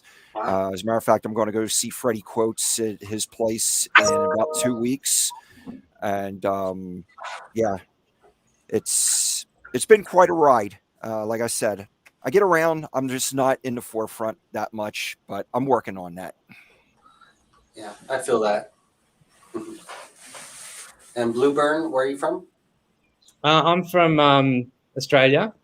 I'm in Queensland, which is like one of the northern states, but northern state. And yeah, I'm part of the Aussie Hex crew as well. Nice. I stream on Tuesday nights. Probably. When's the Aussie meetup? I'm down.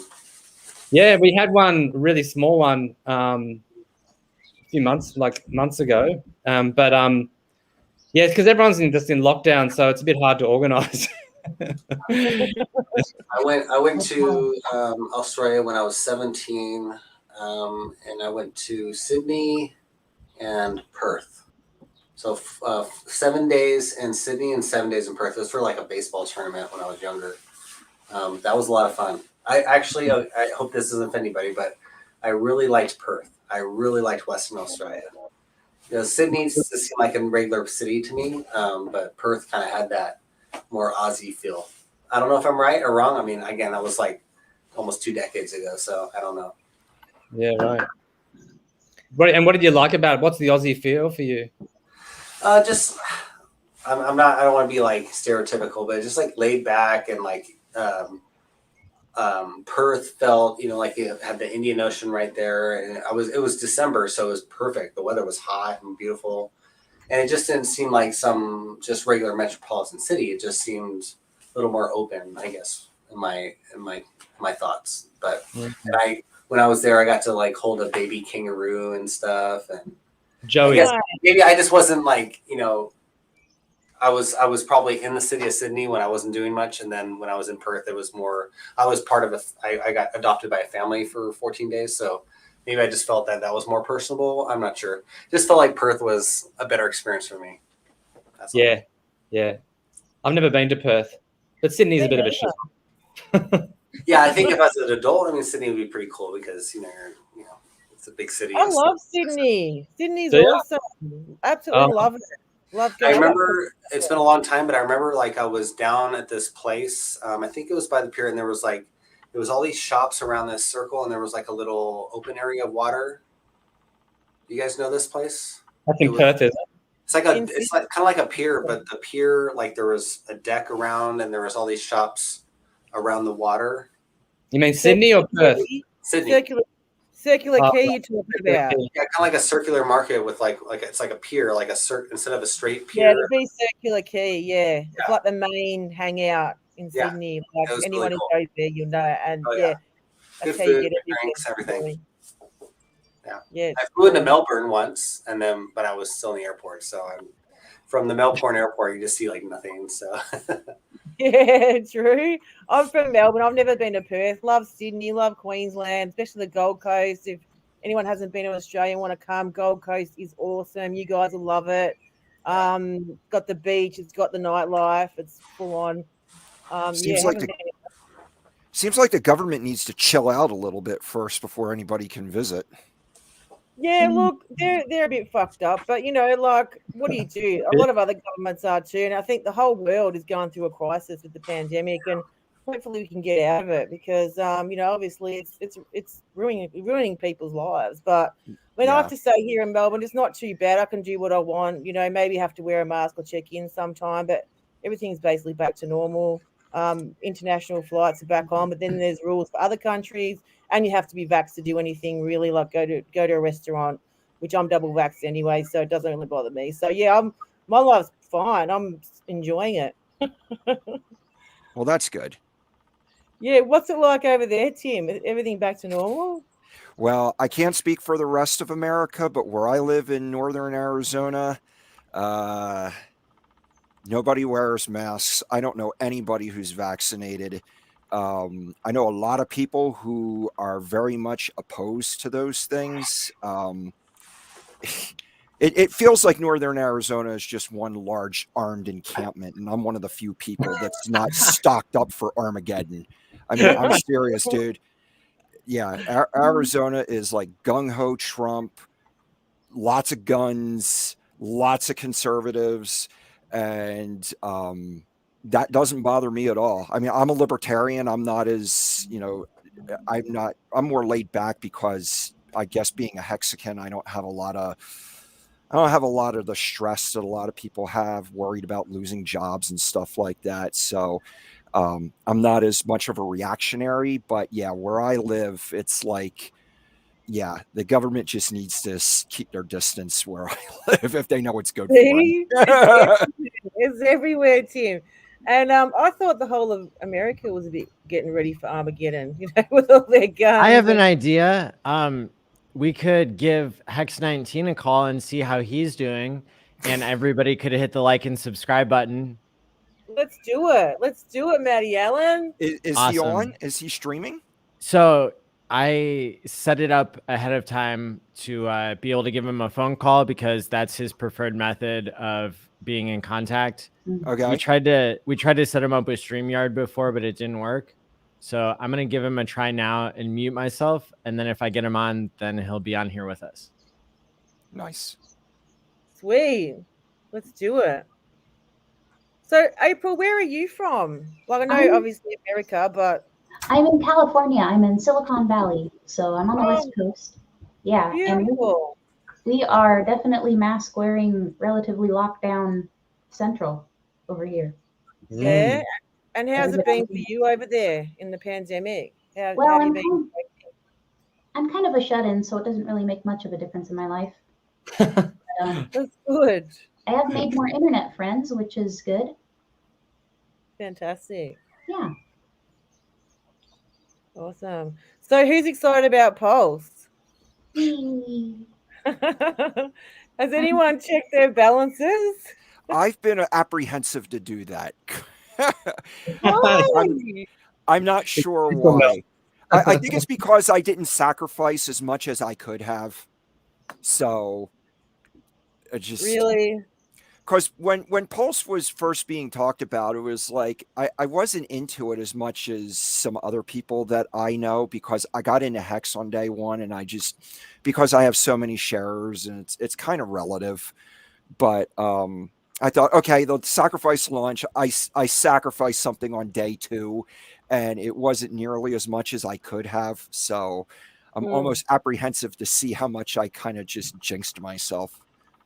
Oh well. Yeah, but you know what? There's other First world opportunities. problems. That's right. That's right. Well, Pulse Swap is coming too, and whatever they're Yeah, going to. I am going to ape into Pulse Swap, and I'm probably going to ape into Liquid Loans quite a bit too when their sacrifice goes.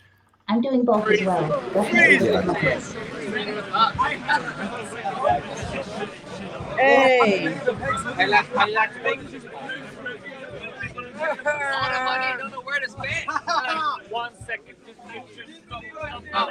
This might be at the most exclusive club in London. That's so cool. I wish I was there. It's the fucking bus, guys. We are there. Oh, that's the party bus? Okay, that's the party bus. There too. Yeah, that's a bus. Looks like a good time. And we have Adam joining us. Apex Crypto, welcome. Hey, thanks for having me, Maddie. Hey, Adam. Hey, Sammy. Hey, Hot Bro. What's up, Tim? Casey. Hello. How you guys doing? Yeah, excellent.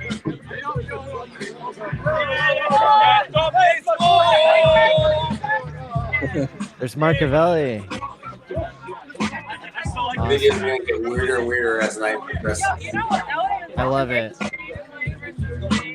If it didn't get weirder and weirder, then what would the point be?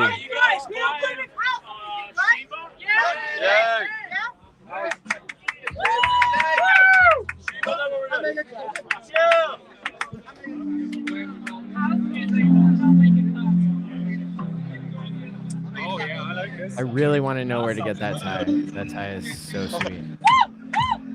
Where's Molly? Motley Oh, and the Huddle Dog. Yes. Yeah, shake the bus.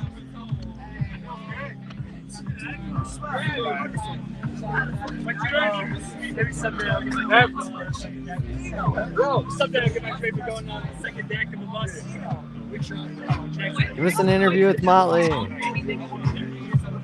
I don't think they can hear us. That's the problem.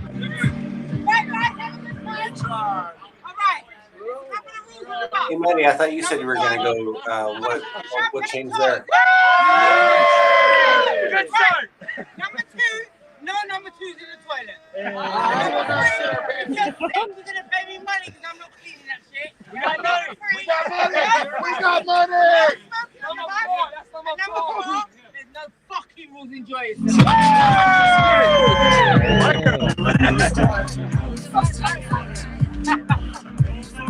That was a hype speech.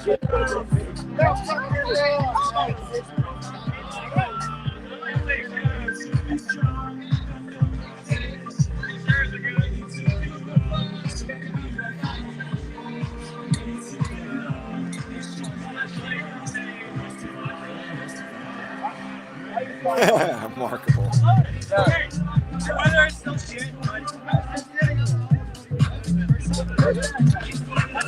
I take your Richard's not in there, huh? He took the rolls. If Richard was in there, I'm sure everybody would know. You'd see the sparkles like a disco ball. I think this is the VIP bus. That's fun.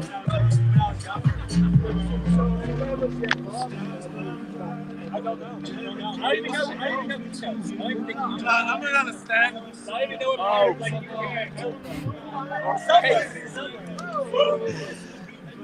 We're driving. Yes, we're driving.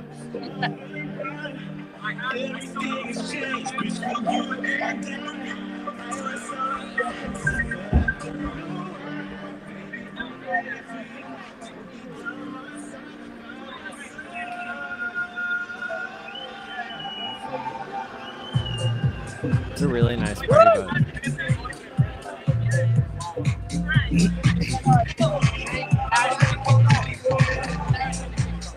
dig in a deep house. Skip that.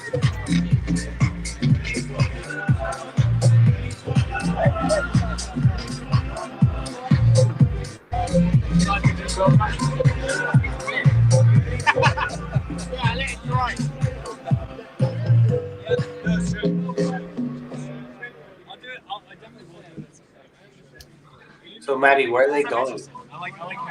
They're going to Fabric, an exclusive club in London. Apparently, Cy from Hex Toys like rented it out or has the hookup there. Wow. And he's also the one that bought Richard that insane piece of jewelry earlier today. Who knows how much that was worth? I mean, probably tens of thousands. Probably tens of thousands at least. Probably. Hex Toys give so much away, and he's such a good person, always doing really good things in general. Oh yeah. I mean, that's actually a symptom of Sunwell syndrome too. And so we don't tell people what to do with their money, but we want to make sure that they're taking care of themselves when it comes to feeling okay about having money and using it, you know, for the maximum amount of good over time that they see fit.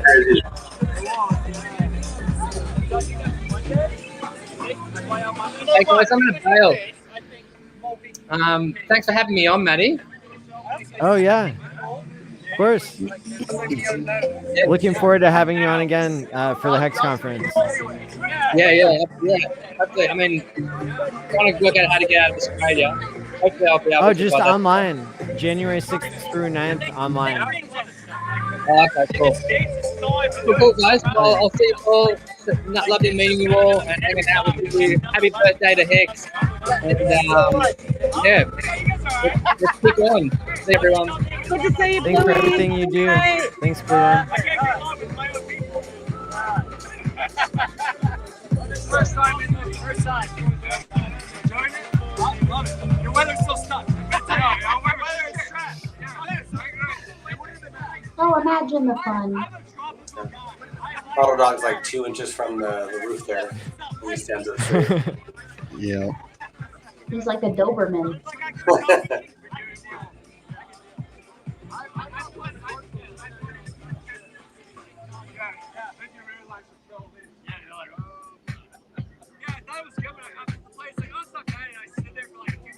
So Molly is the one who came out with the merch store, is that right? It's been so long since I've just like kicked it with him, like when we used to chase airdrops all night. Just like in the green room for hours, like setting up wallets. He talks about a particular merch store, but I don't know if he owns it or if he's in on it. I think he does. Okay. Yeah. Hexmerch.com.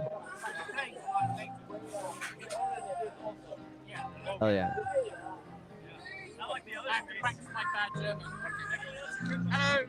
We got an update from New York. What's going on over there? They are in their own party bus, Yes. or going to their secret location, which I suspect they'll stream from. I'm sure they are partying hard right now. Oh yeah.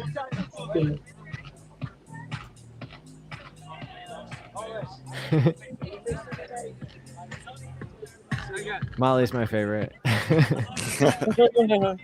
And Huddle Dog. Hell yeah. Huddle Dog is tall. Huddle Dog is tall. Well, Motley, Motley is not very tall. He may be under 6. I'm pretty sure he's under 6 feet. I met him twice, and he's considerably shorter than me. That's a short person in Mexico. If you're 5'11", you're a manlet or something. Because everybody's like 7 feet tall. Yes, correct. And Lord of Mercy. RG3 is like average. Yeah, RG3, Crypto Coffee, and Motley are all about the same size, about the same height. I mean, they're all huge. I thought RG3 was like a shorter kind of guy. Like, no, They were joking with him about that. Yeah. Yeah, it was like there was a meme. Yeah. Yeah, he's not as short as he's been portrayed in certain memes. Yes. Wait, who's portrayed to be short? RG3, the captain. Oh, Yeah, he was portrayed as being exceptionally short in a picture that was taken of him. He's not that short. there's just a But very even high percent of Mexicans that are above 6 feet tall. It's absolutely amazing. But So- even the photo that they posted online the other day, Maddie, you know, the one of RG3 and someone else, and he looked really short. That's because literally everybody in Hex is like 7 feet tall, except 6'4". for RG3. And then they memed him when he did the California meetup with Bracology and a couple of other guys. Yeah, they just, I mean, they did a really good job of photoshopping, and it was the most hilarious thing that happened on Twitter for like 3 days. It was too.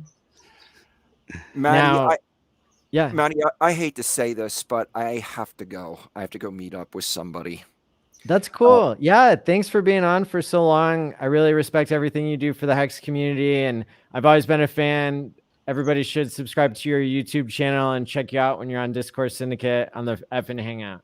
Yeah, I might come back on later. I'm not going to be going Please too do. long, but we'll see what happens. But it was nice meeting all of you. Hot April, it was nice meeting you. Nice meeting you too. Sammy, I'll see you around. Adam, good seeing Yeah. you. Yes, Casey, sir. again, thank you for the hats. And I'm out. I got to go. Take care, Tim. Peace out. Bye. So, Adam, tell us, what are you known for, or what do you want to be known for in Hex? Well, I've spent the last 4 to 5 months thinking about that, trying to find my niche where I fit in. There's a lot of you guys streaming, putting out great content, inspiring folks like me to get out there and share my thoughts and opinions as well. What I to be upfront, I'm about 14 months into crypto. I was investing in the stock market ahead of that and running a construction company here in the States. Welcome to the party. Thanks, man. Thanks. I feel like this is kind of a calling for me. I've been kind of, like I said, I started a business. It was going great. And, just got to where my business partner and I could stay at home, send the crews out and be home with the family a lot. So there wasn't a hell of a lot for us to do. So I've been, playing Mr. Mom during the pandemic and just studying technical analysis, trying to learn the crypto markets, just how they operate and flow together. Good for you, man. Yeah, thanks. And it's troopers like you, Richard, obviously, once you kind of sift through his bravado and really hear what he has to say. There's nobody else in the space really doing and talking about the things that he's doing. And it's a great way to put it. Yeah, and it took me a while to figure that out. I've got a great mentor, a family member who has been in crypto since I think 2019. He is the God whale?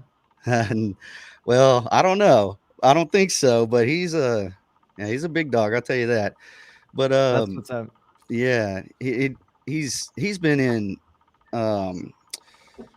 technology sector since he was programming in the 90s, creating email platforms for certain companies and whatnot.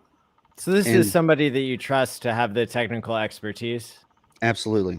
Yeah. He actually still does some programming on the side. He runs a team of developers doing stuff for random companies when it comes and goes, kind of freelance. But he's what you call, like you guys, the OG Hexican. He actually, yeah.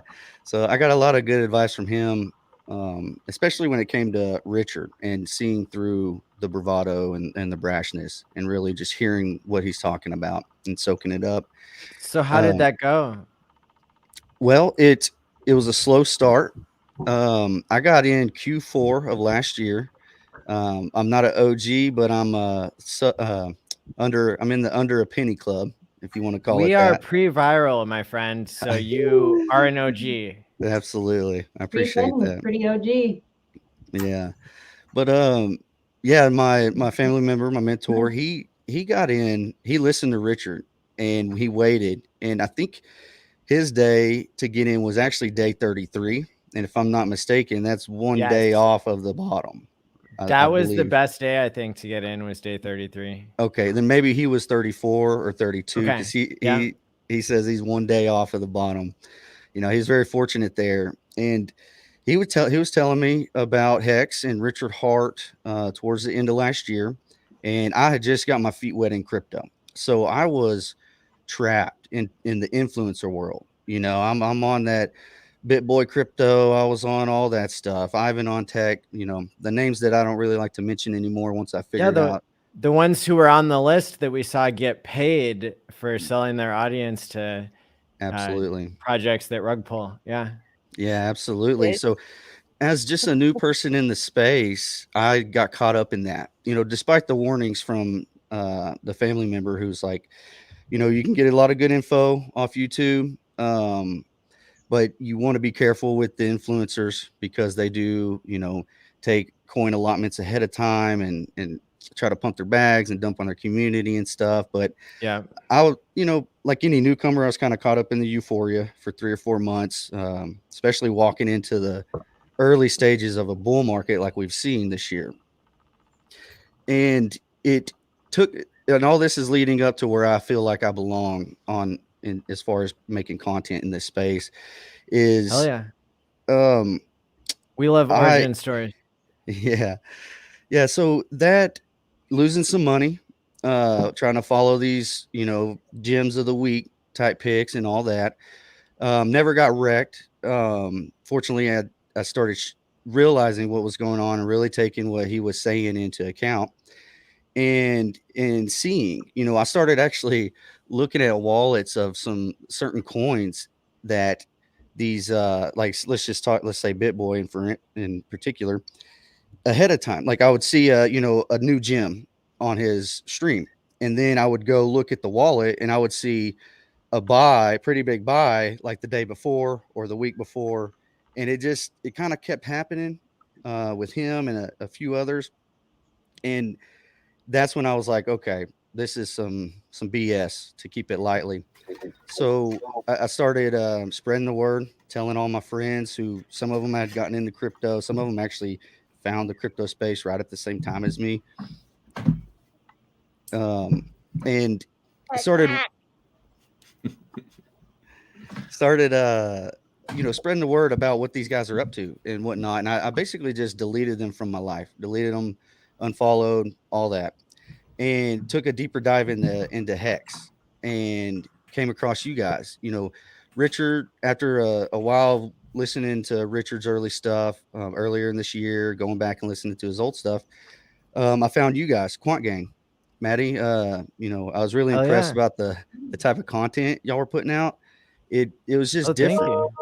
Yeah, and the fact that you touch on mental health, that drew me in.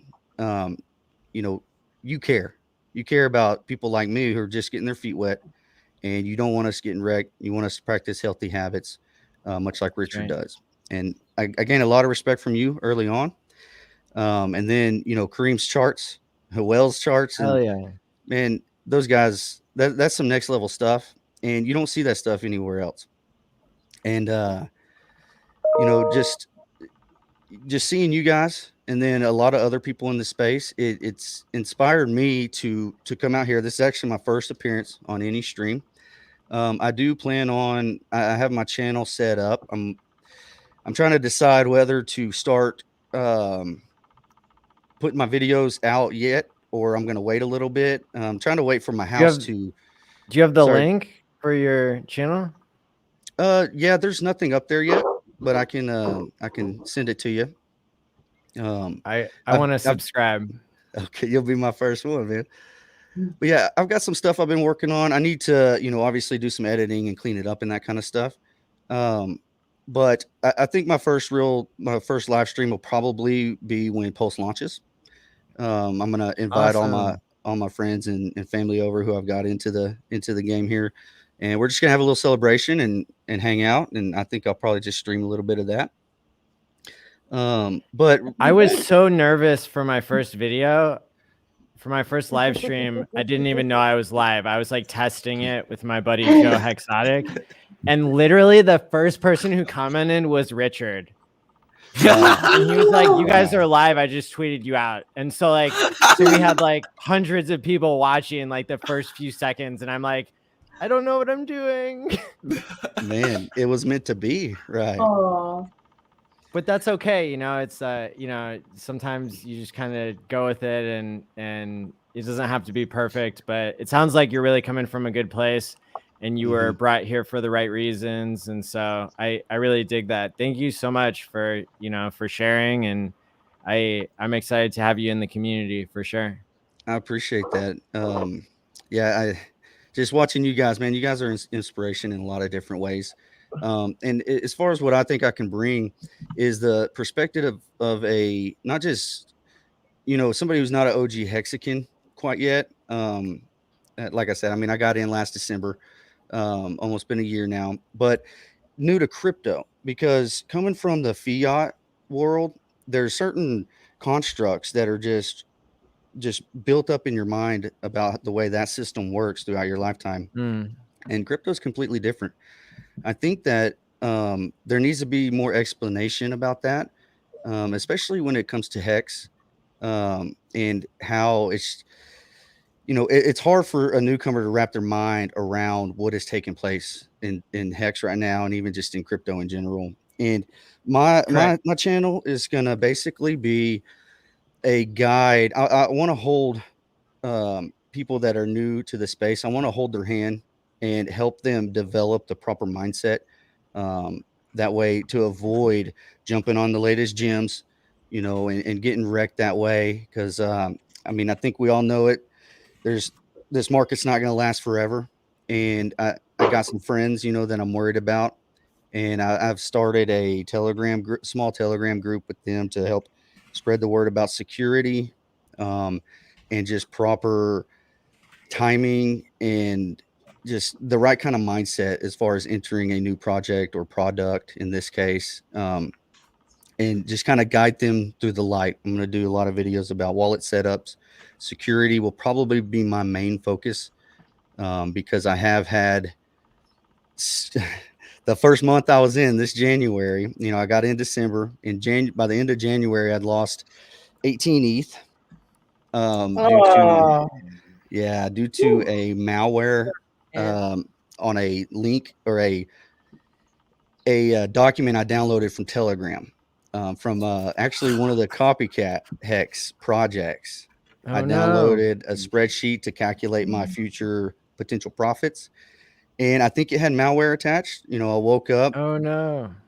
They say that 99% of hacks or theft scams in this space are the user's fault, and in my case it was, and I'm very open about that with everybody I bring into the space. I mean, it is and it isn't, like I can see it both ways, right? Because you were doing your best and you didn't know any better, right? Because nobody had educated you about security, and that's like a whole that could be a whole channel. So I think you're on the right track when it comes to addressing something that maybe isn't being addressed, because you're giving your own testimony of how you were scammed and how you'd like to help others. You're in good company, because Hexicans definitely don't like people getting scammed. Yeah, it was really uplifting seeing the support for Hex 19 recently, and that's the kind of stuff I want to help people avoid. I was warned by my family member mentor early on, and I got lazy. I was like, you know what? I'm just going to get in these tokens because they're priced low right now, and this bull market's about to take off, and I'll worry about security in a month or two. And sure enough, within the first month and a half, I lost 18 ETH, about 50,000 Digibyte, a couple other tokens as well. But I wasn't scared. I knew it was my fault. So I just dealt with that. I took proper precaution, and I moved forward, as sick Good to on my you, stomach man. as I was. That sucks. Feel sorry for you, bro. It's not easy losing a shitload of money, especially when it's going up and you're going, fuck. Like, that's a lot of money. But you learn from your mistakes. Yeah. Yeah, and I made Real a. fast, I have to get out of here. Sorry, I have to just pop out. But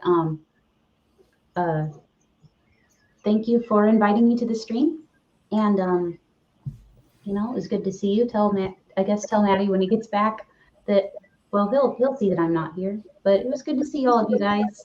Nice to meet you, Rob. too. Also, Yeah, catch chat. it's nice Come to on, meet maybe you too. tell us one time. Say good day. Yes, do that. Do that. Bye, everybody. Bye, Maddie.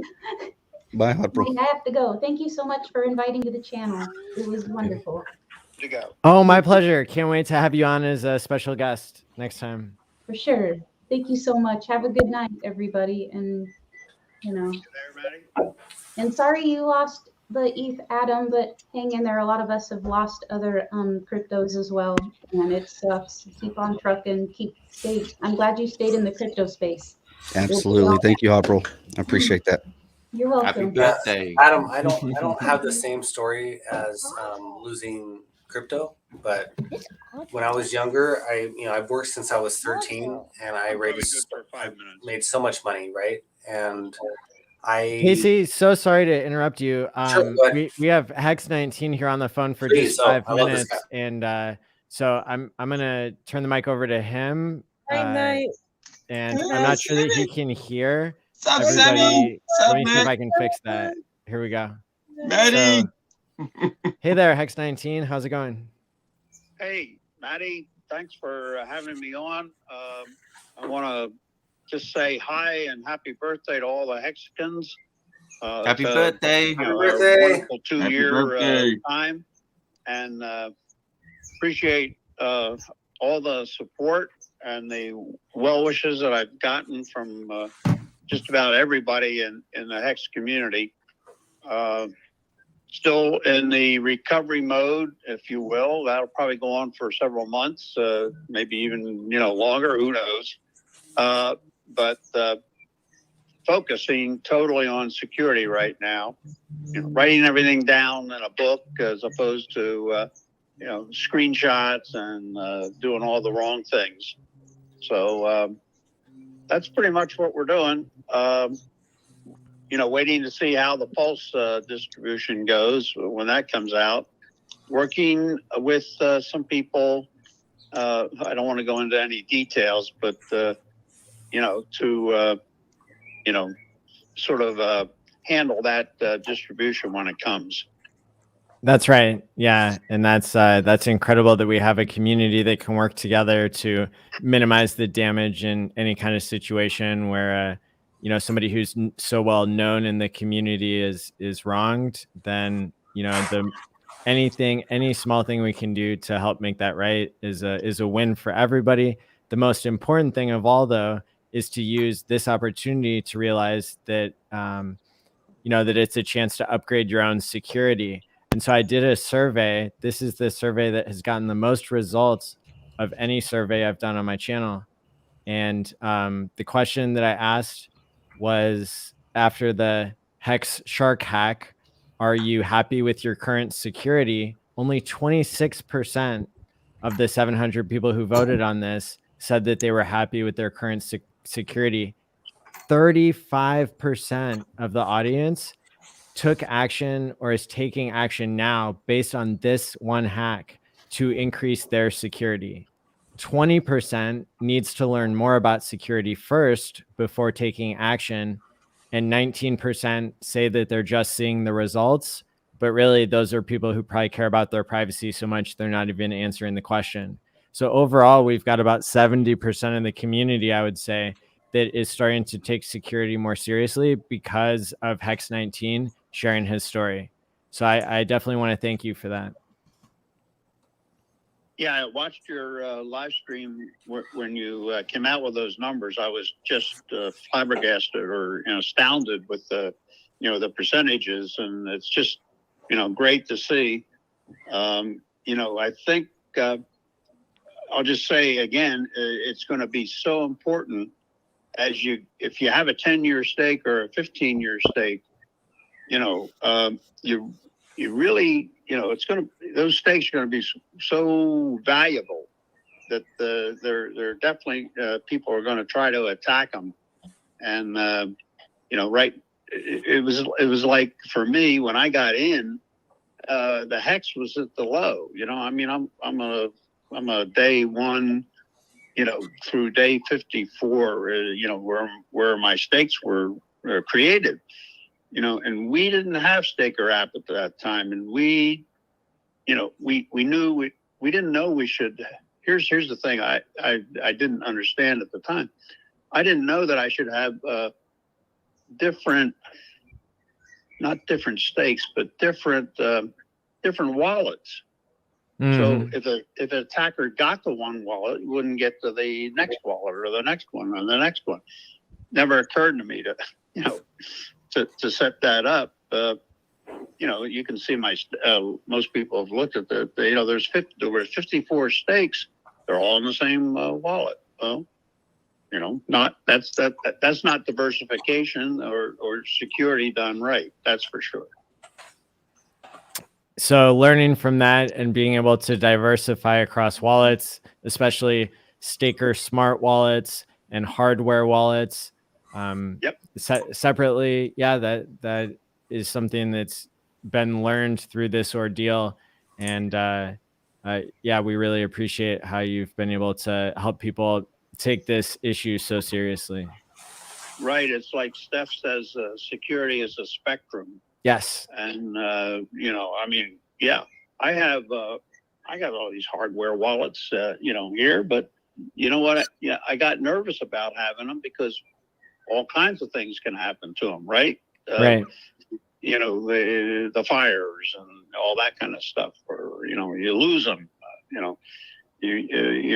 can your heirs find them, 81-year-old here, so I'm thinking about those kind of issues, will my daughters and wife be able to find this stuff, understand what it is, And that's the right balance to have is as Steph pointed out, not everybody wants to have security that would be, difficult for somebody to steal because it's easy to recover. Yep. So the more that we continue to grow as a community and to learn from each other and to remember that, nothing is guaranteed in life. And I just love how the community has reached out to support you and to improve themselves based on this event. Yeah, it's really, it's just, I never expected it. And I'm just really blessed to have, a community like that. And the community is just amazing. When you think about it, here we are, we're all over the world.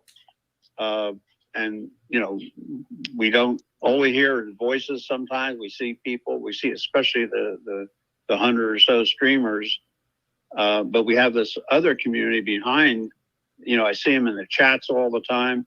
And it's just nice to know that that we exist and that we're able to reach out and empathize with people, cheer with people, laugh, have fun, make jokes, That's right.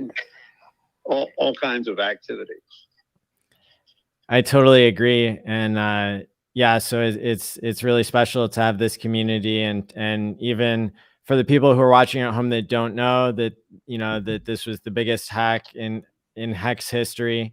And it was, due to a lack of security and due to, a hacker getting involved. And so now we want to be able to educate the community without putting any specific person, at higher risk. We want all of us to upgrade our security to the point where hackers will go to other communities because they know that they're easier targets, unfortunately, than the people who, are educated in our group. And we see in Hex a built-in defense mechanism, right? So the hacker only got a fraction of the amount of Hex that they could have if they had waited because they emergency unstaked. And this created what we're now calling the Hex 19 big payday, where people got triple the interest that day, which came directly out of this gentleman's wallet because the hacker ended the stake early, and thus the early end stake penalty,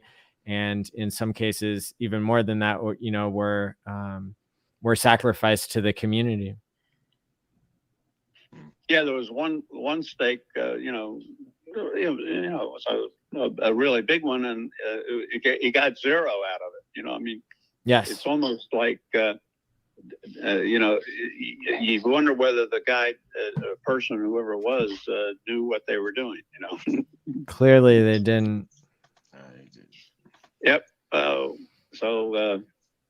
we'll see where it goes from here. But as I've said before, Maddie, to you and others, my family's supporting me. I've got my 2 daughters, wife, and their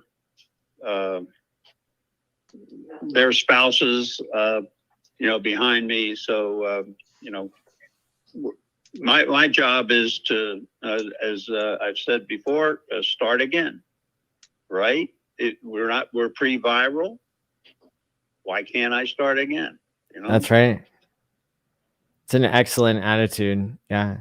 And having your family support, I know, it goes a long way, and that's much appreciated. Yep. Well, great. I know that everybody is really glad that they got to hear from you again here on the Hex birthday, and there's all kind of events that have been happening, and it's certainly great to hear from you. I'm watching it live. I tuned in about 2 or 3 hours ago. I know you started before then. Yeah, it sort of reminds me of New Year's Eve parties, where you start in, I don't know where, I guess in London, right? That's where they would start. And then we go across the world. Remember, I remember 2000 when we literally went around the world, waiting for the computer bug bomb to, Y2K. shut down the world. Hey. That was right. so funny. I'm an old COBOL knowledgeable guy, and the COBOL programmers were brought back for the 3 or 4 years prior to that to go through all the code to fix all the two-digit date fields. Oh, wow. Riot. All right, Maddie, I'm going to sign off if that's okay, unless there's anything else or I can do. Yeah, thanks so much to everybody who's been reaching out in support of Hex 19, and thanks so much for coming on the program tonight. We really enjoyed having you. And I'll be watching you again on the Quant Gang Tuesday night again. Oh, that's great. Thank you so much. Hex 19, we'll see you in March, right? All right, bye-bye now. All right, bye for now.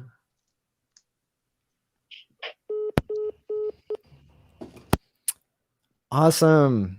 So we got a couple more Hexicans that have joined us here, right? We've got Hexmac there, and we have Nate J. Welcome to the stream. I'm so glad you guys are here. Thank you. Happy birthday. Hey, guys. Happy birthday. Oh, yeah. Now, can we hear from each of you and tell us what you're known for in the Hex community? Absolutely. Go ahead, Mac. Okay, so I'm pretty much everywhere in the Hex community. Wherever there's a social media presence, I'm there. I run our big community groups over on Facebook for Hex and Pulse Chain. We have about 10,000 members there over in our Facebook community. I'm out on Twitter. I'm out on Instagram. Do a bunch of streaming. I missed you, Hexmac. We haven't streamed in forever, man. But yeah, I'm here. I'm always diligently working in the background, doing something to just promote or push this massive shift in the crypto space forward. Awesome. Yeah. And Crypto Nate. Hey, Maddie, what's up, y'all? What's going on? It's so good to see you. Yeah, we were at the Bulls game the other day. That was awesome. Oh, that was incredible. Definitely. Thank God for the tour, man. Those guys, Kryptosparbach, Avid, back in X, man. Thank you. Thank you for that opportunity, man. Hell yeah. And what are you known for in the Hex community? I don't know what I'm not really known for. I mean, I'm just on Twitter. False. Incorrect. Fake news. Fake news. You were in the first Hex conference, and yes, you I spoke was with Crypty Girl because yes, I won the big payday lottery. Yeah, that you was won the large Ski Cat giveaway. Is that right? For Big Payday? Is that thank it? God for Ski Cat. Yes, 3.33 million hex. Yes. Nice. That was Life-changing. that was what was that, 100 grand worth at the time? Is that No, what it was I think like 14 or 15 at Oh, the okay. time, maybe. But shit, now you know Man. what's up now. Wow, so cool, Nate. And you didn't stake any of that, did you? Yeah, I did. I staked it all. I sure did. Gang, gang. Yeah, I completed my ladder, my shorter ladder, and then I made a longer ladder off of it. Definitely, it helped out a lot. Congratulations. I was doing Have you- oh, go ahead. Have you upgraded your equipment? I remember there was a period where we were, streaming together and you would drop out constantly. You're looking good now, man. You've got the Hex bling, the Hex Hell merch. yeah. Thanks, the picture man. looks clear. You look good, man. That's good. Well, I've had a Surface laptop, and I hate Windows. I really hate it, and that was my only way of streaming because I couldn't use none of my phones because as far as security on my phones, man, I got it locked down. Absolutely. So I've actually got another phone, and I'm using half of it right everybody? now. You're just entering the Hex Hey, party. Oh, they're gonna have it. It's gonna be awesome.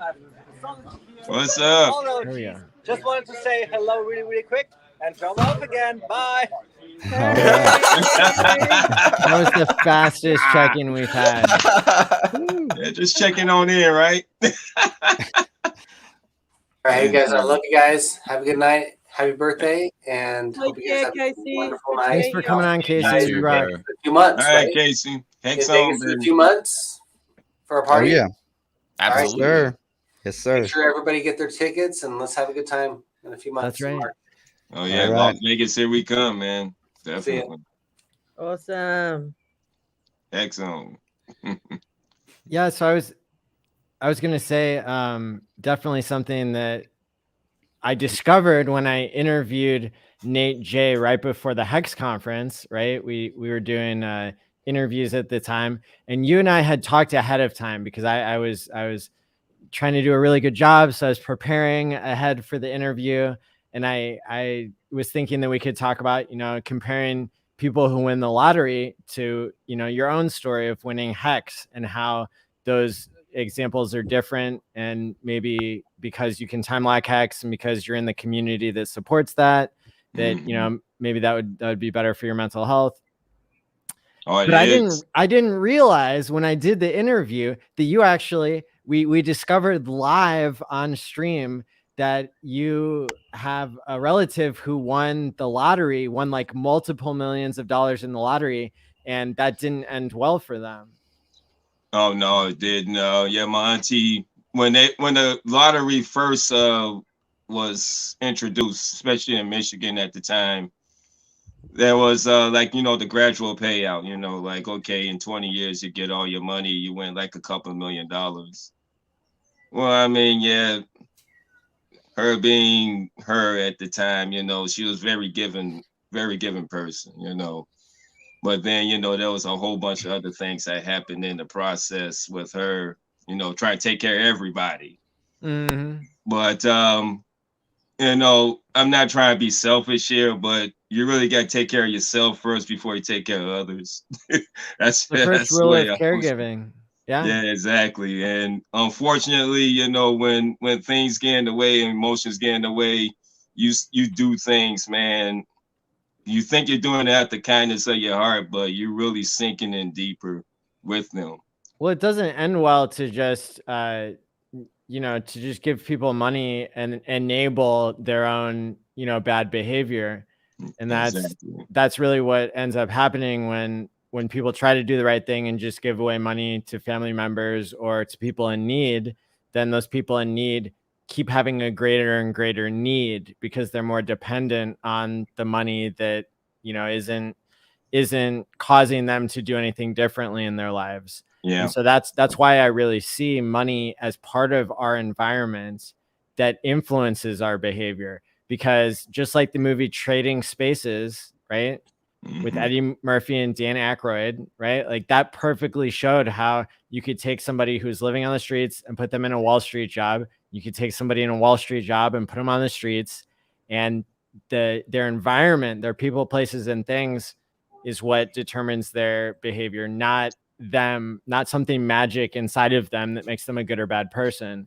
And so when we talk about like changing the world and making the world a better place, I don't imagine that will happen by just giving away money, but instead by giving people the type of money that rewards them for doing the right thing, that allows them to save and pay their future self, and to, you know, be a part of something bigger than just money, which is, you know, being incentivized to take better care of yourself, right? That cuts out a lot of bad choices if you have jackpots so far into the future that you can't touch, right, until you wait. And when you wait, you end up getting educated by the best community in the world. Yeah, exactly. That's why I staked it all. So it's exactly what I did. Definitely. Brilliant. Yeah. That mechanism is just saving people from themselves in a lot of way, and it's a brilliant mechanism. Brilliant. Yeah. Between that and the T-shares, man, I mean, you it's absolutely nothing else on earth like it. It really isn't when you think about it.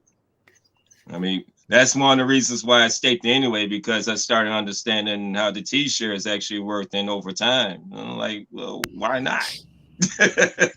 Like, you know, I'll get money later, you know, I'll just put this up, you know, wait 5, 10, 15 years.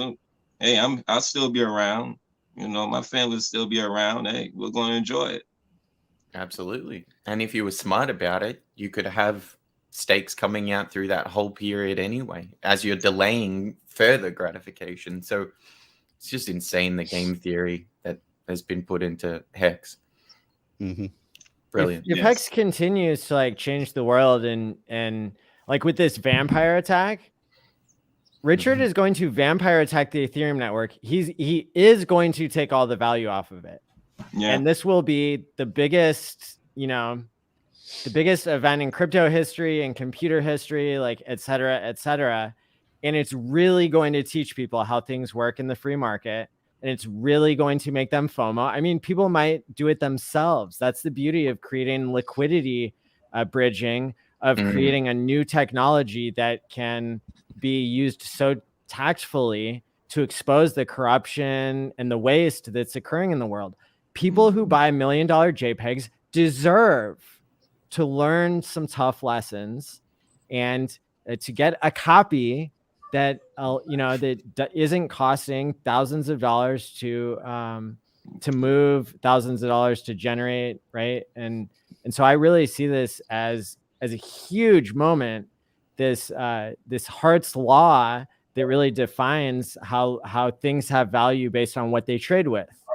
And so that idea of Pulse being able to trade with every coin that exists on Ethereum, but being able to trade in a way that has a better technology behind it, where the transactions are 4 times as fast, where they're 1,000 times cheaper, and where stuff actually works, right? Because if it costs $1,000 to buy a piece of land in Decentraland, or to buy a thick Pokemon, right? Then like the world is broken and somebody needs to fix it, right? And so having somebody to fix it who doesn't have to rug pull everybody is how you get a different system to be created. Because if Richard has billions of dollars of Bitcoin, billions of dollars of Ethereum, and billions of dollars of USDC, then it's really that he isn't owned by anybody, and that he doesn't need to sell out on his own reputation. And so we move into a world where like social reputation and like glory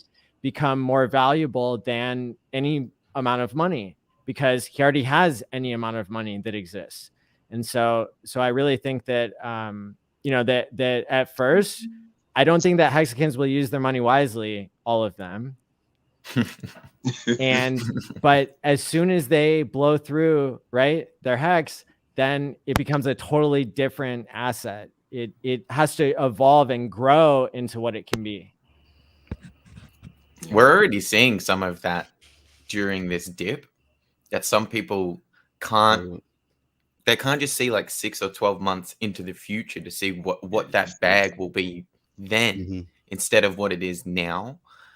And so yeah, like we're going It's definitely through a rabbit hole. But think about it, like if they distribution don't phase. dump here, then when more buying power comes in later, then that stops the price later, right? So it all really comes down to adoption, because we know that a certain percentage, well, first of all the hex already exists, except for the hex that is inflated, which is paid only to people who are time locked. So literally all of the hex that exists already exists, and all of the future hex will go into stronger hands.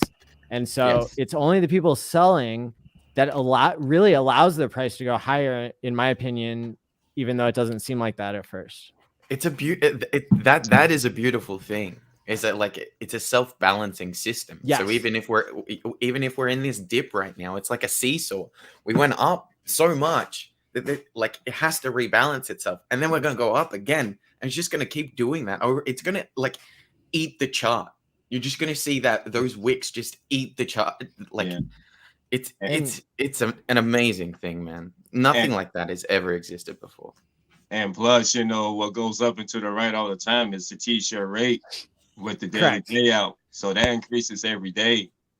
Yes. So, I mean, the price could stay the same for the next 10, 15 years. Yeah. And you'll still get paid out the wazoo every single day, even 5 years from now. I mean, right now, if you look at your stake right now and look at, you know, like on the stake graph 5 years from now, if you got one ending at the same day, you're getting 5 times more just on the minimum.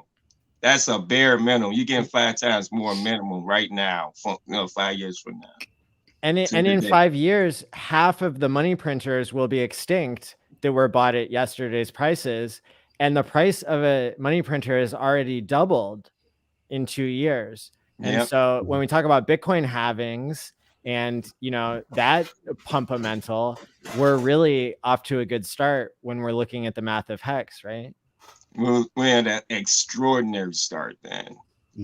I mean, when you actually look at it. Couldn't ask for better. Yeah. That's the standard that's being set in this asset. It's OGs are going to have to choose whether they want to give up their money printers or whether they want to like cash out. And not everybody has decided yet, right? Like there's still time to change people's minds, you know, whether they get addicted to a high lifestyle, something that doesn't bring them meaning, or, you know, maybe a more humble lifestyle. But, still something in between, right? Like everybody's going to choose for themselves. But if you want to win, then you rebuy your T-shares, right? Yeah. And Pulse gives you that opportunity too. You know, say for instance, like your state Pulse, and say for instance, even with the yield farming, you may want to put all that back in the hex so it could just regenerate. You know, that's what I'm going to do. Definitely. I'm definitely doing it's going to bring so many more users for sure. Absolutely. Because it's free to onboard. Like they're already going to be there. They just have to click a MetaMask button. So that's it. I don't think we can even comprehend how bullish like Pulse is. I had this thought last night as I was just like getting tired on the couch. It's like, okay, Pulse isn't even out yet. And how many tokens have Pulse in the name already? Yeah. When has that happened on other chains? Like you do have like Bitcoin Diamond and Gold, but that came years after Bitcoin was a thing. We already have like 10 to 20 coins in the space, like Pulse Pad, Pulse Doge, Pulse Bomber, like all of these coins, and Pulse hasn't even launched yet. Like imagine wanting to call your coin something with Pulse in the title. 20 of them already. Like, by the time that another quarter rolls around, there'll probably be like 50 tokens that all have Pulse in the name, and Pulse still won't have launched by that point. Like, that's crazy bullish to me. Crazy bullish to me. What's even more wild, like on top of that, all that bullishness just rearing its head right there. You got most of the space that's still not even aware. I mean, it's just like Hex. We've seen so much tremendous gain and growth in 2 years, and we're still gate kept. It's like they always say, we're not even viral yet. And that'll probably come after Pulse launch, in my opinion, because people won't be able to ignore Pulse, and then they're gonna just happen to see what's going on in Hex over here, and they're gonna. It's funny. I like to think they're gonna accidentally stumble into better behavior. Hell yeah. Maybe Hell yeah. maybe not so much the NFT market, because I think that's going to be huge on Pulse because of the fees and everything. But a lot of people are going to come over for the cheap fees and the free coins that are finding value over time, and they're gonna stumble upon Richard Hart. They're gonna just go watch a couple videos. They're gonna stumble across ALLin here. They're gonna watch some of his videos, and they're gonna just stumble into better behavior without even knowing it. And like I was alluding to in the beginning, is that all that bullishness is here now, and the rest of the space doesn't even know. I'll get on. I've recently found out how cool TikTok is. Like, I don't do a lot of just BSing online, but whenever I want to just like escape from crypto for a minute, escape from the world, I'll get on TikTok and watch silly videos, and I'll go to some of the guys that are streaming crypto there, and you got to have about 1,000 followers to stream there to be able to go live. And I'll hop in there and I'll comment on TikTok. Yeah, I think that's what it is. It is. Wow, I'm behind. Go on. But don't worry, I am too, Maddie. There's one guy, Blockchain Gang. He talks about Hex a lot on there. He's a Hexican, Pulse and everything, but he's the only one I've seen. And a lot of the guys that are real popular on there, I'll get on their comments and say, hey, did you sacrifice for Pulse? Are you aware of Hex and how it actually works? And they still just like, oh, that's them Hexicans. Nah, I'm not getting on Pulse Chain. And I just follow up. Well, you're going to miss out on a lot of free money sitting there waiting for you.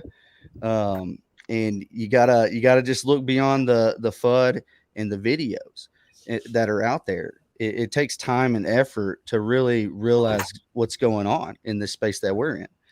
And a lot of people haven't put in that effort. And when they stumble across Pulse and realize, hey, this guy that's supposed to be scamming everybody just gave me a lot of free money and enabled me to actually purchase that NFT I wanted, create stakes, create a kind of like a micro staking ladder, if that's what somebody wants to do. I would not really advise that, but just because you want all them T-shares, you want as many as you can get. But they're going to stumble into better behavior, and they're gonna realize, like, eventually that, hey, Richard actually is a good dude. And then, like Maddie said just a little bit ago, the dude's wealthy. He's already wealthy. Why would he care about making more money and ripping people off? He's in it for the glory. He wants his name cleared. He doesn't want to be called scammer anymore. He wants it to be out in the open, what he's doing for all of us here and everybody else who's going to be here soon. He wants some respect, definitely. And there's 54,000 members already in the Telegram chat and hasn't even launched. I know, it's insane. Yeah. The insane amount of nodes working already on the network, man. Just in testnet alone. I mean, these first 6 months for Pulse is going to be extraordinary. And the truth is about Ethereum, we're going to be the only ones using Ethereum. As far as our Hex stakes on Ethereum, we're going to be the only ones after 6 months, man. Because the open seas guys, they gonna realize, like, oh shit, I could go over here and get my free damn NFT without paying $1,000. No, I'll go use Pulse. Once that happens, that's it. You can do everything that Ethereum is currently pushing people away from through the feeds. Yeah. It's insane. Sammy, you brought up that point just then about the Telegram group having like 55,000 people in it. Someone tweeted out yesterday, I think, that during the Ethereum launch, I can't remember the amount of people that were involved, but I think it was like under 10,000. Yeah, it was like 9,200. Yeah, 9,200. I mean, you got to think, how many years ago was the Ethereum launch? Yeah. How was it? What, 5? 6 now? 6, 5? So 2015? 2014. So speaking of TikTokers, Super Hex Win, I just sent you the link on Twitter, so you can hop on here if you want to check in. I'm not sure where you are in the world, and I'm not sure you have to say, but we'd love to see you. Yeah, get that private jet, and we won't see you in that private jet. Charter a flight straight into the stream. Heck yeah, that'd be cool as hell, dude. James Bond stuff right there. And just to add, Ethereum only had $18 million in their like pre-launch. Which, I mean, I know it was 5 years ago, but gee, like that. I mean, we had 700 million in this Yeah, one. Like, even as a 5 years ratio. ago, you know, like it's still way bigger. You know, 18 million to what? I'm Almost pretty $1 sure the billion? top 5 wallets had like more than that. Oh my gosh, the top Insane. wallet was 29 million. So yeah. really. True. Wow. True. Wow, man. Did everyone Shout check out to their Overwatch stack? again. He was Did watching everyone earlier. check their stack balances? I checked mine on app.hex, and Yes, that I have came checked up. mine. That was the best way I could, because you know there was 2 different documents getting around, and I was unsure of what it actually was. And then when I looked at the app Hex, that was legit. It just comes up with your Pulse chain balance. But you have to connect your wallet, don't you? No, you can just choose charts and then just post your wallet address in and press a little blue dot, and then it just comes up. Yeah. Okay. I mean, Yeah, it's a your PLS balance comes up little too. bit better security to just use the Excel spreadsheet that Richard sent out. Agreed. Because then you're not putting your address into any website that's like being seen by your ISP and stuff. Like, not that I do that myself. Like, but I like the Excel spreadsheet idea just for like broadcasting to everybody. And so let me see if I can find that link here, so that people can get it straight from Richard, and that way we can tell you what to do with it. Because somebody just told me earlier on this live stream what to do to really be able to interpret that correctly on your own from the source, which is also going to include those of us who donated to the Sens Foundation, I believe, because the Apex.win does not include that. Somebody said earlier. My apologies if that's incorrect. But it is different, Maddie. Like the one that I saw, someone posted one from Google Sheets, and then Richard posted his, and they were different. But the They one from were, Google Sammy, yeah. Sheets is the same one as app.hex. So Now, that's- if you're going to use app.hex, there is a thing on, like, say, for instance, like on Chrome and some of these browsers called WebRTC. You could disable the WebRTC, you know, to take care of the geocaching and, you know, location and all of that, tracking your stuff too. You could disable that. There are ways of disabling that. And plus with the VPN, you know, to block all connections besides that. So you can't put your address in there, but you got to do those provisions, those layers of security, so it won't follow you back. Yeah. Yeah, Well, that's good advice. Hey, Maddie, I just wanted to ask you. So, was Richard Hart in Silicon Valley series? Is that a show in America? I mean, I don't think I've seen it, but Yeah, it's a super popular show. I think they have like an insane amount of followers on like YouTube or something. And was Richard Hart really in it? No, it was Like- in the final episode that they ever had. They impersonated him, and there were hexagons in the background, and he was on a throne with a candelabra. So, like, Really? it's no question that they were That's for impersonating him. sure. Did you post Yes. any info about that, Maddie, anywhere? It's in my Hex cameo that I just released earlier on Yeah. the stream, and also in the on Twitter. Did they portray him positively or neutral or negatively? Anything like that? Neutral. But it's just cool. Like, it's just a cool Easter egg that like that's where the Oh, show yeah. ended for that character. Like, you know, and that was back, I think, in 2019, whenever Richard was like just getting started with the Hex stuff. But he had obviously done the candelabra and he had named it Bitcoin Hex, and he had been on his throne. So it's no question. I love Richard Hart. He's so cool. I can't wait to meet him. Yeah. Was he sharp today, man? He was sharp. I have Oh, never yeah. seen that damn Oh, suit that suit. That was a serious suit, man. That was. The comments in chat were pretty funny. I saw one. This guy is just wearing glitter. He's basically wearing glitter up there. The rhinestone cowboy for real. Yeah. Richard's always had a crazy sense of dress. Like he's always been a bit of a fashionista. Even his early videos, like wearing the velvet jackets and things, like not just your plain Jane guy in tracksuit pants and Adidas runners. Like, you know, he actually likes wearing fashion and likes looking good, and he loves the whole aspect of it. You know, so I love it. I think it's really cool. It's I good agree. marketing too. Absolutely great marketing. Mm-hmm. But I couldn't wear that damn suit. No way, man. I Nate couldn't wear J, I'm gonna hold you to that. Next Hex conference, we're gonna get you just diamond blings. Hey, I mean, man, he was the center of attention in that damn suit, man. I'm like, man, but it fitted him very well. I mean, his posture and everything. That's what brought it out. I'm like, damn, that is a sharp ass suit, but I couldn't wear it. Did you see the little clip of him coming out of his car? And he Yeah, had, with like, the trench coat black- too, the glitter trench coat. I'm like,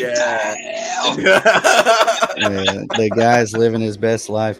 You know, all the Louis Vuitton and everything, and you know, he just started doing that shortly before Sacrifice Phase, and to work the algorithms on YouTube and whatnot, and for marketing. I would imagine that, you know, he likes wearing nice clothes and whatnot, but it's as many people as he brings in due to the algorithms and wearing that flashy stuff, it sometimes presents a wall when you're trying to onboard somebody and you're like, hey, go check out Richard Hart. You know, ignore for sure. Ignore the pleasantries or ignore what you see and just listen to what he says.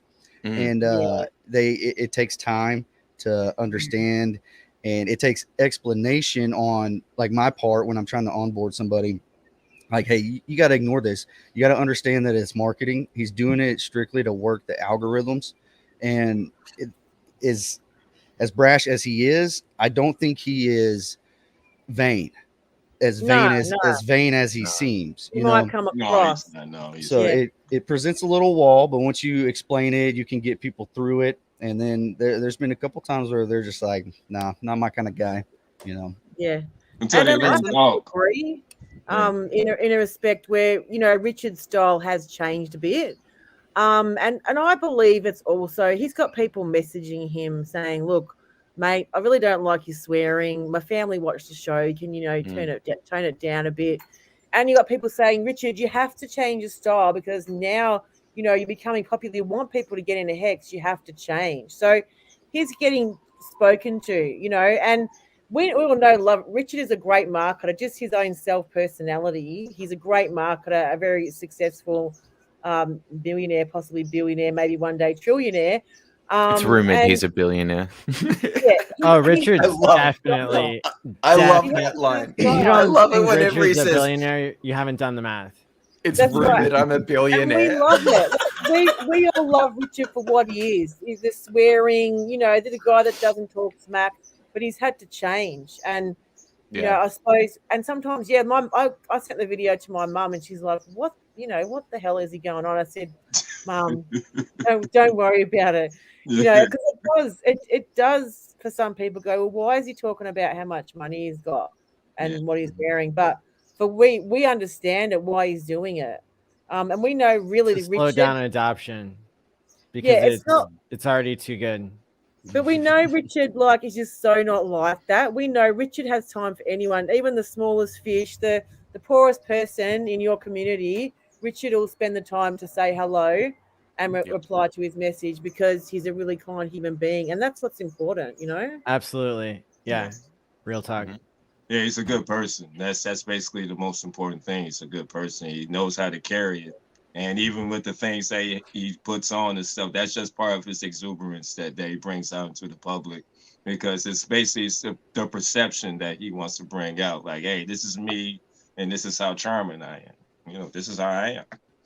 And he's a fair person to me. He really is. He's about as fair as he can get, fair and honest.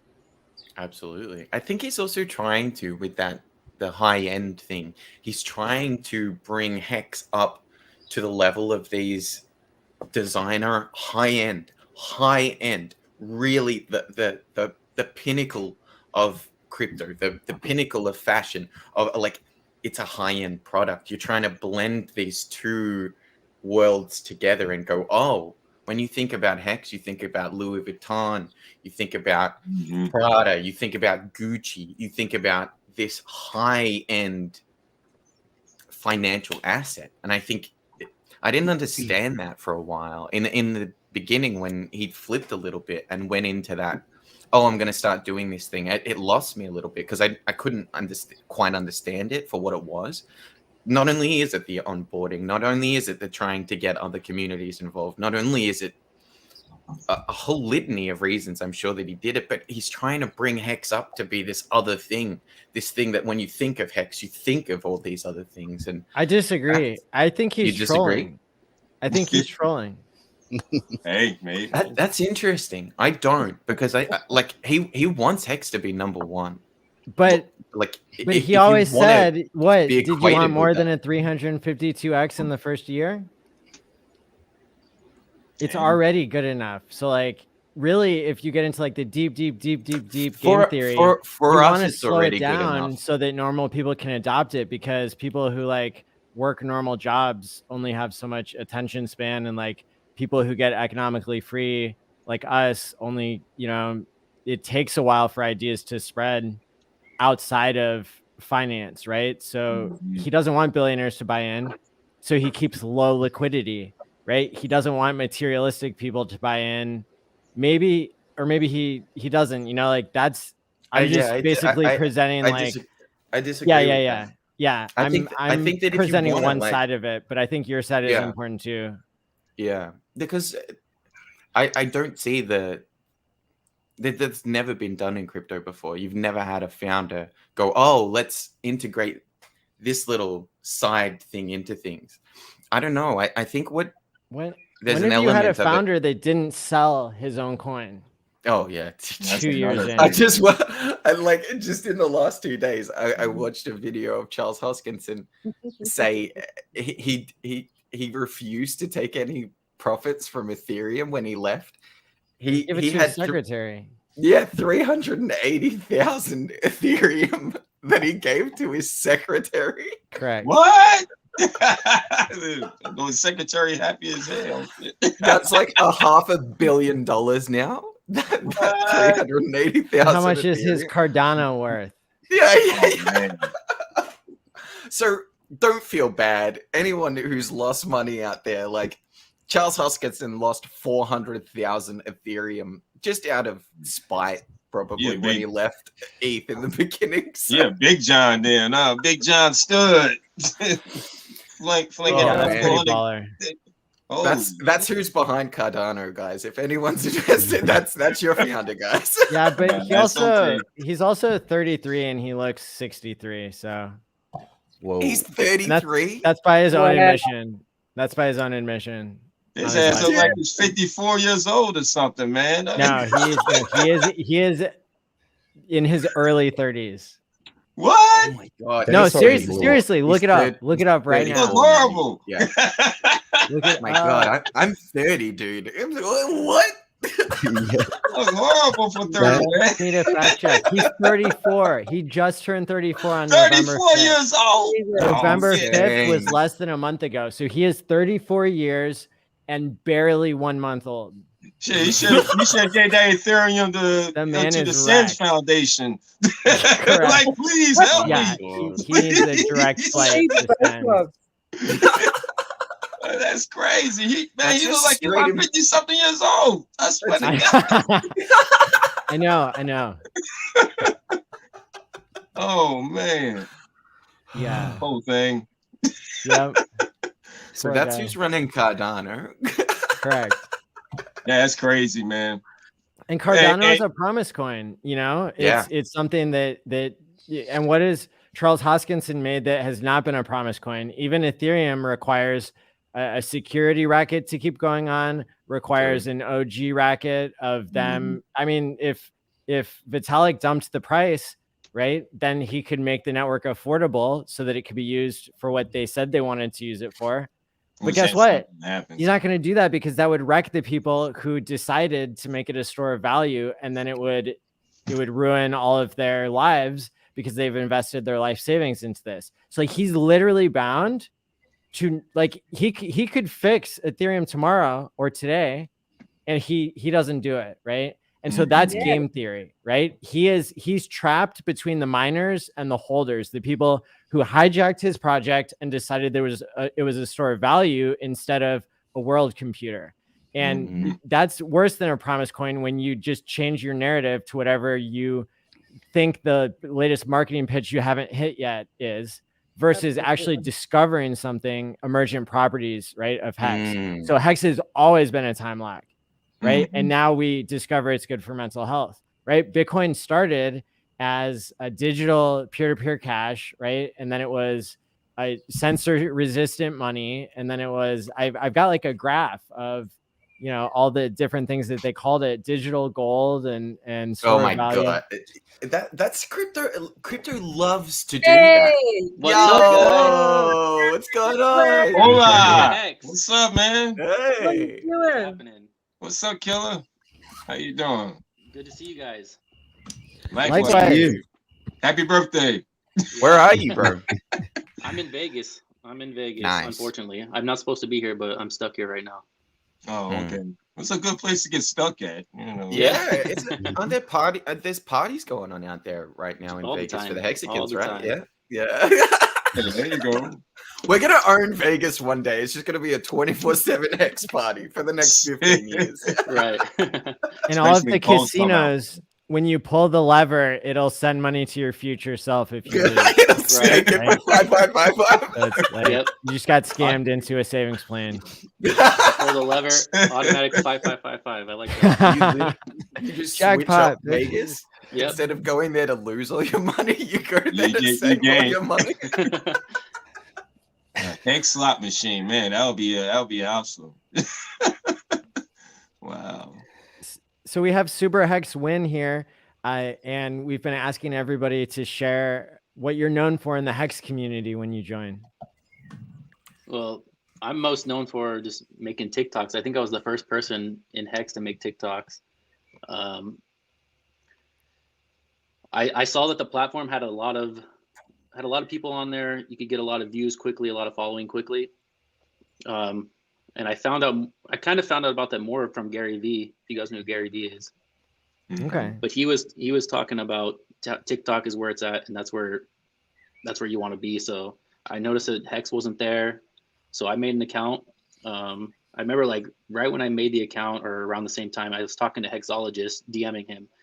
Like, hey, I'm gonna think about doing this TikTok thing. He's like, hey, just do it consistently, give it a try. So I did, and then I had like one video take off, and that's what got me excited to keep continuing.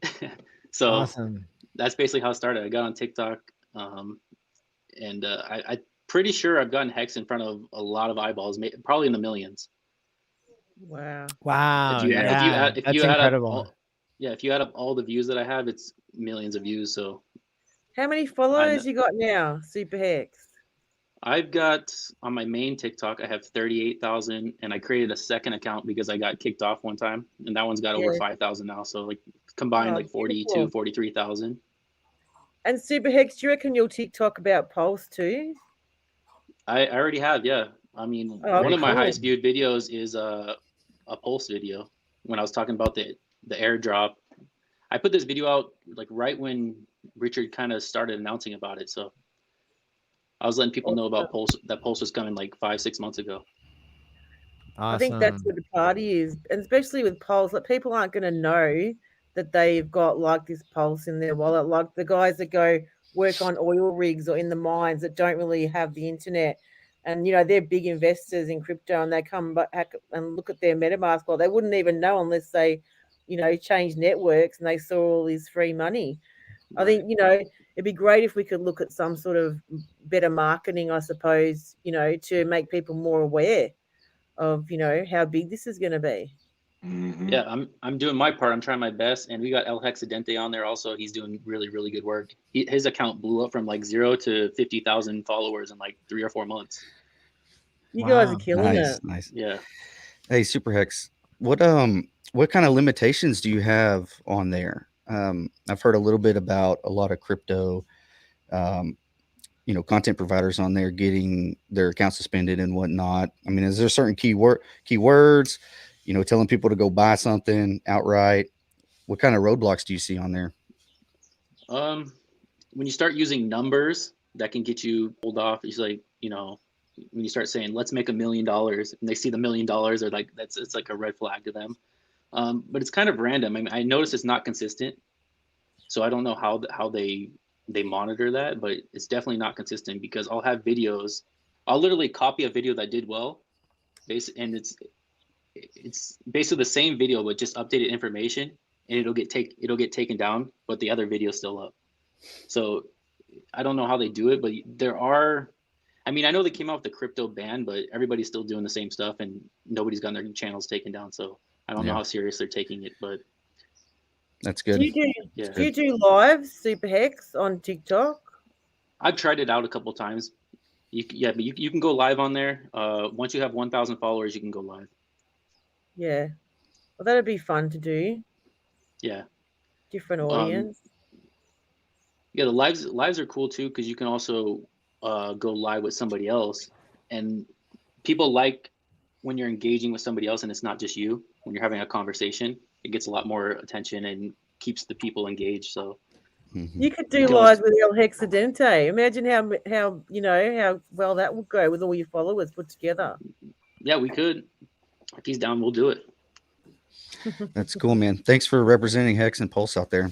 I was saying just a little while ago, I spent some time just creeping around on there on TikTok, and I'll just search some crypto, and I'll do some commenting, trying to spread the word about Hex and Pulse, and I don't see anybody talking about it. And anytime I bring it up in a chat comment section, it just gets brushed off. Gets kind of like, they won't say what they want to say about it, but they'll just kind of be like, oh, that's that Hexican crowd. I don't really go over there. So I appreciate what you're doing out there, man. Yeah. It's good. I mean, that's the real reason why I started doing it, because there was so much pushback at the beginning, and I was just like, we got to punch harder. We got to punch through all of this because it's not right, because we're getting treated unfairly. So that was actually my motivation at the beginning. And I encourage more people to come on the platform. That'd be great. I would love to see more people on there. And then I think that'll give also more confidence to the people who are unsure about Hex. When they start seeing more people talking about it, it'll give them more confidence. So absolutely. Yep. Yeah, definitely. So do you guys want to talk about how this pulse chain psychology is going to go down? Because I think I have some new insights. Awesome. I'm so bullish on Pulse. Let's go, Maddie. Okay, so tell me, this is not official. I'm not taking this from any private chats or anything. I'm specifically speculating based on public comments that Richard has made this week, right? So Richard, this is the first time that he publicly referred to Pulse Chain as a vampire attack on all of Ethereum, right? And we are going to fix Ethereum and save them from themselves, right, by taking all their users, right? So that's really interesting to me, first of all, but it goes much deeper, right? Because I believe how he described the mechanism of starting at 0 and then balancing out for all the altcoins that are going to be on there.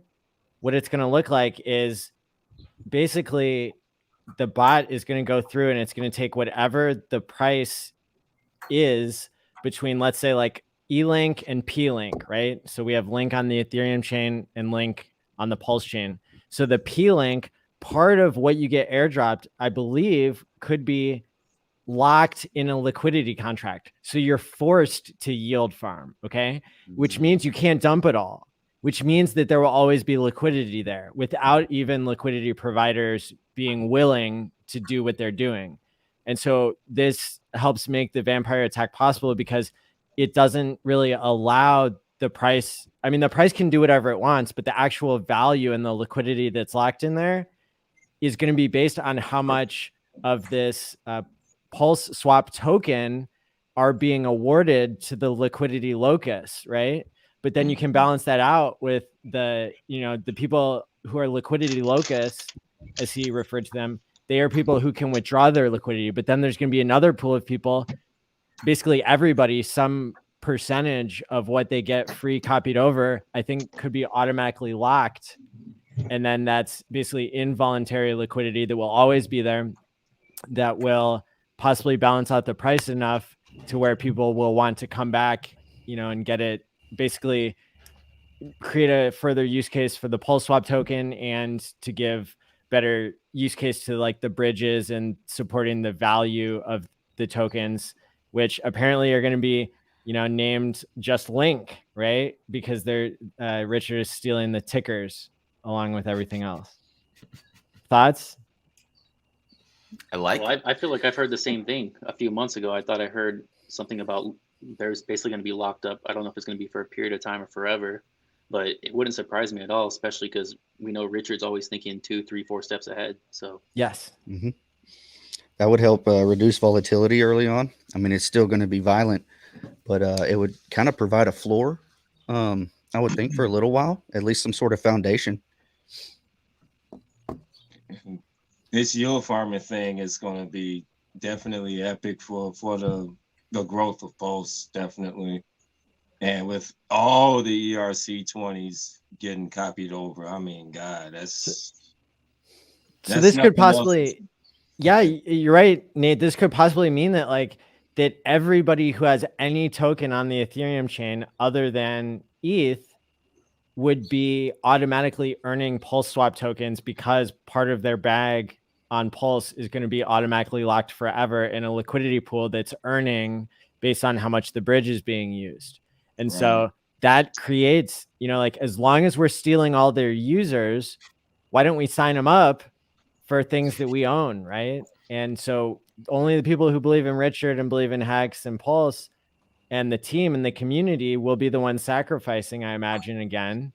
And then every user will be a user of Pulse Swap if this is how it's designed. So that kind of tells you something, maybe, that it could have value if it has adoption, right?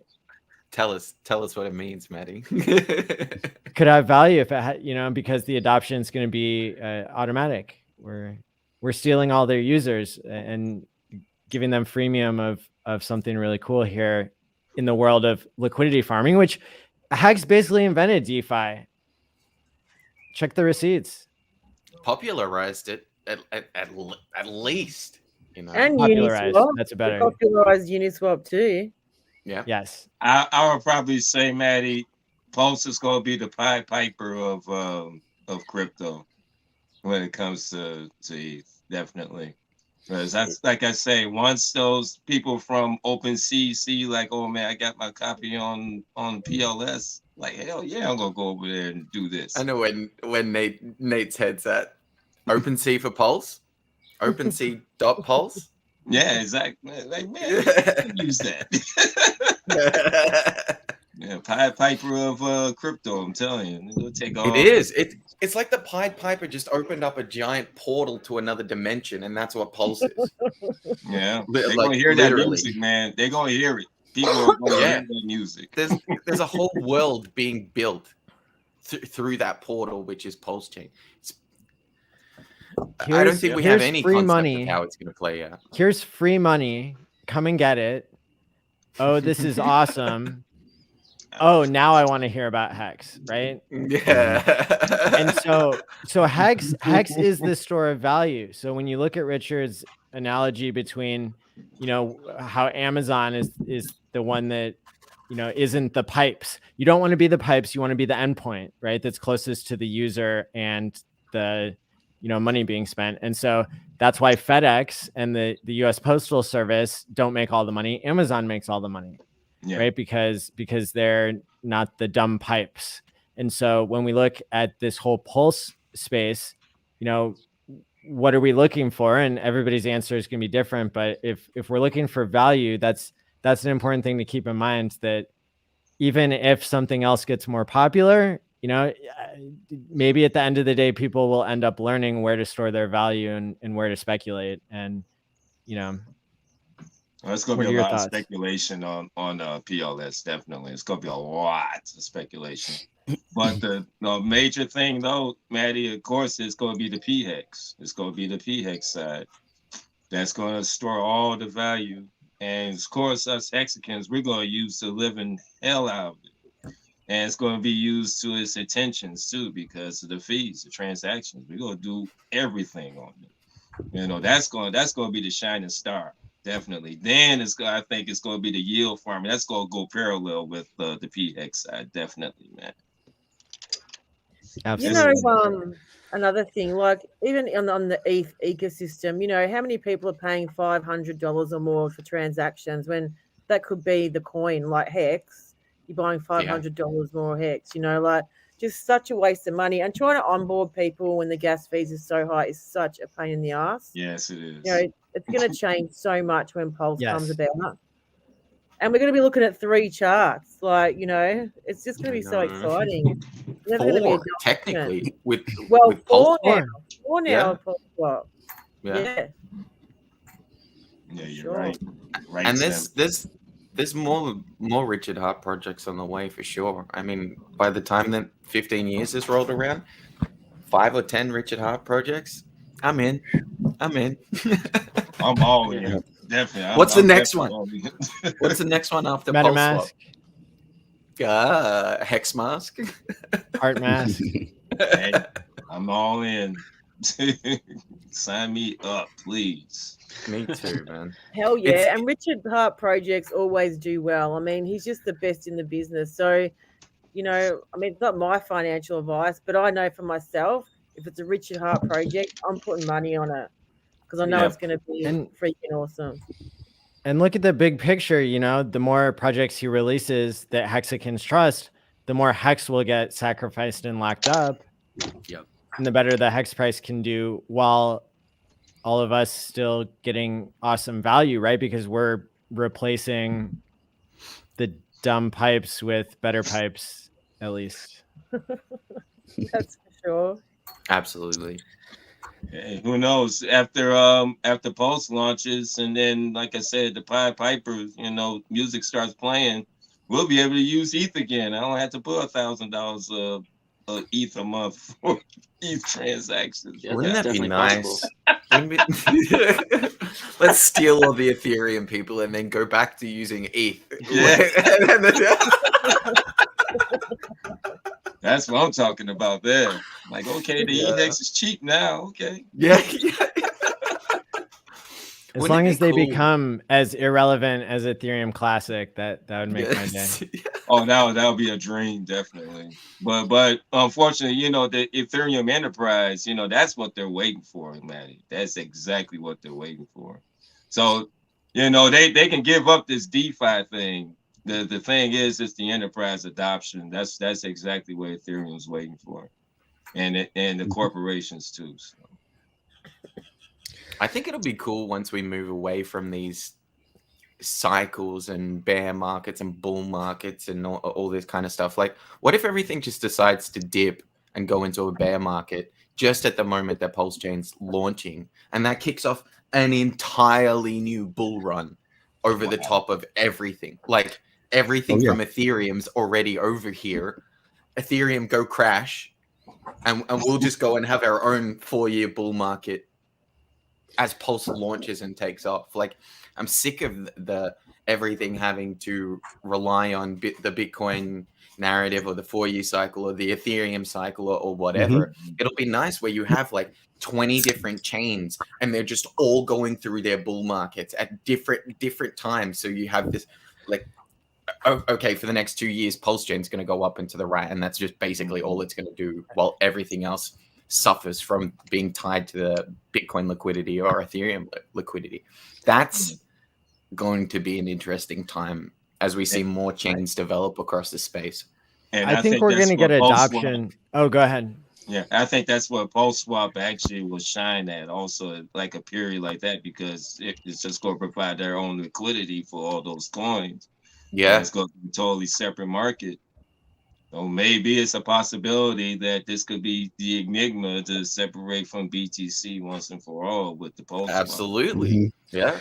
Yeah, this is something I had mentioned earlier. I'd started a small Telegram group just for some close friends and family who I'd onboarded, and I want to, express security measures and just discuss different strategies and stuff. And that what you were talking about there, Hexomac, with the timing of the Pulse launch, if it came towards, if not right as this bull market is ending for the rest of the space, I actually think that could be the most bullish scenario.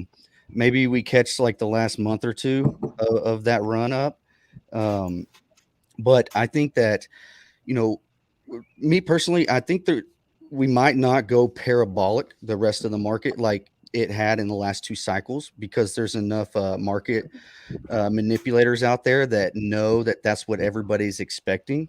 And I think they have enough coins, or their wallets are fat enough to manipulate the market to their advantage. And if they know that all of us plebs out here are expecting another blow off top, they might manipulate in such a way to avoid it, or provide a double top to where they can make the same amount of profit maybe as a blow off top, just over an expanded period of time. And whether I think it would be more bullish for Pulse Chain if we had that blow off top, because the people that do make money there, they're gonna be like, I mean, they're gonna be very happy, right? But they're also gonna be they might not want the game to end. And if they see the whole Pulse Chain ecosystem coming to fruition right as they're taking their profits and exiting the market, instead of waiting for a reaccumulation phase in the bear market, they might see Pulse Chain, this whole new ecosystem. Oh, I've got double my bags, man. Let's go live this Pulse Chain life for a couple years. And like I think we could create a whole new market after this bull run. I think that might be the most bullish thing for Pulse Chain. Agreed. It's like you're just rotating from one market that's going inactive to one that's becoming extremely active. So people love to do that in the crypto space. They love to flip from Bitcoin into Ethereum, and then they love to flip back from ETH to BTC. So you can bet that if, okay, what a 2 or 3 year bear market is staring most people in the face, that they're not just going to flip over to Pulse Chain and go nuts for the next year or two. You're out of your mind. You would just be denying like blinding opportunity at that point. And I don't think most people will do that. I think most people will come across and play the game. Yeah, especially the ones. Especially Sorry, exactly. Yeah. Boys love trading stuff. They trade marbles. They like to play with anything. They like to get dirty. They like to use their minds and their hands. Like they'll trade anything as long as it's a tiny bit profitable. So I can see it being really popular. I had a question for you guys. What do you reckon about like on Pulse? Do you reckon it'll get gatekept, and do you reckon many exchanges will list it? Do you think there'll be a new energy in the space, or a totally different kind of feeling? Let's go on to that question in just a second. I want to throw in my 2 cents for this last question of like bull and bear markets and the effect on Pulse and Hex. So I really see like the next event, right? The easy lever for somebody to pull is to sell all the Mt. Gox coins onto the market and dump the price down to 11,000 or 13,000 or whatever, right?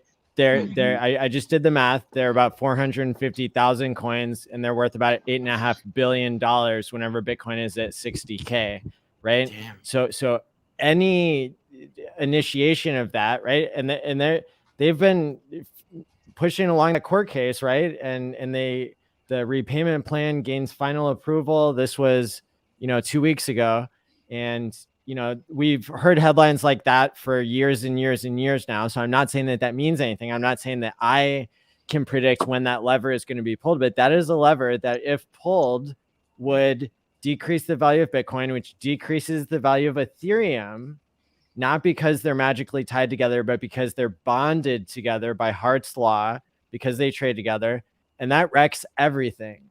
Now, is that better or worse for Pulse? I think we get more users and less price appreciation if that happens. We get more users either way, but the value of everything is going to be based on that, except Hex. So if it's almost like if the crypto market goes into a bear market, Hex becomes the advertisement for Pulse Chain. And if the bull market continues, then Pulse becomes the advertisement for Hex. That's because, just to finish that thought, everybody knows that Hex's liquidity is tied mostly to USDC, which makes it very different than every other coin that wants to ride on the coattails, ride on the magic internet money / real liquidity of all the other coins. And so that's why the coins trade together mostly. When Bitcoin goes up 10%, then Link goes up 10%, just because they're connected by the fact that they trade against each other through Ethereum. And so I think that Hex having independence, and we see this in the charts of Whales Only, and look into Hex, Gerardo are showing the same things, right? That the price of Hex, I mean, even if you just look at the price of Hex and Bitcoin on any given day, they're almost always opposite. And when they're the same, that just helps even out the fact that they don't have a one-to-one correlation against, opposite of each other. The Hex is truly trading independently. That's what that scatter plot shows, and what the advanced statistics show. And so whether that's by design, or whether it's by chance, or whether it's by Hart's law, it's another data point that we can use to understand the macro market, to understand how free markets really work when there's no middleman involved, which is probably not happened since the Stone Age. Where on the stock market, there are these brokerage houses that control the liquidity, and that's why the price of Apple can't swing more than 20% on a day unless there's defaults happening and weird stuff happening, which has been orchestrated anyway. And so for a true free market to operate is going to be a really interesting thing to witness when it comes to Pulse. Yeah. Any That's other a great thoughts point. on like the bear versus bull market prospects, Super Hex? I just think people are going to copy us. I mean, we've already seen projects that are tying their liquidity to USDC. They're starting to see that Richard knows what he's doing, and And they're encouraging staking. Yeah. But it's, I mean, I don't really know how it's all going to play out, but I mean, the way that we're doing it seems to be better. The reason why Bitcoin had the advantage was because the coins got into people's hands, right? Before people realized how valuable they were. That's part of what made Bitcoin possible. And then every project after that, the founder ended up trying to control the coins, or the early adopters really weren't long-term believers, right? They didn't stick with the project for 15 years because that wasn't a choice, because the projects still haven't existed for 15 years. But in Hex, we have a totally different situation, which I find interesting, that might have something to do with how popular they are and what people do with them. Well said. I think it's just quickly, Maddie, that point that you just touched on then about the free market. This might be literally the first time that there actually has been a free market. Period. Just even that is so monumental. To not have it manipulated, to not have people's fingers in it.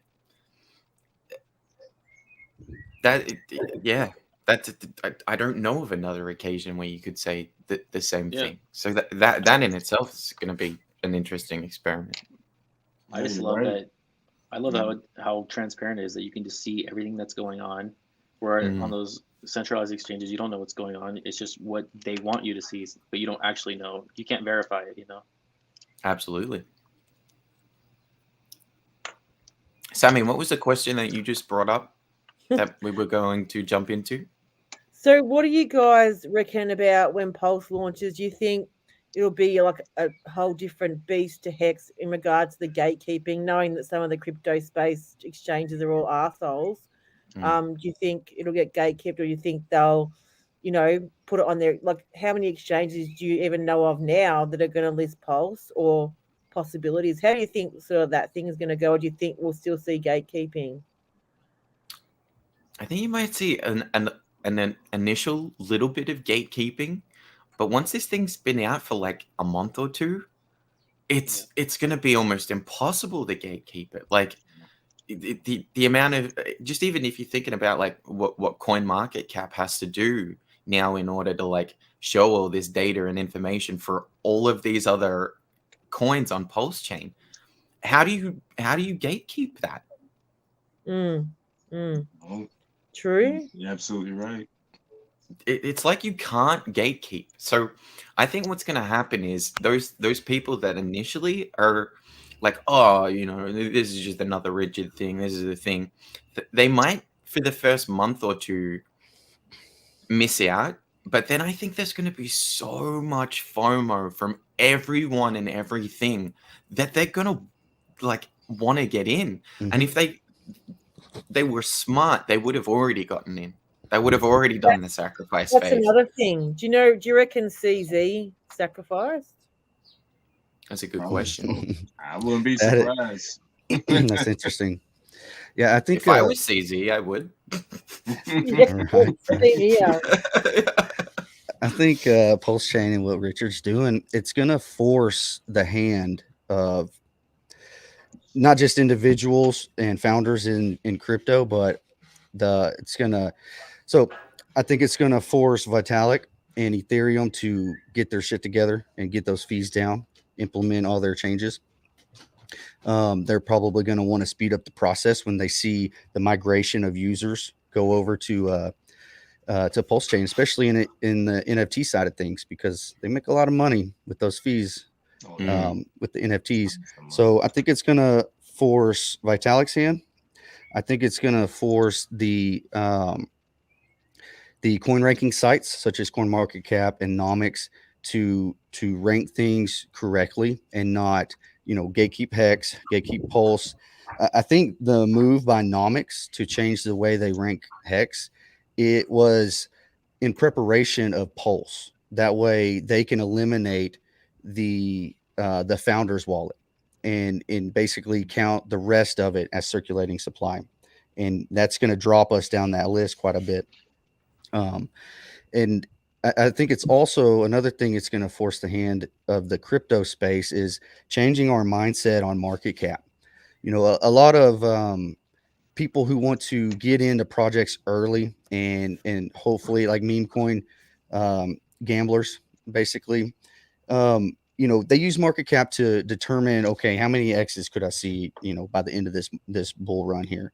That I think market cap will still be used in that sense, but it's going to force people to realize that how much of just a random vanity metric market cap really is, because I mean, we know what the market cap of Pulse is going to do over time, and there's no way that Nomics and CoinMarketCap and those guys are going to be able to keep it off. It's like what Hexomax said.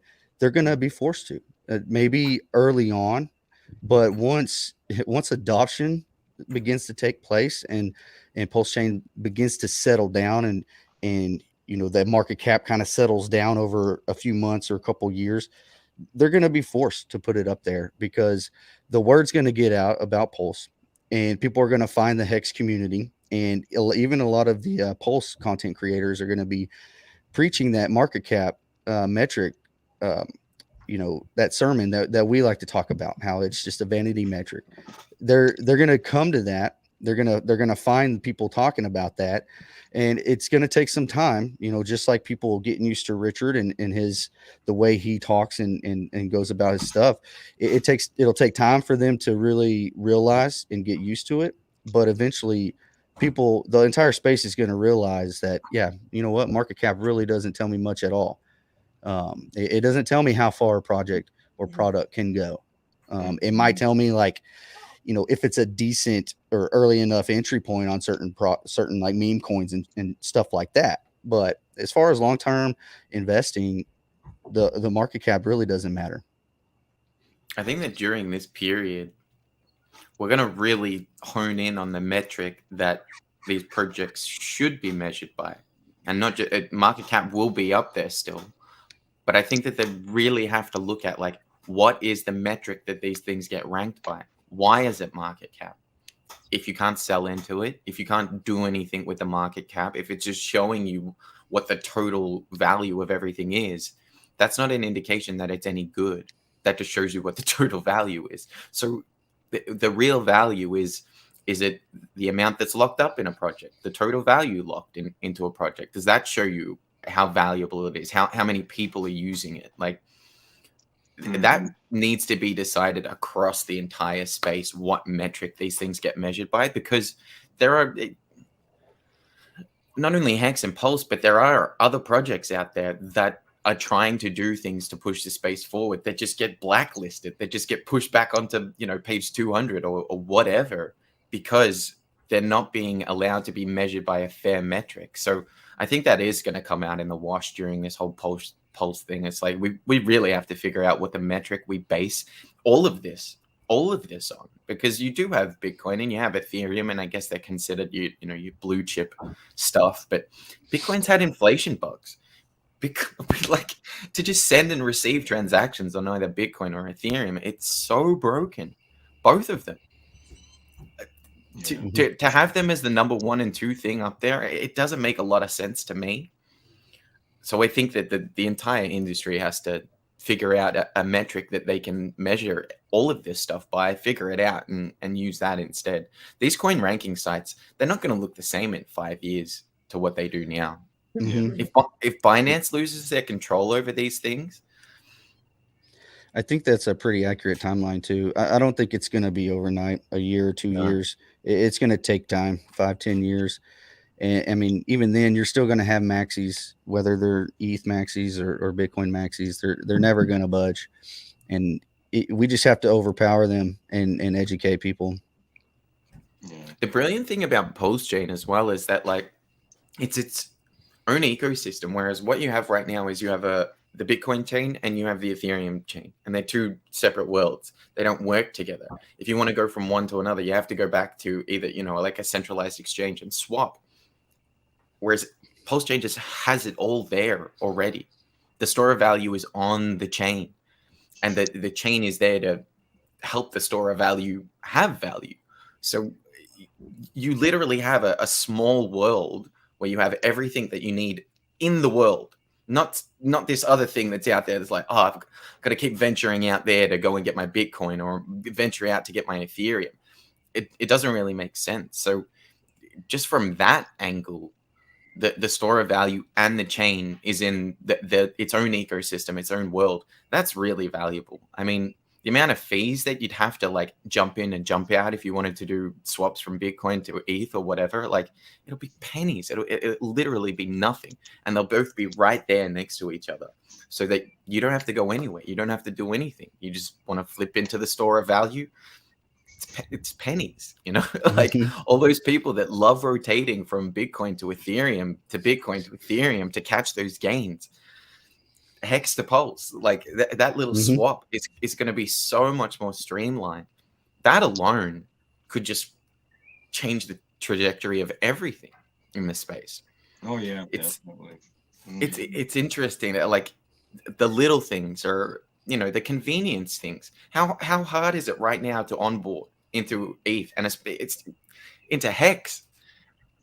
For most people, that's like a week-long process that has to happen. You have to get the money, and then you have to KYC, then you have to like having all of that just ready to go.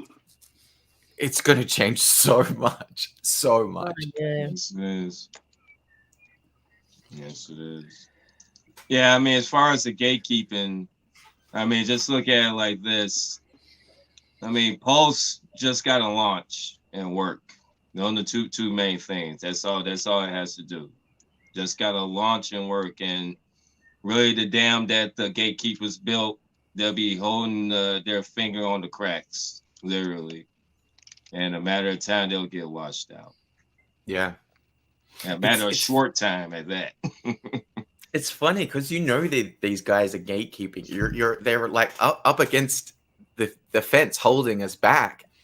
But I think there's such a big tidal wave shift coming that everyone's just going to get washed out. Literally everyone. Yeah. It's I going to mean- be like for the next decade, it's going to be a Richard Hart crypto world. Yeah, I mean, if you think about it, I mean, just He's look taking at over. just look at the crypto market as it is. I mean, look at all these other projects that actually came out of Ethereum. Look how well they're doing right now. Even BNB and all that. Because Yeah. people seek opportunity. They're not trying to wait. So, I mean, for a post chain to come out with layer 1, and not only that, the accessibility should be simple enough for people just to use it just like that. I mean, guys, it's gonna, dude, it's gonna flourish. It's gonna flourish. Yeah, I think the opportunity here is unreal. It's always good to get in on the ground floor of a project, but I mean, here we're in Hex, which is amazing in its own right, and then the founder is creating a whole new ecosystem. He's not just launching another project on Ethereum. He's literally forking that chain and creating other projects himself on top of it, let alone the thousands of ERC20s that'll be forked with it. It's a chance for people with a small bag to really make a difference in their lives. I heard it was probably about a month and a half, 6-8 weeks after the Pulse Chain Telegram group launched. I spent a lot of time in the live chat, just lurking, eavesdropping, listening. And Jesse Pitboss, he made a comment early on that if you sacrificed, it doesn't matter how big or how little, you're going to be a well in this system over time. And it's because they're going to be, people are going to be able to get Pulse from the various pools, but most of it is locked up, and we hold the keys to that. And if you don't sell, if you hold, take some profit when you need to or want to improve the quality of your life. Even the smallest bags in the sacrifice are going to do very well. And, let alone participating in, whatever the swap's going to be called, that sacrifice. You got the liquid loans sacrifice as well if you want to go that route. I personally, I don't want to just sit here and chill, but I personally feel that project is outside of Pulse and Hex itself. It's going to be the most important project on the chain, because we don't have to sell. We can do as we please, and there's a lot of different strategies you can employ in that project, and it's only going to help prop the price of Pulse up long term. So I just think there's no opportunity that matches what's going on right now. We only like to talk about things that have been audited, but I agree that liquid loans is, it's been discussed on the program, and it's something that we all want to learn more about. Yeah, I don't want to go too far into it. Learn more. I need to learn a lot more the about other all that stuff. The other ways that we have to protect the price are pretty outstanding, and that includes time locking our money and onboarding new people. What do you guys think about all that? Is anybody here willing to say what your average stake length is in the Hex system? I'll go first. Mine is 10 years. Very Mine's nice. 5.8, I think. You talk about overall, Maddie? Yeah, that's weighted in my Okay. different wallets. I think based on T-shirts. I think mine's just like 8.5, including with all my 8.59 years. Yeah. Very nice. Yeah, mine's around 8 also. 8. Yep, mine's just over 4. I created a heavy staking ladder before I truly understood the T-share mechanism. But on Pulse Chain, actually, now that I got my ladder, moving forward, every stake will be 15 years because I got my ladder, so I'm good. Yeah, my new stakes Maddie, wait. been going Go out. ahead, Super. I was just gonna say, when I put out new stakes now, they just go 15 years. Nice. Yeah. Maddie, we're twins. I'm 10 exactly flat. Nice. Yeah. Oh, yeah. Mm-hmm. Very cool. And did anybody else sacrifice for Pulse? Oh yeah. Hell yeah. Oh yeah. Why not? Yes, sir. Did anybody else do Sense Foundation? No, Yep. I didn't No do sense. Sin. I did. I didn't do Nice. Nice. No. I did. I Did did. you- I did like a quarter of my sack to Nice. the Sens. That's good. Yeah. That's nice. Yeah, about the same for me too. Nice. What And do then you- how about for Pulse Swap? Anybody going in on that? Oh yeah. Yeah, I am. Oh yeah. But I won't be definitely do doing something. as much as Pulse. Like, it'll just Yeah. be like a little bit less, like a lot less. But yeah, I'm still gonna go in as hard as I can. Mhm. I'm gonna go like in between the initial amount I put in Hex and the amount that I put in Pulse. It's gonna be my Pulse swap. But you know, back in the early days of Hex, we didn't know that you should buy very much in the beginning, or at least I didn't. Yeah, I'm gonna liquidate a few ERC20s that I'm still in, and put that towards the swap sacrifice. That's Smart. a really good idea. I have You some know, like Yeah. I have won't some get the stuff that's copies. pretty illiquid, but I might be able to get rid of. Just for Yeah. anyone thinking about sacrificing for Pulse Swap, think twice about sacrificing your Hex, because you are going to give up the duplication on the other side. Mm-hmm. So there's Yeah. some interesting game theory around what coin you want to Really? sacrifice. Just a thought. What coin If do you don't want to wanna look- sacrifice? Or you can swap it for Hex. You know, whatever coin you have. That's But then fine. you know it's not going to get sold if it's going to Richard or the OA. That's Yes. someone's going to hold. I don't want it, to so- sacrifice another coin. I'd be sacking from my position already. So if I'm Okay, sacking that's from different. that, yeah, then it's you're throwing away a little bit of your Hex that'll get the duplication on the other side, which means that you know, if you want to go out and buy like however much you're prepared to sacrifice and then convert it to Hex, I would say that's the move. best. Yeah. That's the Yeah. strategy. Absolutely. Yeah. That's definitely the move. That- But if you're sacrificing from your own stack without going and buying anything more, it's an interesting thing to think about. Yeah, If you don't want to lose that Hex on Pulse Chain. Yeah, I was talking to Johnny Chaos for like an hour and a half on the phone last night. We were doing a little bit of like Hex therapy off the records, and he was saying that I've visited Johnny and I've seen his mad scientist laboratory is not only for Halloween stuff, but he actually he invented a method to make a surgical like tissue. Basically, he has his own proprietary method to create surgical tissue that surgeons use, and he can add special earth elements and stuff to make it so that his products are the only fake organs that can show up on certain types of scans and stuff like that.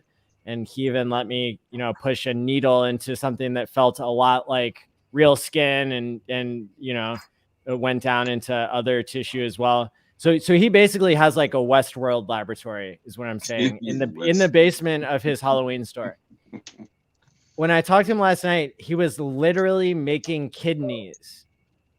Really? Wow. That's And so I was amazing. like, bro, are you gonna like sell a kidney to sacrifice for grandpa? You shove a kidney into the Yes, sacrifice pool. please. He was like, Hex only. Please for a lot. Man.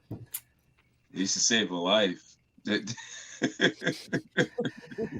though, yeah. So whether it's a fake kidney or a real one, like people are out there selling them, right? Yeah. That's good, yeah. Selling fake kidneys. But Oh, yeah, man. I mean, it's the strangest thing, but that that's what the dude does. Like he makes. I love that. I love that. Yeah, for hospitals and surgeons to get practice and stuff. Because what's better to practice on than something that's perfect in sensory details and stuff. It's crazy. It's amazing. Absolutely wild. amazing. I will be straight and say that it's very hard to sacrifice my Hex. I said that's what I sacrificed for Pulse, and I got out of a lot of good positions out of some other altcoins, and I liquidated those positions and got into Hex at about 6 cents leading up to the sacrifice, and watched it double, almost triple, or basically triple from there at the day of on day 5 of the sacrifice. And it wasn't easy to push that button and send that into the abyss, although ultimately that is the the grand idea, but it is difficult to let go of it. There was I spoke earlier about my mentor in this space, and we saw on a Richard live stream, I think it was late May or early June, something like that. And he made a comment just in passing saying that if you swapped your Bitcoin for Hex 45 days prior to him saying this, you would have 8x'd your Bitcoin at that time, just swapping back into it. So when we heard that, we brainstormed for a day or two, and I liquidated all of my Bitcoin into Hex at that time. And it basically 8x'd over the course of probably 7 to 10 weeks, something like that. And I never got back into Bitcoin. I kept my Hex. The plan, I could have went back into it and picked up about, I was either 7 or 8 times what I had, and just didn't. I'm leaving it Hex. That's the game theory. That's the game theory at work.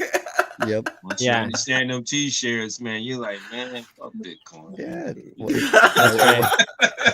Exactly. I haven't had a lick of Bitcoin since. What is it? Does it feel strange, like even thinking about going back? Like going back, what would that mean mentally? Like you're going back to an inferior thing. And you know it. Like I know it's inferior. I'm sure you know it's inferior. But it's like, oh, let me go and flip into this altcoin, hit a 10x in the altcoin, and then go back to the coin that's not performing or doing anything. Like what?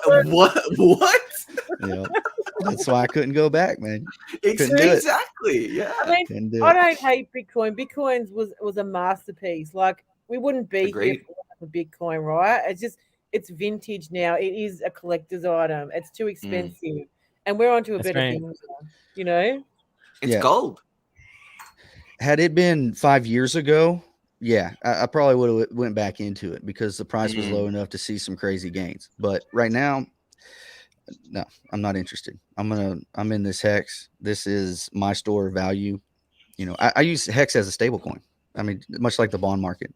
And I've almost moved out of all my other coins. But whenever I was basically taking profit from them earlier this year, I was moving it into Hex. It's my stable coin, Beautiful. Bang, bang. There you go. Hey, with that, sorry, Go, Sammy. Hex, I'm out. Thank you so much for having me, Maddie. It's been good to see you. Oh, my pleasure. Yeah, thanks for coming on. You rock.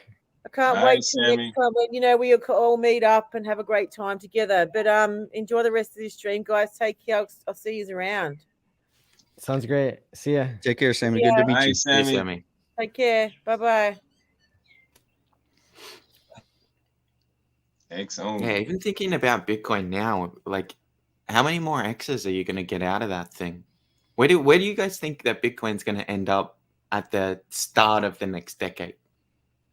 $1 million? $1 million per Bitcoin? Is that I give it a 20x now? Yeah, it's a 20x from here.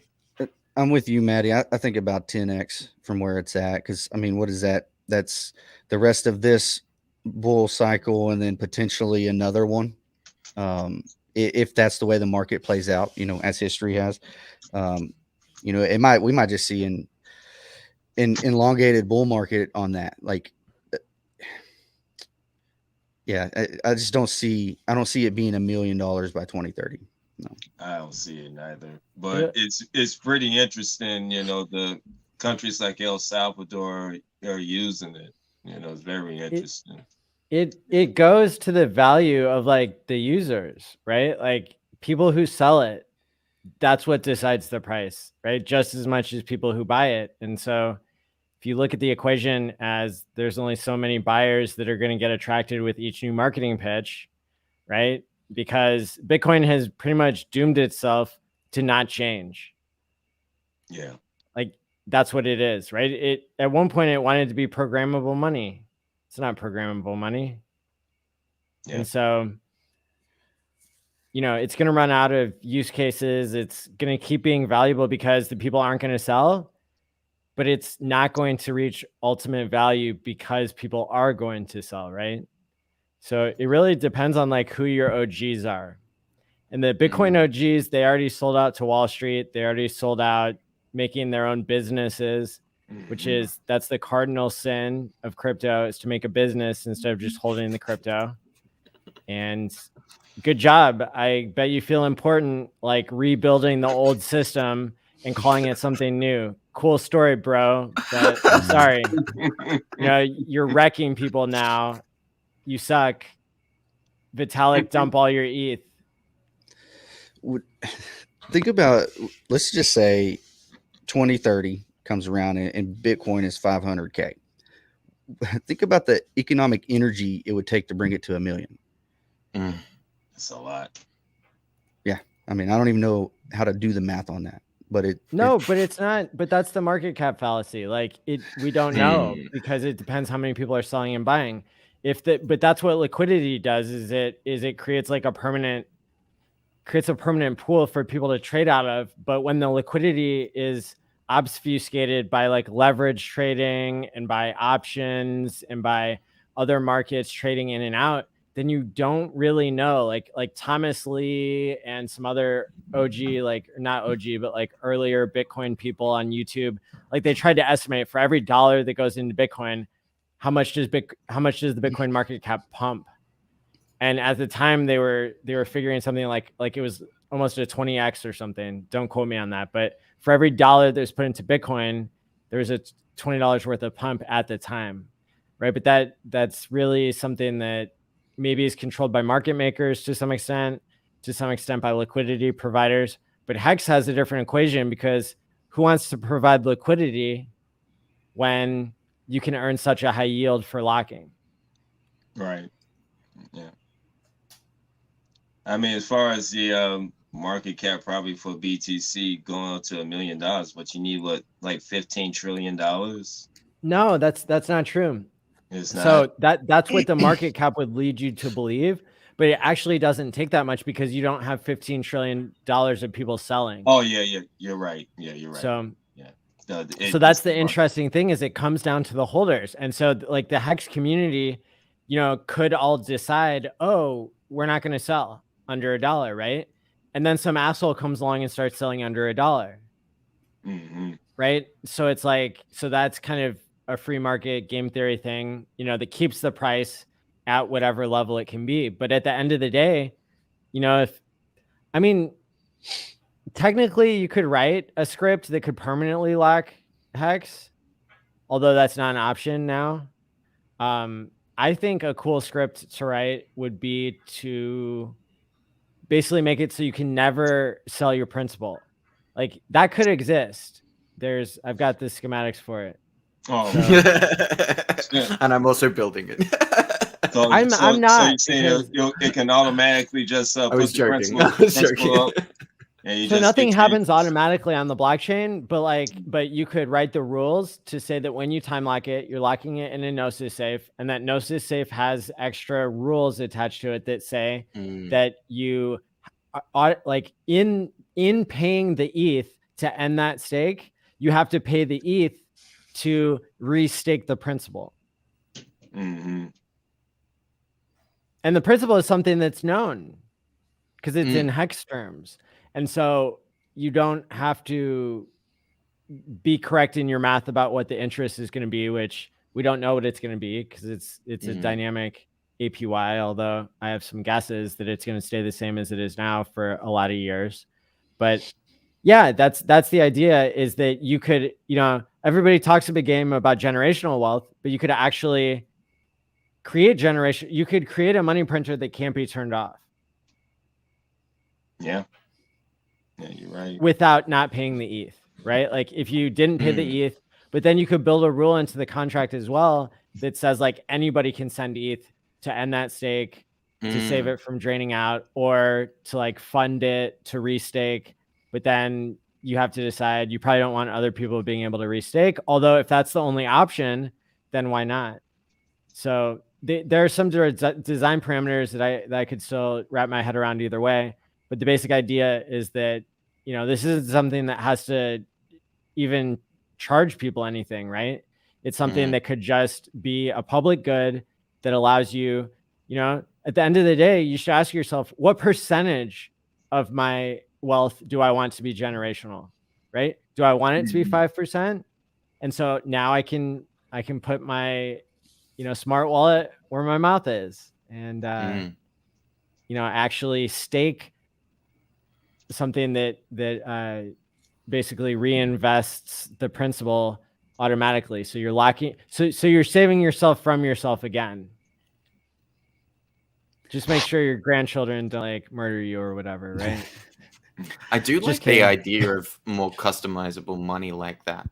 Yeah. I mean, we can program so many things into money once we start to understand, you know, what the incentives are and what the, you know, what the advantages and disadvantages are. So at that point, if that came into play, once you reach that point to where the principal is automatically restaked and you've signed that contract, what happens to emergency in stake? Is that still in play, or do you give? You could take that away. You give them a pass on that and just let them pull. No, you know. You could make it impossible to emergency end stake. Oh, the other way. Method. Okay. Because you would almost have to, otherwise it's not really the same thing, right? It's not a money printer you can't turn off. And by can't turn off, I mean, like, it depends if anybody can pay the ETH fee to restake or if you have to do it, right? Because you can move it to good accounting basically as well, but then that creates a different rule, a different outcome set. But at the end of the day, you get the idea that, like, okay, we could say ahead of time, principal gets restaked, and in order to end this stake, I have to pay the ETH to also restake the principal. Yeah. I like That's part of my 2 commandments anyway. Don't ever end stake and restake the principal. That's, you know, put that in the smart contract down. Yes, exactly. And so that's possible now with programmable money, with the state of the blockchain. And then, I mean, there are lots of other cool things that can be done. So for example, another thing that I would like to see built would be basically a gambling contract, but it's not gambling because you play the game, and even though the number can go up, it doesn't let you cash out right away. And so it makes you play the game until you're down, and then any percent that you're down gets staked into the future. And so it's legally not gambling because it's literally just a different front end for Hex, but it looks like a gambling game, right? It looks like a slot machine. And again, you can go out and build it and charge a 5% fee, and I will copy your code and charge nothing, right? because we do oftentimes need to trick people into doing the right thing. If that's what they need, right? Because it doesn't take that much to have people doing the right thing. They just need the right, they need it to look familiar, right? And right now, Hex is very unfamiliar to people, but if you went to a website and it just pulled up a slot machine and said, you know, run your card through Ramp or through Staker app or through Changely or whatever it is, right? Or shoot, if just all the Ethereum users come over, let's just trick them first, you know, whatever. You know, the idea is that people like to gamble, and that's the whole use case for crypto right now. Cool story that it's a store of value, bro, but like nobody's using it to store value. They're using it to speculate and gamble and number go up technology and pump before you dump sort of stuff. And so, why not say, Richard says in order to save people, you kind of have to use the language that the scammers use. You have to employ some of the same tactics as the scams. Well, what's a greater scam than gambling? You could say like legacy markets, but at the end of the day, the two are becoming merged, right? Like the stock market is becoming, a degenerate, like people are proud to be degenerate apes at this point. Oh yeah, definitely. Just even to take it a step further, like what's happened in the past before all of this blockchain technology is like money was a physical thing and it could only do so many things in the physical world. But now that you can program it, you're turning it from this physical thing into this like energy source, and you can push that in, or you can maneuver that energy source pretty much anywhere. So what you're in essence you're doing is you're taking this physical thing that was money, but now you're turning it into this energy, and you can kind of put it anywhere. Like that's what. Well, it's based on scarcity. So like the gold system, right, that was used for a long time was based on like you can only pull so much out of the ground at a time, and you have to like do proof of work to get it out of the ground, right? You have to use real shovels or real whatever, right, mining equipment. And so the same thing with oil. And so like oil then became one of the world reserve assets, just like then the dollar was injected in. And so like gold and oil and the US dollar have all been used. And at some points they were linked, like the dollar was backed by gold until 50 years ago during the Nixon shock of 1971. But, every fiat system that's ever existed ended up abusing the money printer. And so that's why the use case for crypto makes so much sense, right? But it's just what we're seeing is such a dishonest way of looking at things. Like, for example, I read somebody named Khan Koda on Medium, and this person like knows more about macroeconomics than like almost anybody, but also took a foray into crypto for several months and came out exposing all the grifters and talks about the crypto grifters and how, they've copied the narrative of the gold bugs that the economy is doomed. Like, when in reality, the crypto market goes down 95% or 80% in a correction. And when is the last time the legacy market done that, right? True. And so like this big, the world is ending speech really works for a lot of people, but it never really happens. And it's just more of, putting people into things that the banks already own. So that's why I think it's really incredible to think about how, onboarding and what's the underlying technology and like what is money, right? Money is probably based on social consensus and scarcity. And, the structures that are put up, like the laws and the governments and the guns and all that, like that kind of helps add certainty to the equation, which is useful to a certain point. But then when people start abusing that, then we go through these cycles, and it's not always obvious now in the age of disinformation. And so that's why it'll be interesting to see what happens here with this community, because the Bitcoiners, they kind of lost their way. I just want to shout out and thank the Bitcoiners for leading the way and like doing it first, so that we could watch you.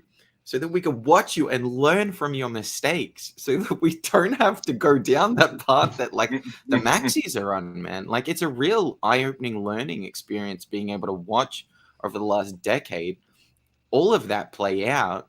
And it's kind of at its culmination now. Bitcoin is moving towards that culmination point where it's like, okay, it'll hit a certain price point, and then will it go down after that? Will it keep going? We get to watch those guys and watch all the mistakes they made and build better off the back of that. Yeah. Thank what you. Pulse Chain is. Yeah, Pulse change, literally. if you notice, Richard's not the first to do something. He lets everybody else make the mistakes first, and then he comes out with the perfect product. Yeah. Awesome point. Yeah. Learns Yeah. from example. Definitely learns from example. Yeah. That's That's why really Pulse smart. Chain. That's one reason why Pulse is so bullish in my mind, because it's just like what Hexo Mac was talking about with the Bitcoiners. Ethereum has already built the user base, and there are flaws in that system that have come to the surface, right? And we're forking it. Richard is forking it, and the user base is already there, and we're giving them an easier way out. So I mean, like if you compare the launch of Pulse Chain to the launch of Ethereum, it's not a good comparison in my mind, because there was 0 users at that point.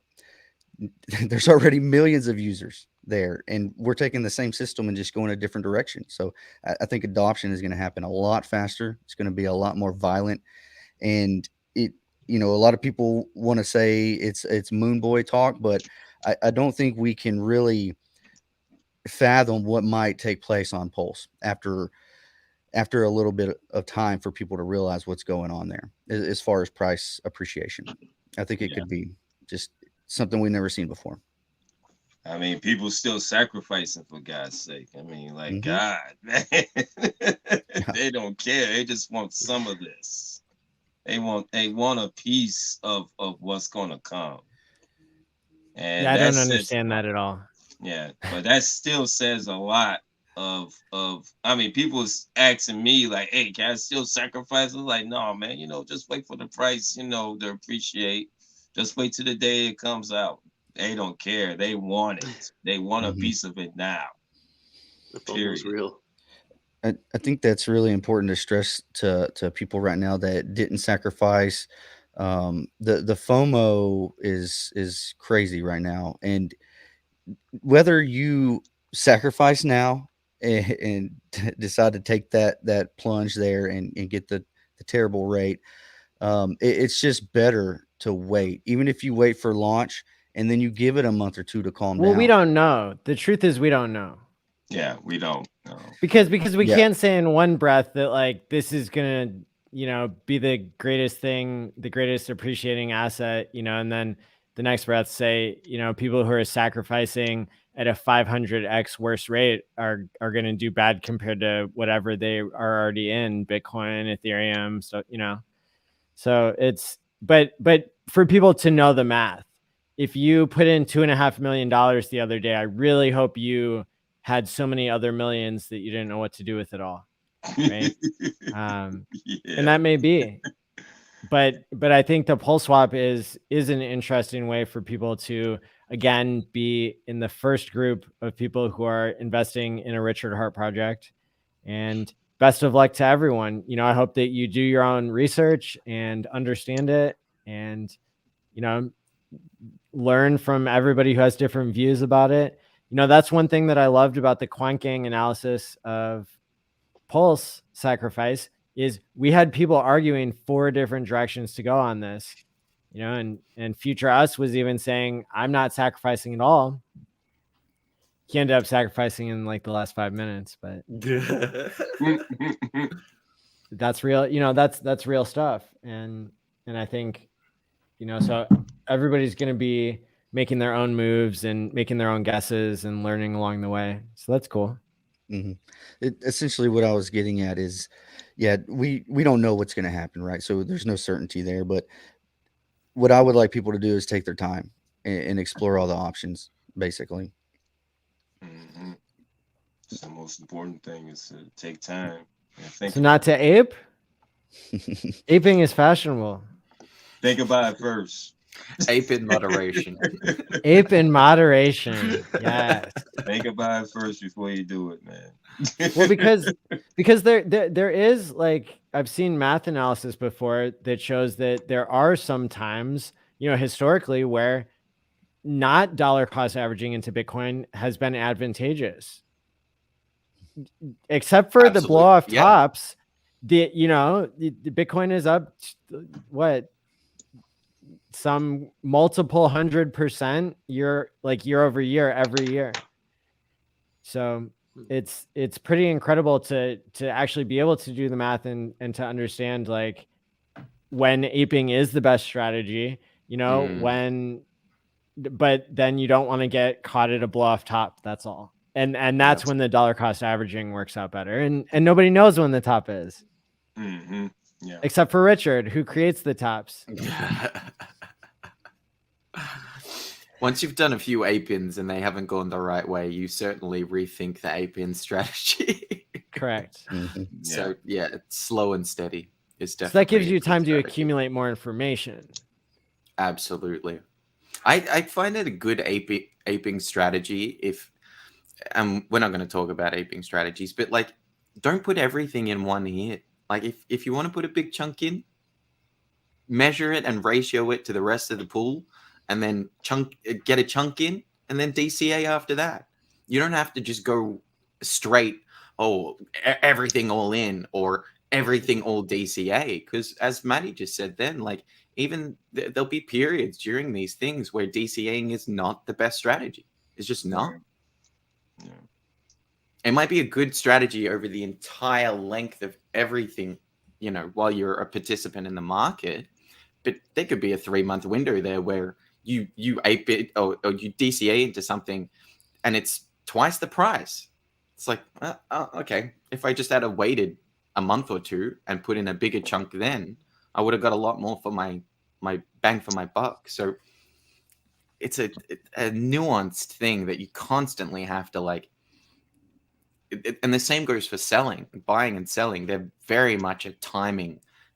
Timing is crucial in those two worlds. So take the time that's necessary to figure out a decent strategy and then implement that strategy. And accept that you can't predict the future. And so you are not going to know if you're selling the top and buying the bottom until after the fact.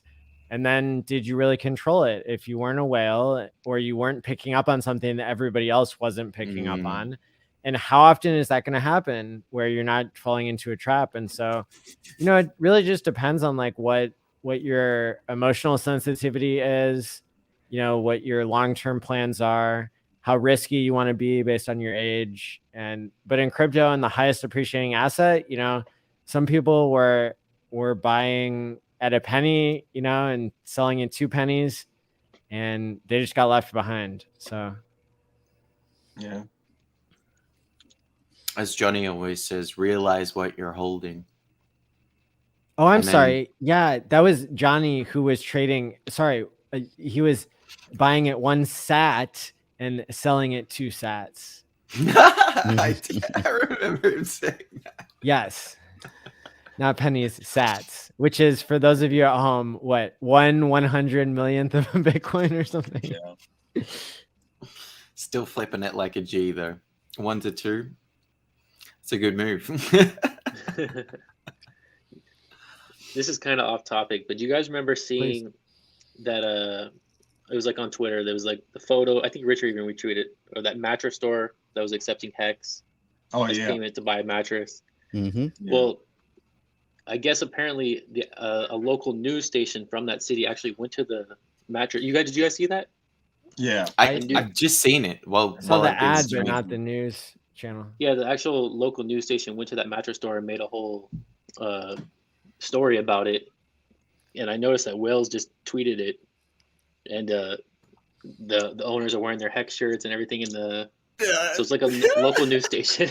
It was pretty cool. So they basically really cool. They basically promoted Hex. They didn't talk about. I don't think they talked about any other cryptocurrency. Just Hex in that story. Yeah, that was it. Yeah. Yeah, I just noticed that Wells just posted, and I just saw it, and it looked pretty cool. Pretty soon, man. Pretty soon. Yeah, really like it's cool. we're starting to get a lot more. We're just getting noticed more. It seems like. Just about to say, when do we think? I know it's next year, but when is that like truly viral? Is it the documentary launching? Is it first quarter? Is it halfway through next year? Like next year is the year. It's the year. Yeah, you're right. I thought that we've already established on the stream that the viral moment for Hex and Pulse will be when Super Hex and El Hexidente stream together. On TikTok. The only way to predict the future is to build it. Let's Correct. do it. Let's do it. Yeah, we may go viral in the crypto space, after launch. But as far as mainstream, if that documentary gets picked up by Netflix, like Richard and some others like to allude to, that'll be viral times 2. I mean, just think of the eyes that'll be on there. I mean, I doubt it'll be up on the front page of Netflix, but we might see it for a couple days across the new releases section, something like that. And the eyes that are going to be seeing it on there, if that does happen, that could be really monumental. Wouldn't it just be lovely too at that, like right at the time that, like, let's say it's between Q1 and Q2 next year, the documentary like launches as the bear market hits. It's like boom, virality right at the moment that everything is coming down. It's like post-gen, and it just goes. We just go to the moon. We go to Saturn. I hope we have an easy on and off ramp at that point. Me too. We need to get one up before then. Have we heard any rumblings about the exchange? Has there been anything dropped in the last little while from Richard about exchange licenses? Sounds like it's on the back burner. I heard Richard mention Dharma a few times. I think in his last stream. Yeah, I went on there. I was sad because they were just trying to do a Matic thing for people, which... Do you even get a copy on Pulse Chain if you're on a layer 2? I thought about that. I don't know. I don't think so. But I think he mentioned that Dharma...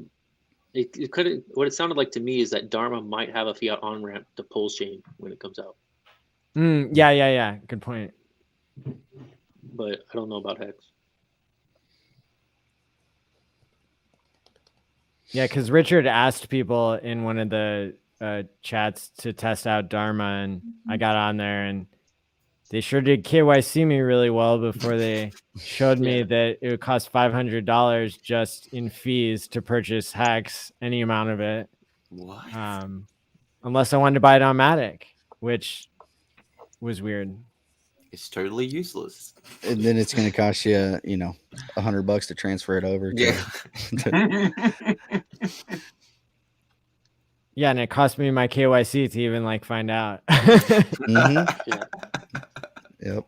I haven't used Dharma recently, but I used it probably like a year ago, and I wasn't very happy with how it worked. They restricted me from withdrawing my funds for like 3 days and had to send in all the KYC and everything. Oh man!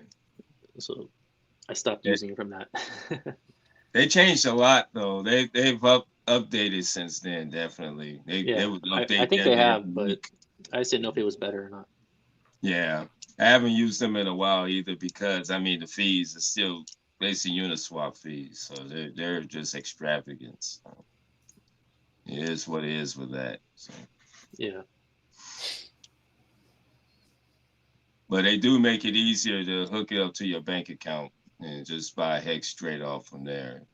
That's basically the one direct thing that they have, but the fees is just Ethereum is just fucked up. That's all. It's just fucked up.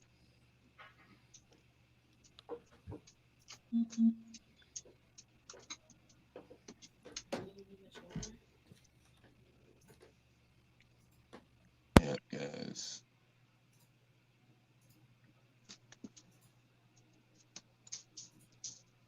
Sounds like it's time to cut to a cameo.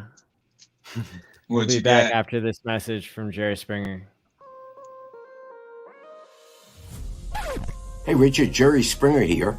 And I just heard from Maddie, and, I got to tell you, I see a lot of conflict and tribalism in the crypto space.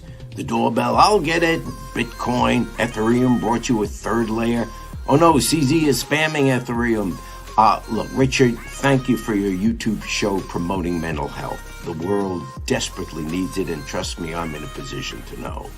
I happen to know, by the way, Richard, that you are a man of good character, and you might well say to me, well, how do I know you're of good character? I'll tell you how I know.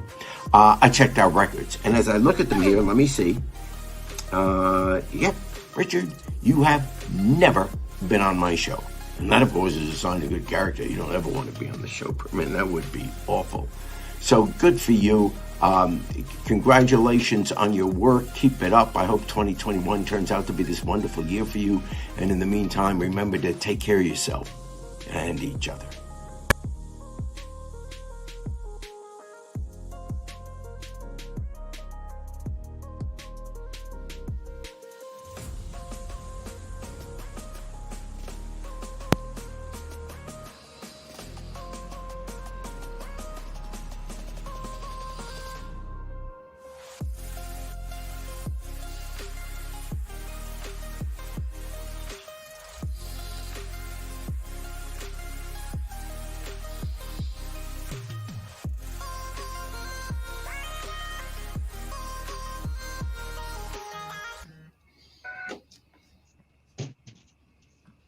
Oh, yeah.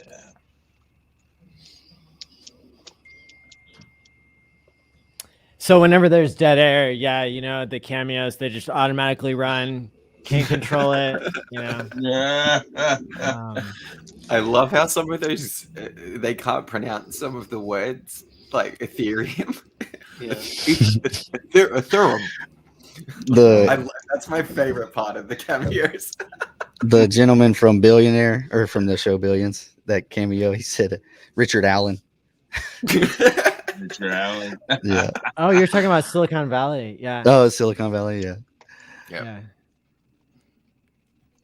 I still haven't gotten the guy from Billions like rejected my request. I was being too bold. It was no way, you know, because they charge extra if you're trying to promote a brand, but in a lot of cases you'll notice if I didn't have the context so well mapped out for you to for you to connect it with Hex, that especially in the early ones, they weren't necessarily saying anything about Hex.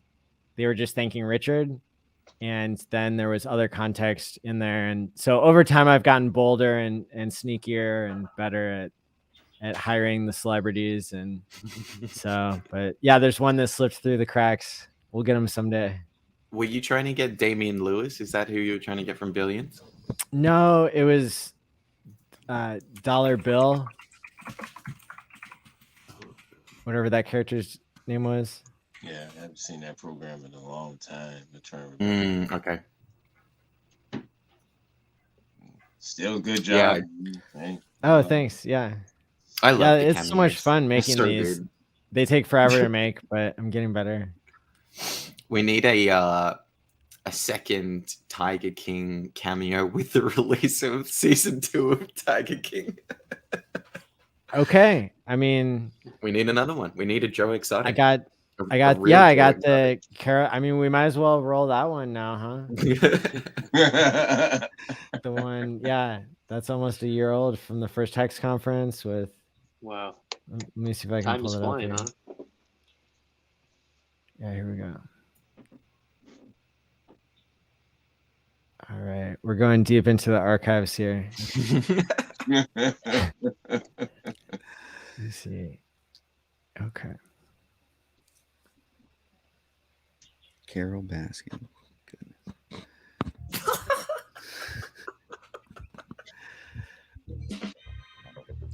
Hey, all you cool cats and kittens. It's Carol Baskin from Big Cat Rescue.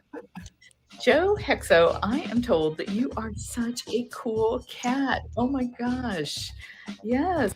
There's a reaction video of Richard seeing this for the first time at the first Hex conference. It's actually really funny. He lost his shit like laughing. So. Yeah, that's so good. Maddie tells me that you are just the BFF and that you are celebrating 1 year of sobriety. Congratulations. I know how hard that is. Oh my gosh, do I know how hard that is? I was a drunk up until 1979. And that's when I got pregnant and decided I was not going to do that to my baby. And so I've been abstaining since 1979. This morning craved the idea of being catatonic. Yeah, that was fun. Cat. But you don't need it now because I understand that your YouTube show is about struggle and recovery and helping others to improve, and that you are involved in the crypto community. And the crypto community has got to be doing really amazing right now. You know, the only part of the crypto community that I ever got involved in was crypto kitties. I thought that was so fun. I love those crypto kitties. Oh, just love them. But, you know, I could be a little addictive, I think. And I never did purchase the first one. I almost did. I tried lining up all of the ether and everything you got to do. I decided that was too stressful. I could never remember my PIN numbers for all of that stuff. And so I never did actually buy a crypto kitty. Probably should have. I don't know how that fits into all of the crypto stuff that's going on right now, but it looks like people who have invested in crypto really made some smart ideas or investments in that. I wish that I had. But it sounds like you are investing in yourself and in others by helping everyone improve their mental health through experience and strength and hope. All of those are great things. You are just the cat's meow. Oh, absolutely. I hope 2021 is your most tigerific year ever. Stay cool, cats. Mwah. Thank you, Carol. Thank you, Carol. That was a long cameo. Yeah, that was. She hooked it up. Yeah. She really likes crypto kitties. Hell yeah. You seen the pictures that Joe posted of himself on Twitter, man? I mean, he's buffing up and everything, man. He looks totally different. I hung out with him last week. Yeah, Oh, awesome. Yeah, I saw him in Florida. Was that last week or the week before? No, that was last week. Oh, you got the Miami body now, huh? No wonder. Yeah, good work, Joe. Good work. Definitely. Absolutely. Yeah, shout out to him. And yeah, when we were in person, you know, we were talking about Sun-Well syndrome and about, dressing up in fancy clothes and, you know, what that accomplishes and what are other ways to make meaning. And, you know, he's got a lot of great things going for him, including this community. So That's good. That kicks ass, definitely. All right, family. I am gonna jump out. How much longer are you gonna go for, Manny? Originally, I said 8 to 12 hours. Now I'm thinking 10 to 24, somewhere in there. Damn, Manny. I'm going out to get some exercise, but I'm retired, so I don't have anything Hey. to do. I'll come back later. Respect. Sounds good. All right. I'll kick it. Have a good time, and happy second birthday to Hex. Likewise. Happy Happy birthday birthday, to you Hex. too.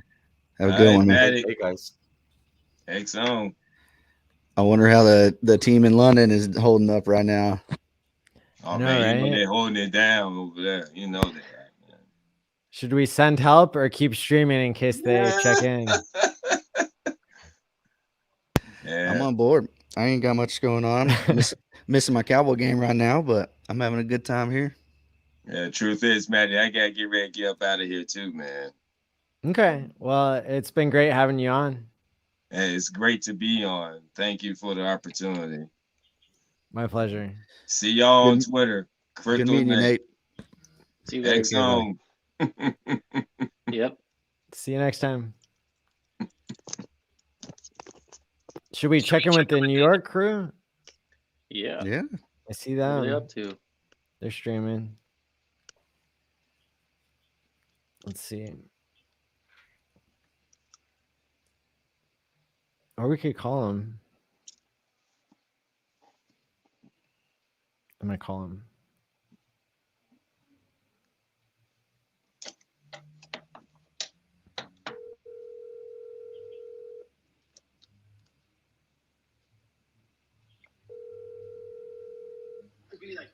Yo, Matty, what's up? Hey, what's going on? Here at the Hex party. Awesome. We were just seeing if you wanted to check in by video here anytime soon. Okay, yeah, then check in. All right, sounds great. Peace. Yeah. That's how you get stuff done.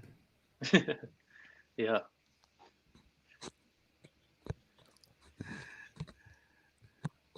So it looks like they're doing some interviews there.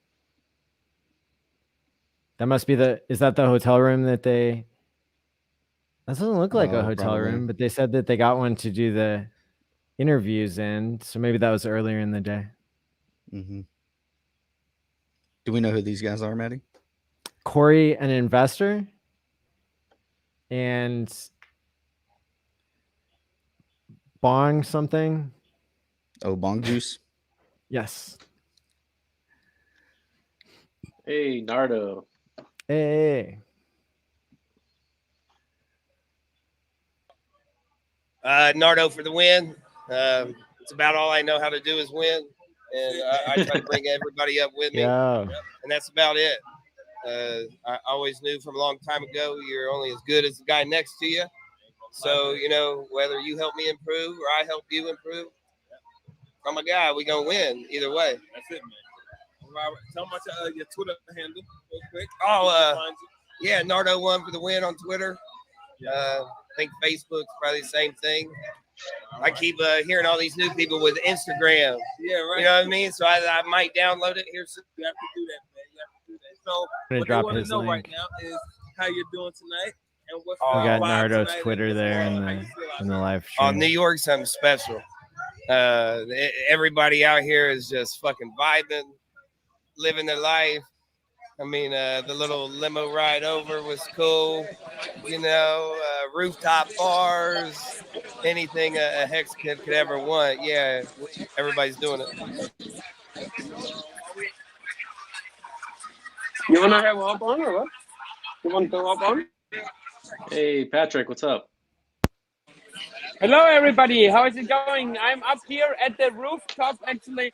I hope you see some OGs behind me here in New York still. Want to say hello?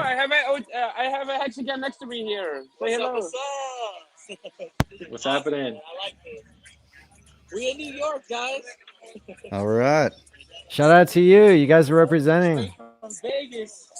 Hey. Represent. That's where I'm at right now. West Coast. We are having just fun here, Maddie. It's awesome, you know, like to finally meet every Hexagon OG, which we interconnect in the last 2 years together. I saw you have the Freedom TV live stream on there as well. So downstairs, like all the OGs, like bit by bit, coming to the live stream of Freedom TV, and Avin started it off with Kaylin and me then too. And then T-Money took over, and he's like interviewing the OGs there. I guess Nardo for the win you have seen right now, and we are just having a great time here. It's awesome, you know, to finally meet all the Hexicans, to finally shake their hands after you interacted with them like for 2 years. It's such a great birthday party. I'm glad to be here in New York and not in London, because it's just gorgeous. It's just great here, you know. Look, here is Rob as well, our film guy. Thanks to Rob for making all this possible. He's carrying like all of our gear, you know. Now I'm in a good light already, you know. You see that, the light of him. So now you can see me a little bit better. Who is still here? Who is it on the stream? I cannot see the names, guys. And the pixels are too small. Super Hex. Super Hex win. I'm here. Super Hex! Hey, how is it going, Super Hex? We're doing good. So How are sad that you? you couldn't make it to New York, man. Yeah, I'm sad too. I wish I could be there. Next time, Miami, huh? Just charter a plane. You know how this is working. Yep. We'll be getting together soon. Just not sure when yet.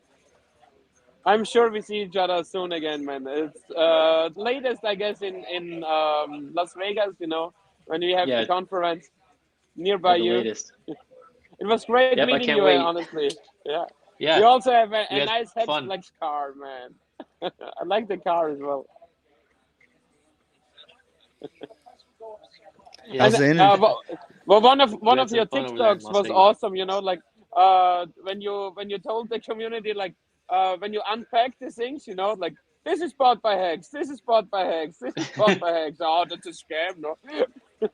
Yeah, I mean, hey, I just gotta thank Hex for all the cool stuff that it's doing for me and for everybody else, and let people know about it so they can decide to, choose the opportunity or not. But that's my job on TikTok, is just to let people know about it, and then it's their duty to decide if they want to, participate. Keep the good Hell work yeah. going, man. It's awesome what you do on TikTok.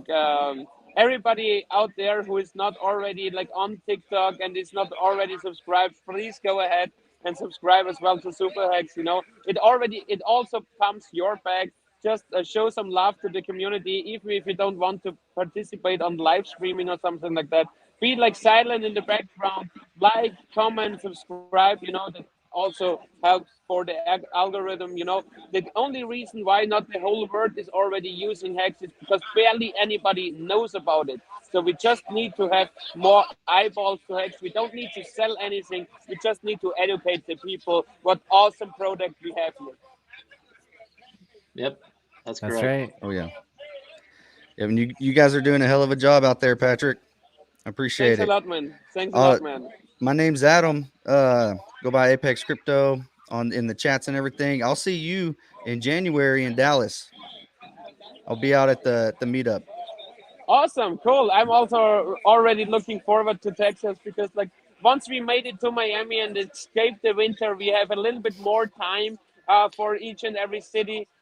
Because right now we are just like a little bit in a hustle a bit, to escape the winter. Because with the R8, with the Hex wrapped car, we cannot be in the snow actually. So we are just making our way down. And tomorrow we are in Lancaster, New York. The day after in Philadelphia. The day after we arrive in Washington DC already. So it's just like and in 3 weeks we are already in Miami to celebrate Christmas there and New Year's as well.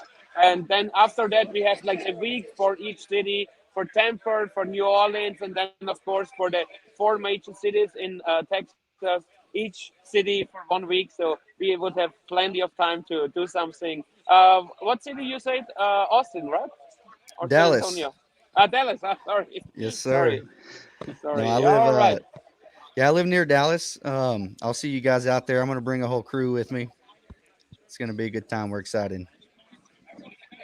Maddie, Awesome. you're already going for nearly 11 hours. Awesome, Maddie. You are you have a lot of meat, like to sit like for 11 hours there on your chair. Hey, I stood up twice because I had to pee, so don't give me too much credit.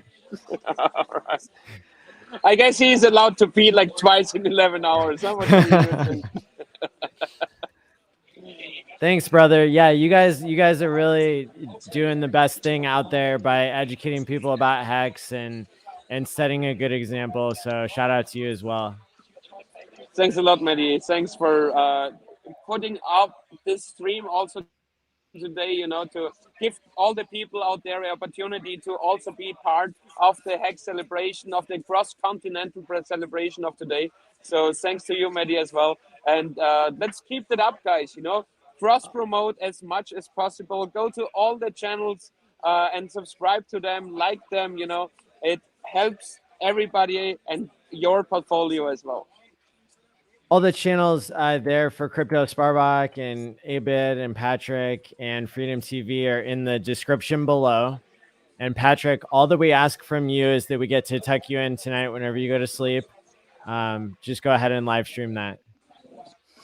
When I go to sleep, no, man. No, I don't. Just want kidding. To live Just stream kidding. that. It's fine. Actually, I want to go on, and celebrate a little bit more here. So that sounds even better. And honestly, Maddie, I guess you will go to sleep a little earlier than me. You're in a different time zone, so it's already later than here. It goes for 24 hours. Maybe I can't help it, Yeah, but maybe you need to pee for 2 more times then. Fair enough. Deal. All right. Yeah, super Hex. Awesome to see you here. So, how is TikTok going actually? Like, how are your TikToks getting reach? And do you like how it goes, or do you need the community to help you out with something? It's It's kind of plateaued, at least my main account, because I'm just not posting as much as I was. I just got some other things going on. But I created a second account, and I'm kind of following what El Hexidente has been doing, where he just uploads short clips from the community. So my second account, I've been doing that a lot lately, and I've grown that to 5,000 followers already. And that's been working out pretty good. I never thought that that type of format would work. So now that I've seen that El Hexidente did it and it's working, I'm just kind of copying basically. So I have two accounts. I've been posting a lot more to my second account because I'm kind of gearing that towards more just clips from the community, anywhere from 30 seconds to 3 minutes, just or like uploading Richard Hart clips of him saying some important information. So that's been going good. And then as my main account, I'm just posting here and there, but I haven't been really focusing on the main one right now. I'm just kind of building up the second account right now. Awesome. All right, that sounds awesome actually. And yes, so for everybody out there who is on TikTok, also El Hexidente has a good Hex TikTok account. So also don't forget to subscribe to him. And Super Hex, yes, I also see this concept is really working out great. And why not have like a channel with short clips of our leader, of the founder of the currencies. So I guess this works just great because I'm doing nothing else, because I'm the leader of the German community, that. And what I'm doing is just like listen pretty carefully to all the live streams of Richard, and then I just translate it to German and educate the German community about what Richard is saying, because like about 20% or something about that, 15 to 20, they are just used to speak German, and they don't need English in their day-to-day life. So we just fulfill a really good need there in order to educate the German community here as well. Who is here from Korea? Hex is the way. Looks like a Korean flag, right? Yep, it does. Yeah, so the Asian community needs to step up a little bit more as well, in my point of view. So for all the Asians out there, start a stream if you want to start to educate the Indian people, the Chinese people, the Thailand people, the Vietnamese people. I guess some people are already doing a great job there. But, there are a lot of people, and I think that the awesomeness of the Hex Code, a lot of people in this area would also like to enjoy. Yep, I think so too. Everyone deserves to be financially free. Yeah, I also think so. Everybody deserves to be financially free. And actually, like next year when Pulse Chain launches after our tour, I am already planning in doing a charity event, like when was that? Like back in 2015, I was in the Colombian jungle in the south of Colombia and the Amazon, and then also in the north of Ecuador.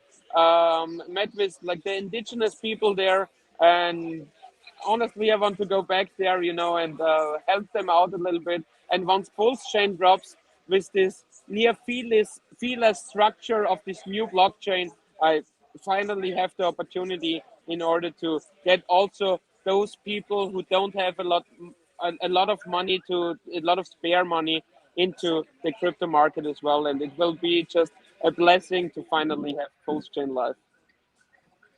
Bang, bang. Yeah, bang, bang. Where is my bang, bang? Bang, bang is downstairs, I guess. Yeah, he's supposed to come on and talk for 12 more hours.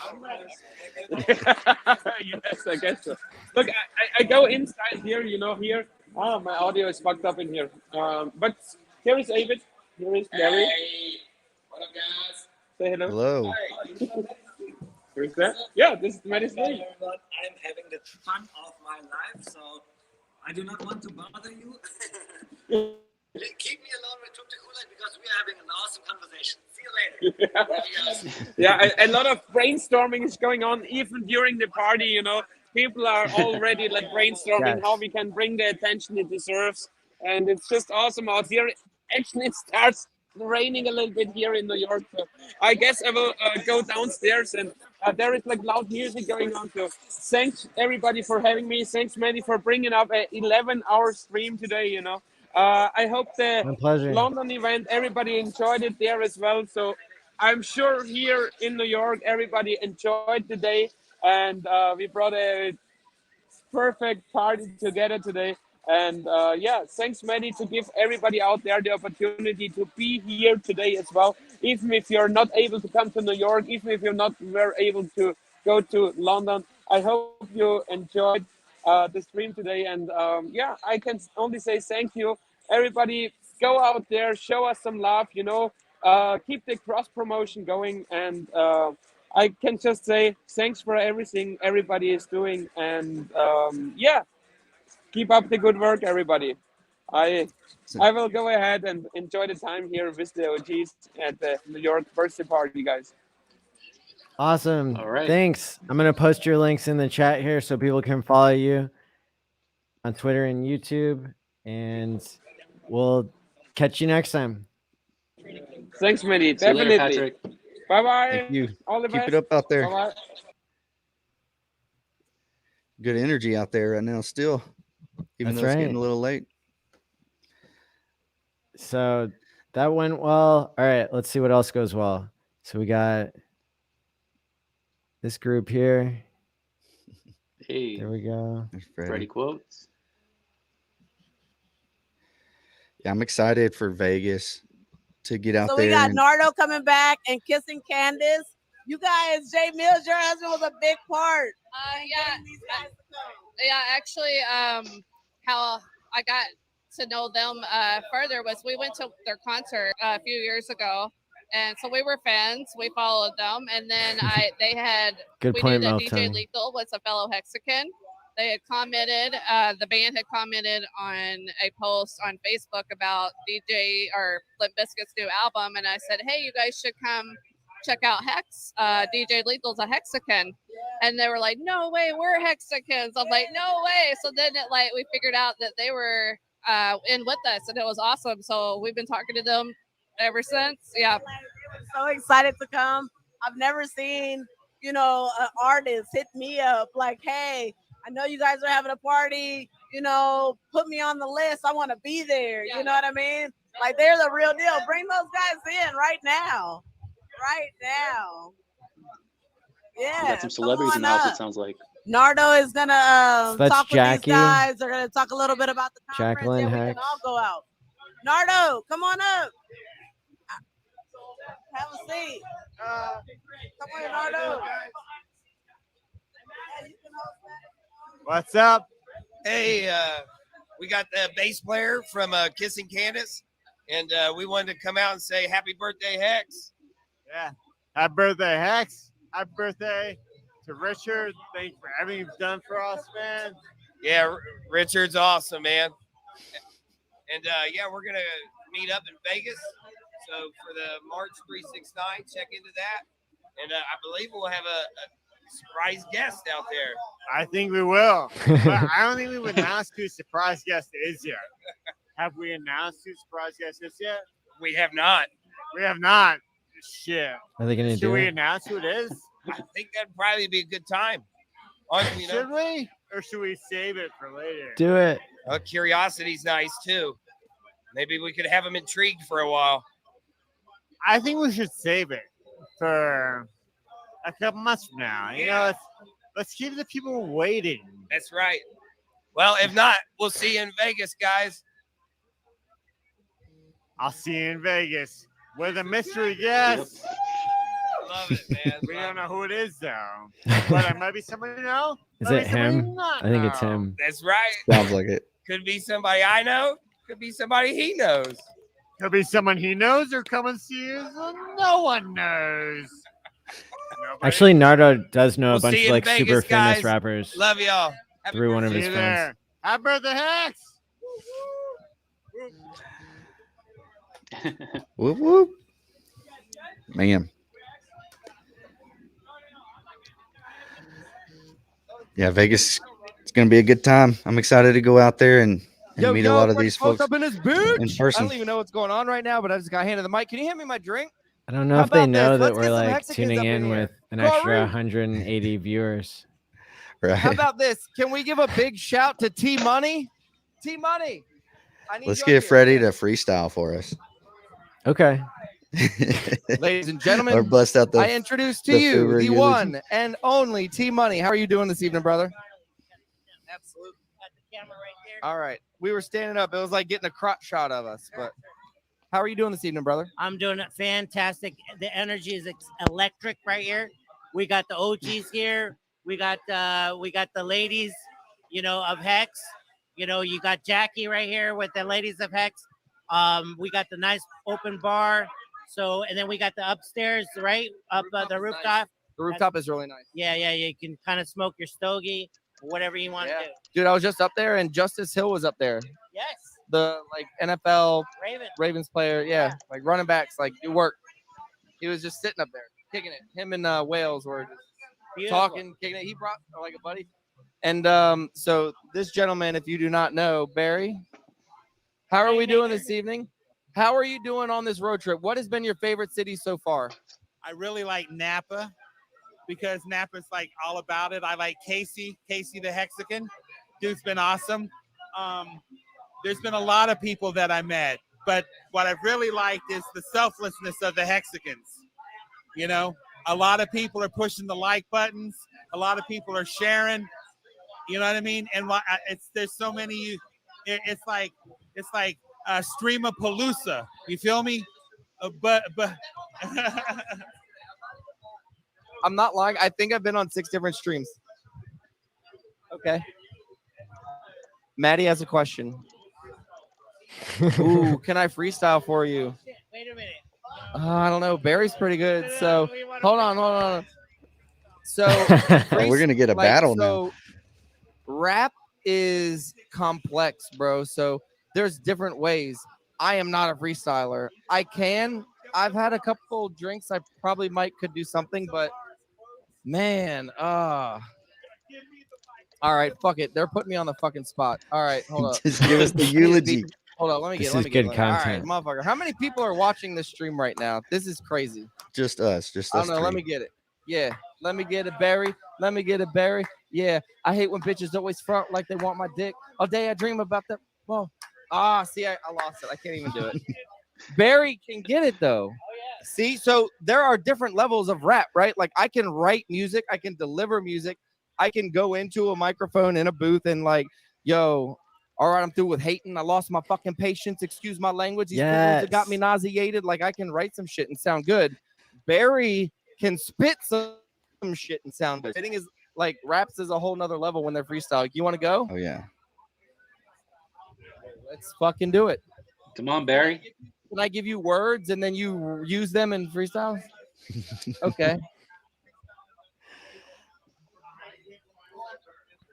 Right. No, that's cool. So let me hear a rhyme. Can I hear a rhyme? All right. Ladies and gentlemen, Barry. Pimpin' since pimpin', high price linen, 24 spinning, bottom bitch women. I keep hoes on the grind. They call me daddy, bring me money all the time. It's simple. I'm balls deep in this game. Knowing me, owing me, one and the same. I get mine every time, everything fucking dime. Poetic justice, getting paid to be this Hex fucking hustler. What's up, motherfuckers? Act like you fucking know. Let's go! Nice. That Good work, was Barry. awesome. Where you heard it right here first. We got the rhymes, we got the quotes. Apologize to Maddie. Maddie, I'm sorry. I just can't freestyle, bro. It's like a whole nother level. I have to be in a mental state to try to even attempt that. It's so hard. It's so difficult. Mm-hmm. Like, what's the dude on YouTube?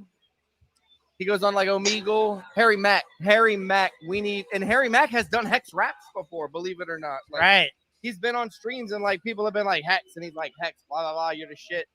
It's been awesome. But that is a skill, that is a talent that I don't have. It's a whole nother level that I can't even come close to. So I'm looking forward to DC, my friend.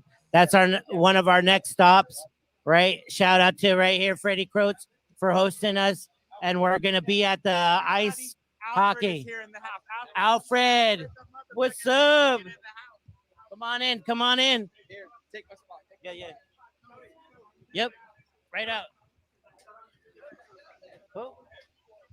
Super Hex in the house.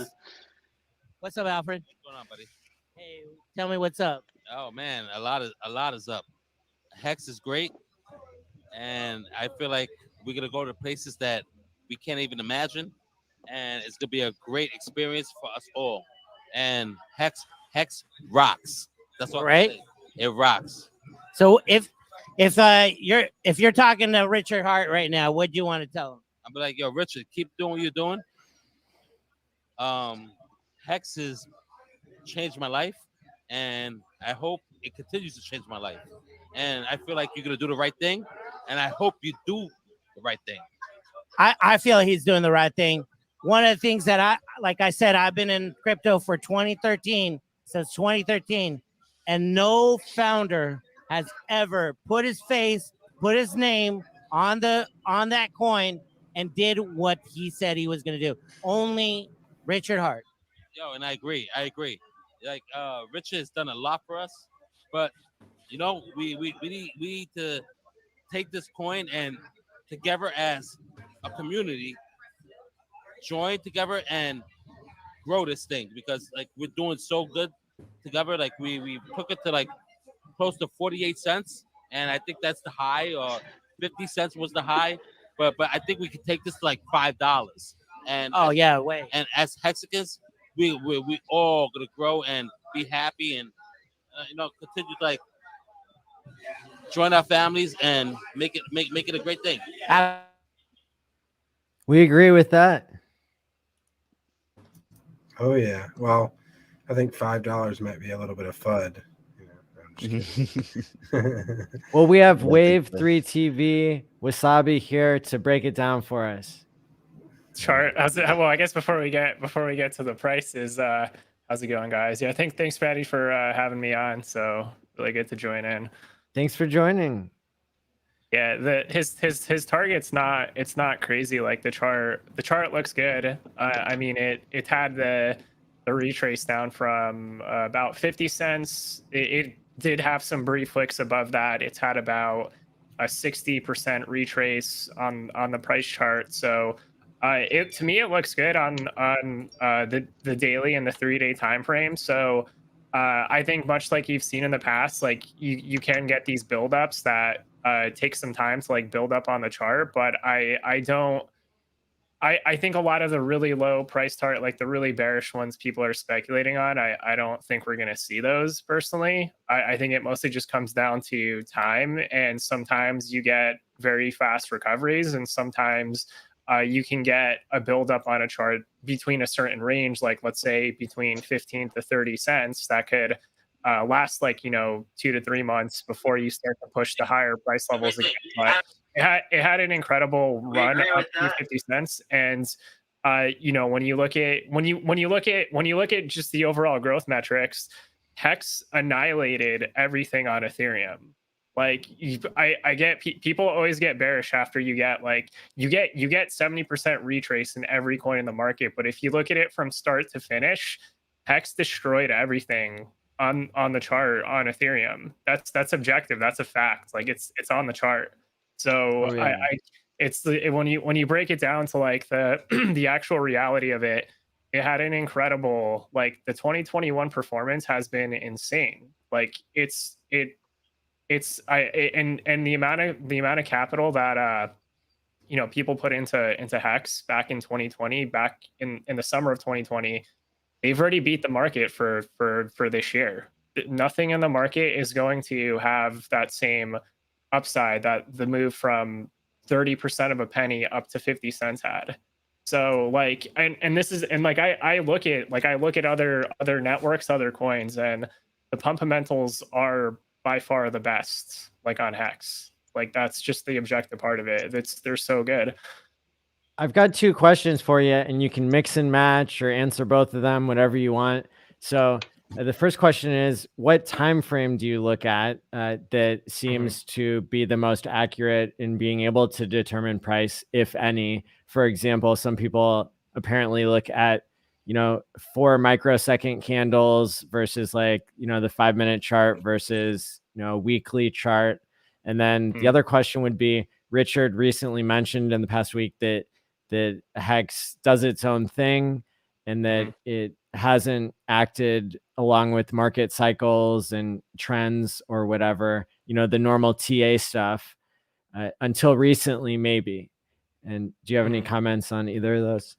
Yeah, so I agree with Richard's comments on that. As far as the price movements on Hex are, it doesn't necessarily move in tandem, like at the same time as the rest of the market. And Richard described that he basically coins the term in what's referred to as Hart's law. So because on centralized exchanges, let's say, is the main funnel into the market, a lot of alts have liquidity pairs versus Bitcoin and ETH. So when Bitcoin and ETH start to make moves on the price chart, it basically ends up dragging up the rest of the market with it, even if, So it's let's just say, ripples from those other markets that Yes. are having basically the tie to psychology that creates those classic TA lines.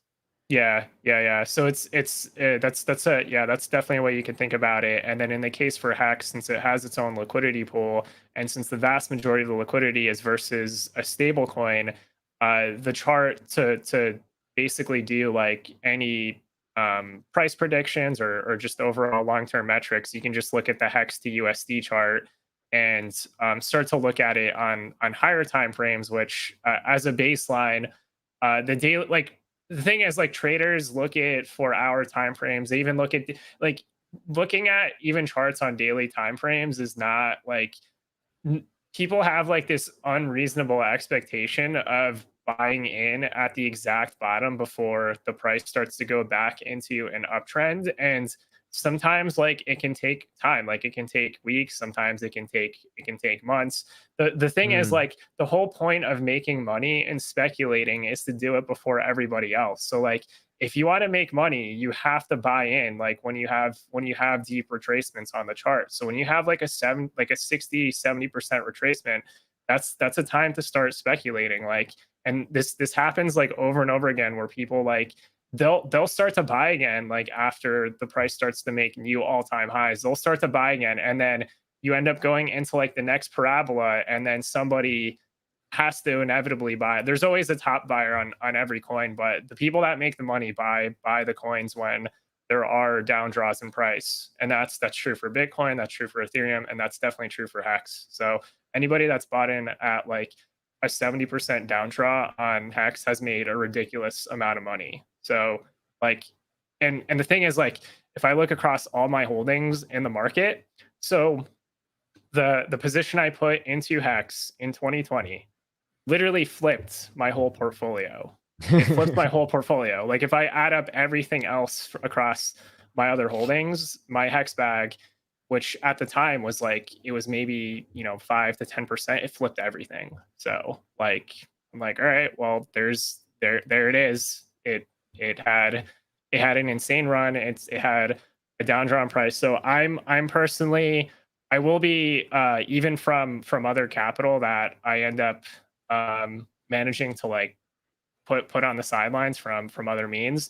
I will be speculating. Basically, I will be speculating at these levels. Like the base now on the chart, it's not going back to a penny or 2 cents anymore. So anybody that has that delusion, like, you're not getting that price. But when you have a 70% down draw, it's time to start speculating. So like, I could pull up the chart here too, because I think it looks pretty good. Absolutely. On the weekly time frames. And then let me know if you guys can actually see the chart I have here. Got it. Okay, cool. Yeah. So for what I like about with where the price is at now, so this is the 3-day time frame, by the way. So the local bottom on the 3-day has been about 16 cents. There's been a few wicks below that, but it didn't last very long. So it's right now just retesting this level here. It's actually at a slight higher low right now on the 3-day time frame. And this kind of looks similar to me to what Bitcoin did actually when Bitcoin had basically down draw in the summer.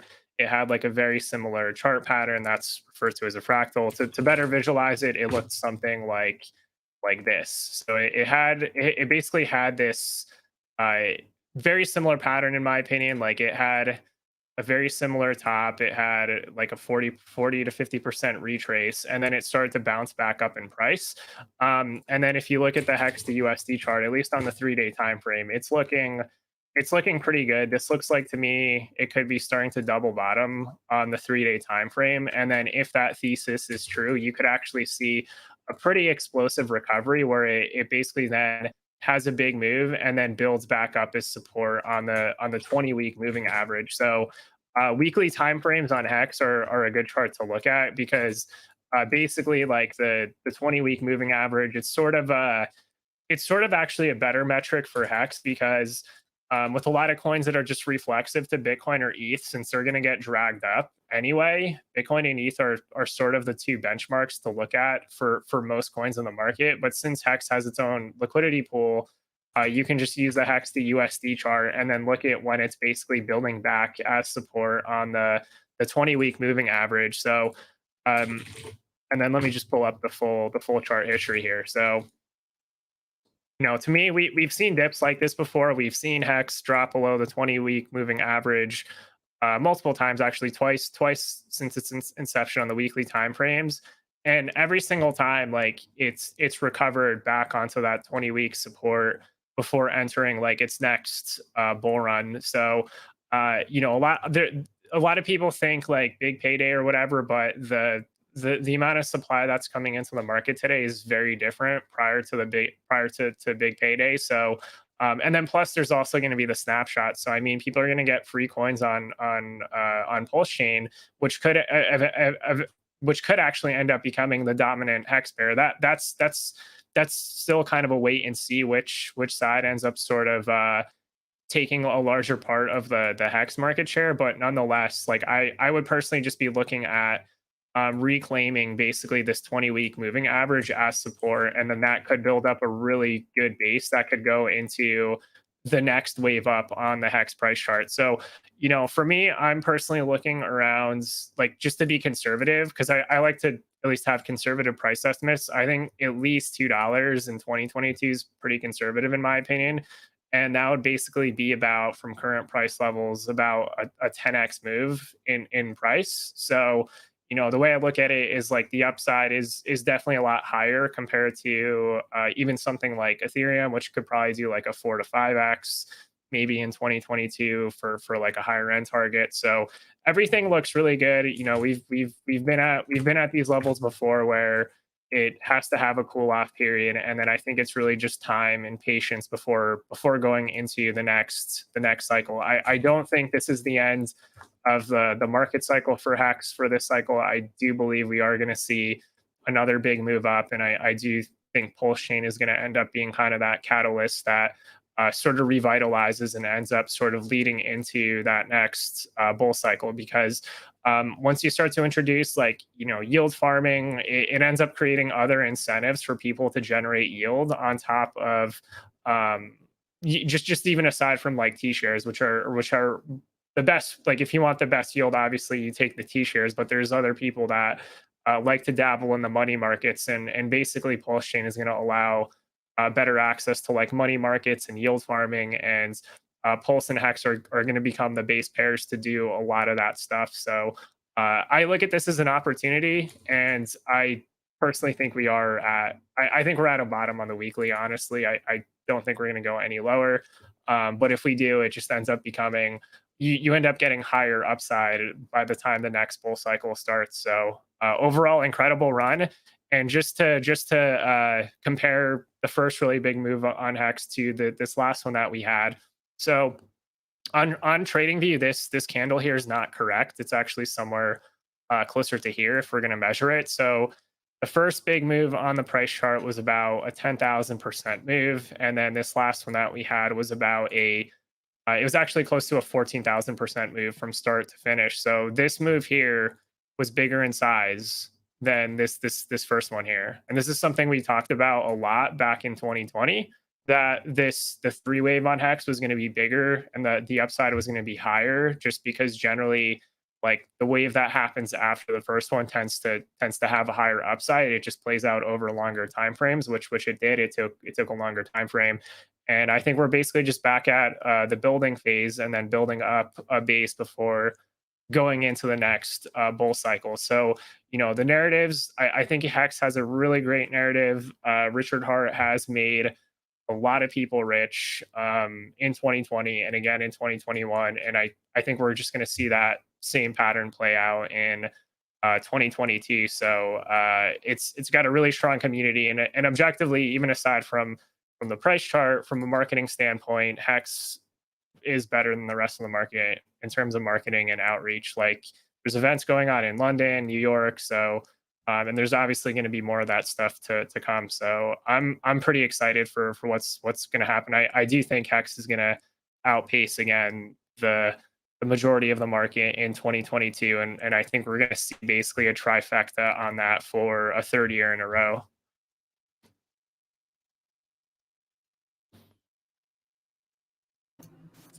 Epic.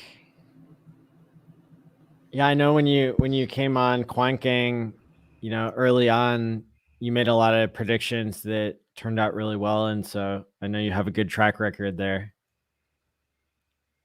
Yeah, Wave. Sorry, go ahead. I was just going to ask, is that a green screen behind you, or do you have a really tidy room? This is just a really tidy room. That's impressive. Yeah. That and the chart are both impressive, but I was thinking about that the whole time you were talking. Thank you. Yeah. I have a bit of OCD, so I have to have certain things certain ways, and then it allows me to sort of think clearly, I guess, even just with this kind of stuff. So what's your take on Pulse Swap, the sacrifice?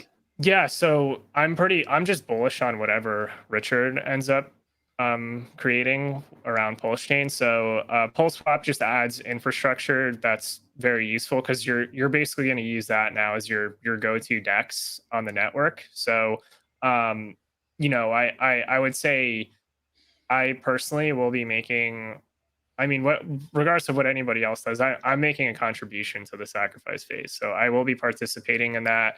I haven't decided yet on the amount, but I will be getting that allocation so that I have everything. I have Hex, I have Pulse, and then I have the infrastructure on Pulse Chain itself. So yeah, I think that'll basically be another opportunity to look at. And then if you're a long-term believer in the overall infrastructure that is building out amongst like the Hex and Pulse community, I think that's just a good one to have in your portfolio. And then it's mostly just a question of percentages, like what percent, like to me, Pulse and Hex are the two, like if I had to look at, you know, two perceived blue chips in that vertical, Pulse and Hex are the two obvious ones to me. And then Pulse Swap is just something that's complementary. Like you don't have to go as heavy into something like Pulse Swap, but I still think it's nice to have, like if you just put, you know, a small allocation into the sacrifice phase and then never sell, then you have a ton of upside. Because like everything I have basically at this point, like with Hex and Pulse,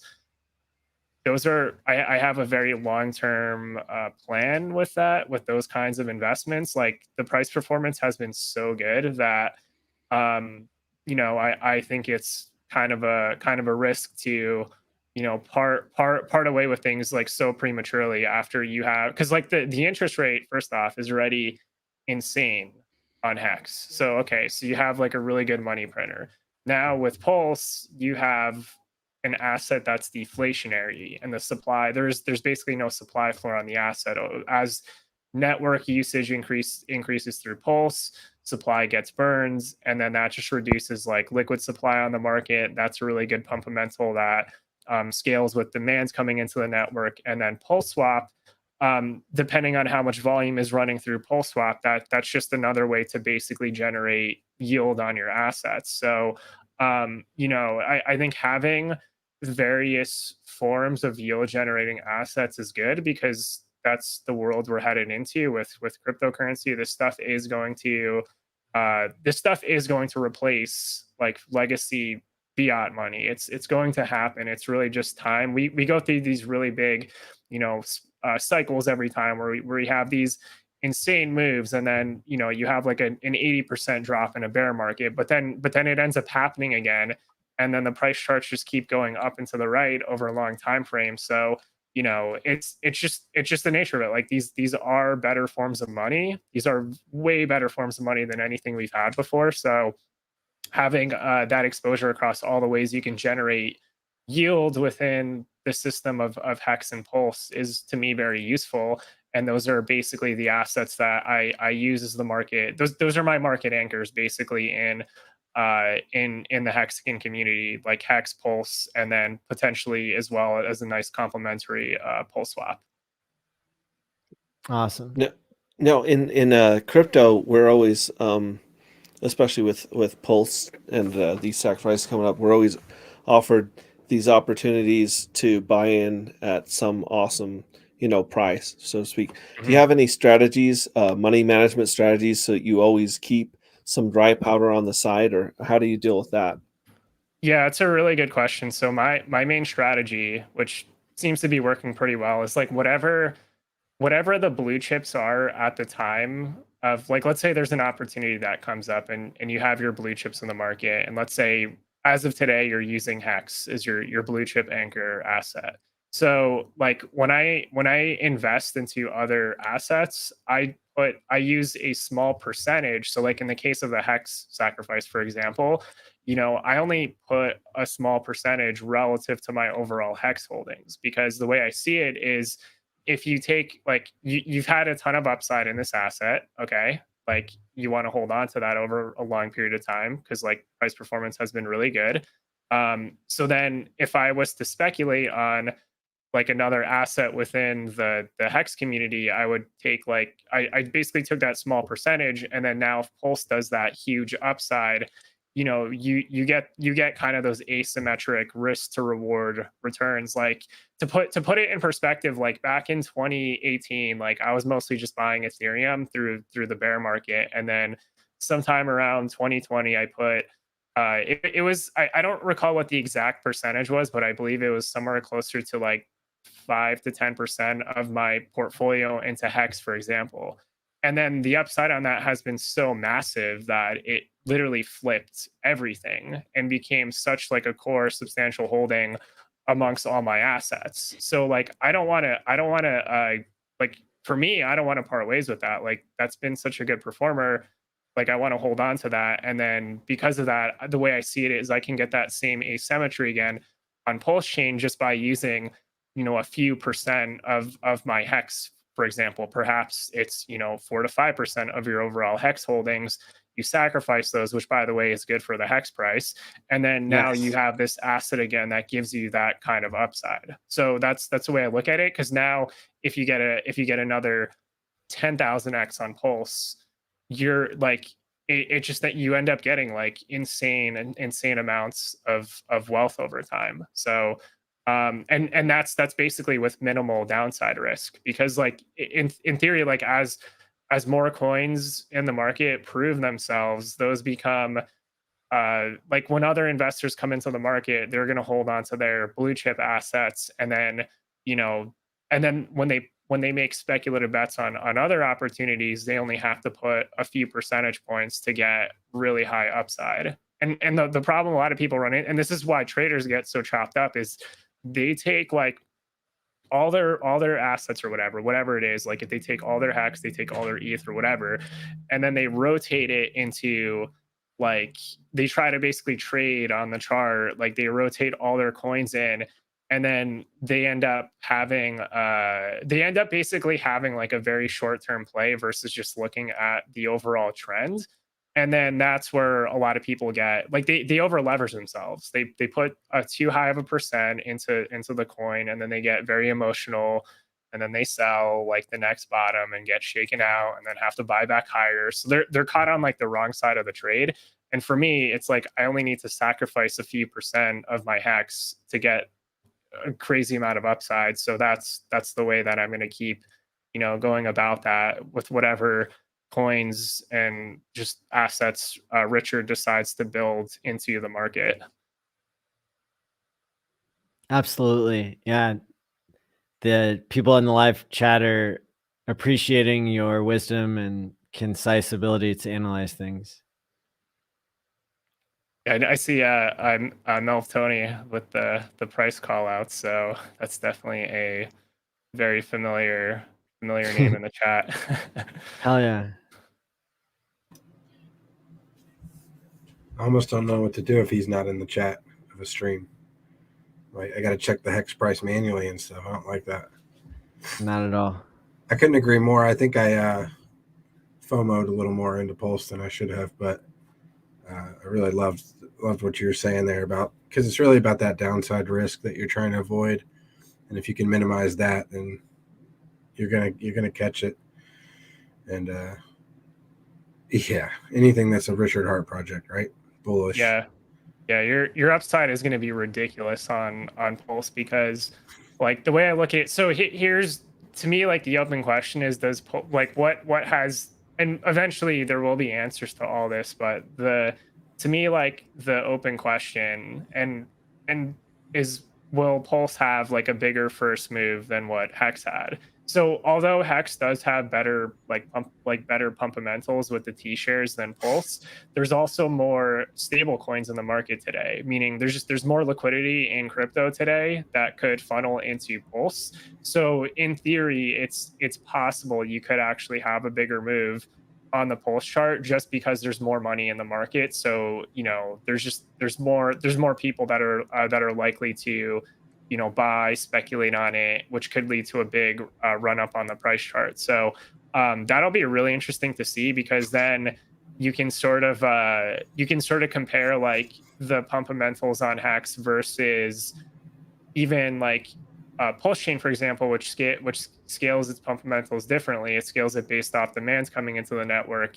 You can start to understand like what upside you can get based off like how much liquidity you have in the market through like stables, because that chart's also going up and to the right. Like the amount of USDC like that's in the market, or whatever ends up emerging as the dominant stable coins, that keeps going up and to the right as well. So you can have, like, it's possible you can actually have a bigger move on Pulse, because you do have the nice anchor with the supply centralization, where you probably only have like 10% of the circulating supply that in theory could actually be liquid. So it'll probably be somewhere closer to like 3 to 5% of the total supplies is maybe liquid from the start, trading on dexes. So yeah, like during those first 60 days, I mean, if there's a good deal on the price within the first like 60 days after launch, like I will very likely be buying more Pulse, because I do think. Sorry, go ahead. No. Yeah, I was just going to ask, do you foresee the liquidity, people trying to pair the liquidity to USDC like they did with Hex, or do you think that's just inevitable that they won't be able to do it the same way, and it'll follow the market trends more? I actually believe that we'll see Pulse, like the ecosystem around Pulse Chain. I do believe we'll see this ecosystem in general sort of decorrelated from the rest of the market. So because like the stable coins have worked so well for Hex, I think, you know, it's a proven strategy. So perhaps just keep using like a proven winning strategy, and then with the fact like the fees being really low, it's going to be very easy to bridge from Ethereum onto Pulse Chain. Like there's already tooling built out in the market that allows you to easily transfer assets over into other EVMs. So, you know, like the way I see it is like Pulse is pretty well connected to like the end user, and the end user is using MetaMask. So like I'm in general, I'm pretty bullish on EVMs, and the pumpamentals and the way the distribution of the supply is set up is really good on Pulse. So I'm very excited for that. I do think Pulse Chain is going to outperform all the EVMs in the market in 2022.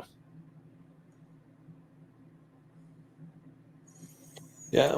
What do you think the time frame would be for a stable coin that people trust to develop on the Pulse Chain network? Yeah, that's another really good question. So when it comes to something like a stable coin,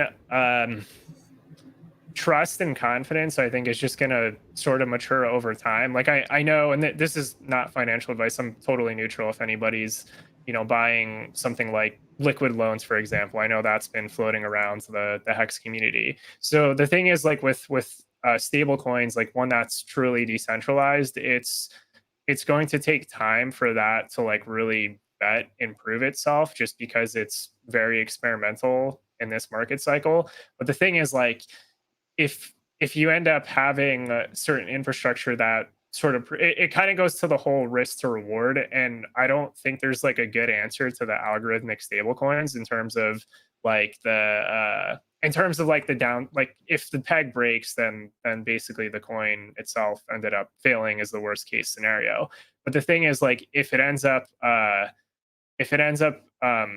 like whatever ends up becoming the dominant stablecoins in the market, those are very likely to become fairly valuable assets too, in my opinion, whatever's maintaining the peg. But it's going to take like if it can hold up in a very bad flash crash, then it sort of starts to build that confidence over time. So while we're in a bull market, I'm less worried about it. I would say, does it hold up basically during a bear market? And I would say, regardless of whatever ends up competing for stablecoins on Pulse Chain, I'm just going to tell you guys right now, like, if I make winnings on Pulse Chain with other coins, I'm just going to say straight up, those are all getting dumped into Pulse for me. Like, you see the trend with like Ethereum and most ERC20s, where whatever the native asset is of the network tends to dominate and become like the main value store for that network. So, I will be speculating on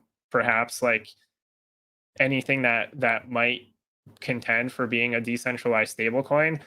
But if it's like not a project that's specifically being built out by like Richard Hart, or for me, I'm just going to be honest about it. Like, anything I speculate on Pulse Chain with regards to those possible opportunities, I will be selling those into Pulse Chain. I'm not going to disclose like when I do that, but I will, like, if I put 2% of my Pulse into a speculative stable coin, potentially algorithmic stablecoin play, eventually I will basically take the winnings. If it wins, like perhaps I lose on that and I lose 2% of my Pulse holdings. But if it ends up winning, then I'll take I will eventually convert all of it into Pulse. The only thing I'm keeping like standalone is basically Hex, because that, like, Hex and Pulse are my two perceived blue chips. So in my mind, I think it's going to be very difficult. Although people are, this isn't to say people can't like create experimental things, because sometimes you can get really successful, coins that end up resulting. But the reality is like, most coins that launch, even on Ethereum, fail. Like, most coins that launch on Ethereum end up, bleeding out, versus even something like Bitcoin, where it just can't even keep up pace with it over longer periods of time. So there are going to be like other successes that come about. It's just speculating your whole, like, a large part of your portfolio into those plays is not very wise, because statistically you have the odds of the market against you just based off what happens on Ethereum as well as these other chains. So, Pulse and Hex are basically my two anchors, and I will do like speculation to like other stuff, but it's at most like maximum like 5% of my overall Pulse holdings, because I have to assume if I'm putting money into those that I can lose all my Pulse, and that 5% can turn into like 1% or something like that. So I just like to keep letting the assets winning, and then if somebody does like a 1000x, great. Like, I don't care, because I will get a 1000x on Pulse anyway, because like statistically it's going to outpace like all the other PRC20s that launched on the network over a long period of time. But people will speculate. Like, I will speculate a little bit. I'm just use small amounts if you go into PRC20 coins, because most of them will not keep up with Pulse.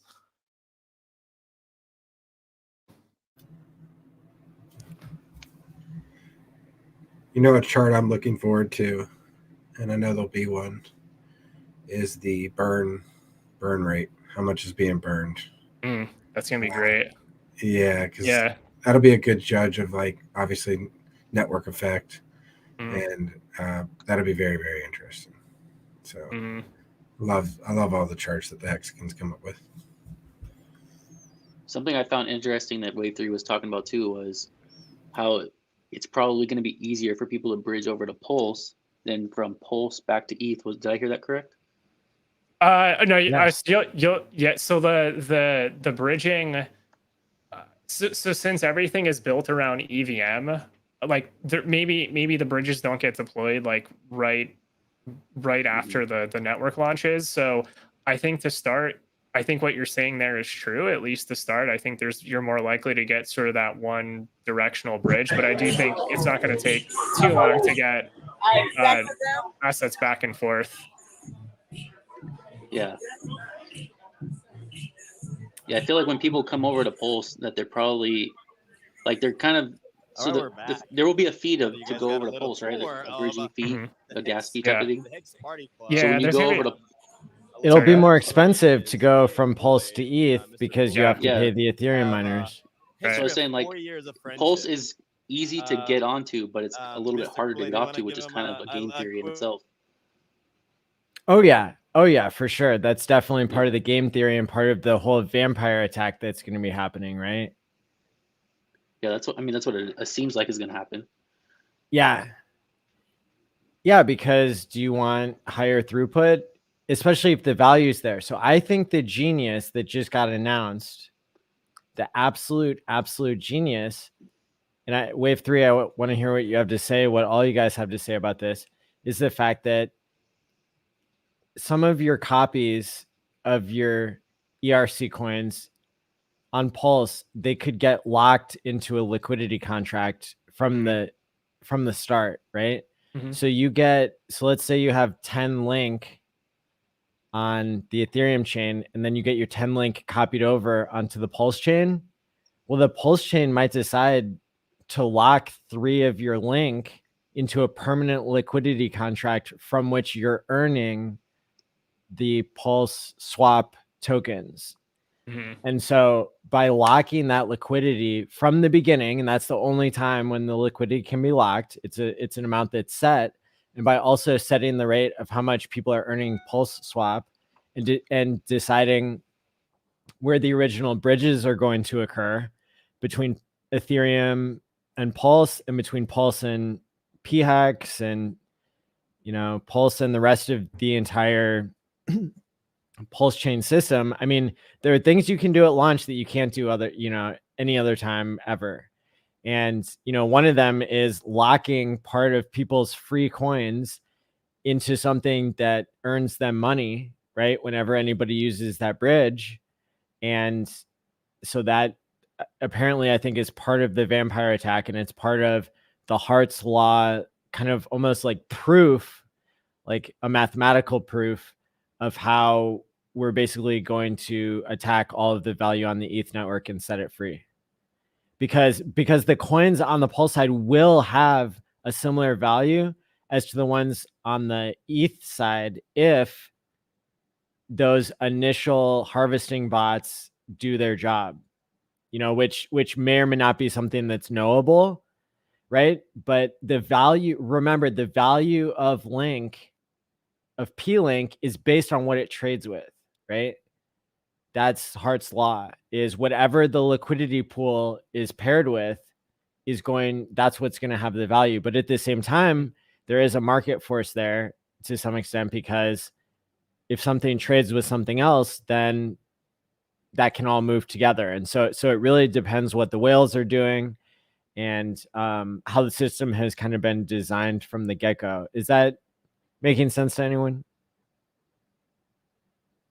Yeah, I'd say like even just having the incentives, because the thing is, like, after you have these initial liquidity pools, if there's an incentive, which as Maddie suggested with the Pulse swap tokens, if there's an incentive in place, people are going to use it to get Pulse swap tokens. But I believe that there's going to be a portion of your PRC20s that are automatically and forever locked in a liquidity contract, which is genius. Oh, I see what you're okay. It's like part of the deal of getting the free coins is, by the way, some of these are locked. That's what I heard Richard say. Kind of like week. the 90 when the kind of like the Hex Bitcoin free claim where it was like 90% auto staked Yes. or something. Yes. Maybe, yeah. I didn't realize that yet. I don't think I understood. So I mean, it hasn't been finalized yet, right? Because Pulse hasn't been launched, but these are the types of decisions that I think like the community can be weighing in on, but also, you know, like has already weighed in on, and Richard has started to like spill some of the, you know, playbook here because it's pretty much already said and done, you know, like the code's nearly written, right? He said the reason for delaying it now is mostly to bang on it and see if anything's broken. Yeah, for some reason I thought that the liquidity coming over that's being copied is what already exists on the ETH chain. So I thought all the liquidity going into Pulse Swap would actually have to be brought in. But again, I don't. No. That's the whole point of Pulse. The whole point of Pulse is the idea that you can copy the system state. And so you create the liquidity in order to yield farm. You give people the other thing that they need. So you create a yield farming situation basically from... Right. When you bridge the pairs on each side, I get that. But I thought all the liquidity in the pools are like is Uniswap, PancakeSwap, all the ones that are on ETH already. That's what's getting copied over. That's what will create. Well, the numbers can get copied over, but the question is, how do you copy over the value? And Hart's law says you copy over the value by creating liquidity pools. Right. And how do you create liquidity pools? Well, you can set all the numbers at the beginning to whatever you want. And then you can create special rules that keep it that way. And you can have a better network with better technology, right? And you can add on top of that, you can launch a coin, Pulse Swap, that is going to have a value that makes sense to the real world because it's based on fees, theoretically. Like, you know, duct taped on whatever, all of the exchange tokens, the DeFi exchange tokens have done super well. I mean, even 1inch, right? That was created from thin air and just given to the users. And somehow there's still people paying for that coin, right? Same thing with Uniswap. You know, these different coins, they make sense because technically they have the rights in a lot of cases to charge a fee at some point in the future. And that's where all the value comes from in crypto, is from incentivizing people to trade. So those are I think really lucrative contracts, even though it's just a copy and paste onto whatever the network is. And at that point, the social consensus decides what has the value. So literally part of a vampire attack is just giving somebody something better. You know, it's like you give a kid who has an iPhone 5, give them an iPhone 13, right? And see which one they pick. Which one are they going to value? The one that's old and sucks and you can't even charge it or run an operating system anymore? Does that sound a lot like Ethereum does right now, right? It's broken, it doesn't work, it sucks, it's slow, it's expensive, right? And so when you give people a better technology, you can steal their use case, you can steal their users. The users do have it just doesn't happen very often that you could really do this on a large scale, which is give people a better value and see them value that, right? Yeah, that was why I did a video where I actually took the estimated supply of Pulse and divided it by the supply of ETH and got an estimated starting price by dividing that number by the price of ETH. And it ended up being like 0.0036 or something like that. And if that was the case, then what happens, in my understanding, is because all the ratios are balanced automatically, then actually everything's already in parity. If you bridge that price over, and that's the starting, if somehow, you know, whoever's the market makers in the beginning start the price off there. And then, of course, you just have this like insane arbitrage opportunity as the price goes nuts. But, yeah. Yeah, I mean, if everything's priced right at the beginning, but even more importantly, if the liquidity is there, then you're really setting something up special, I think.